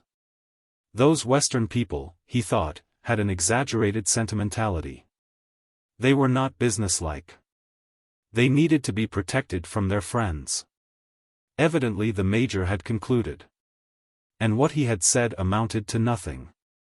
"May I ask," said the examiner, "if you have anything further to say that bears directly upon the question of those abstracted securities?" "Abstracted securities, sir." Major Tom turned suddenly in his chair, his blue eyes flashing upon the examiner. "What do you mean, sir?" He drew from his coat pocket a batch of folded papers held together by a rubber band, tossed them into Nettlewick's hands, and rose to his feet. "You'll find those securities there, sir, every stock, bond, and share of M. I took them from the notes while you were counting the cash. Examine and compare them for yourself." The Major led the way back into the banking room. The examiner, astounded, perplexed, nettled, at sea, followed.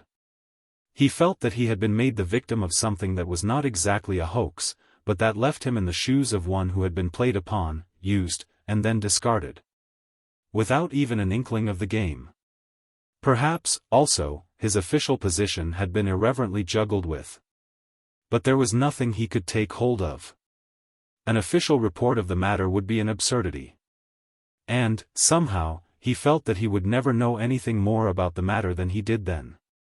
Frigidly, mechanically, Nettlewick examined the securities, found them to tally with the notes, gathered his black wallet, and rose to depart. "I will say," he protested, turning the indignant glare of his glasses upon Major Kingman, "that your statements, your misleading statements, which you have not condescended to explain, do not appear to be quite the thing, regarded either as business or humor. I do not understand such motives or actions." Major Tom looked down at him serenely and not unkindly. "Son," he said, "there are plenty of things in the chaparral, and on the prairies, and up the canyons that you don't understand. But I want to thank you for listening to a garrulous old man's prosy story. We old Texans love to talk about our adventures and our old comrades, and the home folks have long ago learned to run when we begin with 'once upon a time.' So we have to spin our yarns to the stranger within our gates." The Major smiled, but the examiner only bowed coldly, and abruptly quitted the bank. They saw him travel diagonally across the street in a straight line and enter the Stockman's National Bank. Major Tom sat down at his desk, and drew from his vest pocket the note Roy had given him. He had read it once, but hurriedly, and now, with something like a twinkle in his eyes, he read it again. These were the words he read. "Dear Tom, I hear there's one of Uncle Sam's greyhounds going through you, and that means that we'll catch him inside of a couple of hours, maybe. Now, I want you to do something for me. We've got just $2,200 in the bank, and the law requires that we have $20,000. I let Ross and Fisher have $18,000 late yesterday afternoon to buy up that Gibson bunch of cattle. They'll realize $40,000 in less than 30 days on the transaction, but that won't make my cash on hand look any prettier to that bank examiner. Now, I can't show him those notes, for they're just plain notes of hand without any security in sight. But you know very well that Pink Ross and Jim Fisher are two of the finest white men God ever made, and they'll do the square thing. You remember Jim Fisher, he was the one who shot that faro dealer in El Paso. I wired Sam Bradshaw's bank to send me $20,000, and it will get in on the narrow gauge at 10:35.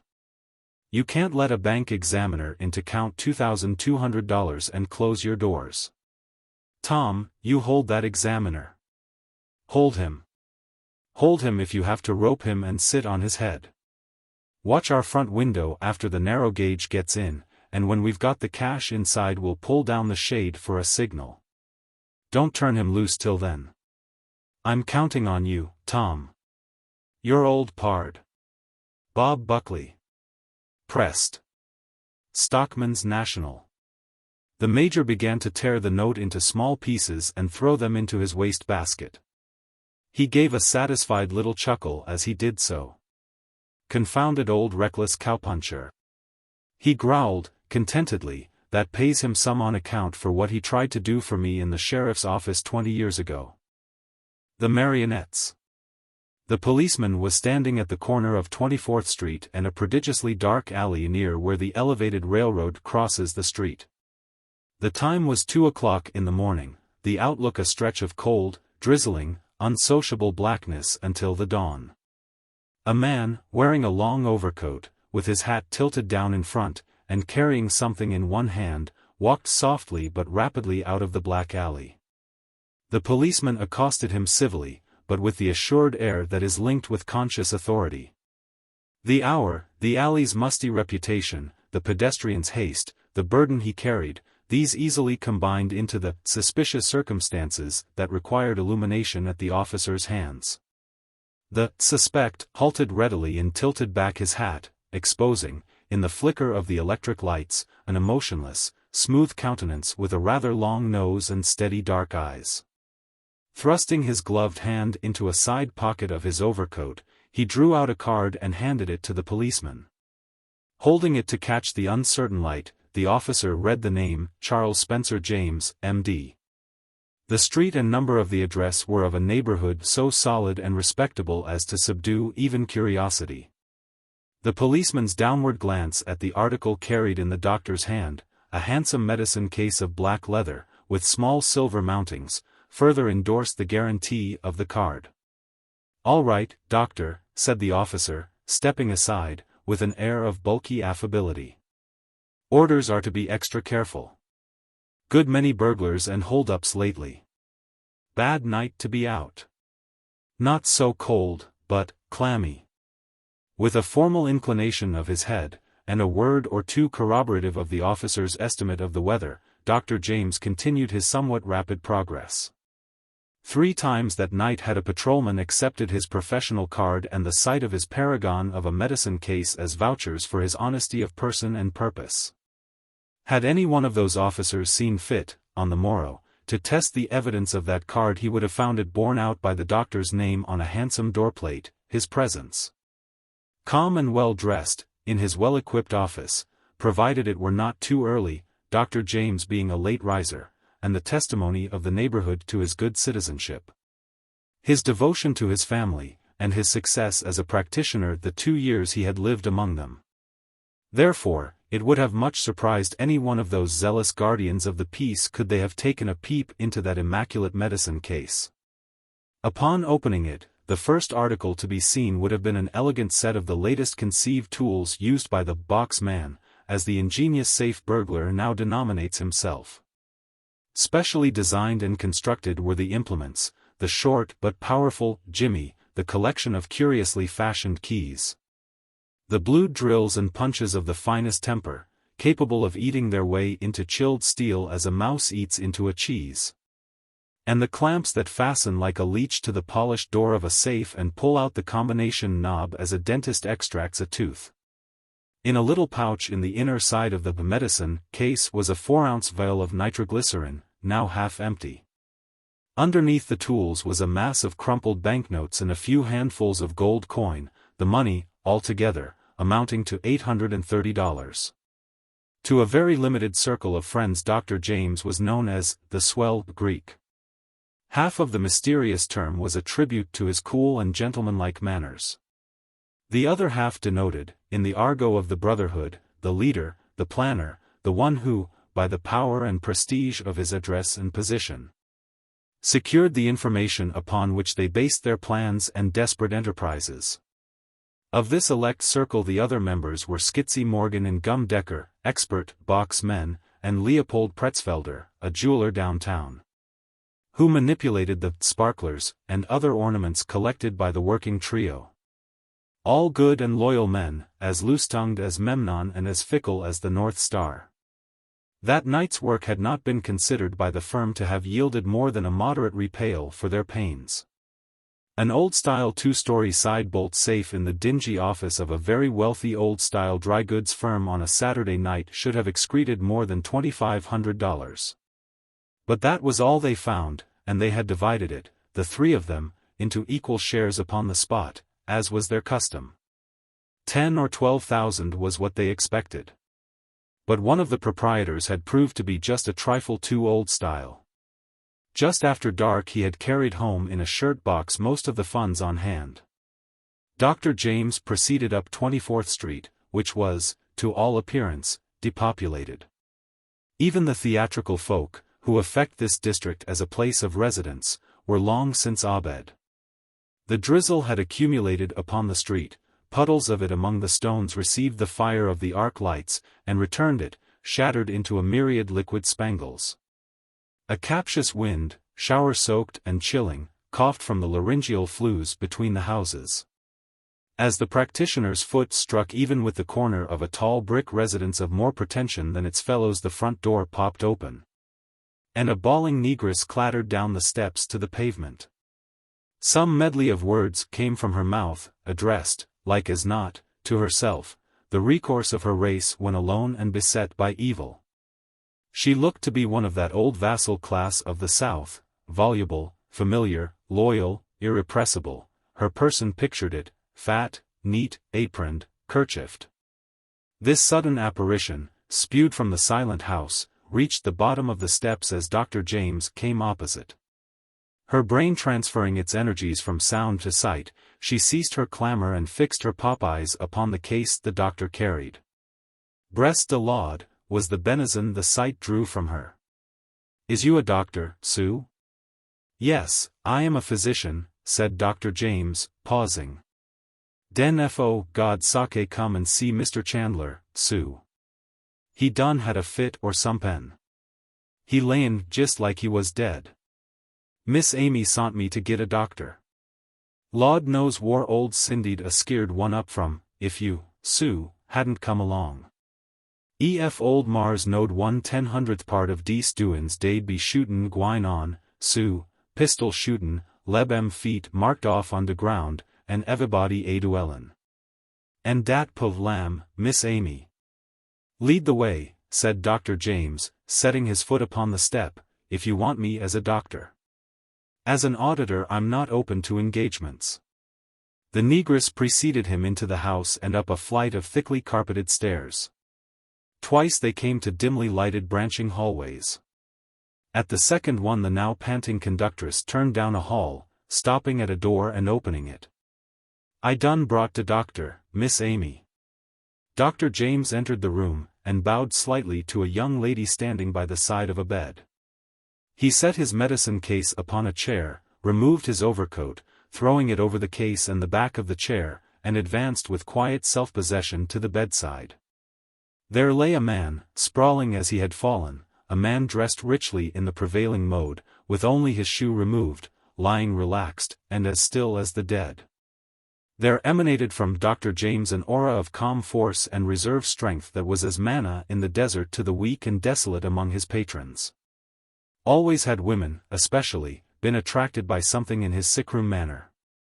It was not the indulgent suavity of the fashionable healer, but a manner of poise, of sureness, of ability to overcome fate, of deference and protection and devotion.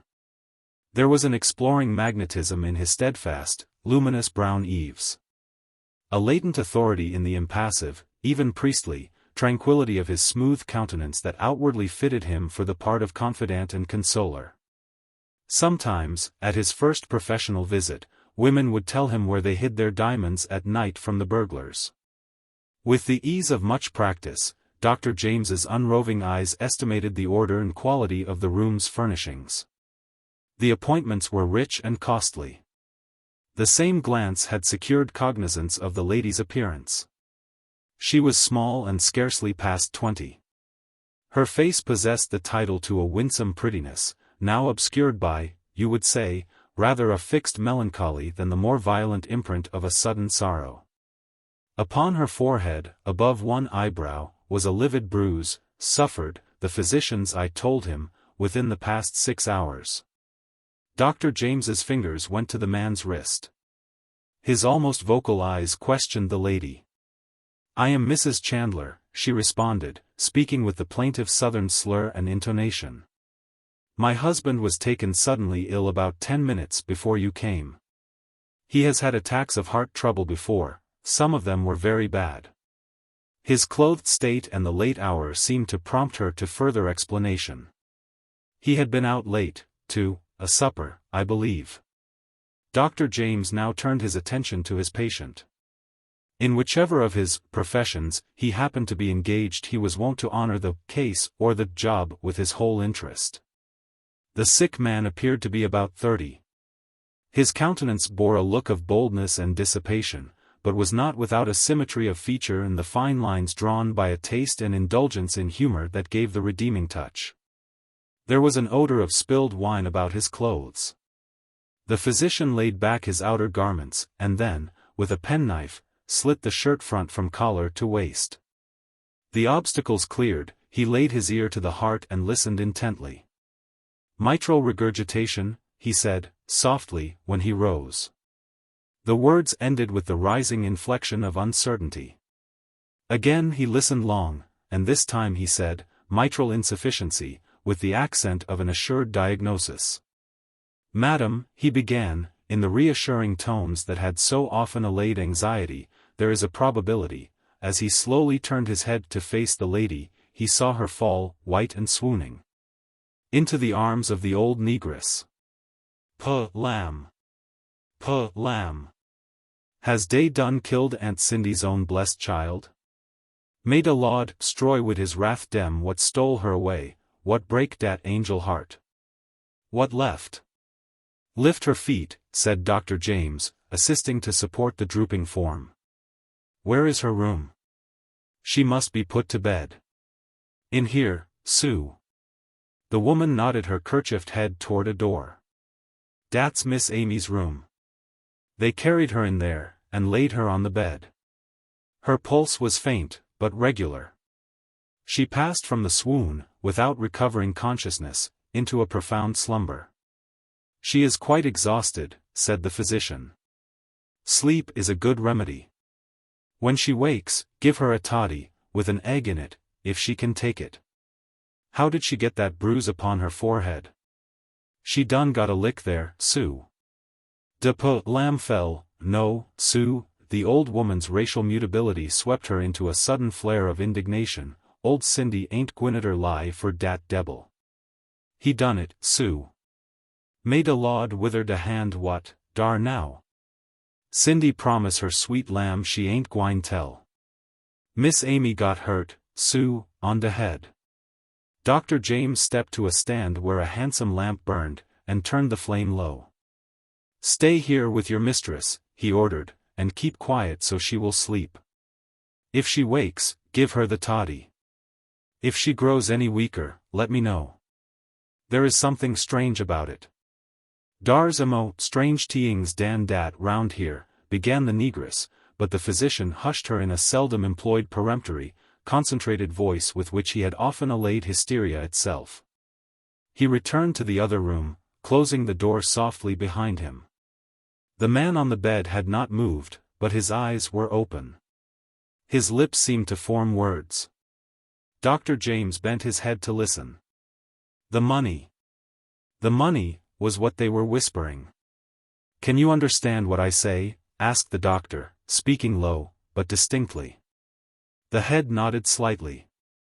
I am a physician, sent for by your wife. You are Mr. Chandler, I am told. You are quite ill. You must not excite or distress yourself at all. The patient's eyes seemed to beckon to him. The doctor stooped to catch the same faint words. The money, the $20,000. Where is this money? In the bank. The eyes expressed a negative. Tell her, the whisper was growing fainter, the $20,000, her money. His eyes wandered about the room. You have placed this money somewhere? Dr. James's voice was toiling like a siren's to conjure the secret from the man's failing intelligence. Is it in this room? He thought he saw a fluttering assent in the dimming eyes. The pulse under his fingers was as fine and small as a silk thread. There arose in Dr. James's brain and heart the instincts of his other profession. Promptly, as he acted in everything, he decided to learn the whereabouts of this money, and at the calculated and certain cost of a human life. Drawing from his pocket a little pad of prescription blanks, he scribbled upon one of them a formula suited, according to the best practice, to the needs of the sufferer.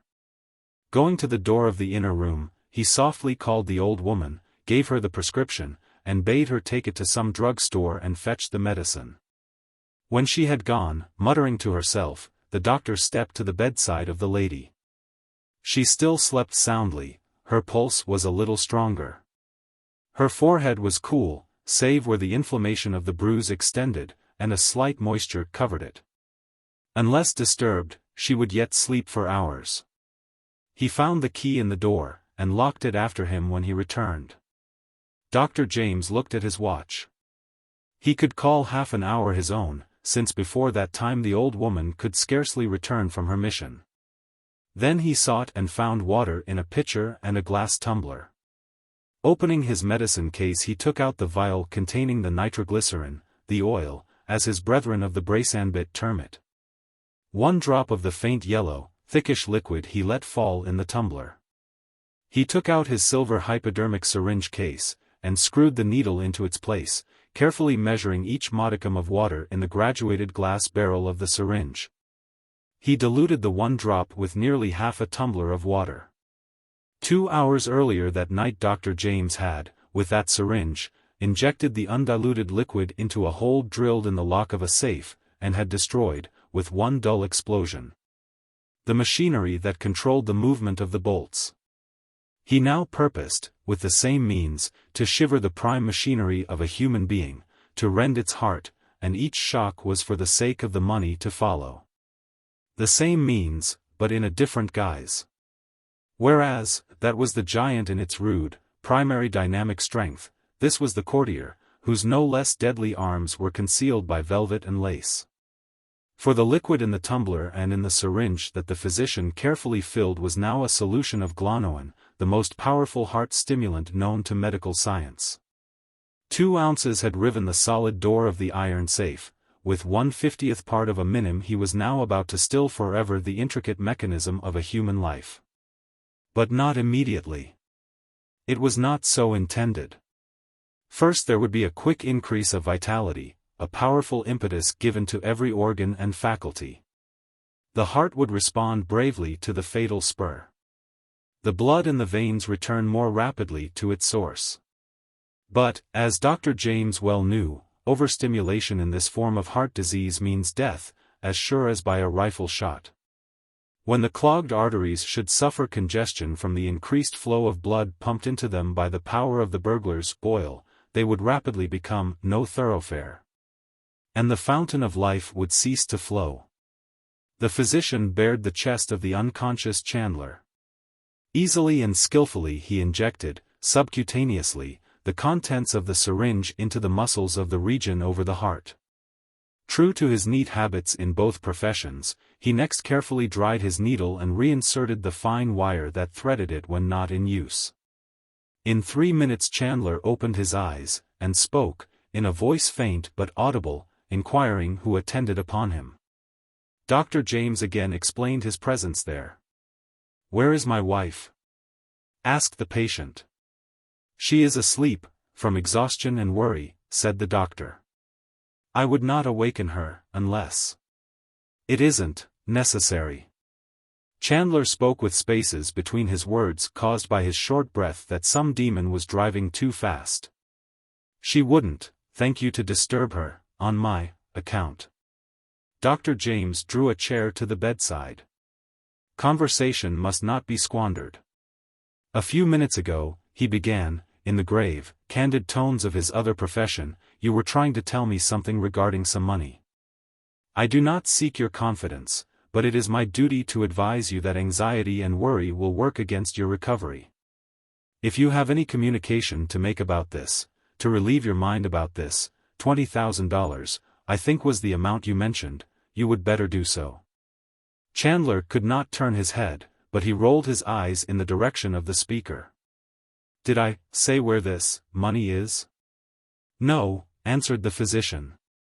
"I only inferred, from your scarcely intelligible words, that you felt a solicitude concerning its safety. If it is in this room." Dr. James paused. Did he only seem to perceive a flicker of understanding, a gleam of suspicion upon the ironical features of his patient? Had he seemed too eager? Had he said too much? Chandler's next words restored his confidence. "Where should it be?" he gasped, "but in the safe, there." With his eyes he indicated a corner of the room, where now, for the first time, the doctor perceived a small iron safe, half concealed by the trailing end of a window curtain. Rising, he took the sick man's wrist. His pulse was beating in great throbs, with ominous intervals between. "Lift your arm," said Dr. James. "You know, I can't move, doctor." The physician stepped swiftly to the hall door, opened it, and listened. All was still. Without further circumvention he went to the safe, and examined it. Of a primitive make and simple design, it afforded little more security than protection against light-fingered servants. To his skill it was a mere toy, a thing of straw and pasteboard. The money was as good as in his hands. With his clamps he could draw the knob, punch the tumblers and open the door in 2 minutes.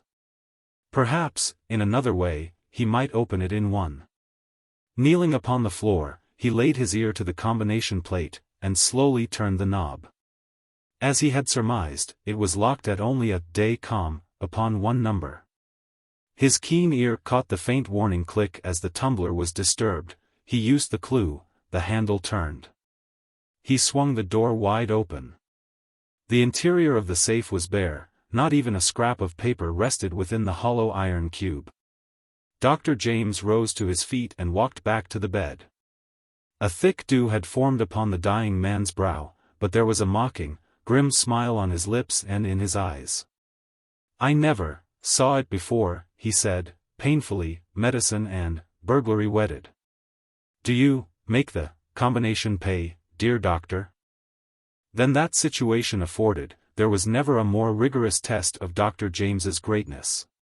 Trapped by the diabolic humor of his victim into a position both ridiculous and unsafe, he maintained his dignity as well as his presence of mind. Taking out his watch, he waited for the man to die. "You were just a shade too anxious about that money. But it never was in any danger from you, dear doctor. It's safe. Perfectly safe. It's all in the hands of the bookmakers. 20,000, Amy's money. I played it at the races, lost every cent of it. I've been a pretty bad boy, burglar, excuse me, doctor, but I've been a square sport. I don't think I ever met such an 18-carat rascal as you are, doctor, excuse me, burglar, in all my rounds. Is it contrary to the ethics of your gang, burglar, to give a victim, excuse me, patient, a drink of water?" Dr. James brought him a drink. He could scarcely swallow it. The reaction from the powerful drug was coming in regular, intensifying waves. But his moribund fancy must have one more grating fling. "Gambler, drunkard, spendthrift, I've been those, but a doctor burglar." The physician indulged himself to but one reply to the other's caustic taunts. Bending low to catch Chandler's fast crystallizing gaze, he pointed to the sleeping lady's door with a gesture so stern and significant that the prostrate man half lifted his head. With his remaining strength, to see. He saw nothing, but he caught the cold words of the doctor, the last sounds he was to hear. "I never yet struck a woman. It were vain to attempt to con such men. There is no curriculum that can reckon with them in its ken. They are offshoots from the types whereof men say, he will do this, or he will do that. We only know that they exist. And that we can observe them, and tell one another of their bare performances, as children watch and speak of the marionettes. Yet it were a droll study in egoism to consider these two, one an assassin and a robber, standing above his victim. The other baser in his offenses, if a lesser lawbreaker, lying, abhorred, in the house of the wife he had persecuted, spoiled, and smitten, one a tiger. The other a dog-wolf, to consider each of them sickening at the foulness of the other. And each flourishing out of the mire of his manifest guilt his own immaculate standard, of conduct, if not of honor. The one retort of Dr. James must have struck home to the other's remaining shreds of shame and manhood, for it proved the coup de grace. A deep blush suffused his face, an ignominious rosa mortis, the respiration ceased, and, with scarcely a tremor, Chandler expired. Close following upon his last breath came the negress, bringing the medicine. With a hand gently pressing upon the closed eyelids, Dr. James told her of the end. Not grief, but a hereditary rapprochement with death in the abstract, moved her to a dismal, watery snuffling, accompanied by her usual Jeremiad. Dar now. It's in de Lord's hands. He am de jedge ob de transgressor, and de support of dem in distress. He gwine hab support us now. Cindy done paid out de last quarter fare dis bottle of physic, and it never come to no use. Do I understand, asked Dr. James, that Mrs. Chandler has no money? Money, Sue? You know what make Miss Amy fall down and so weak? Starvation, sub. Nothin' to eat in dis house but some crumbly crackers in 3 days. Dat angel sell her finger rings and watch months ago. Dis fine house, Sue, wid de red syarpets and shiny bureaus, it's all hired. And de man talkin' scanlouse about de rent. Dat debbil, 'scuse me, Lord, he done in yo hands fair judgment, now, he made way wid everything. The physician's silence encouraged her to continue. The history that he gleaned from Cindy's disordered monologue was an old one, of illusion, willfulness, disaster, cruelty and pride. Standing out from the blurred panorama of her gabble were little clear pictures, an ideal home in the far south, a quickly repented marriage. An unhappy season, full of wrongs and abuse, and, of late, an inheritance of money that promised deliverance. Its seizure and waste by the dog-wolf during a 2 months' absence, and his return in the midst of a scandalous carouse. Unobtruded, but visible between every line, ran a pure white thread through the smudged warp of the story, the simple, all-enduring, sublime love of the old negress. Following her mistress unswervingly through everything to the end. When at last she paused, the physician spoke, asking if the house contained whiskey or liquor of any sort. There was, the old woman informed him, half a bottle of brandy left in the sideboard by the dog-wolf. Prepare a toddy as I told you, said Dr. James. Wake your mistress. Have her drink it, and tell her what has happened. Some 10 minutes afterward, Mrs. Chandler entered, supported by old Cindy's arm. She appeared to be a little stronger since her sleep and the stimulant she had taken. Dr. James had covered, with a sheet, the form upon the bed. The lady turned her mournful eyes once, with a half-frightened look, toward it, and pressed closer to her loyal protector. Her eyes were dry and bright. Sorrow seemed to have done its utmost with her. The fount of tears was dried, feeling itself paralyzed. Dr. James was standing near the table, his overcoat donned, his hat and medicine case in his hand. His face was calm and impassive, practice had inured him to the sight of human suffering. His lambent brown eyes alone expressed a discreet professional sympathy. He spoke kindly and briefly, stating that, as the hour was late, and assistance, no doubt, difficult to procure, he would himself send the proper persons to attend to the necessary finalities. One matter, in conclusion, said the doctor, pointing to the safe with its still wide-open door. Your husband, Mrs. Chandler, toward the end, felt that he could not live. And directed me to open that safe, giving me the number upon which the combination is set. In case you may need to use it, you will remember that the number is 41. Turn several times to the right, then to the left once, stop at 41. He would not permit me to waken you, though he knew the end was near. In that safe he said he had placed a sum of money, not large, but enough to enable you to carry out his last request. That was that you should return to your old home, and, in after days, when time shall have made it easier, forgive his many sins against you. He pointed to the table, where lay an orderly pile of banknotes, surmounted by 2 stacks of gold coins. The money is there, as he described it, $830. I beg to leave my card with you, in case I can be of any service later on. So, he had thought of her, and kindly, at the last. So late. And yet the lie fanned into life one last spark of tenderness where she had thought all was turned to ashes and dust. She cried aloud, "Rob! Rob!" She turned, and, upon the ready bosom of her true servitor, diluted her grief in relieving tears. It is well to think, also, that in the years to follow, the murderer's falsehood shone like a little star above the grave of love, comforting her, and gaining the forgiveness that is good in itself, whether asked for or no. Hushed and soothed upon the dark bosom, like a child, by a crooning, babbling sympathy, at last she raised her head, but the doctor was gone. By Courier. It was neither the season nor the hour when the park had frequenters. And it is likely that the young lady, who was seated on one of the benches at the side of the walk, had merely obeyed a sudden impulse to sit for a while and enjoy a foretaste of coming spring. She rested there, pensive and still. A certain melancholy that touched her countenance must have been of recent birth, for it had not yet altered the fine and youthful contours of her cheek, nor subdued the arch though resolute curve of her lips. A tall young man came striding through the park along the path near which she sat. Behind him tagged a boy carrying a suitcase. At sight of the young lady, the man's face changed to red and back to pale again. He watched her countenance as he drew nearer, with hope and anxiety mingled on his own. He passed within a few yards of her, but he saw no evidence that she was aware of his presence or existence. Some 50 yards further on he suddenly stopped and sat on a bench at one side.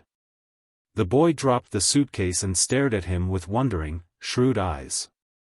The young man took out his handkerchief and wiped his brow. It was a good handkerchief, a good brow, and the young man was good to look at. He said to the boy, "I want you to take a message to that young lady on that bench. Tell her I am on my way to the station, to leave for San Francisco, where I shall join that Alaska moose hunting expedition.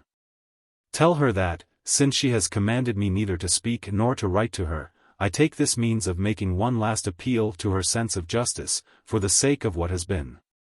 Tell her that to condemn and discard one who has not deserved such treatment, without giving him her reasons or a chance to explain, is contrary to her nature as I believe it to be.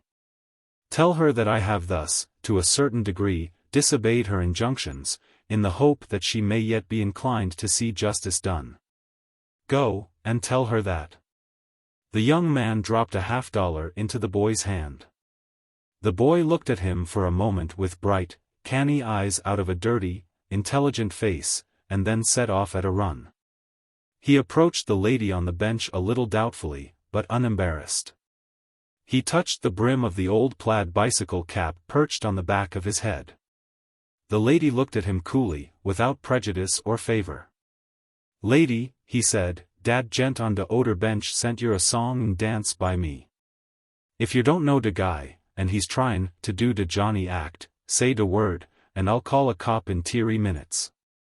If yer does know him, and he's on de square, I'll spiel yer de bunch of hot air he sent yer."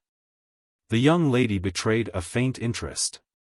"A song and dance," she said, in a deliberate sweet voice that seemed to clothe her words in a diaphanous garment of impalpable irony. "A new idea, in the troubadour line, I suppose. I used to know the gentleman who sent you, so I think it will hardly be necessary to call the police. You may execute your song and dance, but do not sing too loudly. It is a little early yet for open-air vaudeville, and we might attract attention." "Ah," said the boy, with a shrug down the length of him, "yer know what I mean, lady. 'Tain't a turn, it's wind. He told me to tell yer he's got his collars and cuffs in dat grip for a scoot clean out to Frisco. Den he's goin' to shoot snowbirds into Klondike. He says yer told him not to send round no more pink notes nor come hangin' over de garden gate, and he takes dis means of puttin' yer wise. He says yer refereed him out like a has-been, and never give him no chance to kick at de decision. He says yer swiped him, and never said why. The slightly awakened interest in the young lady's eyes did not abate. Perhaps it was caused by either the originality or the audacity of the snowbird hunter, in thus circumventing her express commands against the ordinary modes of communication. She fixed her eye on a statue standing disconsolate in the disheveled park, and spoke into the transmitter. Tell the gentleman that I need not repeat to him a description of my ideals. He knows what they have been and what they still are. So far as they touch on this case, absolute loyalty and truth are the ones paramount. Tell him that I have studied my own heart as well as one can, and I know its weakness as well as I do its needs. That is why I decline to hear his pleas, whatever they may be. I did not condemn him through hearsay or doubtful evidence, and that is why I made no charge. But, since he persists in hearing what he already well knows, you may convey the matter. Tell him that I entered the conservatory that evening from the rear, to cut a rose for my mother. Tell him I saw him and Miss Ashburton beneath the pink oleander. The tableau was pretty, but the pose and juxtaposition were too eloquent and evident to require explanation. I left the conservatory, and, at the same time, the rose and my ideal. You may carry that song and dance to your impresario. I'm shy on one word, lady. Jux, put me wise on dat, will yer? Juxtaposition, or you may call it propinquity, or, if you like, being rather too near for one maintaining the position of an ideal. The gravel spun from beneath the boy's feet. He stood by the other bench. The man's eyes interrogated him, hungrily. The boys were shining with the impersonal zeal of the translator. De lady says dat she's on to de fact dat gals is dead easy when a feller comes spielin' ghost stories and tryin' to make up, and dat's why she won't listen to no soft soap. She says she caught yer dead to rights, huggin' a bunch o' calico in de hothouse.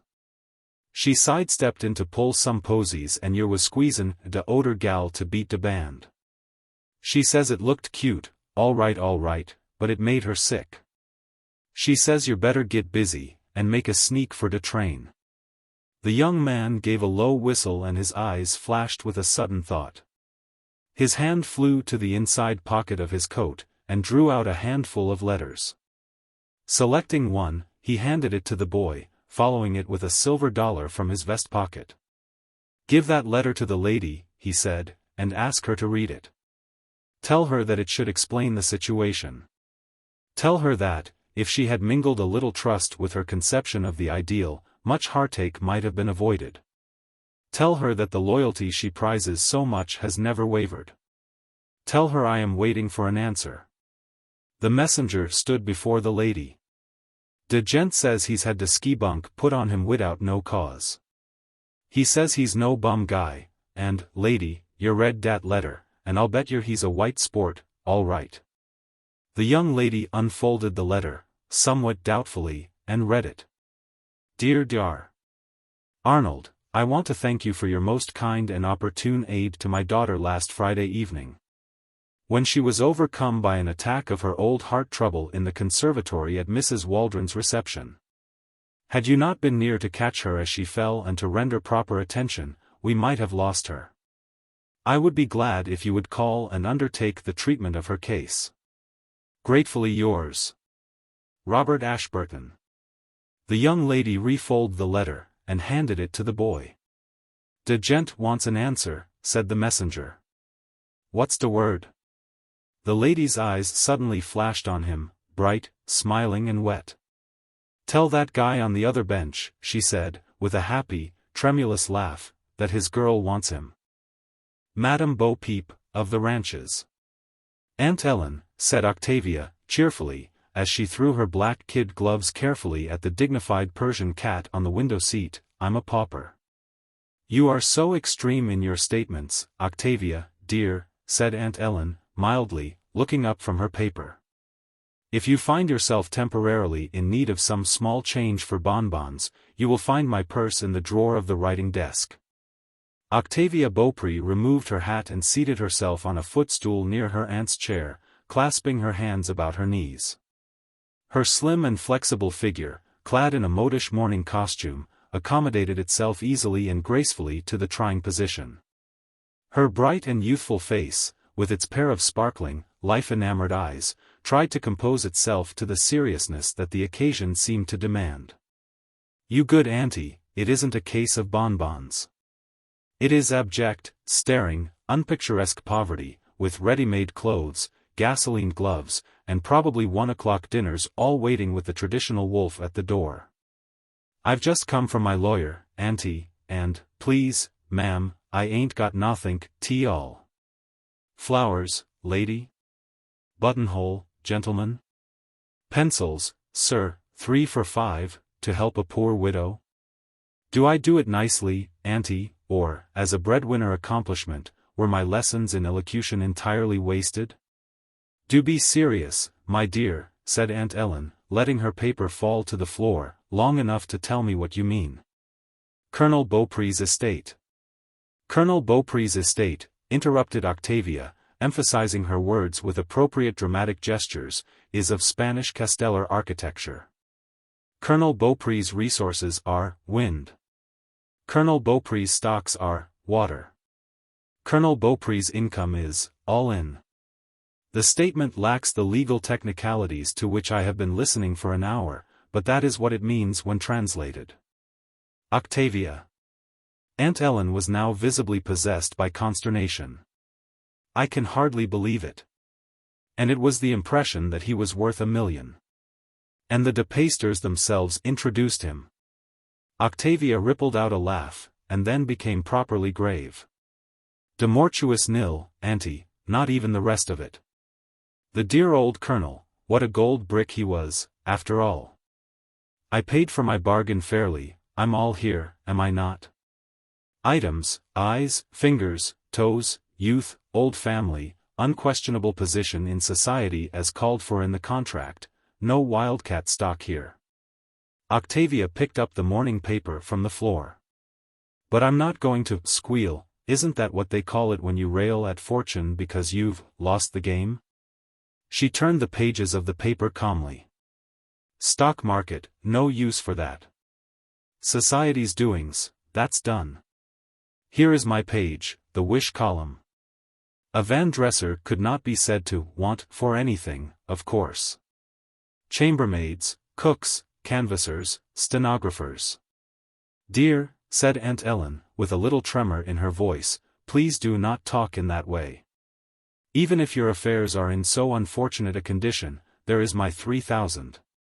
Octavia sprang up lithely, and deposited a smart kiss on the delicate cheek of the prim little elderly maid. "Blessed auntie, your 3,000 is just sufficient to ensure your hyson to be free from willow leaves and keep the Persian in sterilized cream. I know I'd be welcome, but I prefer to strike bottom like Beelzebub rather than hang around like the Peri listening to the music from the side entrance. I'm going to earn my own living. There's nothing else to do. I'm I had forgotten.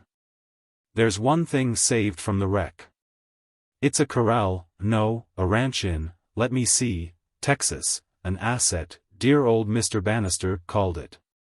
How pleased he was to show me something he could describe as unencumbered. I've a description of it among those stupid papers he made me bring away with me from his office. I'll try to find it." Octavia found her shopping bag, and drew from it a long envelope filled with typewritten documents. "A ranch in Texas," sighed Aunt Ellen. "It sounds to me more like a liability than an asset. Those are the places where the centipedes are found, and cowboys, and fandangos." "The Rancho de las Sombras," read Octavia from a sheet of violently purple typewriting, "is situated 110 miles southeast of San Antonio. And 38 miles from its nearest railroad station, Nopal, on the I.N.G.N. Ranch, consists of 7,680 acres of well-watered land, with title conferred by state patents, and 22 sections, or 14,080 acres. Partly under yearly running lease and partly bought under state's 20-year Purchase Act. 8,000 graded merino sheep, with the necessary equipment of horses, vehicles and general ranch paraphernalia. Ranch house built of brick, with 6 rooms comfortably furnished according to the requirements of the climate.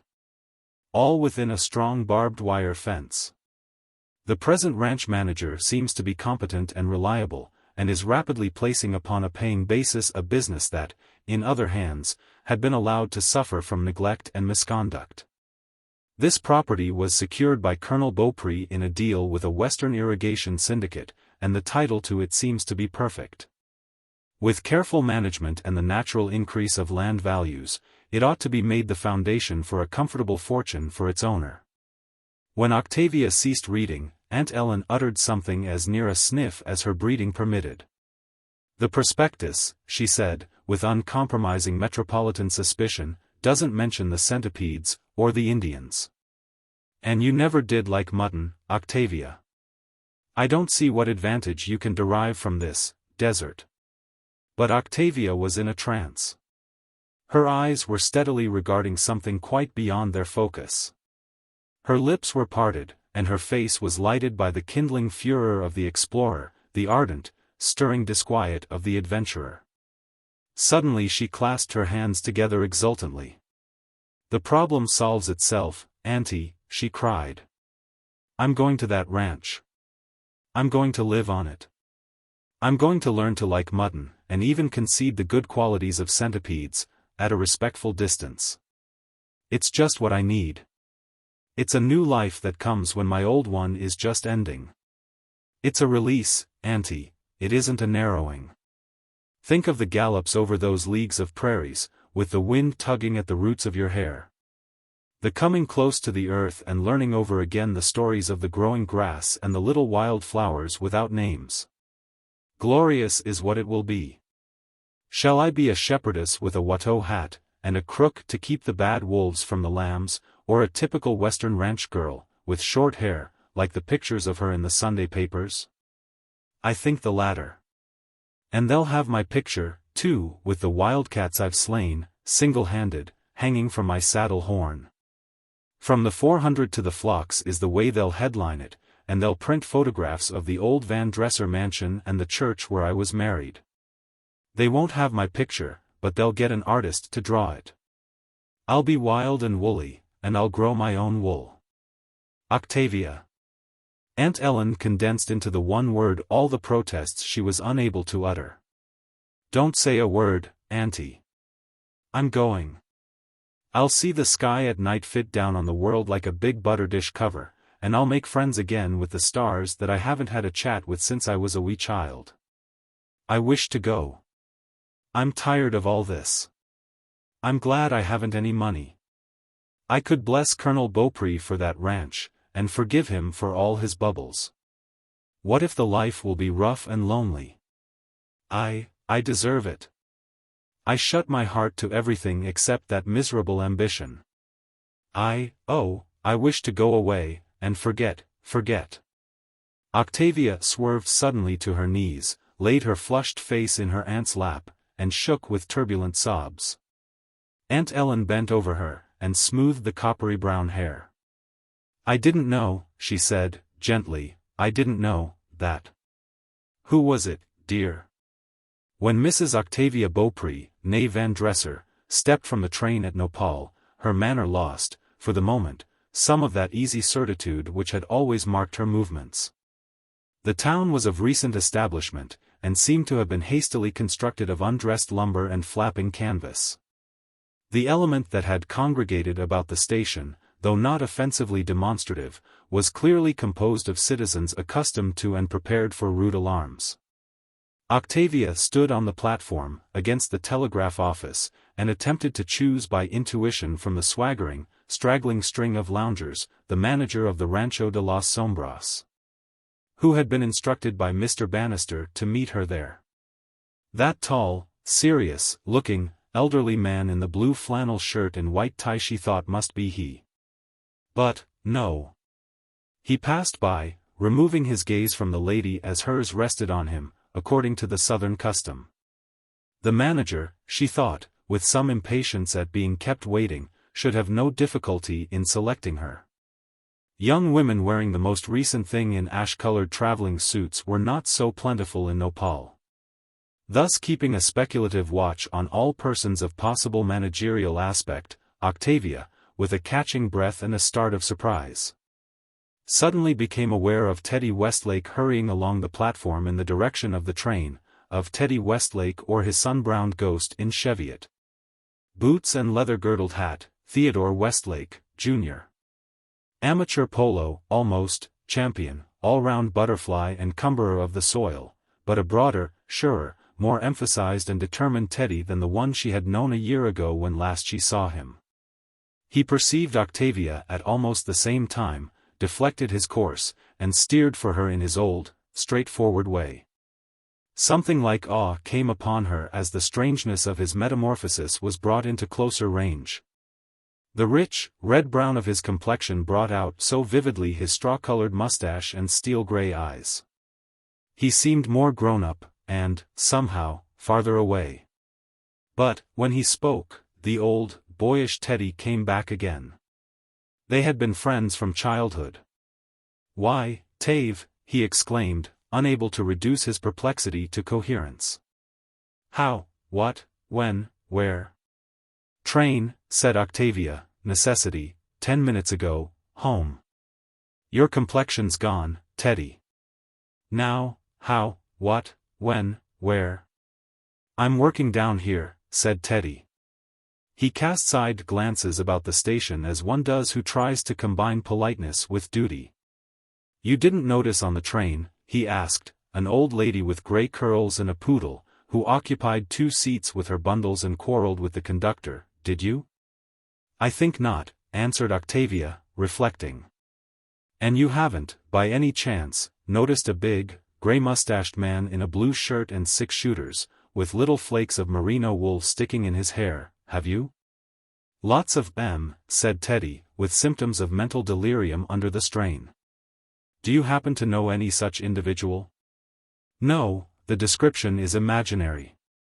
"Is your interest in the old lady whom you describe a personal one?" "Never saw her in my life. She's painted entirely from fancy. She owns the little piece of property where I earn my bread and butter, the Rancho de las Sombras. I drove up to meet her according to arrangement with her lawyer." Octavia leaned against the wall of the telegraph office. Was this possible? And didn't he know? "Are you the manager of that ranch?" she asked weakly. "I am," said Teddy, with pride. "I am Mrs. Bo-Peep," said Octavia faintly, "but my hair never would curl, and I was polite to the conductor." For a moment that strange, grown-up look came back, and removed Teddy miles away from her. "I hope you'll excuse me," he said, rather awkwardly. "You see, I've been down here in the chaparral a year." "I hadn't heard." "Give me your checks, please, and I'll have your traps loaded into the wagon.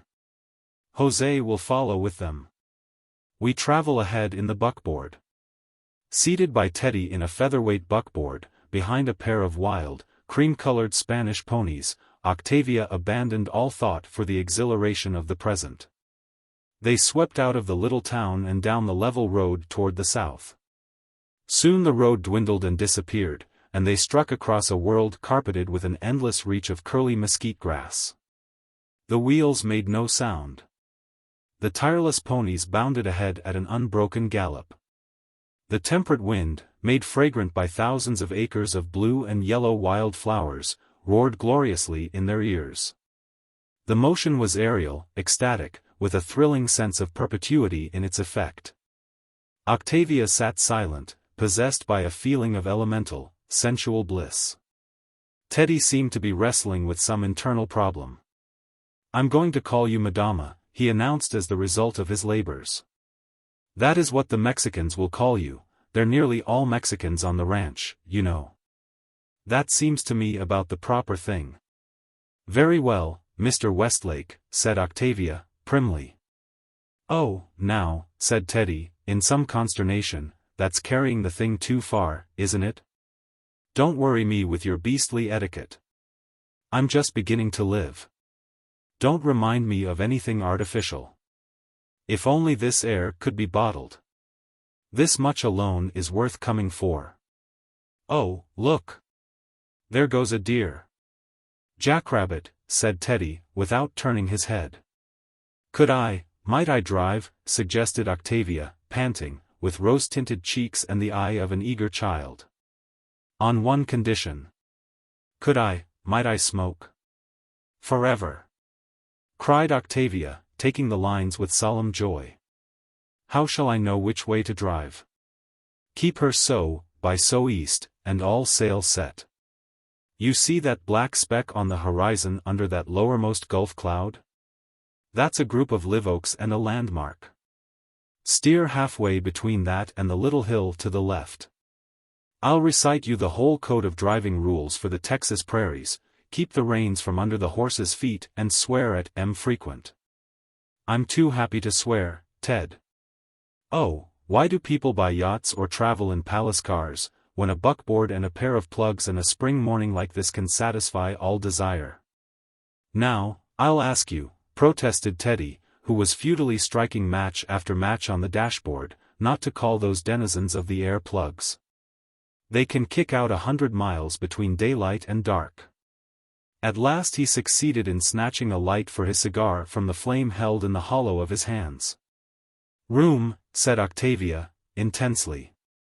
That's what produces the effect. I know now what I've wanted: scope, range, room. Smoking room, said Teddy, unsentimentally. I love to smoke in a buckboard. The wind blows the smoke into you and out again. It saves exertion.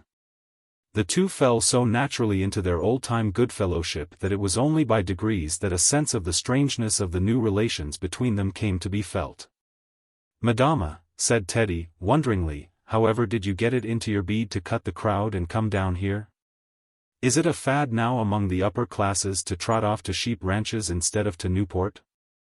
I was broke, Teddy, said Octavia, sweetly, with her interest centered upon steering safely between a Spanish dagger plant and a clump of chaparral. I haven't a thing in the world but this ranch, not even any other home to go to. Come, now, said Teddy, anxiously but incredulously, you don't mean it? When my husband, said Octavia, with a shy slurring of the word, died 3 months ago, I thought I had a reasonable amount of the world's goods. His lawyer exploded that theory in a 60-minute fully illustrated lecture. I took to the sheep as a last resort. Do you happen to know of any fashionable caprice among the gilded youth of Manhattan that induces them to abandon polo and club windows to become managers of sheep ranches? It's easily explained in my case, responded Teddy, promptly. I had to go to work. I couldn't have earned my board in New York, so I chummed a while with old Sanford, one of the syndicate that owned the ranch before Colonel Bo-Peep bought it, and got a place down here. I wasn't manager at first. I jogged around on ponies and studied the business in detail, until I got all the points in my head. I saw where it was losing and what the remedies were, and then Sanford put me in charge. I get $100 a month, and I earn it. Poor Teddy, said Octavia, with a smile. You needn't. I like it. I save half my wages, and I'm as hard as a water plug. It beats polo. Will it furnish bread and tea and jam for another outcast from civilization? The spring shearing, said the manager, just cleaned up a deficit in last year's business. Wastefulness and inattention have been the rule heretofore. The autumn clip will leave a small profit over all expenses. Next year there will be jam. When, about 4 o'clock in the afternoon, the ponies rounded a gentle, brush-covered hill, and then swooped, like a double cream-colored cyclone, upon the Rancho de las Sombras. Octavia gave a little cry of delight. A lordly grove of magnificent live oaks cast an area of grateful, cool shade, whence the ranch had drawn its name, de las Sombras, of the shadows. The house, of red brick, 1 story, ran low and long beneath the trees. Through its middle, dividing its 6 rooms in half, extended a broad, arched passageway, picturesque with flowering cactus and hanging red earthen jars. A gallery, low and broad, encircled the building. Vines climbed about it, and the adjacent ground was, for a space, covered with transplanted grass and shrubs. A little lake, long and narrow, glimmered in the sun at the rear. Further away stood the shacks of the Mexican workers, the corrals, wool sheds and shearing pens. To the right lay the low hills, splattered with dark patches of chaparral, to the left the unbounded green prairie blending against the blue heavens. "It's a home, Teddy," said Octavia, breathlessly, "that's what it is, it's a home." "Not so bad for a sheep ranch," admitted Teddy, with excusable pride. "I've been tinkering on it at odd times." A Mexican youth sprang from somewhere in the grass, and took charge of the creams. The mistress and the manager entered the house. "Here's Mrs. McIntyre," said Teddy, as a placid, neat, elderly lady came out upon the gallery to meet them. "Mrs. Mac, here's the boss.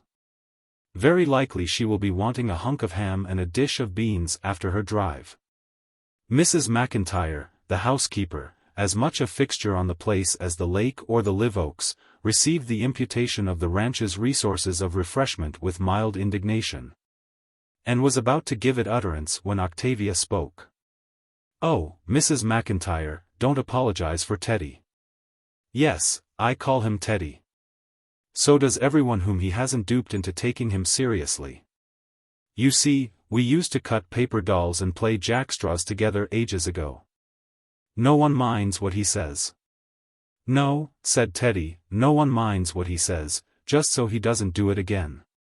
Octavia cast one of those subtle, sidelong glances toward him from beneath her lowered eyelids, a glance that Teddy used to describe as an uppercut. But there was nothing in his ingenuous, weather-tanned face to warrant a suspicion that he was making an allusion, nothing. Beyond a doubt, thought Octavia, he had forgotten. "Mr. Westlake likes his fun," said Mrs. McIntyre, as she conducted Octavia to her rooms. "But," she added, loyally, "people around here usually pay attention to what he says when he talks in earnest. I don't know what would have become of this place without him." 2 rooms at the east end of the house had been arranged for the occupancy of the ranch's mistress. When she entered them a slight dismay seized her at their bare appearance and the scantiness of their furniture. But she quickly reflected that the climate was a semi-tropical one, and was moved to appreciation of the well-conceived efforts to conform to it. The sashes had already been removed from the big windows, and white curtains waved in the gulf breeze that streamed through the wide jalousies. The bare floor was amply strewn with cool rugs. The chairs were inviting, deep, dreamy willows, the walls were papered with a light, cheerful olive. One whole side of her sitting room was covered with books on smooth, unpainted pine shelves. She flew to these at once. Before her was a well-selected library. She caught glimpses of titles of volumes of fiction and travel not yet seasoned from the dampness of the press.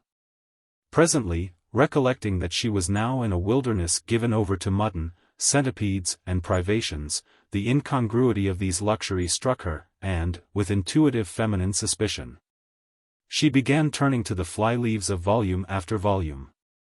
Upon each one was inscribed in fluent characters the name of Theodore Westlake, Jr. Octavia, fatigued by her long journey, retired early that night. Lying upon her white, cool bed, she rested deliciously, but sleep coquetted long with her. She listened to faint noises whose strangeness kept her faculties on the alert, the fractious yelping of the coyotes, the ceaseless, low symphony of the wind, the distant booming of the frogs about the lake, the lamentation of a concertina in the Mexicans' quarters.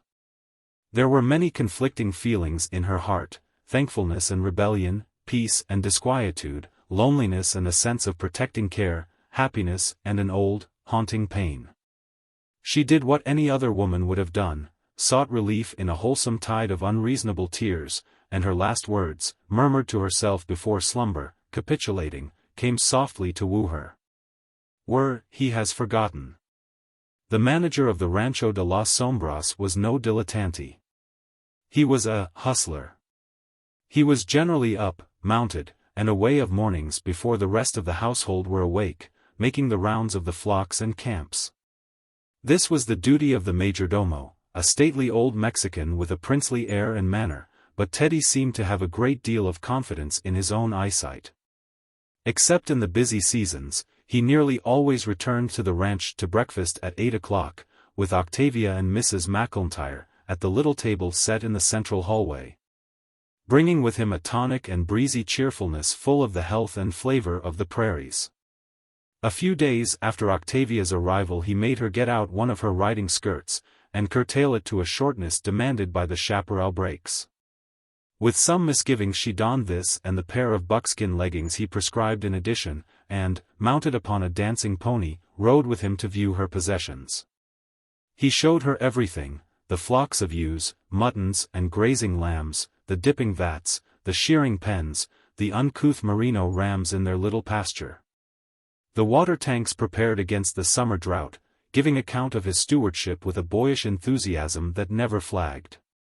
Where was the old Teddy that she knew so well? This side of him was the same, and it was a side that pleased her, but this was all she ever saw of him now.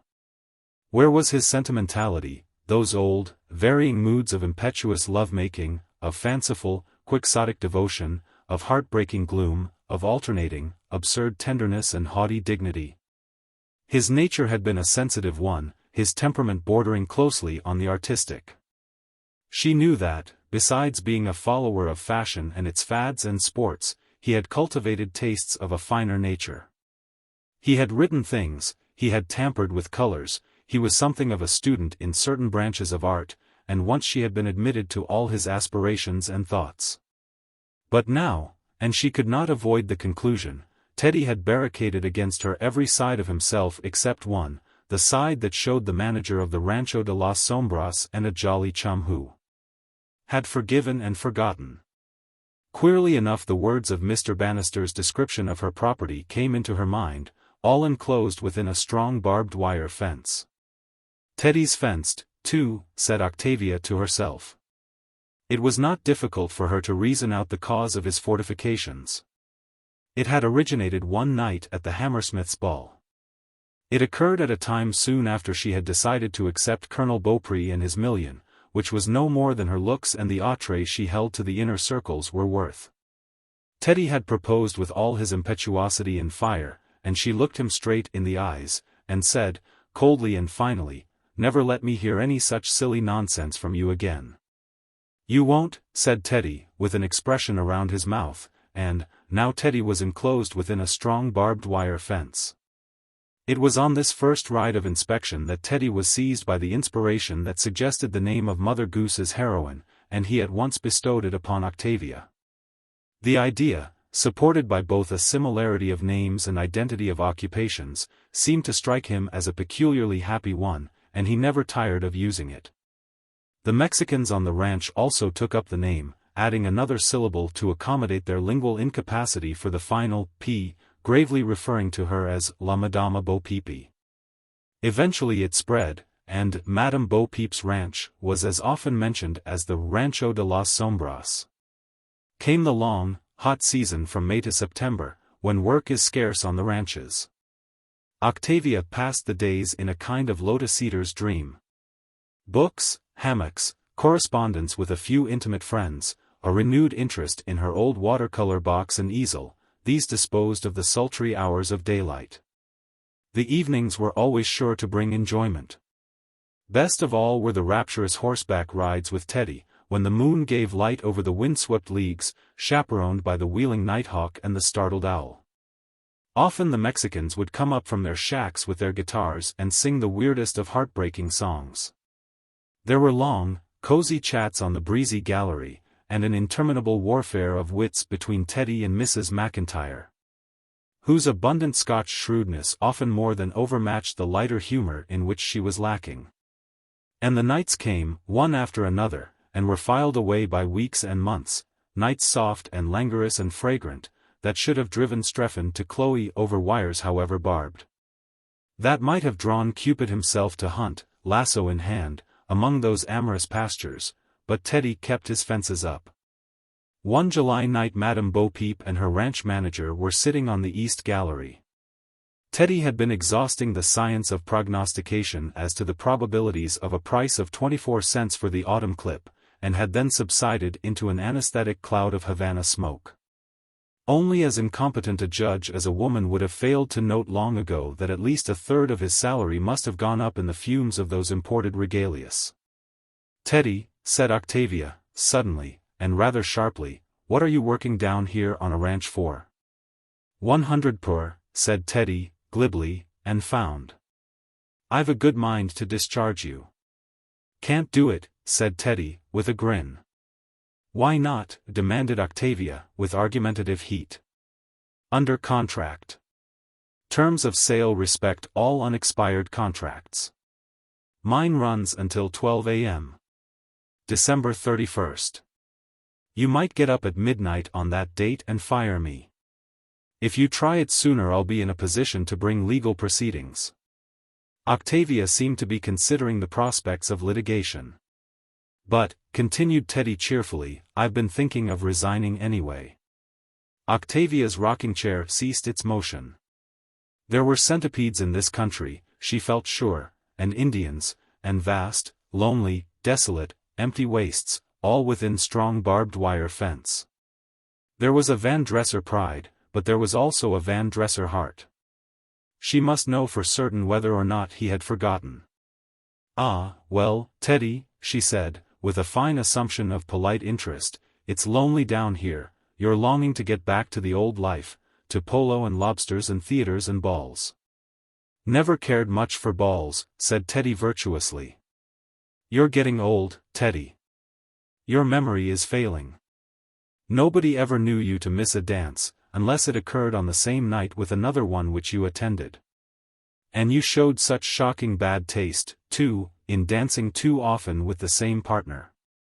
Let me see, what was that Forbes girl's name, the one with wall eyes? Mabel, wasn't it?"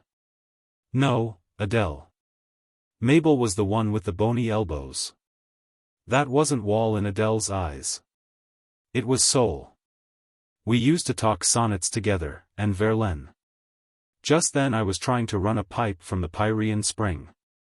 "You were on the floor with her," said Octavia, undeflected, 5 times at the Hammersmiths." "Hammersmiths what?" questioned Teddy, vacuously. Ball, said Octavia, viciously. "What were we talking of?" "Eyes, I thought," said Teddy, after some reflection, "and elbows." "Those Hammersmiths," went on Octavia, in her sweetest society prattle, after subduing an intense desire to yank a handful of sunburnt sandy hair from the head lying back contentedly against the canvas of the steamer chair, "had too much money. Mines, wasn't it? It was something that paid something to the ton. You couldn't get a glass of plain water in their house. Everything at that ball was dreadfully overdone." "It was," said Teddy. "Such a crowd there was." Octavia continued, conscious that she was talking the rapid drivel of a schoolgirl describing her first dance. "The balconies were as warm as the rooms. I lost something at that ball." The last sentence was uttered in a tone calculated to remove the barbs from miles of wire. "So did I," confessed Teddy, in a lower voice. "A glove," said Octavia, falling back as the enemy approached her ditches.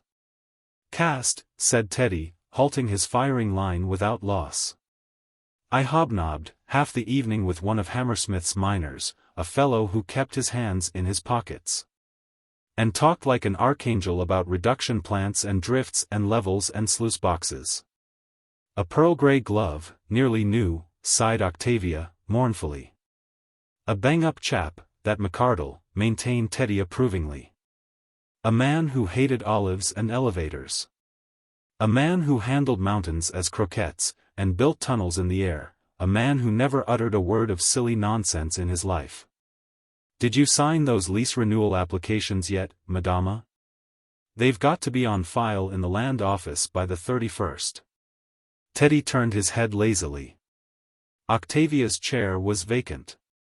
A certain centipede, crawling along the lines marked out by fate, expounded the situation. It was early one morning while Octavia and Mrs. McIntyre were trimming the honeysuckle on the west gallery. Teddy had risen and departed hastily before daylight in response to word that a flock of ewes had been scattered from their bedding ground during the night by a thunderstorm. The centipede, driven by destiny, showed himself on the floor of the gallery, and then, the screeches of the two women giving him his cue. He scuttled with all his yellow legs through the open door into the furthermost west room, which was Teddy's.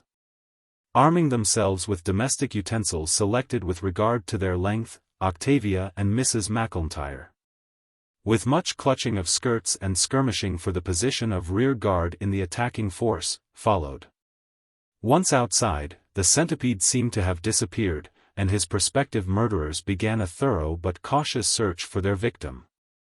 Even in the midst of such a dangerous and absorbing adventure, Octavia was conscious of an odd curiosity on finding herself in Teddy's sanctum. In that room he sat alone, silently communing with those secret thoughts that he now shared with no one, dreamed there whatever dreams he now called on no one to interpret. It was the room of a Spartan or a soldier. In one corner stood a wide, canvas-covered cot, in another, a small bookcase, in another, a grim stand of Winchesters and shotguns. An immense table, strewn with letters, papers and documents and surmounted by a set of pigeonholes, occupied one side. The centipede showed genius in concealing himself in such bare quarters.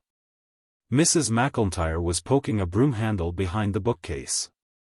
Octavia approached Teddy's cot. The room was just as the manager had left it in his hurry. The Mexican maid had not yet given it her attention. There was his big pillow with the imprint of his head still in the center. She thought the horrid beast might have climbed the cot and hidden itself to bite Teddy. Centipedes were thus cruel and vindictive toward managers. She cautiously overturned the pillow, and then parted her lips to give the signal for reinforcements at sight of a long, slender, dark object lying there.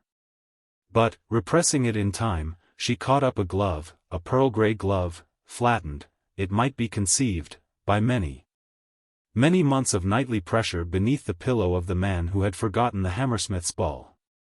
Teddy must have left so hurriedly that morning that he had, for once, forgotten to transfer it to its resting place by day. Even managers, who are notoriously wily and cunning, are sometimes caught up with. Octavia slid the grey glove into the bosom of her summery morning gown. It was hers. Men who put themselves within a strong barbed wire fence, and remember Hammersmith balls only by the talk of miners about sluice boxes, should not be allowed to possess such articles. After all, what a paradise this prairie country was. How it blossomed like the rose when you found things that were thought to be lost. How delicious was that morning breeze coming in the windows, fresh and sweet with the breath of the yellow ratama blooms. Might one not stand, for a minute, with shining, far-gazing eyes, and dream that mistakes might be corrected? Why was Mrs. McIntyre poking about so absurdly with a broom? "I've found it," said Mrs. McIntyre, banging the door. "Here it is." "Did you lose something?" asked Octavia, with sweetly polite non-interest. "The little devil," said Mrs. McIntyre, driven to violence. "Ye've no forgotten him already?" Between them they slew the centipede. Thus was he rewarded for his agency toward the recovery of things lost at the Hammersmith's ball. It seems that Teddy, in due course, remembered the glove, and when he returned to the house at sunset made a secret but exhaustive search for it. Not until evening, upon the moonlit eastern gallery, did he find it. It was upon the hand that he had thought lost to him forever, and so he was moved to repeat certain nonsense that he had been commanded never to utter again. Teddy's fences were down. This time there was no ambition to stand in the way, and the wooing was as natural and successful as should be between ardent shepherd and gentle shepherdess. The prairies changed to a garden. The Rancho de las Sombras became the Ranch of Light. A few days later Octavia received a letter from Mr. Bannister, in reply to one she had written to him asking some questions about her business. A portion of the letter ran as follows. "I am at a loss to account for your references to the sheep ranch. 2 months after your departure to take up your residence upon it, it was discovered that Colonel Beaupre's title was worthless. A deed came to light showing that he disposed of the property before his death. The matter was reported to your manager, Mr. Westlake, who at once repurchased the property. It is entirely beyond my powers of conjecture to imagine how you have remained in ignorance of this fact. I beg that you will at once confer with that gentleman, who will, at least, corroborate my statement. Octavia sought Teddy, with battle in her eye. What are you working on this ranch for? She asked once more. 100, he began to repeat, but saw in her face that she knew. She held Mr. Bannister's letter in her hand. He knew that the game was up. It's my ranch, said Teddy, like a schoolboy detected in evil. It's a mighty poor manager that isn't able to absorb the boss's business if you give him time. Why were you working down here? Pursued Octavia, still struggling after the key to the riddle of Teddy. To tell the truth, Tave, said Teddy, with quiet candor, it wasn't for the salary. That about kept me in cigars and sunburn lotions. I was sent south by my doctor. 'Twas that right lung that was going to the bad on account of overexercise and strain at polo and gymnastics. I needed climate and ozone and rest and things of that sort. In an instant Octavia was close against the vicinity of the affected organ. Mr. Bannister's letter fluttered to the floor. It's well now, isn't it, Teddy? Sound as a mesquite chunk. I deceived you in one thing. I paid $50,000 for your ranch as soon as I found you had no title. I had just about that much income accumulated at my banker's while I've been herding sheep down here, so it was almost like picking the thing up on a bargain counter for a penny. There's another little surplus of unearned increment piling up there, Tave. I've been thinking of a wedding trip in a yacht with white ribbons tied to the mast, through the Mediterranean, and then up among the Hebrides and down Norway to the Zuider Zee. And I was thinking, said Octavia, softly, of a wedding gallop with my manager among the flocks of sheep and back to a wedding breakfast with Mrs. McIntyre on the gallery, with, maybe, a sprig of orange blossom fastened to the red jar above the table. Teddy laughed, and began to chant. Little Bo-Peep has lost her sheep, and doesn't know where to find them. Let them alone, and they'll come home. Anne. Octavia drew his head down, and whispered in his ear, but that is one of the tales they brought behind them. An afternoon miracle. At the United States end of an international river bridge, 4 armed rangers sweltered in a little daub hut, keeping a fairly faithful espionage upon the lagging trail of passengers from the Mexican side. Bud Dawson, proprietor of the top-notch saloon, had, on the evening previous, violently ejected from his premises one Leandro Garcia, for alleged violation of the top-notch code of behavior. Garcia had mentioned 24 hours as a limit, by which time he would call and collect a painful indemnity for personal satisfaction. This Mexican, although a tremendous braggart, was thoroughly courageous, and each side of the river respected him for one of these attributes. He and a following of similar bravos were addicted to the pastime of retrieving towns from stagnation. The day designated by Garcia for retribution was to be further signalized on the American side by a cattlemen's convention, a bull fight, and an old settler's barbecue and picnic. Knowing the Avenger to be a man of his word, and believing it prudent to court peace while 3 such gently social relaxations were in progress, Captain McNulty, of the Ranger Company stationed there, detailed his lieutenant and 3 men for duty at the end of the bridge. Their instructions were to prevent the invasion of Garcia, either alone or attended by his gang. Travel was slight that sultry afternoon, and the Rangers swore gently, and mopped their brows in their convenient but close quarters. For an hour no one had crossed save an old woman enveloped in a brown wrapper and a black mantilla, driving before her a burro loaded with kindling wood tied in small bundles for peddling. Then 3 shots were fired down the street, the sound coming clear and snappy through the still air. The 4 Rangers quickened from sprawling, symbolic figures of indolence to alert life, but only one rose to his feet. 3 turned their eyes beseechingly but hopelessly upon the 4th, who had gotten nimbly up and was buckling his cartridge belt around him. The three knew that Lieutenant Bob Buckley, in command, would allow no man of them the privilege of investigating a row when he himself might go.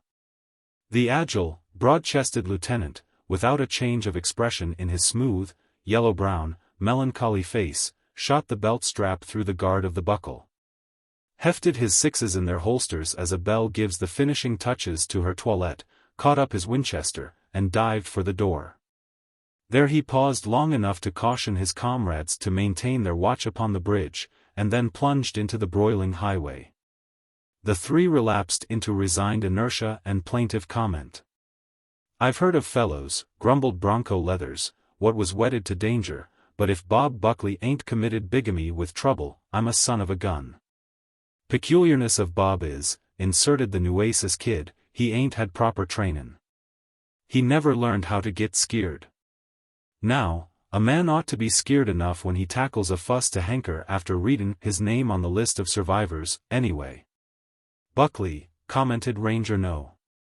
3, who was a misguided Eastern man, burdened with an education, scraps in such a solemn manner that I have been led to doubt its spontaneity. "I'm not quite onto his system, but he fights, like Tybalt, by the book of arithmetic." "I never heard," mentioned Bronco, "about any of Dibble's ways of mixin', scrappin', and cipherin'. "Trigonometry," suggested the Nueces infant. "That's rather better than I hoped from you," nodded the Easterner, approvingly. "The other meaning is that Buckley never goes into a fight without giving away weight. He seems to dread taking the slightest advantage.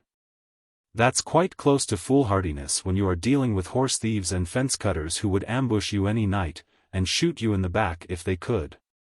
Buckley's too full of sand. He'll play Horatius and hold the bridge once too often some day."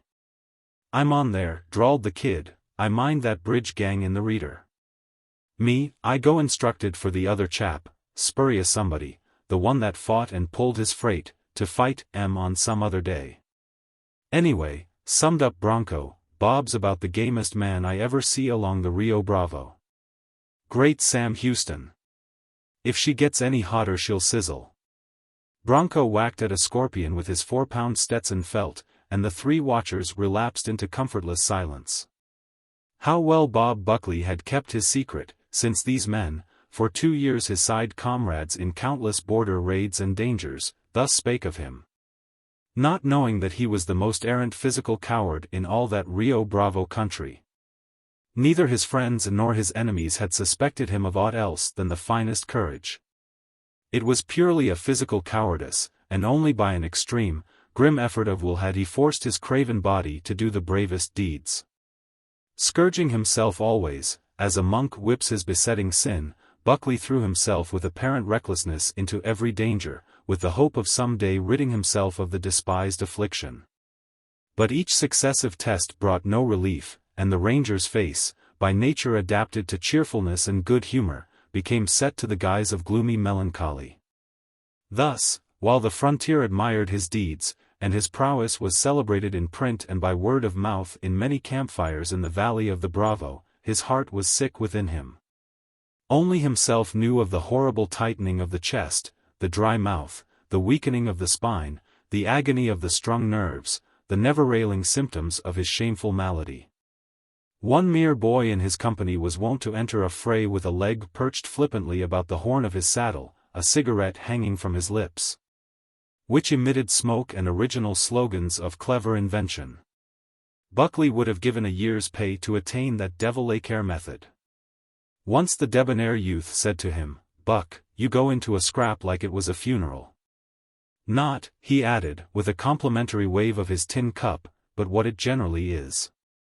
Buckley's conscience was of the New England order with Western adjustments, and he continued to get his rebellious body into as many difficulties as possible.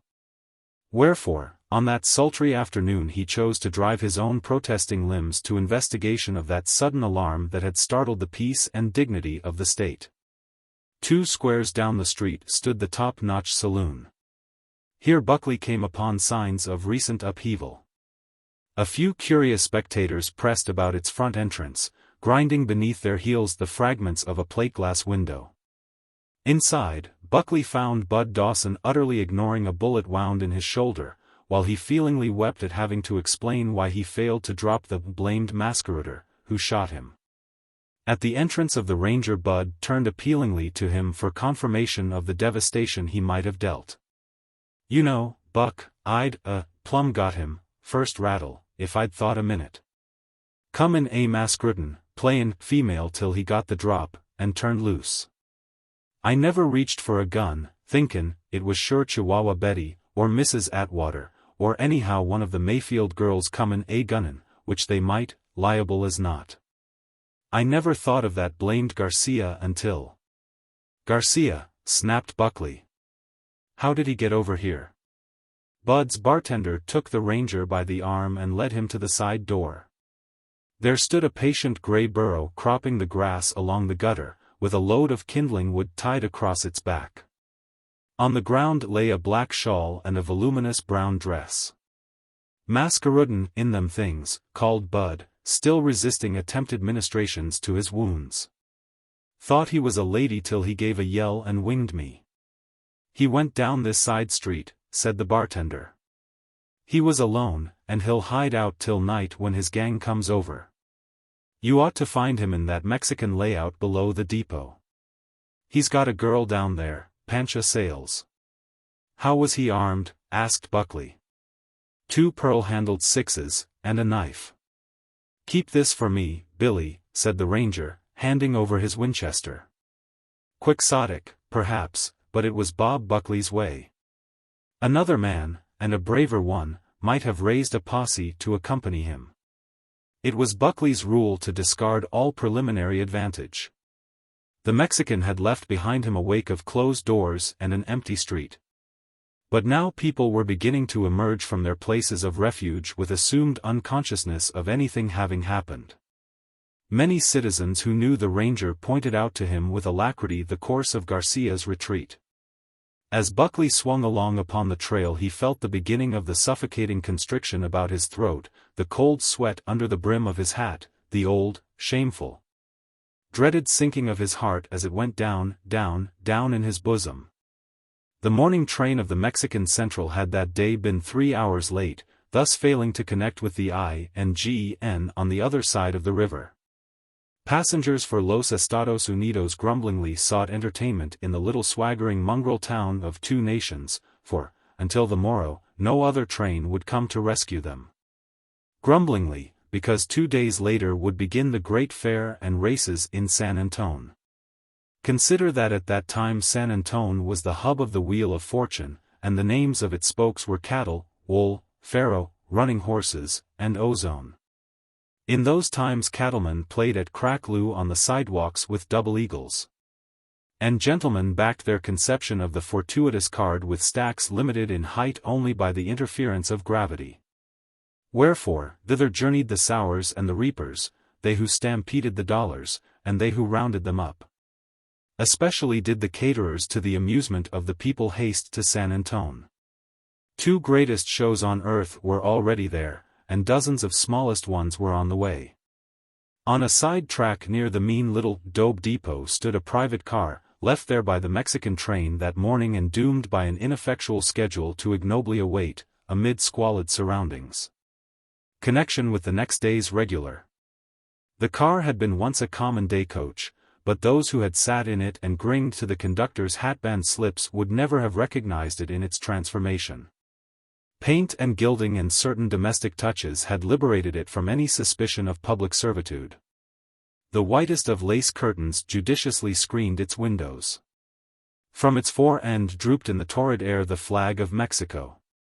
From its rear projected the stars and stripes and a busy stovepipe, the latter reinforcing in its suggestion of culinary comforts the general suggestion of privacy and ease. The beholder's eye, regarding its gorgeous sides, found interest to culminate in a single name in gold and blue letters extending almost its entire length, a single name. The audacious privilege of royalty and genius. Doubly, then, was this arrogant nomenclature here justified, for the name was that of Alvarita, Queen of the Serpent tribe.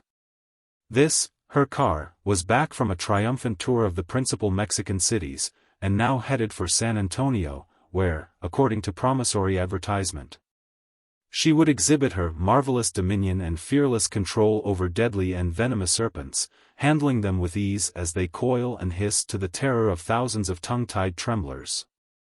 100 in the shade kept the vicinity somewhat depeopled. This quarter of the town was a ragged edge, its denizens the bubbling froth of 5 nations, its architecture tent, jackal, and daub. Its distractions the hurdy-gurdy and the informal contribution to the sudden stranger's store of experience. Beyond this dishonorable fringe upon the old town's jowl rose a dense mass of trees, surmounting and filling a little hollow. Through this bickered a small stream that perished down the sheer and disconcerting side of the great canon of the Rio Bravo del Norte. In this sordid spot was condemned to remain for certain hours the impotent transport of the Queen of the Serpent tribe. The front door of the car was open. Its forward end was curtained off into a small reception room. Here the admiring and propitiatory reporters were wont to sit and transpose the music of Señorita Alvarita's talk into the more florid key of the press. A picture of Abraham Lincoln hung against a wall, one of a cluster of schoolgirls grouped upon stone steps was in another place, a third was Easter lilies in a blood-red frame. A neat carpet was underfoot. A pitcher, sweating cold drops, and a glass stood on a fragile stand. In a willow rocker, reading a newspaper, sat Alvarita. Spanish, you would say. Andalusian, or, better still, Basque, that compound, like the diamond, of darkness and fire. Hair, the shade of purple grapes viewed at midnight. Eyes, long, dusky, and disquieting with their untroubled directness of gaze. Face, haughty and bold, touched with a pretty insolence that gave it life. To hasten conviction of her charm, but glance at the stacks of handbills in the corner, green, and yellow, and white. Upon them you see an incompetent presentment of the señorita in her professional garb and pose. Irresistible, in black lace and yellow ribbons, she faces you.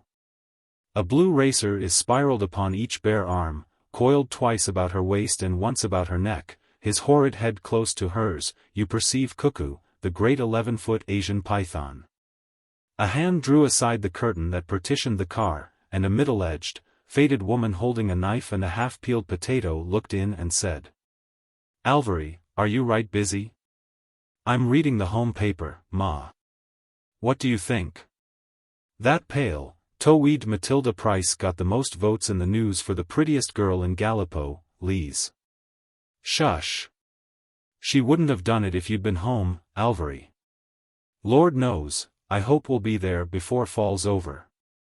I'm tired gallopin' round the world playin' We Are Dagos, and givin' snake shows. But that ain't what I wanted to say. That their biggest snake's gone again. I've looked all over the car and can't find him. He must have been gone an hour. I remember hearin' somethin' rustlin' along the floor, but I thought it was you." "Oh, blame that old rascal," exclaimed the Queen, throwing down her paper. "This is the 3rd time he's got away. George never will fasten down the lid to his box properly. I do believe he's afraid of Cuckoo. Now I've got to go hunt him.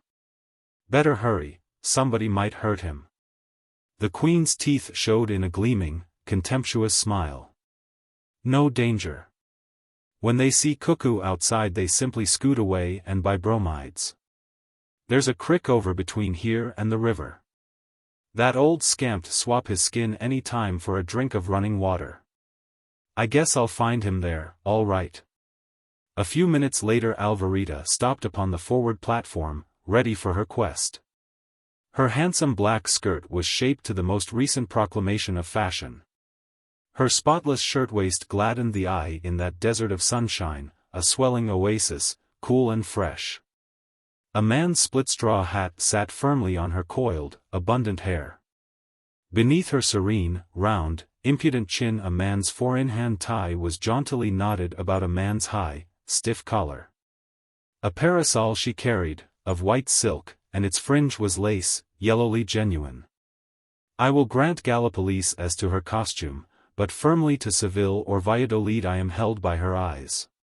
Castanets, balconies, mantillas, serenades, ambuscades, escapades, all these their dark depths guaranteed. "Ain't you afraid to go out alone, Alvari?" queried the Queen Mother anxiously. "There's so many rough people about." "Meb, you'd better." "I never saw anything I was afraid of yet, Ma. Specially people. And men in particular. Don't you fret. I'll trot along back as soon as I find that runaway scamp." The dust lay thick upon the bare ground near the tracks. Alvarita's eye soon discovered the serrated trail of the escaped python. It led across the depot grounds and away down a smaller street in the direction of the little cannon, as predicted by her. A stillness and lack of excitement in the neighborhood encouraged the hope that, as yet, the inhabitants were unaware that so formidable a guest traversed their highways. The heat had driven them indoors, whence out drifted occasional shrill laughs, or the depressing whine of a maltreated concertina. In the shade a few Mexican children, like vivified stolid idols in clay, stared from their play, vision-struck and silent, as Alvarita came and went. Here and there a woman peeped from a door and stood dumb, reduced to silence by the aspect of the white silk parasol. 100 yards and the limits of the town were passed, scattered chaparral succeeding, and then a noble grove, overflowing the Bijou Canon. Through this a small bright stream meandered. Park-like it was, with a kind of cockney ruralness further endorsed by the waste papers and rifled tins of picnickers. Up this stream, and down it, among its pseudo-sylvan glades and depressions, wandered the bright and unruffled Alvarita. Once she saw evidence of the recreant reptile's progress in his distinctive trail across a spread of fine sand in the arroyo. The living water was bound to lure him, he could not be far away. So sure was she of his immediate proximity that she perched herself to idle for a time in the curve of a great creeper that looped down from a giant water elm. To reach this she climbed from the pathway a little distance up the side of a steep and rugged incline. Around her chaparral grew thick and high. A late-blooming ratama tree dispensed from its yellow petals a sweet and persistent odor. Adown the ravine rustled a seductive wind, melancholy with the taste of sodden, fallen leaves. Alvarita removed her hat, and undoing the oppressive convolutions of her hair, began to slowly arrange it in two long, dusky plaits. From the obscure depths of a thick clump of evergreen shrubs 5 feet away, 2 small jewel-bright eyes were steadfastly regarding her. Coiled there lay Cuckoo, the great python. Cuckoo, the magnificent, he of the plaited muzzle, the grooved lips, the 11-foot stretch of elegantly and brilliantly modeled skin. The great python was viewing his mistress without a sound or motion to disclose his presence. Perhaps the splendid truant forefelt his capture, but, screened by the foliage, thought to prolong the delight of his escapade. What pleasure it was, after the hot and dusty car, to lie thus, smelling the running water, and feeling the agreeable roughness of the earth and stones against his body.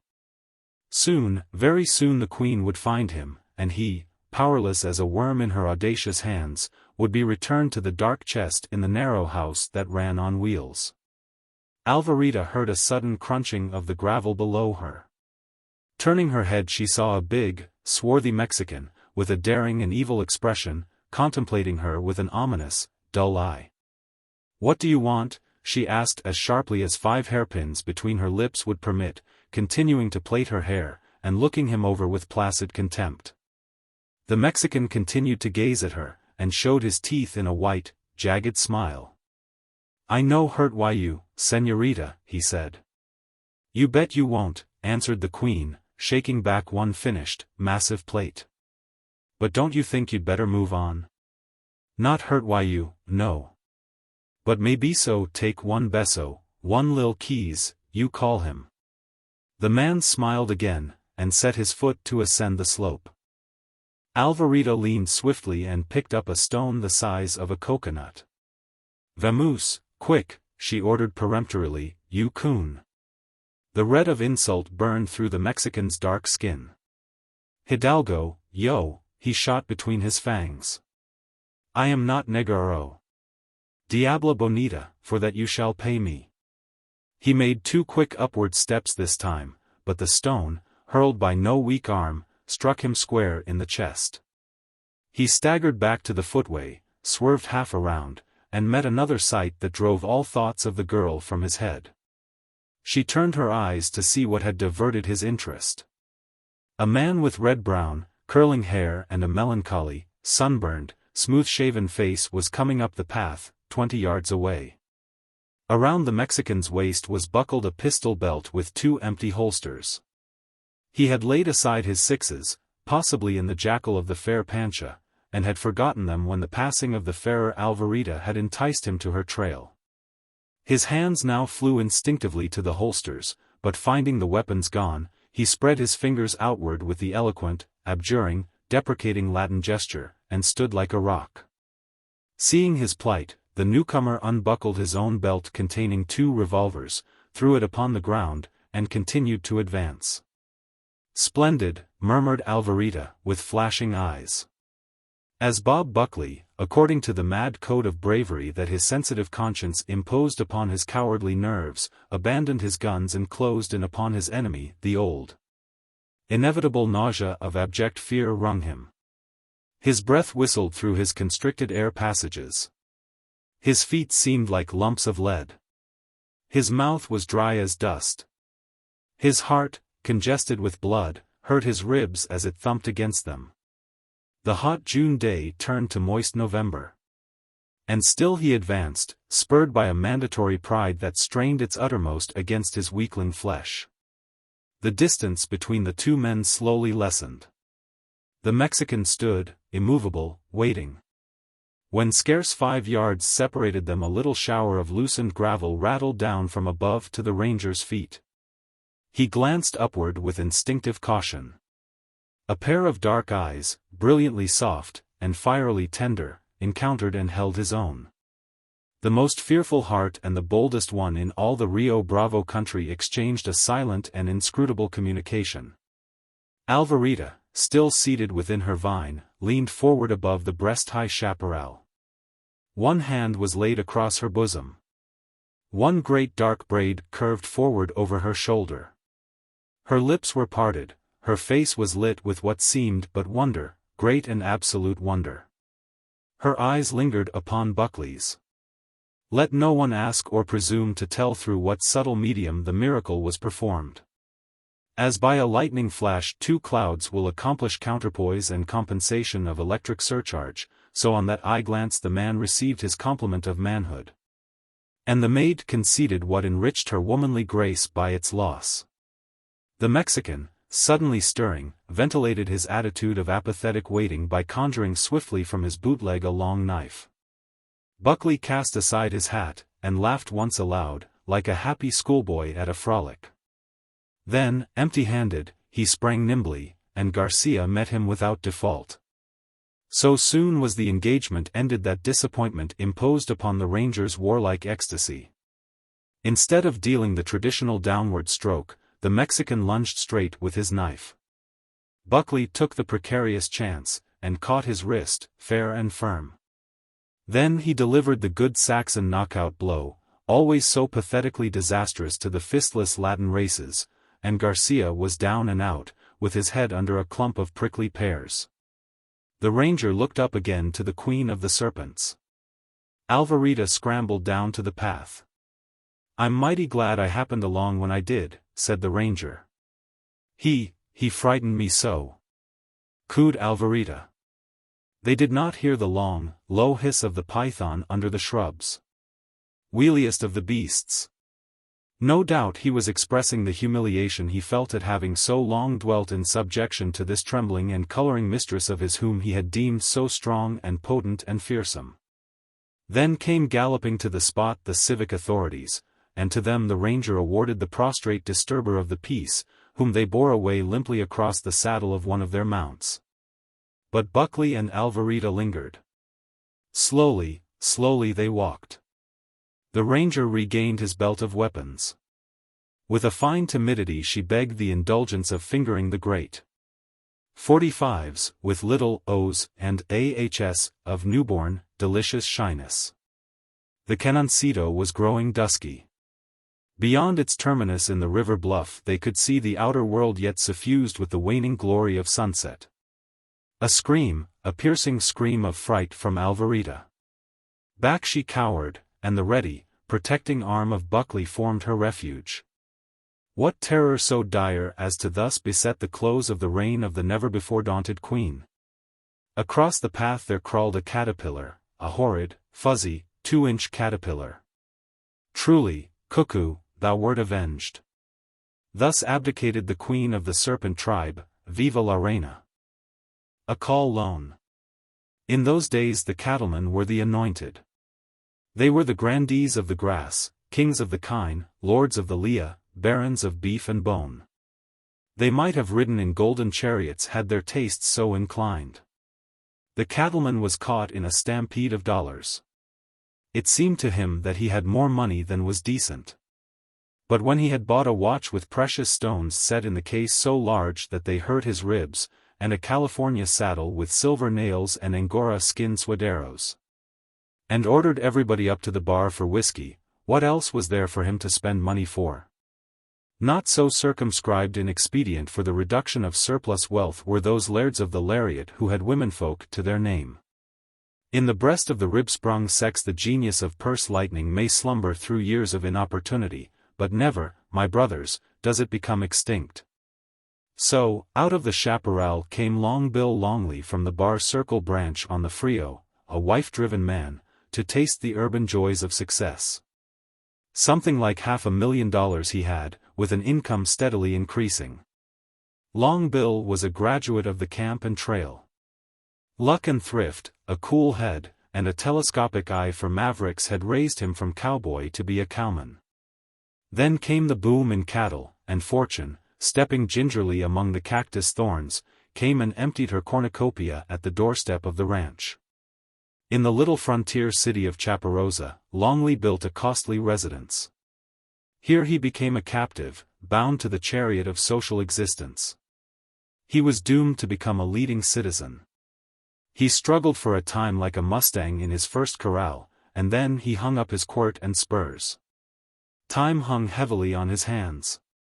He organized the First National Bank of Chaparosa, and was elected its president. One day a dyspeptic man, wearing double magnifying glasses, inserted an official-looking card between the bars of the cashier's window of the First National Bank. 5 minutes later the bank force was dancing at the beck and call of a national bank examiner. This examiner, Mr. J. Edgar Todd, proved to be a thorough one. At the end of it all the examiner put on his hat, and called the president, Mr. William R. Longley, into the private office. "Well, how do you find things?" asked Longley, in his slow, deep tones. "Any brands in the roundup you didn't like the looks of?" "The bank checks up all right, Mr. Longley," said Todd, "and I find your loans in very good shape, with one exception. You are carrying one very bad bit of paper, one that is so bad that I have been thinking that you surely do not realize the serious position it places you in. I refer to a call loan of $10,000 made to Thomas Merwin. Not only is the amount in excess of the maximum sum the bank can loan any individual legally, but it is absolutely without endorsement or security. Thus you have doubly violated the national banking laws, and have laid yourself open to criminal prosecution by the government. A report of the matter to the Comptroller of the Currency, which I am bound to make, would, I am sure, result in the matter being turned over to the Department of Justice for action. You see what a serious thing it is." Bill Longley was leaning his lengthy, slowly moving frame back in his swivel chair. His hands were clasped behind his head, and he turned a little to look the examiner in the face. The examiner was surprised to see a smile creep about the rugged mouth of the banker, and a kindly twinkle in his light blue eyes. If he saw the seriousness of the affair, it did not show in his countenance. "Of course, you don't know Tom Merwin," said Longley, almost genially. "Yes, I know about that loan. It hasn't any security except Tom Merwin's word. Somehow, I've always found that when a man's word is good it's the best security there is." "Oh, yes, I know the government doesn't think so. I guess I'll see Tom about that note." Mr. Todd's dyspepsia seemed to grow suddenly worse. He looked at the chaparral banker through his double magnifying glasses in amazement.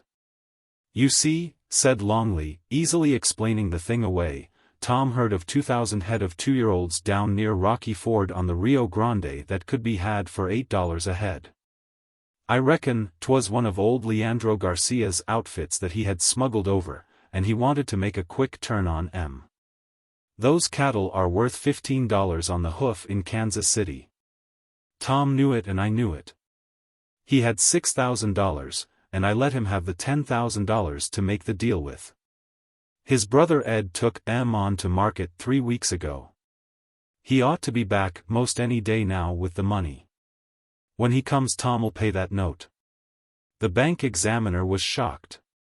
It was, perhaps, his duty to step out to the telegraph office and wire the situation to the comptroller.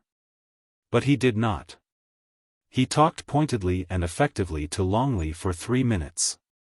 He succeeded in making the banker understand that he stood upon the border of a catastrophe. And then he offered a tiny loophole of escape. "I am going to Hilldale's tonight," he told Longley, "to examine a bank there. I will pass through Chaparosa on my way back. At 12 o'clock tomorrow I shall call at this bank. If this loan has been cleared out of the way by that time, it will not be mentioned in my report. If not, I will have to do my duty." With that the examiner bowed and departed. The president of the First National lounged in his chair half an hour longer, and then he lit a mild cigar, and went over to Tom Merwin's house. Merwin, a ranchman in brown duck, with a contemplative eye, sat with his feet upon a table, plating a rawhide quart. "Tom," said Longley, leaning against the table, "you heard anything from Ed yet?" "Not yet," said Merwin, continuing his plating. "I guess Ed'll be along back now in a few days." "There was a bank examiner," said Longley, "nosing around our place today, and he bucked a sight about that note of yours. You know, I know it's all right, but the thing is against the banking laws. I was pretty sure you'd have paid it off before the bank was examined again, but the son of a gun slipped in on us, Tom. Now, I'm short of cash myself just now, or I'd let you have the money to take it up with. I've got till 12 o'clock tomorrow, and then I've got to show the cash in place of that note or what, Bill?" asked Merwin, as Longley hesitated. "Well, I suppose it means be jumped on with both of Uncle Sam's feet." "I'll try to raise the money for you on time," said Merwin, interested in his plating. "All right, Tom," concluded Longley, as he turned toward the door, "I knew you would if you could." Merwin threw down his whip and went to the only other bank in town, a private one, run by Cooper and Craig.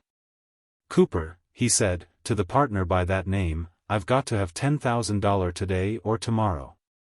I've got a house and lot there that's worth about $6,000, and that's all the actual collateral. But I've got a cattle deal on that's sure to bring me in more than that much profit within a few days." Cooper began to cough. "Now, for God's sake don't say no," said Merwin. "I owe that much money on a call loan. It's been called, and the man that called it is a man I've laid on the same blanket with in cow camps and ranger camps for 10 years. He can call anything I've got. He can call the blood out of my veins and it'll come. He's got to have the money. He's in a devil of a, well, he needs the money, and I've got to get it for him. You know my word's good, Cooper." "No doubt of it," assented Cooper, urbanely, "but I've a partner, you know. I'm not free in making loans. And even if you had the best security in your hands, Merwin, we couldn't accommodate you in less than a week. We're just making a shipment of $15,000 to Meyer Brothers in Rockdell, to buy cotton with. It goes down on the narrow gauge tonight. That leaves our cash quite short at present. Sorry we can't arrange it for you." Merwin went back to his little bare office and plated at his quart again. About 4 o'clock in the afternoon he went to the First National Bank and leaned over the railing of Longley's desk. "I'll try to get that money for you tonight, I mean tomorrow, Bill." "All right, Tom," said Longley quietly. At 9 o'clock that night Tom Merwin stepped cautiously out of the small frame house in which he lived. It was near the edge of the little town, and few citizens were in the neighborhood at that hour. Merwin wore 2 6-shooters in a belt, and a slouch hat. He moved swiftly down a lonely street, and then followed the sandy road that ran parallel to the narrow-gauge track until he reached the water rank, 2 miles below the town. There Tom Merwin stopped, tied a black silk handkerchief about the lower part of his face, and pulled his hat down low. In 10 minutes the night train for Rockdell pulled up at the tank, having come from Chaparosa. With a gun in each hand Merwin raised himself from behind a clump of chaparral and started for the engine. But before he had taken 3 steps, 2 long, strong arms clasped him from behind, and he was lifted from his feet and thrown, face downward upon the grass. There was a heavy knee pressing against his back, and an iron hand grasping each of his wrists. He was held thus, like a child, until the engine had taken water, and until the train had moved, with accelerating speed, out of sight. Then he was released, and rose to his feet to face Bill Longley. "The case never needed to be fixed up this way, Tom," said Longley. "I saw Cooper this evening, and he told me what you and him talked about. Then I went down to your house tonight and saw you come out with your guns on, and I followed you. Let's go back, Tom." They walked away together, side by side.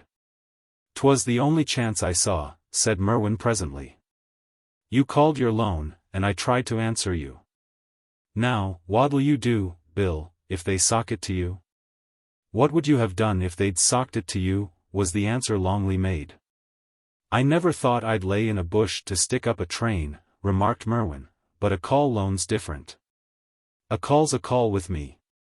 We've got 12 hours yet, Bill, before this spy jumps onto you. We've got to raise them spondulics somehow. Maybe we can, great Sam Houston. Do you hear that?" Merwin broke into a run, and Longley kept with him, hearing only a rather pleasing whistle somewhere in the night rendering the lugubrious air of The Cowboy's Lament. "It's the only tune he knows," shouted Merwin, as he ran. "I'll bet." They were at the door of Merwin's house. He kicked it open and fell over an old valise lying in the middle of the floor. A sunburned, firm-jawed youth, stained by travel, lay upon the bed puffing at a brown cigarette. "What's the word, Ed?" gasped Merwin. So, drawled that capable youngster. "Just got in on the 9:30. Sold the bunch for 15, straight. Now, buddy, you want to quit kicking a valise around that's got $29,000 in greenbacks in its innards." The struggle of the outliers. Again today, at a certain street, on the ragged boundaries of the city, Lawrence Holcomb stopped the trolley car and got off. Holcomb was a handsome, prosperous businessman of 40, a man of high social standing and connections.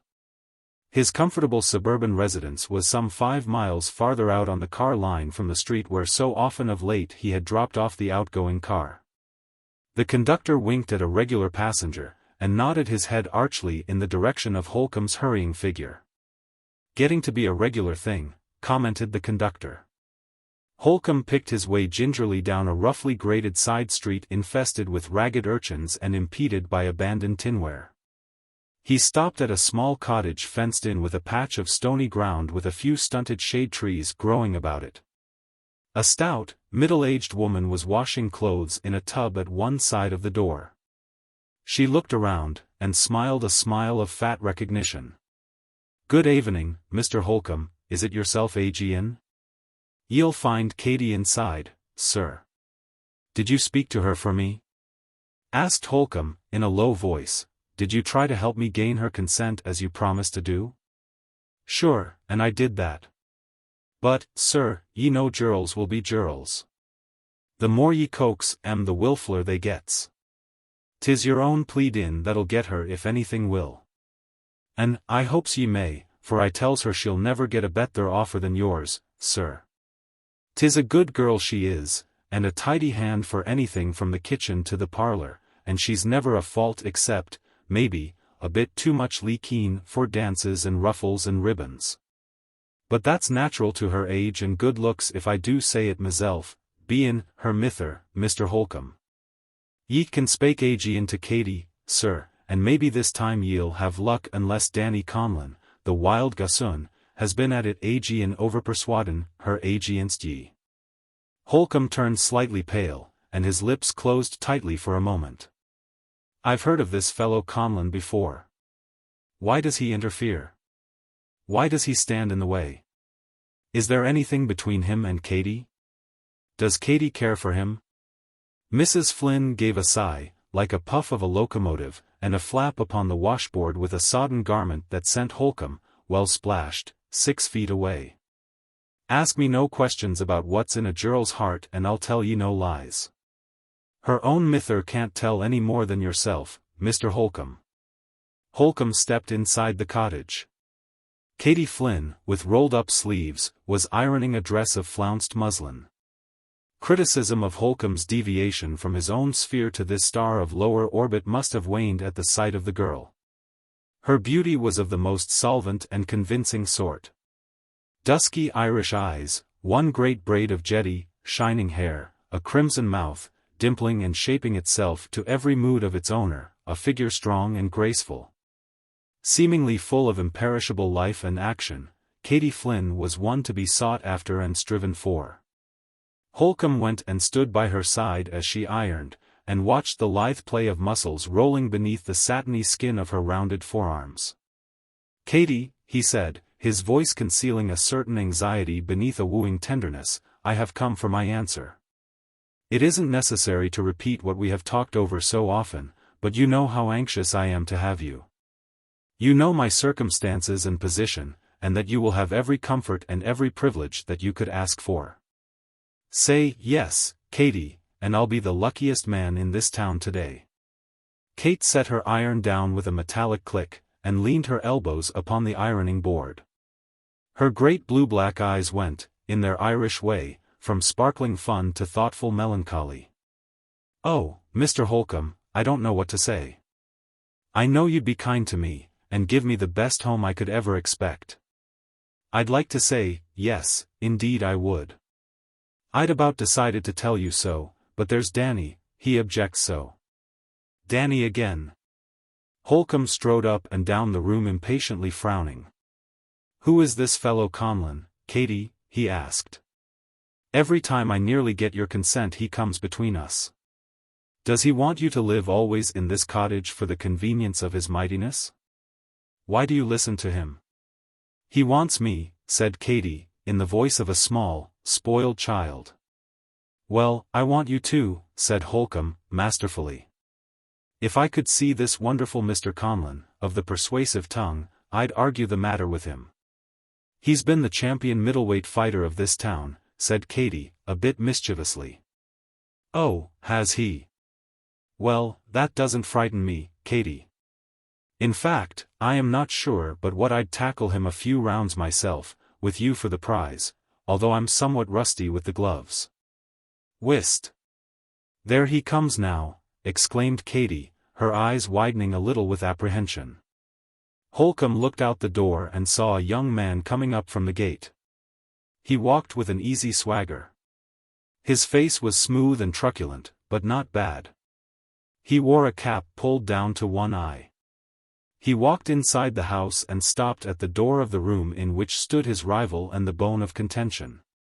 You're after my girl again, are you? He grumbled, huskily and ominously. I don't like it, do you see? I've told her so, and I tell you so. She stays here. For 10 cents I'd knock your block off. Do you see? Now Mr. Conlon, began Holcomb, striving to avoid the argumentum ad hominem, listen to reason. It is only fair to let Katy choose for herself. Is it quite the square thing to try to prevent her from doing what she prefers to do? If it had not been for your interference I would have had her long ago. For 5 cents, pursued the unmoved Mr. Conlon, lowering his terms, I'd knock your block off. Into Holcomb's eye there came the light of desperate resolve. He saw but one way to clear the obstacle from his path. I am told, he said quietly and firmly, that you are a fighter. Your mind seems to dwell upon physical combat as the solution to all questions. Now, Conlon, I'm no scrapper, but I'll fight you to a finish any time within the next 3 minutes to see who gets the girl. If I win, she goes with me. If you win, you have your way, and I'll not trouble her again. Are you game?" Danny Conlon's hard, blue eyes looked a sudden admiration. "You're all right," he conceded with gruff candor. "I didn't think you was that sort. You're all right. It's a dead fair sporting prop, and I'm your company. I'll stand by the results according to terms. Come on, and I'll show you where it can be pulled off." "You're all right." Katie tried to interfere, but Danny silenced her. He led Holcomb down the hill to a deep gully that sheltered them from view. Night was just closing in upon the twilight. They laid aside their coats and hats. Here was a situation in the methodical existence of Lawrence Holcomb, real estate and bond broker, representative businessman of unquestionable habits and social position. Fighting with a professional tough in a gully in a squalid settlement for the daughter of an Irish washerwoman. The combat was a short one. If it had lasted longer, Holcomb would have lost, for both his wind and his science had deteriorated from long lack of training. Therefore, he forced the fighting from the start. It is difficult to say to what he owed his victory over the once champion middleweight. One thing in his favor was that Mr. Conlon's nerve and judgment had been somewhat shattered by the effects of a recent spree. Another must have been that Holcomb was stimulated to supreme exertion by an absorbing incentive to win, a prompting more powerful than the instinct of the gladiator. Deeper than all the motives of gallantry, and more important than the vital influence of love itself. A third fortuitous adjunct was, without doubt, a chance blow upon the projecting chin of the middleweight, under which that warrior sank to the gully's grime and remained incapable. While Holcomb stood above him and leisurely counted him out. Danny got shakily to his feet, and proved to be a true sport. "You're all right," he said. "But if we'd had it by rounds, 'twould have ended different. The girl goes with you, do you see? I'm on the square." They climbed back to the cottage. "It's settled," announced Holcomb. "Mr. Conlon removes his objections." "That's straight," said Danny. "He's all right." Holcomb had only a scratched and slightly reddened chin from a vicious, glancing uppercut from Danny's left. Danny showed punishment. One eye was nearly closed. His lip was bleeding. Katie was a true woman. Such do not at once crown the victor in the tourney for their favor. Pity comes first. The victor must wait for his own. It will come to him. She flew to the vanquished champion and comforted him, ministering to his bruises. Holcomb stood, serene and smiling, without jealousy. "Tomorrow," he said to Katie, with head erect and beaming eyes. "Tomorrow, if you like," answered Katie. Holcomb minced his precarious way up the ragged hill among the obsolete tinware. His car came along a-glitter with electric lights and jammed with passengers. He jumped to the rear platform and stood there. At his side he found Weatherly, a friend and neighbor, who had also built a house in the suburbs, a few squares from his own. "Hello, Holcomb," yelled Weatherly, above the crash of the car. "Been looking over some real estate, out here? How are Mrs. Holcomb and the young H's?" "First rate," shouted Holcomb, "when I left home this morning. How's the family with you?" "Only a so-so. Usual suburban troubles. Servants won't stay so far out, tradesmen object to delivering goods in the country, cars break down, etc. What's pleasing you so? Made a lucky deal today?" Holcomb's face wore an ecstatic look. He was fingering a little scratch on his chin with one hand. He leaned his head towards Weatherly's ear. "Say, Bob, do you remember that Irish girl, Katie Flynn, that was with the Spaffords so long a time?" "I've heard of her," said Weatherly. "They say she stayed a year with them without a single day off. But I don't believe any fairy story like that. 'Twas a fact. Well, I engaged her today for a cook. She's going out to the house tomorrow."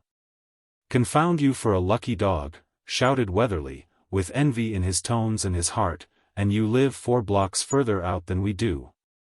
A professional secret. The story of a maid made over. Dr. Satterfield Prince, physician to the leisure class, looked at his watch. It indicated 5 minutes to 12. At the stroke of the hour would expire the morning term set apart for the reception of his patients in his handsome office apartments. And then the young woman attendant ushered in from the waiting room the last unit of the wealthy and fashionable gathering that had come to patronize his skill.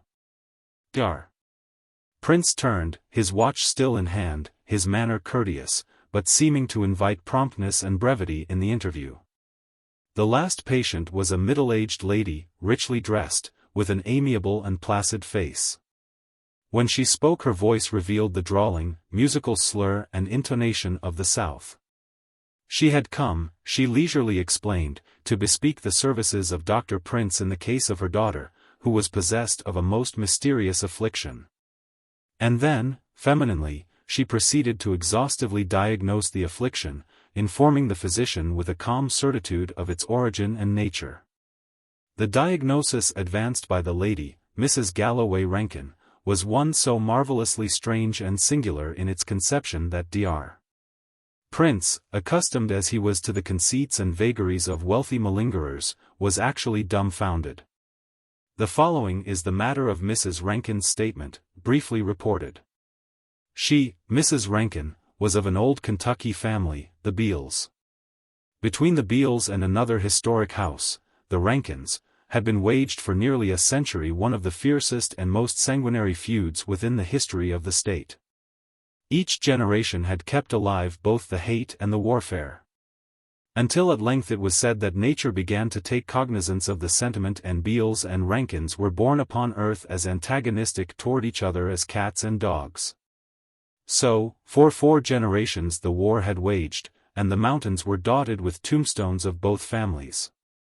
At last, for lack of fuel to feed upon, the feud expired with only one direct descendant of the Beals and one of the Rankins remaining, Evelina Beal, aged 19, and Galloway Rankin, aged 25.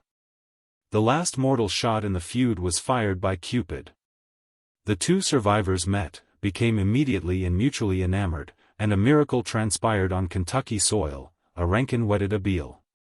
Interposed, and irrelevant to the story, was the information that coal mines had been discovered later on the Rankin lands, and now the Galloway Rankins were to be computed among the millionaires. All that was long enough ago for there to be now a daughter, 20 years of age, Miss Annabel Rankin, for whose relief the services of Dr. Prince was petitioned. Then followed, in Mrs. Rankin's statement, a description of the mysterious, though by her readily accounted for, affliction.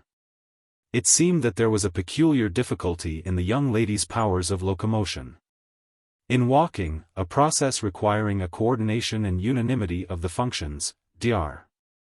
Prince, said Mrs. Rankin, would understand and admit the non-existence of a necessity for anatomical specification, there persisted a stubborn opposition, a most contrary and counteracting antagonism.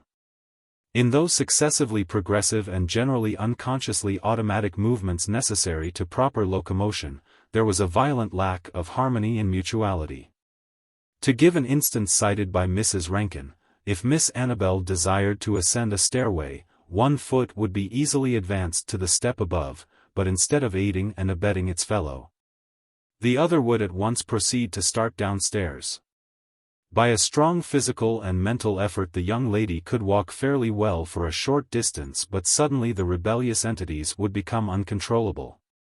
And she would be compelled to turn undesirable corners, to enter impossible doorways, to dance, shuffle, sidestep and perform other undignified and distressing evolutions.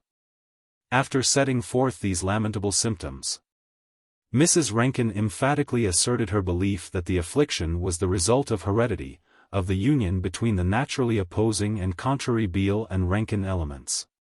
She believed that the inherited spirit of the ancient feud had taken on physical manifestations, exhibiting them in the person of the unfortunate outcome of the union of opposites. That in Miss Annabel Rankin was warring the imperishable antipathy of the 2 families. In other words, that one of Miss Rankin's, that is to say, that when Miss Rankin took a step it was a Beal step, and the next one was dominated by the bequeathed opposition of the Rankins. Dr. Prince received the communication with his usual grave, professional attention, and promised to call the next day at 10 to inspect the patient. Promptly at the hour his electric runabout turned into the line of stylish autos and hansoms that wait along the pavements before the most expensive hostelry on American soil. When Miss Annabel Rankin entered the reception parlor of their choice suite of rooms, Dr. Prince gave a little blink of surprise through his brilliantly polished nose glasses. The glow of perfect health and the contour of perfect beauty were visible in the face and form of the young lady. But admiration gave way to sympathy when he saw her walk.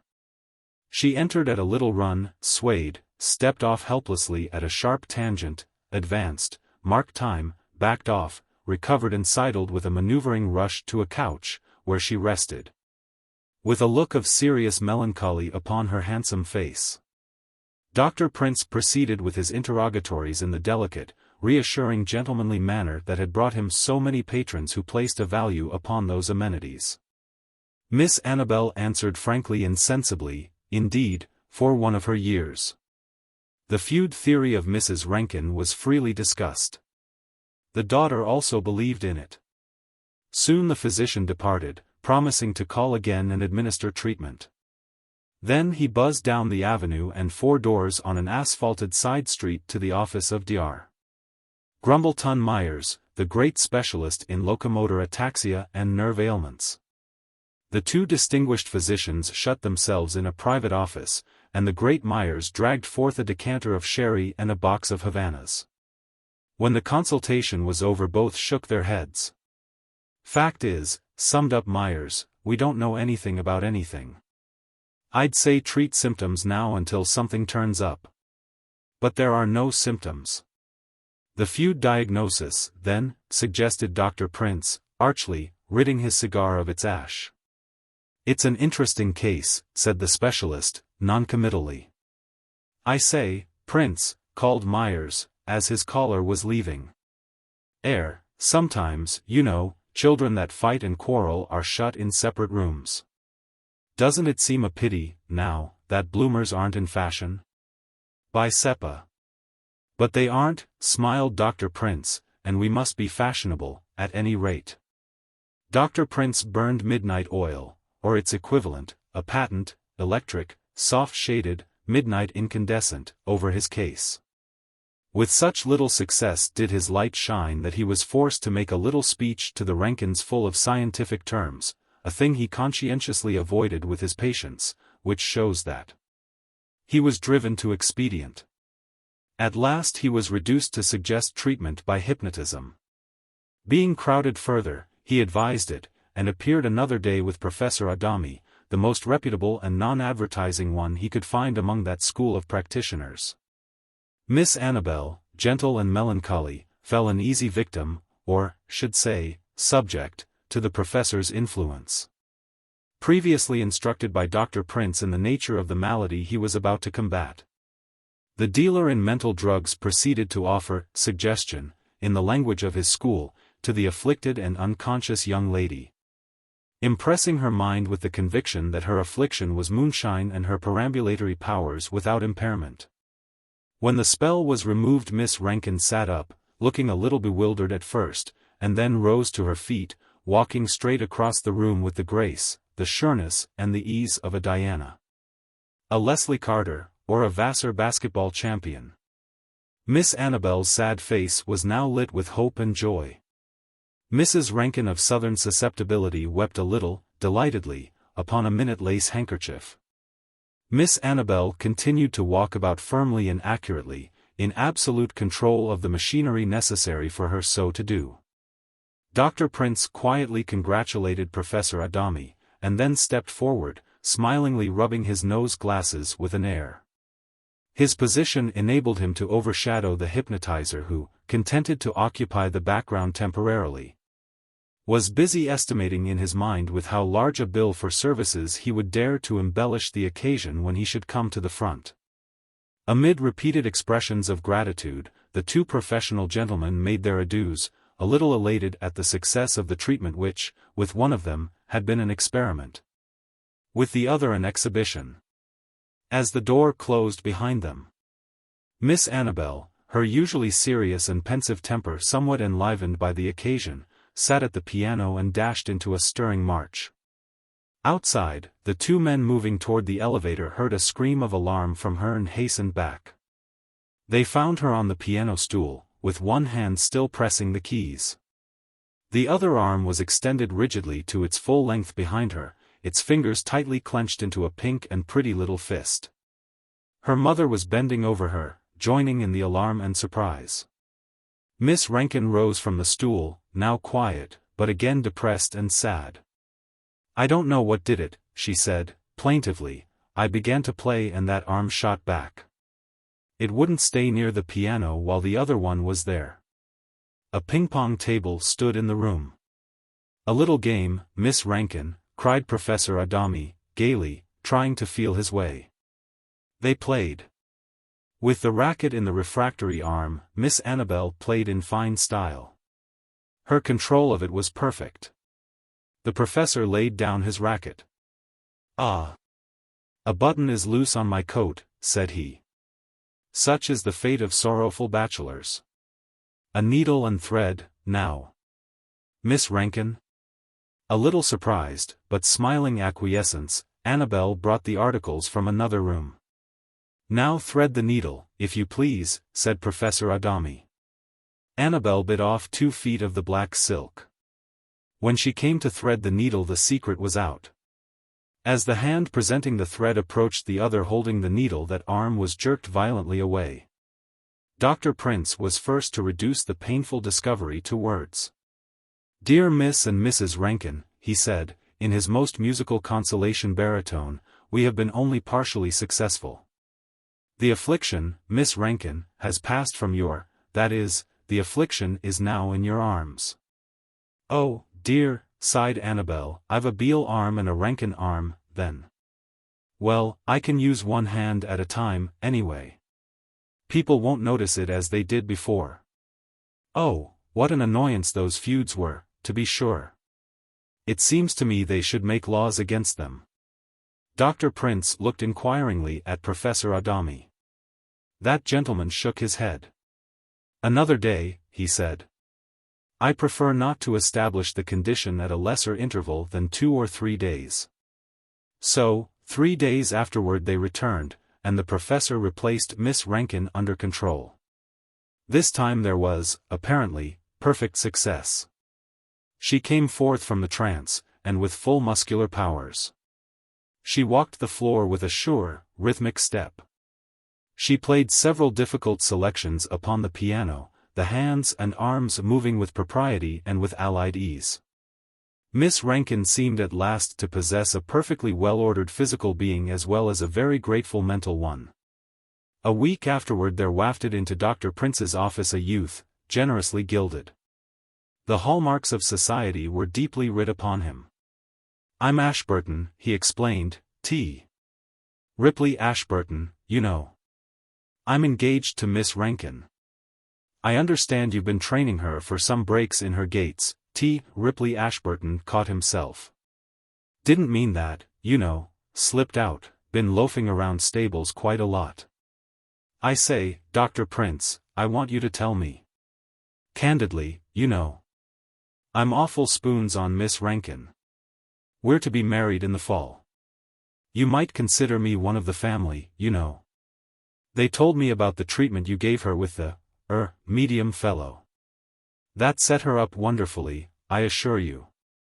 She goes freely now, and handles her you know, she's over all that old trouble. But there's something else started up that's making the track pretty heavy, so I called, don't you understand?" "I had not been advised," said Dr. Prince, "of any recurrence of Miss Rankin's indisposition." T. Ripley Ashburton produced a silver cigarette case and contemplated it tenderly. Receiving no encouragement, he replaced it in his pocket with a sigh. "Not a recurrence," he said, thoughtfully, "but something different. Possibly I'm the only one in a position to know. Hate to discuss it, reveal Cupid's secrets, you know, such a jolly low thing to do, but suppose the occasion justifies it. If you possess any information or have observed anything, said Dr. Prince, judicially, through which Miss Rankin's condition might be benefited, it is your duty, of course, to apply it in her behalf. I need hardly remind you that such disclosures are held as secrets on professional honor. I believe I mentioned, said Mr. Ashburton, his fingers still hovering around the pocket containing his cigarette case, that Miss Rankin and I are ever so sweet upon each other. She's a jolly, swell girl, if she did come from the Kentucky mountains. Lately she's acted awful queerly. She's awful affectionate one minute, and the next she turns me down like a perfect stranger. Last night I called at the hotel, and she met me at the door of their rooms. Nobody was in sight, and she gave me an awful nice kiss. Engaged, you know, Dr. Prince, and then she fired away and gave me an awful hard slap in the face. I hate the sight of you, she said. How dare you take the liberty? Mr. Ashburton drew an envelope from his pocket and extracted from it a sheet of note paper of a delicate heliotrope tint. You might read this note, you know. Can't say if it's a medical case, 'pon my honor, but I'm awfully queered, don't you understand? Dr. Prince read the following lines. My dearest Ripley. Do come around this evening, there's a dear boy, and take me out somewhere. Mama has a headache, and says she'll be glad to be rid of both of us for a while. 'Twas so sweet of you to send those pond lilies, they're just what I wanted for the east windows. You darling boy, you're so thoughtful and good, I'm sure you're worth all the love of your very own Annabelle. P.S. On second thoughts, I will ask you not to call this evening, as I shall be otherwise engaged. Perhaps it has never occurred to you that there may be two opinions about the vast pleasure you seem to think your society affords others. Clothes and the small talk of clubhouses and racetracks hardly ever succeed in making a man without other accessories. Very respectfully, Annabelle Rankin. Being deprived of the aid of his consolation cylinders, T. Ripley Ashburton sat, gloomy, revolving things in his mind. Ah! Exclaimed Dr. Prince, aloud, but addressing the exclamation to himself, driven from the arms to the heart. He perceived that the mysterious hereditary contrariety had, indeed, taken up its lodging in that tender organ of the afflicted maiden. The gilded youth was dismissed, with the promise that Dr. Prince would make a professional call upon Miss Rankin. He did so soon, in company with Professor Adami, after they had discussed the strange course taken by this annoying heritage of the Beals and Rankins. This time, as the location of the disorder required that the subject be approached with ingenuity. Some diplomacy was exercised before the young lady could be induced to submit herself to the professor's art. But evidently she did so, and emerged from the trance as usual without a trace of unpleasant effect. With much interest and some anxiety Dr. Prince passed several days awaiting the report of Mr. Ashburton, who, indeed, of all others would have to be depended upon to observe improvements, if any had occurred. One morning that youth dropped in, jubilant. It's all right, you know, he declared, cheerfully. Miss Rankin's herself again. She's as sweet as cream, and the trouble's all off. Never a cross word or look. I'm her ducky, all right. She won't believe what I tell her about the way she used to treat me. Intimates I make up the stories. But it's all right now, everything's running on rubber tires. Awfully obliged to you and the old boy, the medium, you know. And I say, now, Dr. Prince, there's a wonderful improvement in Miss Rankin in every way. She used to be rather stiff, don't you understand, sort of superior, in a way, bookish, and a habit of thinking things, you know. Well, she's cured all round, she's a topper now of any bunch in the set, swell and stylish and lively. Oh, the crowd will fall into her lead when she becomes Mrs. T. Ripley. Now, I say, Dr. Prince, you and the, medium gentleman come and take supper tonight with Mrs. and Miss Rankin and me.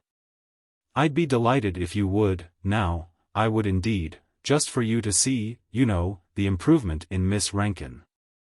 It transpired that Dr. Prince and Professor Adami accepted Mr. Ashburton's invitation. They convened at the hotel in the rooms of the Rankins. From there they were to proceed to the restaurant honored by Mr. Ashburton's patronage. When Miss Rankin swept gracefully into the room, the professional gentleman felt fascination and surprise conflicting in their feelings. She was radiant, bewitching, lively to effervescence. Her mother and Mr. Ashburton hung, enraptured, upon her looks and words. She was most becomingly clothed in pale blue. "Oh, bother!" she suddenly exclaimed, most vivaciously, "I don't like this dress, after all." "You must all wait," she commanded, with a captivating fling of her train, "until I change." Half an hour later she returned, magnificent in a stunning costume of black lace. "I'll walk with you downstairs, Professor Adami," she declared, with a charming smile. Halfway down she left his side abruptly and joined Dr. Prince. "You've been such a benefit to me," she said. "It's such a relief to get rid of that horrid feud thing. Heavens! Ripley, did you forget those bonbons? Oh, this horrid black dress. I shouldn't have worn it, it makes me think of funerals. Did you get the scent of those lilacs then? It makes me think of the Kentucky mountains. How I wish we were back there." "Aren't you fond of New York, then?" asked Dr. Prince, regarding her interestedly. She started at the sound of his voice and looked up vivaciously. "Indeed I am," she said, earnestly. "I adore New York. Why, I couldn't live without theaters and dances and my daily drives here." "Oh, Ripley," she called, over her shoulder, "don't get that bull pup I wanted, I've changed my mind. I want a Pomeranian, now, don't forget." They arrived on the pavement. "Oh, a carriage!" exclaimed Miss Rankin. "I don't want a carriage, I want an auto. Send it away." "All right," said Ashburton, cheerily, "I thought you said a carriage." In obedience to orders the carriage rolled away and an open auto glided up in its place. "Stuffy, smelly thing," cried Miss Rankin, with a winsome pout. "We'll walk. Ripley, you and Dr. Prince look out for Mama. Come on, Professor Adami." The indulgent victims of the charming beauty obeyed. "The dear, dear child!" exclaimed Mrs. Rankin, happily, to Dr. Prince. "How full of spirits and life she is getting to be. She's so much improved from her old self." "Lots," said Ashburton, proudly and fatuously. "She's picked up the regular metropolitan gaits. Chic and swell don't begin to express her. She's cut out the pensive thought business. Up to date. Why, she changes her mind every 2 minutes. That's Annabelle." At the fashionable restaurant where they were soon seated, Dr. Prince found his curiosity and interest engaged by Miss Rankin's behavior. She was in an agreeably fascinating humor. Her actions were such as might be expected from an adored child whose vacillating whims were indulged by groveling relatives. She ordered article after article from the bill of fare, petulantly countermanding nearly everyone when they were set before her. Waiters flew and returned, collided, conciliated, apologized, and danced at her bidding. Her speech was quick and lively, deliciously inconsistent, abounding in contradictions, conflicting statements, bulls, discrepancies and nonconformities. In short, she seemed to have acquired within the space of a few days all that inconsequent, illogical frothiness that passes current among certain circles of fashionable life. Mr. T. Ripley Ashburton showed a doting appreciation and an addled delight at the new charms of his fiancée, charms that he at once recognized as the legal tender of his set. Later, when the party had broken up, Dr. Prince and Professor Adami stood, for a moment, at a corner, where their ways were to diverge. "Well," said the professor, who was genially softened by the excellent supper and wine, "this time our young lady seems to be more fortunate. The malady has been eradicated completely from her entity. Yes, sir, in good time, our school will be recognized by all." Dr. Prince scrutinized the handsome, refined countenance of the hypnotist. He saw nothing there to indicate that his own diagnosis was even guessed at by that gentleman. As you say, he made answer, she appears to have recovered, as far as her friends can judge. When he could spare the time. Dr. Prince again invaded the sanctum of the great Grumbleton Myers, and together they absorbed the poison of nicotine. Yes, said the great Myers, when the door was opened and Dr. Prince began to ooze out with the smoke, I think you have come to the right decision. As long as none of the persons concerned has any suspicion of the truth, and is happy in the present circumstances. I don't think it necessary to inform him that the Feuditus Bealorum et Rancinorum, how's the Latin, doctor? Has only been driven to Miss Rankin's brain. Cupid à la carte. The dispositions of woman, said Jeff Peters, after various opinions on the subject had been advanced, run, regular, to diversions. What a woman wants is what you're out of. She wants more of a thing when it's scarce. She likes to have souvenirs of things that never happened. She likes to be reminded of things she never heard of. A one-sided view of objects is disjointing to the female composition. 'Tis a misfortune of mine, begotten by nature and travel, continued Jeff, looking thoughtfully between his elevated feet at the grocery stove. To look deeper into some subjects than most people do. I've breathed gasoline smoke talking to street crowds in nearly every town in the United States. I've held spellbound with music, oratory, sleight of hand, and prevarications, while I've sold jewelry, medicine, soap, hair tonic, and junk of other nominations. And during my travels, as a matter of recreation and expiation, I've taken cognizance some of women. It takes a man a lifetime to find out about one particular woman. But if he puts in, say, 10 years, industrious and curious, he can acquire the general rudiments of the sex. One lesson I picked up was when I was working the West with a line of Brazilian diamonds and a patent fire kindler just after my trip from Savannah down through the cotton belt with Dalby's anti-explosive lamp oil powder. 'Twas when the Oklahoma country was in first bloom. Guthrie was rising in the middle of it like a lump of self-raising dough. It was a boom town of the regular kind. You stood in line to get a chance to wash your face. If you ate over 10 minutes you had a lodging bill added on. If you slept on a plank at night they charged it to you as board the next morning. By nature and doctrines I am addicted to the habit of discovering choice places wherein to feed. So I looked around and found a proposition that exactly cut the mustard. I found a restaurant tent just opened up by an outfit that had drifted in on the tail of the boom. They had knocked together a box house, where they lived and did the cooking, and served the meals in a tent pitched against the side. That tent was joyful with placards on it calculated to redeem the world-worn pilgrim from the sinfulness of boarding houses and pick-me-up hotels. Try Mother's homemade biscuits, what's the matter with our apple dumplings and hard sauce? Hot cakes and maple syrup like you ate when a boy, our fried chicken never was heard to crow, there was literature doomed to please the digestions of man. I said to myself that Mother's wandering boy should munch there that night. And so it came to pass. And there is where I contracted my case of Mame Dugan. Old man Dugan was 6 feet by 1 of Indiana loafer, and he spent his time sitting on his shoulder blades in a rocking chair in the shanty memorializing the great corn crop failure of '96. Ma Dugan did the cooking, and Mame waited on the table. As soon as I saw Mame I knew there was a mistake in the census reports. There wasn't but one girl in the United States. When you come to specifications it isn't easy. She was about the size of an angel, and she had eyes, and ways about her. When you come to the kind of a girl she was, you'll find a belt of them reaching from the Brooklyn Bridge west as far as the courthouse in Council Bluffs, Iowa.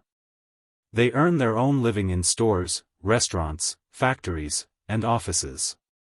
They're chummy and honest and free and tender and sassy, and they look life straight in the eye.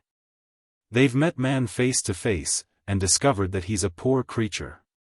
They've dropped to it that the reports in the Seaside Library about his being a fairy prince lack confirmation. Mame was that sort. She was full of life and fun, and breezy. She passed the repartee with the boarders quick as a wink. you'd have smothered laughing. I am disinclined to make excavations into the insides of a personal affection. I am glued to the theory that the diversions and discrepancies of the indisposition known as love should be as private a sentiment as a toothbrush. 'Tis my opinion that the biographies of the heart should be confined with the historical romances of the liver to the advertising pages of the magazines. So, you'll excuse the lack of an itemized bill of my feelings toward Mame. Pretty soon I got a regular habit of dropping into the tent to eat at irregular times when there wasn't so many around. Mame would sail in with a smile, in a black dress and white apron, and say, "Hello, Jeff, why don't you come at mealtime? Want to see how much trouble you can be, of course. Fried chicken beefsteak berkoshamandig spot pie," and so on. She called me Jeff, but there was no significations attached. Designations was all she meant. The front names of any of us she used as they came to hand. I'd eat about 2 meals before I left, and string M out like a society spread where they changed plates and wives, and josh one another festively between bites. Mame stood for it, pleasant, for it wasn't up to her to take any canvas off the tent by declining dollars just because they were whipped in after meal times.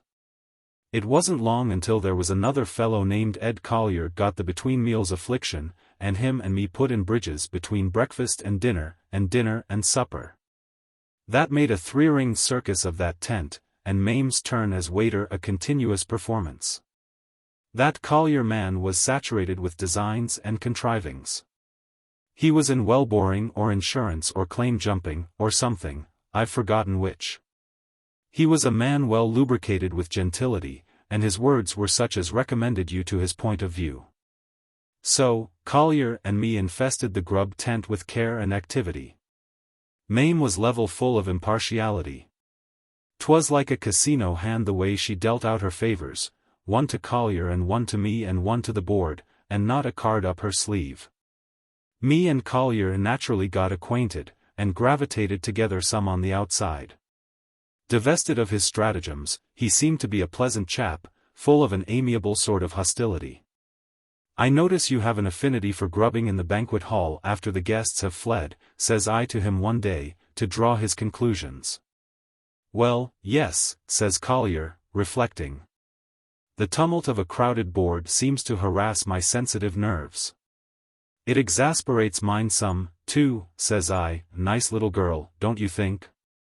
"I see," says Collier, laughing. "Well, now that you mention it, I have noticed that she doesn't seem to displease the optic nerve." "She's a joy to mine," says I, "and I'm going after her. Notice is hereby served." "I'll be as candid as you," admits Collier, "and if the drug stores don't run out of pepsin I'll give you a run for your money that'll leave you a dyspeptic at the windup." So Collier and me begins the race, the grub department lays in new supplies. Mame waits on us, jolly and kind and agreeable, and it looks like an even break, with Cupid and the cook working overtime in Dugan's restaurant. 'Twas one night in September when I got Mame to take a walk after supper when the things were all cleared away. We strolled out a distance and sat on a pile of lumber at the edge of town. Such opportunities was seldom, so I spoke my piece, explaining how the Brazilian diamonds and the fire kindler were laying up sufficient treasure to guarantee the happiness of 2. And that both of them together couldn't equal the light from somebody's eyes, and that the name of Dugan should be changed to Peters, or reasons why not would be in order. Mame didn't say anything right away. Directly she gave a kind of shudder, and I began to learn something. "Jeff," she says, "I'm sorry you spoke. I like you as well as any of them, but there isn't a man in the world I'd ever marry, and there never will be. Do you know what a man is in my eye? He's a tomb. He's a sarcophagus for the interment of beefsteak, pork chops, liverback and ham and eggs. He's that and nothing more. For 2 years I've watched men eat, until they represent nothing on earth to me but ruminant bipeds. They're absolutely nothing but something that goes in front of a knife and fork and plate at the table. They're fixed that way in my mind and memory. I've tried to overcome it, but I can't.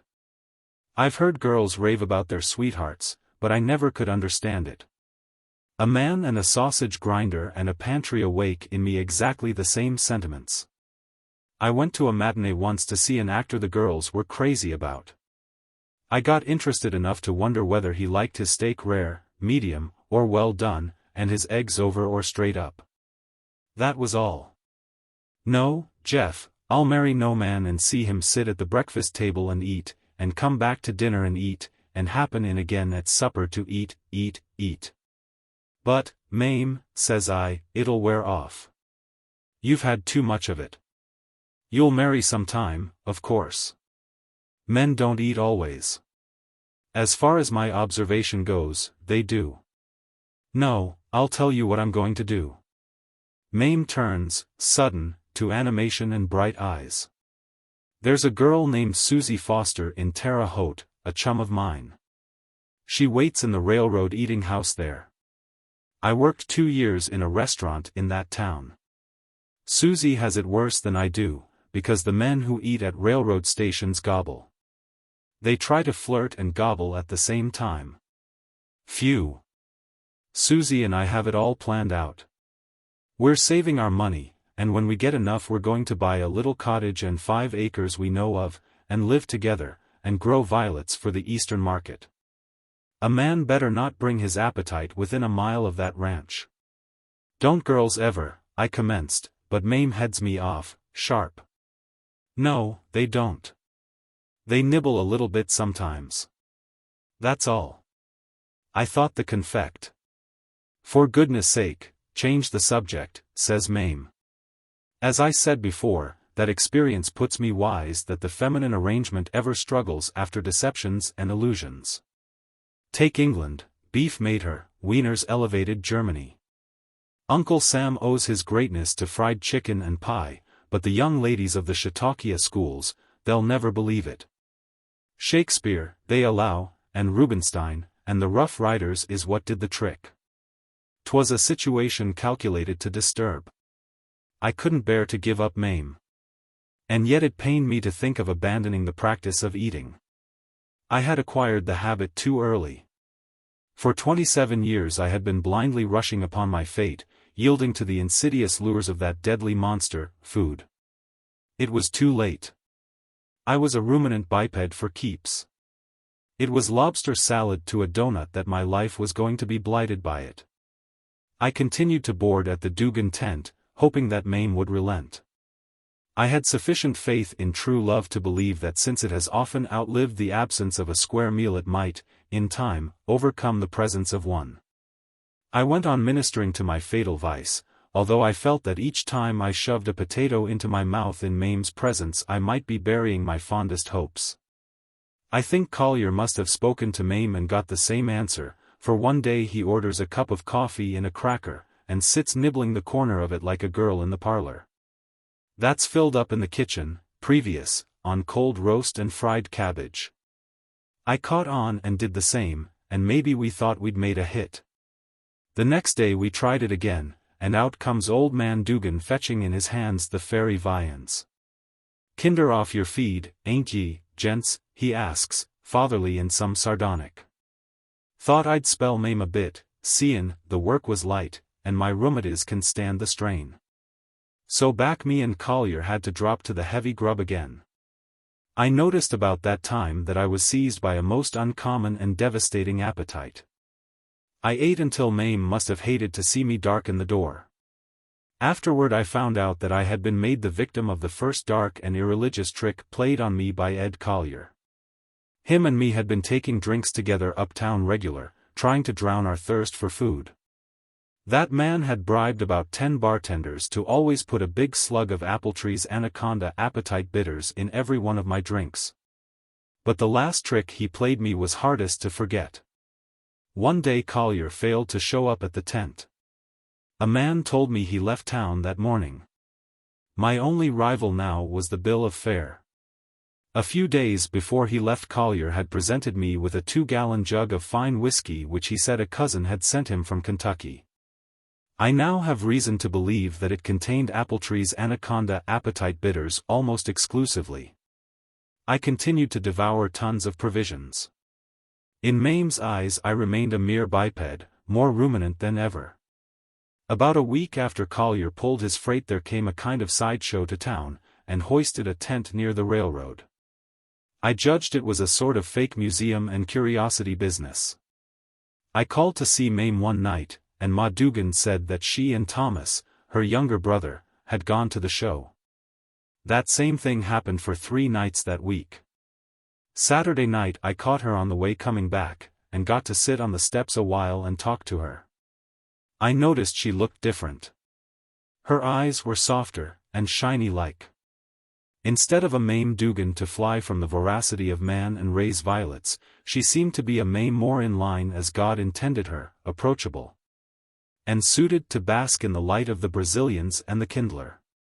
"You seem to be right smart inveigled," says I, "with the unparalleled exhibition of the world's living curiosities and wonders." "It's a change," says Mame. "You'll need another," says I, "if you keep on going every night." "Don't be cross, Jeff," says she, "it takes my mind off business." "Don't the curiosities eat?" I ask. "Not all of them. Some of them are wax." "Look out, then, that you don't get stuck," says I, kind of flip and foolish. Mame blushed. I didn't know what to think about her. My hopes raised some that perhaps my attentions had palliated man's awful crime of visibly introducing nourishment into his system. She talked some about the stars, referring to them with respect and politeness, and I drivelled a quantity about united hearts, homes made bright by true affection, and the kindler. Mame listened without scorn, and I says to myself, "Jeff, old man, you're removing the hoodoo that has clung to the consumer of victuals. You're setting your heel upon the serpent that lurks in the gravy bowl." Monday night I drop around. Mame is at the unparalleled exhibition with Thomas. "Now, may the curse of the 41 seven-sided sea cooks," says I, "and the bad luck of the 9 impenitent grasshoppers rest upon this selfsame sideshow at once and forevermore. Amen. I'll go to see it myself tomorrow night and investigate its baleful charm. Shall man that was made to inherit the earth be bereft of his sweetheart first by a knife and fork and then by a 10-cent circus?" The next night before starting out for the exhibition tent I inquire and find out that Mame is not at home. She is not at the circus with Thomas this time, for Thomas waylays me in the grass outside of the grub tent with a scheme of his own before I had time to eat supper. "What'll you give me, Jeff," says he, "if I tell you something?" "The value of it, son," I says. "Sis is stuck on a freak," says Thomas, "one of the sideshow freaks. I don't like him. She does. I overheard em talking. Thought maybe you'd like to know." "Say, Jeff, does it put you wise $2 worth? There's a target rifle uptown that." I frisked my pockets and commenced to dribble a stream of halves and quarters into Thomas's hat. The information was of the pile-driver system of news, and it telescoped my intellects for a while. While I was leaking small change and smiling foolish on the outside, and suffering disturbances internally, I was saying, idiotically and pleasantly, "Thank you, Thomas, thank you, a freak." "You said, Thomas. Now, could you make out the monstrosity's entitlements a little clearer, if you please, Thomas?" "This is the fellow," says Thomas, pulling out a yellow handbill from his pocket and shoving it under my nose. "He's the champion faster of the universe. I guess that's why sis got soft on him. He don't eat nothing. He's going to fast 49 days. This is the 6th. That's him." I looked at the name Thomas pointed out, Professor Eduardo Courier. "Ah," says I, in admiration, "that's not so bad, Ed Collier. I give you credit for the trick. But I don't give you the girl until she's Mrs. Freak." I hit the sod in the direction of the show. I came up to the rear of the tent, and, as I did so, a man wiggled out like a snake from under the bottom of the canvas, scrambled to his feet, and ran into me like a locoed bronco. I gathered him by the neck and investigated him by the light of the stars. It is Professor Eduardo Courier, in human habiliments, with a desperate look in one eye and impatience in the other. "Hello, Curiosity, says I, get still a minute and let's have a look at your freakship. How do you like being the Willipus or the Bim Bam from Borneo, or whatever name you are denounced by in the sideshow business? Jeff Peters, says Collier, in a weak voice. Turn me loose, or I'll slug you one. I'm in the extremest kind of a large hurry. Hands off. Tut, tut, Eddie, I answers, holding him hard. Let an old friend gaze on the exhibition of your curiousness. It's an eminent graft you fell onto, my son.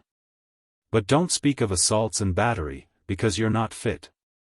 The best you've got is a lot of nerve and a mighty empty stomach. And so it was. The man was as weak as a vegetarian cat. I'd argue this case with you, Jeff, says he, regretful in his style, for an unlimited number of rounds if I had half an hour to train in and a slab of beefsteak 2 feet square to train with. Curse the man, I say, that invented the art of going foodless.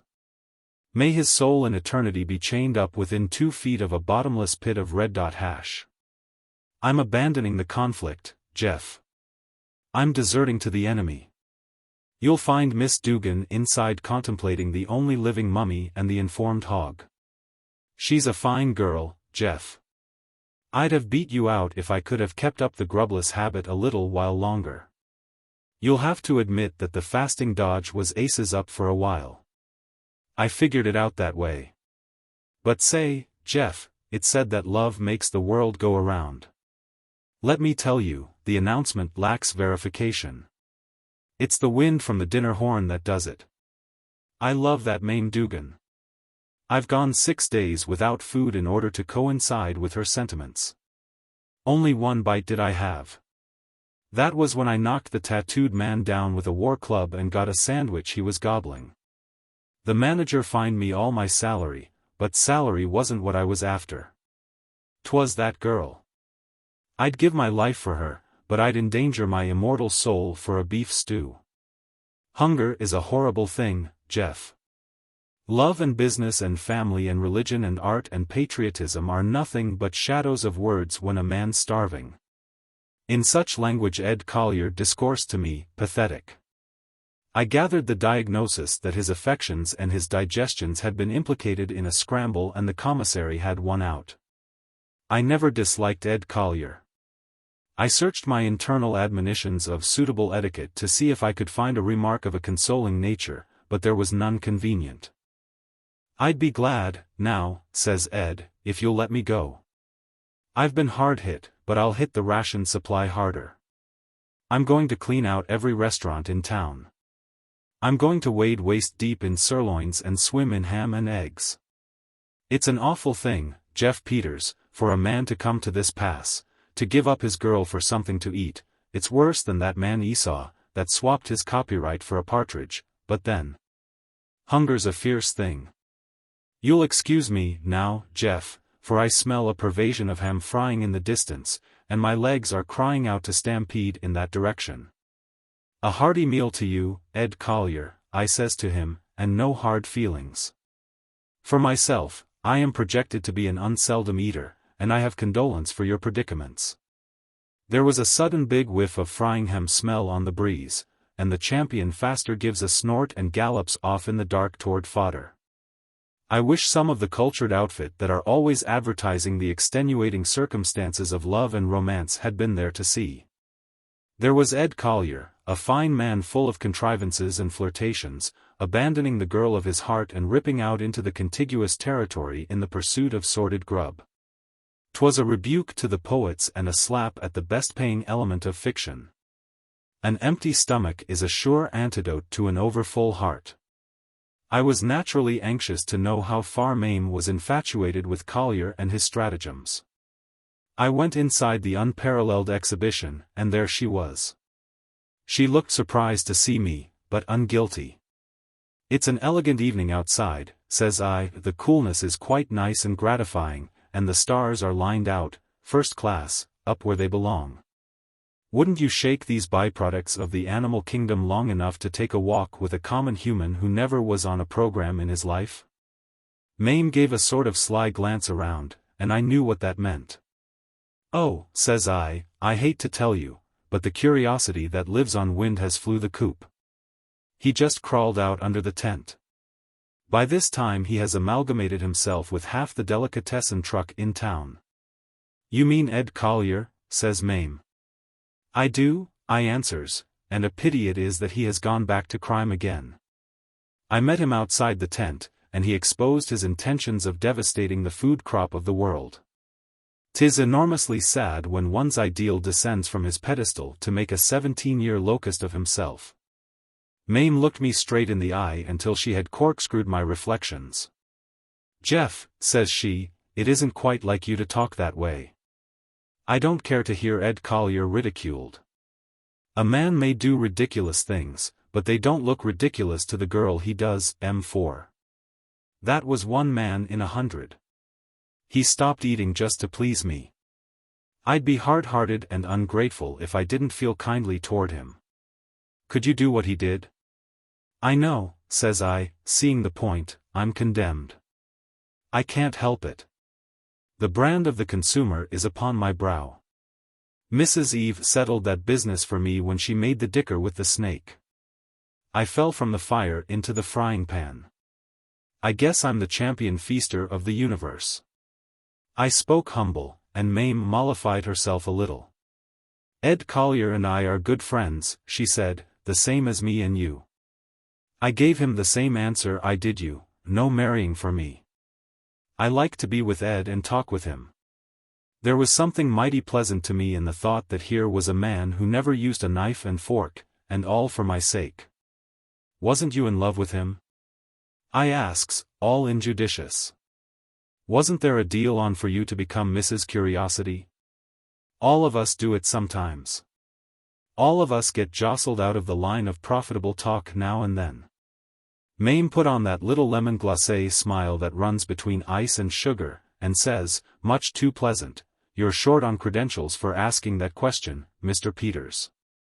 Suppose you do a 49-day fast, just to give you ground to stand on, and then maybe I'll answer it." So, even after Collier was kidnapped out of the way by the revolt of his appetite, my own prospects with Mame didn't seem to be improved. And then business played out in Guthrie. I had stayed too long there. The Brazilians I had sold commenced to show signs of wear, and the kindler refused to light up right frequent on wet mornings. There is always a time, in my business, when the star of success says, "Move on to the next town." I was traveling by wagon at that time so as not to miss any of the small towns. So I hitched up a few days later and went down to tell Mame goodbye. I wasn't abandoning the game, I intended running over to Oklahoma City and work it for a week or two. Then I was coming back to institute fresh proceedings against Mame. What do I find at the Dugans but Mame all conspicuous in a blue traveling dress, with her little trunk at the door. It seems that Sister Lottie Bell, who is a typewriter in Terre Haute, is going to be married next Thursday, and Mame is off for a week's visit to be an accomplice at the ceremony. Mame is waiting for a freight wagon that is going to take her to Oklahoma, but I condemns the freight wagon with promptness and scorn, and offers to deliver the goods myself. Ma Dugan sees no reason why not, as Mr. Freighter wants pay for the job, so, 30 minutes later Mame and I pull out in my light spring wagon with white canvas cover, and head due south. That morning was of a praiseworthy sort. The breeze was lively, and smelled excellent of flowers and grass, and the little cottontail rabbits entertained themselves with skylarking across the road. My 2 Kentucky bays went for the horizon until it come sailing in so fast you wanted to dodge it like a clothesline. Mame was full of talk and rattled on like a kid about her old home and her school pranks and the things she liked and the hateful ways of those Johnson girls just across the street. Way up in Indiana. Not a word was said about Ed Collier or victuals or such solemn subjects. About noon Mame looks and finds that the lunch she had put up in a basket had been left behind. I could have managed quite a collation, but Mame didn't seem to be grieving over nothing to eat, so I made no lamentations. It was a sore subject with me, and I ruled provender in all its branches out of my conversation. I am minded to touch light on explanations how I came to lose the way. The road was dim and well grown with grass, and there was Mame by my side confiscating my intellects and attention. The excuses are good or they are not, as they may appear to you. But I lost it, and at dusk that afternoon, when we should have been in Oklahoma City, we were seesaing along the edge of nowhere in some undiscovered river bottom, and the rain was falling in large, wet bunches. Down there in the swamps we saw a little log house on a small knoll of high ground. The bottom grass and the chaparral and the lonesome timber crowded all around it. It seemed to be a melancholy little house, and you felt sorry for it. 'Twas that house for the night, the way I reasoned it. I explained to Mame, and she leaves it to me to decide. She doesn't become galvanic and prosecuting, as most women would, but she says it's all right, she knows I didn't mean to do it. We found the house was deserted. It had 2 empty rooms. There was a little shed in the yard where beasts had once been kept. In a loft of it was a lot of old hay. I put my horses in there and gave them some of it, for which they looked at me sorrowful, expecting apologies. The rest of the hay I carried into the house by armfuls, with a view to accommodations. I also brought in the patent kindler and the Brazilians, neither of which are guaranteed against the action of water. Mame and I sat on the wagon seats on the floor, and I lit a lot of the kindler on the hearth, for the night was chilly. If I was any judge, that girl enjoyed it. It was a change for her. It gave her a different point of view. She laughed and talked, and the kindler made a dim light compared to her eyes. I had a pocketful of cigars, and as far as I was concerned there had never been any fall of man. We were at the same old stand in the Garden of Eden. Out there somewhere in the rain and the dark was the River of Zion, and the angel with the flaming sword had not yet put up the Keep Off the Grass sign. I opened up a gross or 2 of the Brazilians and made Mame put them on, rings, brooches, necklaces, eardrops, bracelets, girdles, and lockets. She flashed and sparkled like a $1,000,000 princess until she had pink spots in her cheeks and almost cried for a looking-glass. When it got late I made a fine bunk on the floor for Mame with the hay and my lap robes and blankets out of the wagon, and persuaded her to lie down. I sat in the other room burning tobacco and listening to the pouring rain and meditating on the many vicissitudes that came to a man during the 70 years or so immediately preceding his funeral. I must have dozed a little while before morning, for my eyes were shut, and when I opened them it was daylight, and there stood Mame with her hair all done up neat and correct, and her eyes bright with admiration of existence. "Gee whiz, Jeff," she exclaims, "but I'm hungry. I could eat a..." I looked up and caught her eye. Her smile went back in and she gave me a cold look of suspicion. Then I laughed, and laid down on the floor to laugh easier. It seemed funny to me. By nature and geniality I am a hearty laugher, and I went the limit. When I came to, Mame was sitting with her back to me, all contaminated with dignity. "Don't be angry, Mame," I says, for I couldn't help it. "It's the funny way you've done up your hair. If you could only see it." "You needn't tell stories, sir," said Mame, cool and advised. "My hair is all right. I know what you were laughing about." "Why, Jeff, look outside," she winds up, peeping through a chink between the logs. I opened the little wooden window and looked out. The entire river bottom was flooded, and the knob of land on which the house stood was an island in the middle of a rushing stream of yellow water 100 yards wide. And it was still raining hard. All we could do was to stay there till the doves brought in the olive branch. I am bound to admit that conversations and amusements languished during that day. I was aware that Mame was getting a too prolonged one-sided view of things again, but I had no way to change it. Personally, I was wrapped up in the desire to eat. I had hallucinations of hash and visions of ham, and I kept saying to myself all the time, "What'll you have to eat, Jeff? What'll you order now, old man, when the waiter comes?" I picks out to myself all sorts of favorites from the bill of fare, and imagines them coming. I guess it's that way with all hungry men. They can't get their cogitations trained on anything but something to eat. It shows that the little table with the broken-legged caster and the imitation Worcester sauce and the napkin covering up the coffee stains is the paramount issue, after all. Instead of the question of immortality or peace between nations. I sat there, musing along, arguing with myself quite heated as to how I'd have my steak, with mushrooms, or à la Creole.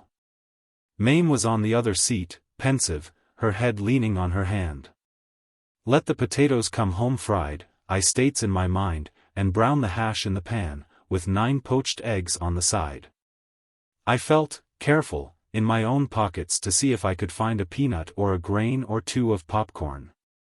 Night came on again with the river still rising and the rain still falling. I looked at Mame and I noticed that desperate look on her face that a girl always wears when she passes an ice cream lair. I knew that poor girl was hungry, maybe for the first time in her life. There was that anxious look in her eye that a woman has only when she has missed a meal or feels her skirt coming unfastened in the back. It was about 11 o'clock or so on the second night when we sat, gloomy, in our shipwrecked cabin. I kept jerking my mind away from the subject of food, but it kept flopping back again before I could fasten it. I thought of everything good to eat I had ever heard of. I went away back to my kidhood and remembered the hot biscuit sopped in sorghum and bacon gravy with partiality and respect. Then I trailed along up the years, pausing at green apples and salt, flapjacks and maple, hominy, fried chicken old Virginia style, corn on the cob, spare ribs and sweet potato pie. And wound up with Georgia Brunswick stew, which is the top notch of good things to eat, because it comprises all. They say a drowning man sees a panorama of his whole life pass before him. Well, when a man's starving he sees the ghost of every meal he ever ate set out before him, and he invents new dishes that would make the fortune of a chef. If somebody would collect the last words of men who starved to death, they'd have to sift mighty fine to discover the sentiment. But they'd compile into a cookbook that would sell into the millions. I guess I must have had my conscience pretty well inflicted with culinary meditations, for, without intending to do so, I says, out loud, to the imaginary waiter, cut it thick and have it rare. With the French fried, and 6, soft scrambled, on toast. Mame turned her head quick as a wing. Her eyes were sparkling and she smiled sudden. Medium for me, she rattles out, with the juliennes, and 3, straight up. Draw 1, and brown the wheats, double order to come. Oh, Jeff, wouldn't it be glorious? And then I'd like to have a half fry, and a little chicken curried with rice, and a cup custard with ice cream, and... Go easy, I interrupts. Where's the chicken liver pie, and the kidney sauté on toast, and the roast lamb, and... Oh, cuts in Mame, all excited, with mint sauce, and the turkey salad, and stuffed olives. And raspberry tarts, and... Keep it going, says I. Hurry up with the fried squash, and the hot corn pone with sweet milk, and don't forget the apple dumpling with hard sauce, and the crossbarred dewberry pie. Yes. For 10 minutes we kept up that kind of restaurant repartee. We ranges up and down and backward and forward over the main trunk lines and the branches of the victual subject, and Mame leads the game, for she is apprised in the ramifications of grub. And the dishes she nominates aggravates my yearnings. It seems that there is a feeling that Mame will line up friendly again with food. It seems that she looks upon the obnoxious science of eating with less contempt than before. The next morning we find that the flood has subsided. I geared up the bays, and we splashed out through the mud, some precarious, until we found the road again. We were only a few miles wrong, and in 2 hours we were in Oklahoma City. The first thing we saw was a big restaurant sign, and we piled into there in a hurry. Here I finds myself sitting with Mame at table, with knives and forks and plates between us, and she not scornful, but smiling with starvation and sweetness. 'Twas a new restaurant and well stocked. I designated a list of quotations from the bill of fare that made the waiter look out toward the wagon to see how many more might be coming. There we were, and there was the order being served. 'Twas a banquet for a dozen, but we felt like a dozen. I looked across the table at Mame and smiled, for I had recollections. Mame was looking at the table like a boy looks at his first stem winder. Then she looked at me, straight in the face, and 2 big tears came in her eyes. The waiter was gone after more grub. "Jeff," she says, soft like, "I've been a foolish girl. I've looked at things from the wrong side. I never felt this way before. Men get hungry every day like this, don't they? They're big and strong, and they do the hard work of the world, and they don't eat just to spite silly waiter girls in restaurants, do they, Jeff? You said once, that is, you asked me, you wanted me to, well, Jeff, if you still care, I'd be glad and willing to have you always sitting across the table from me. Now give me something to eat, quick, please." So, as I've said, a woman needs to change her point of view now and then. They get tired of the same old sights, the same old dinner table, washtub, and sewing machine. Give 'em a touch of the various, a little travel and a little rest, a little tomfoolery along with the tragedies of keeping house, a little petting after the blowing up. A little upsetting and a little jostling around, and everybody in the game will have chips added to their stack by the play.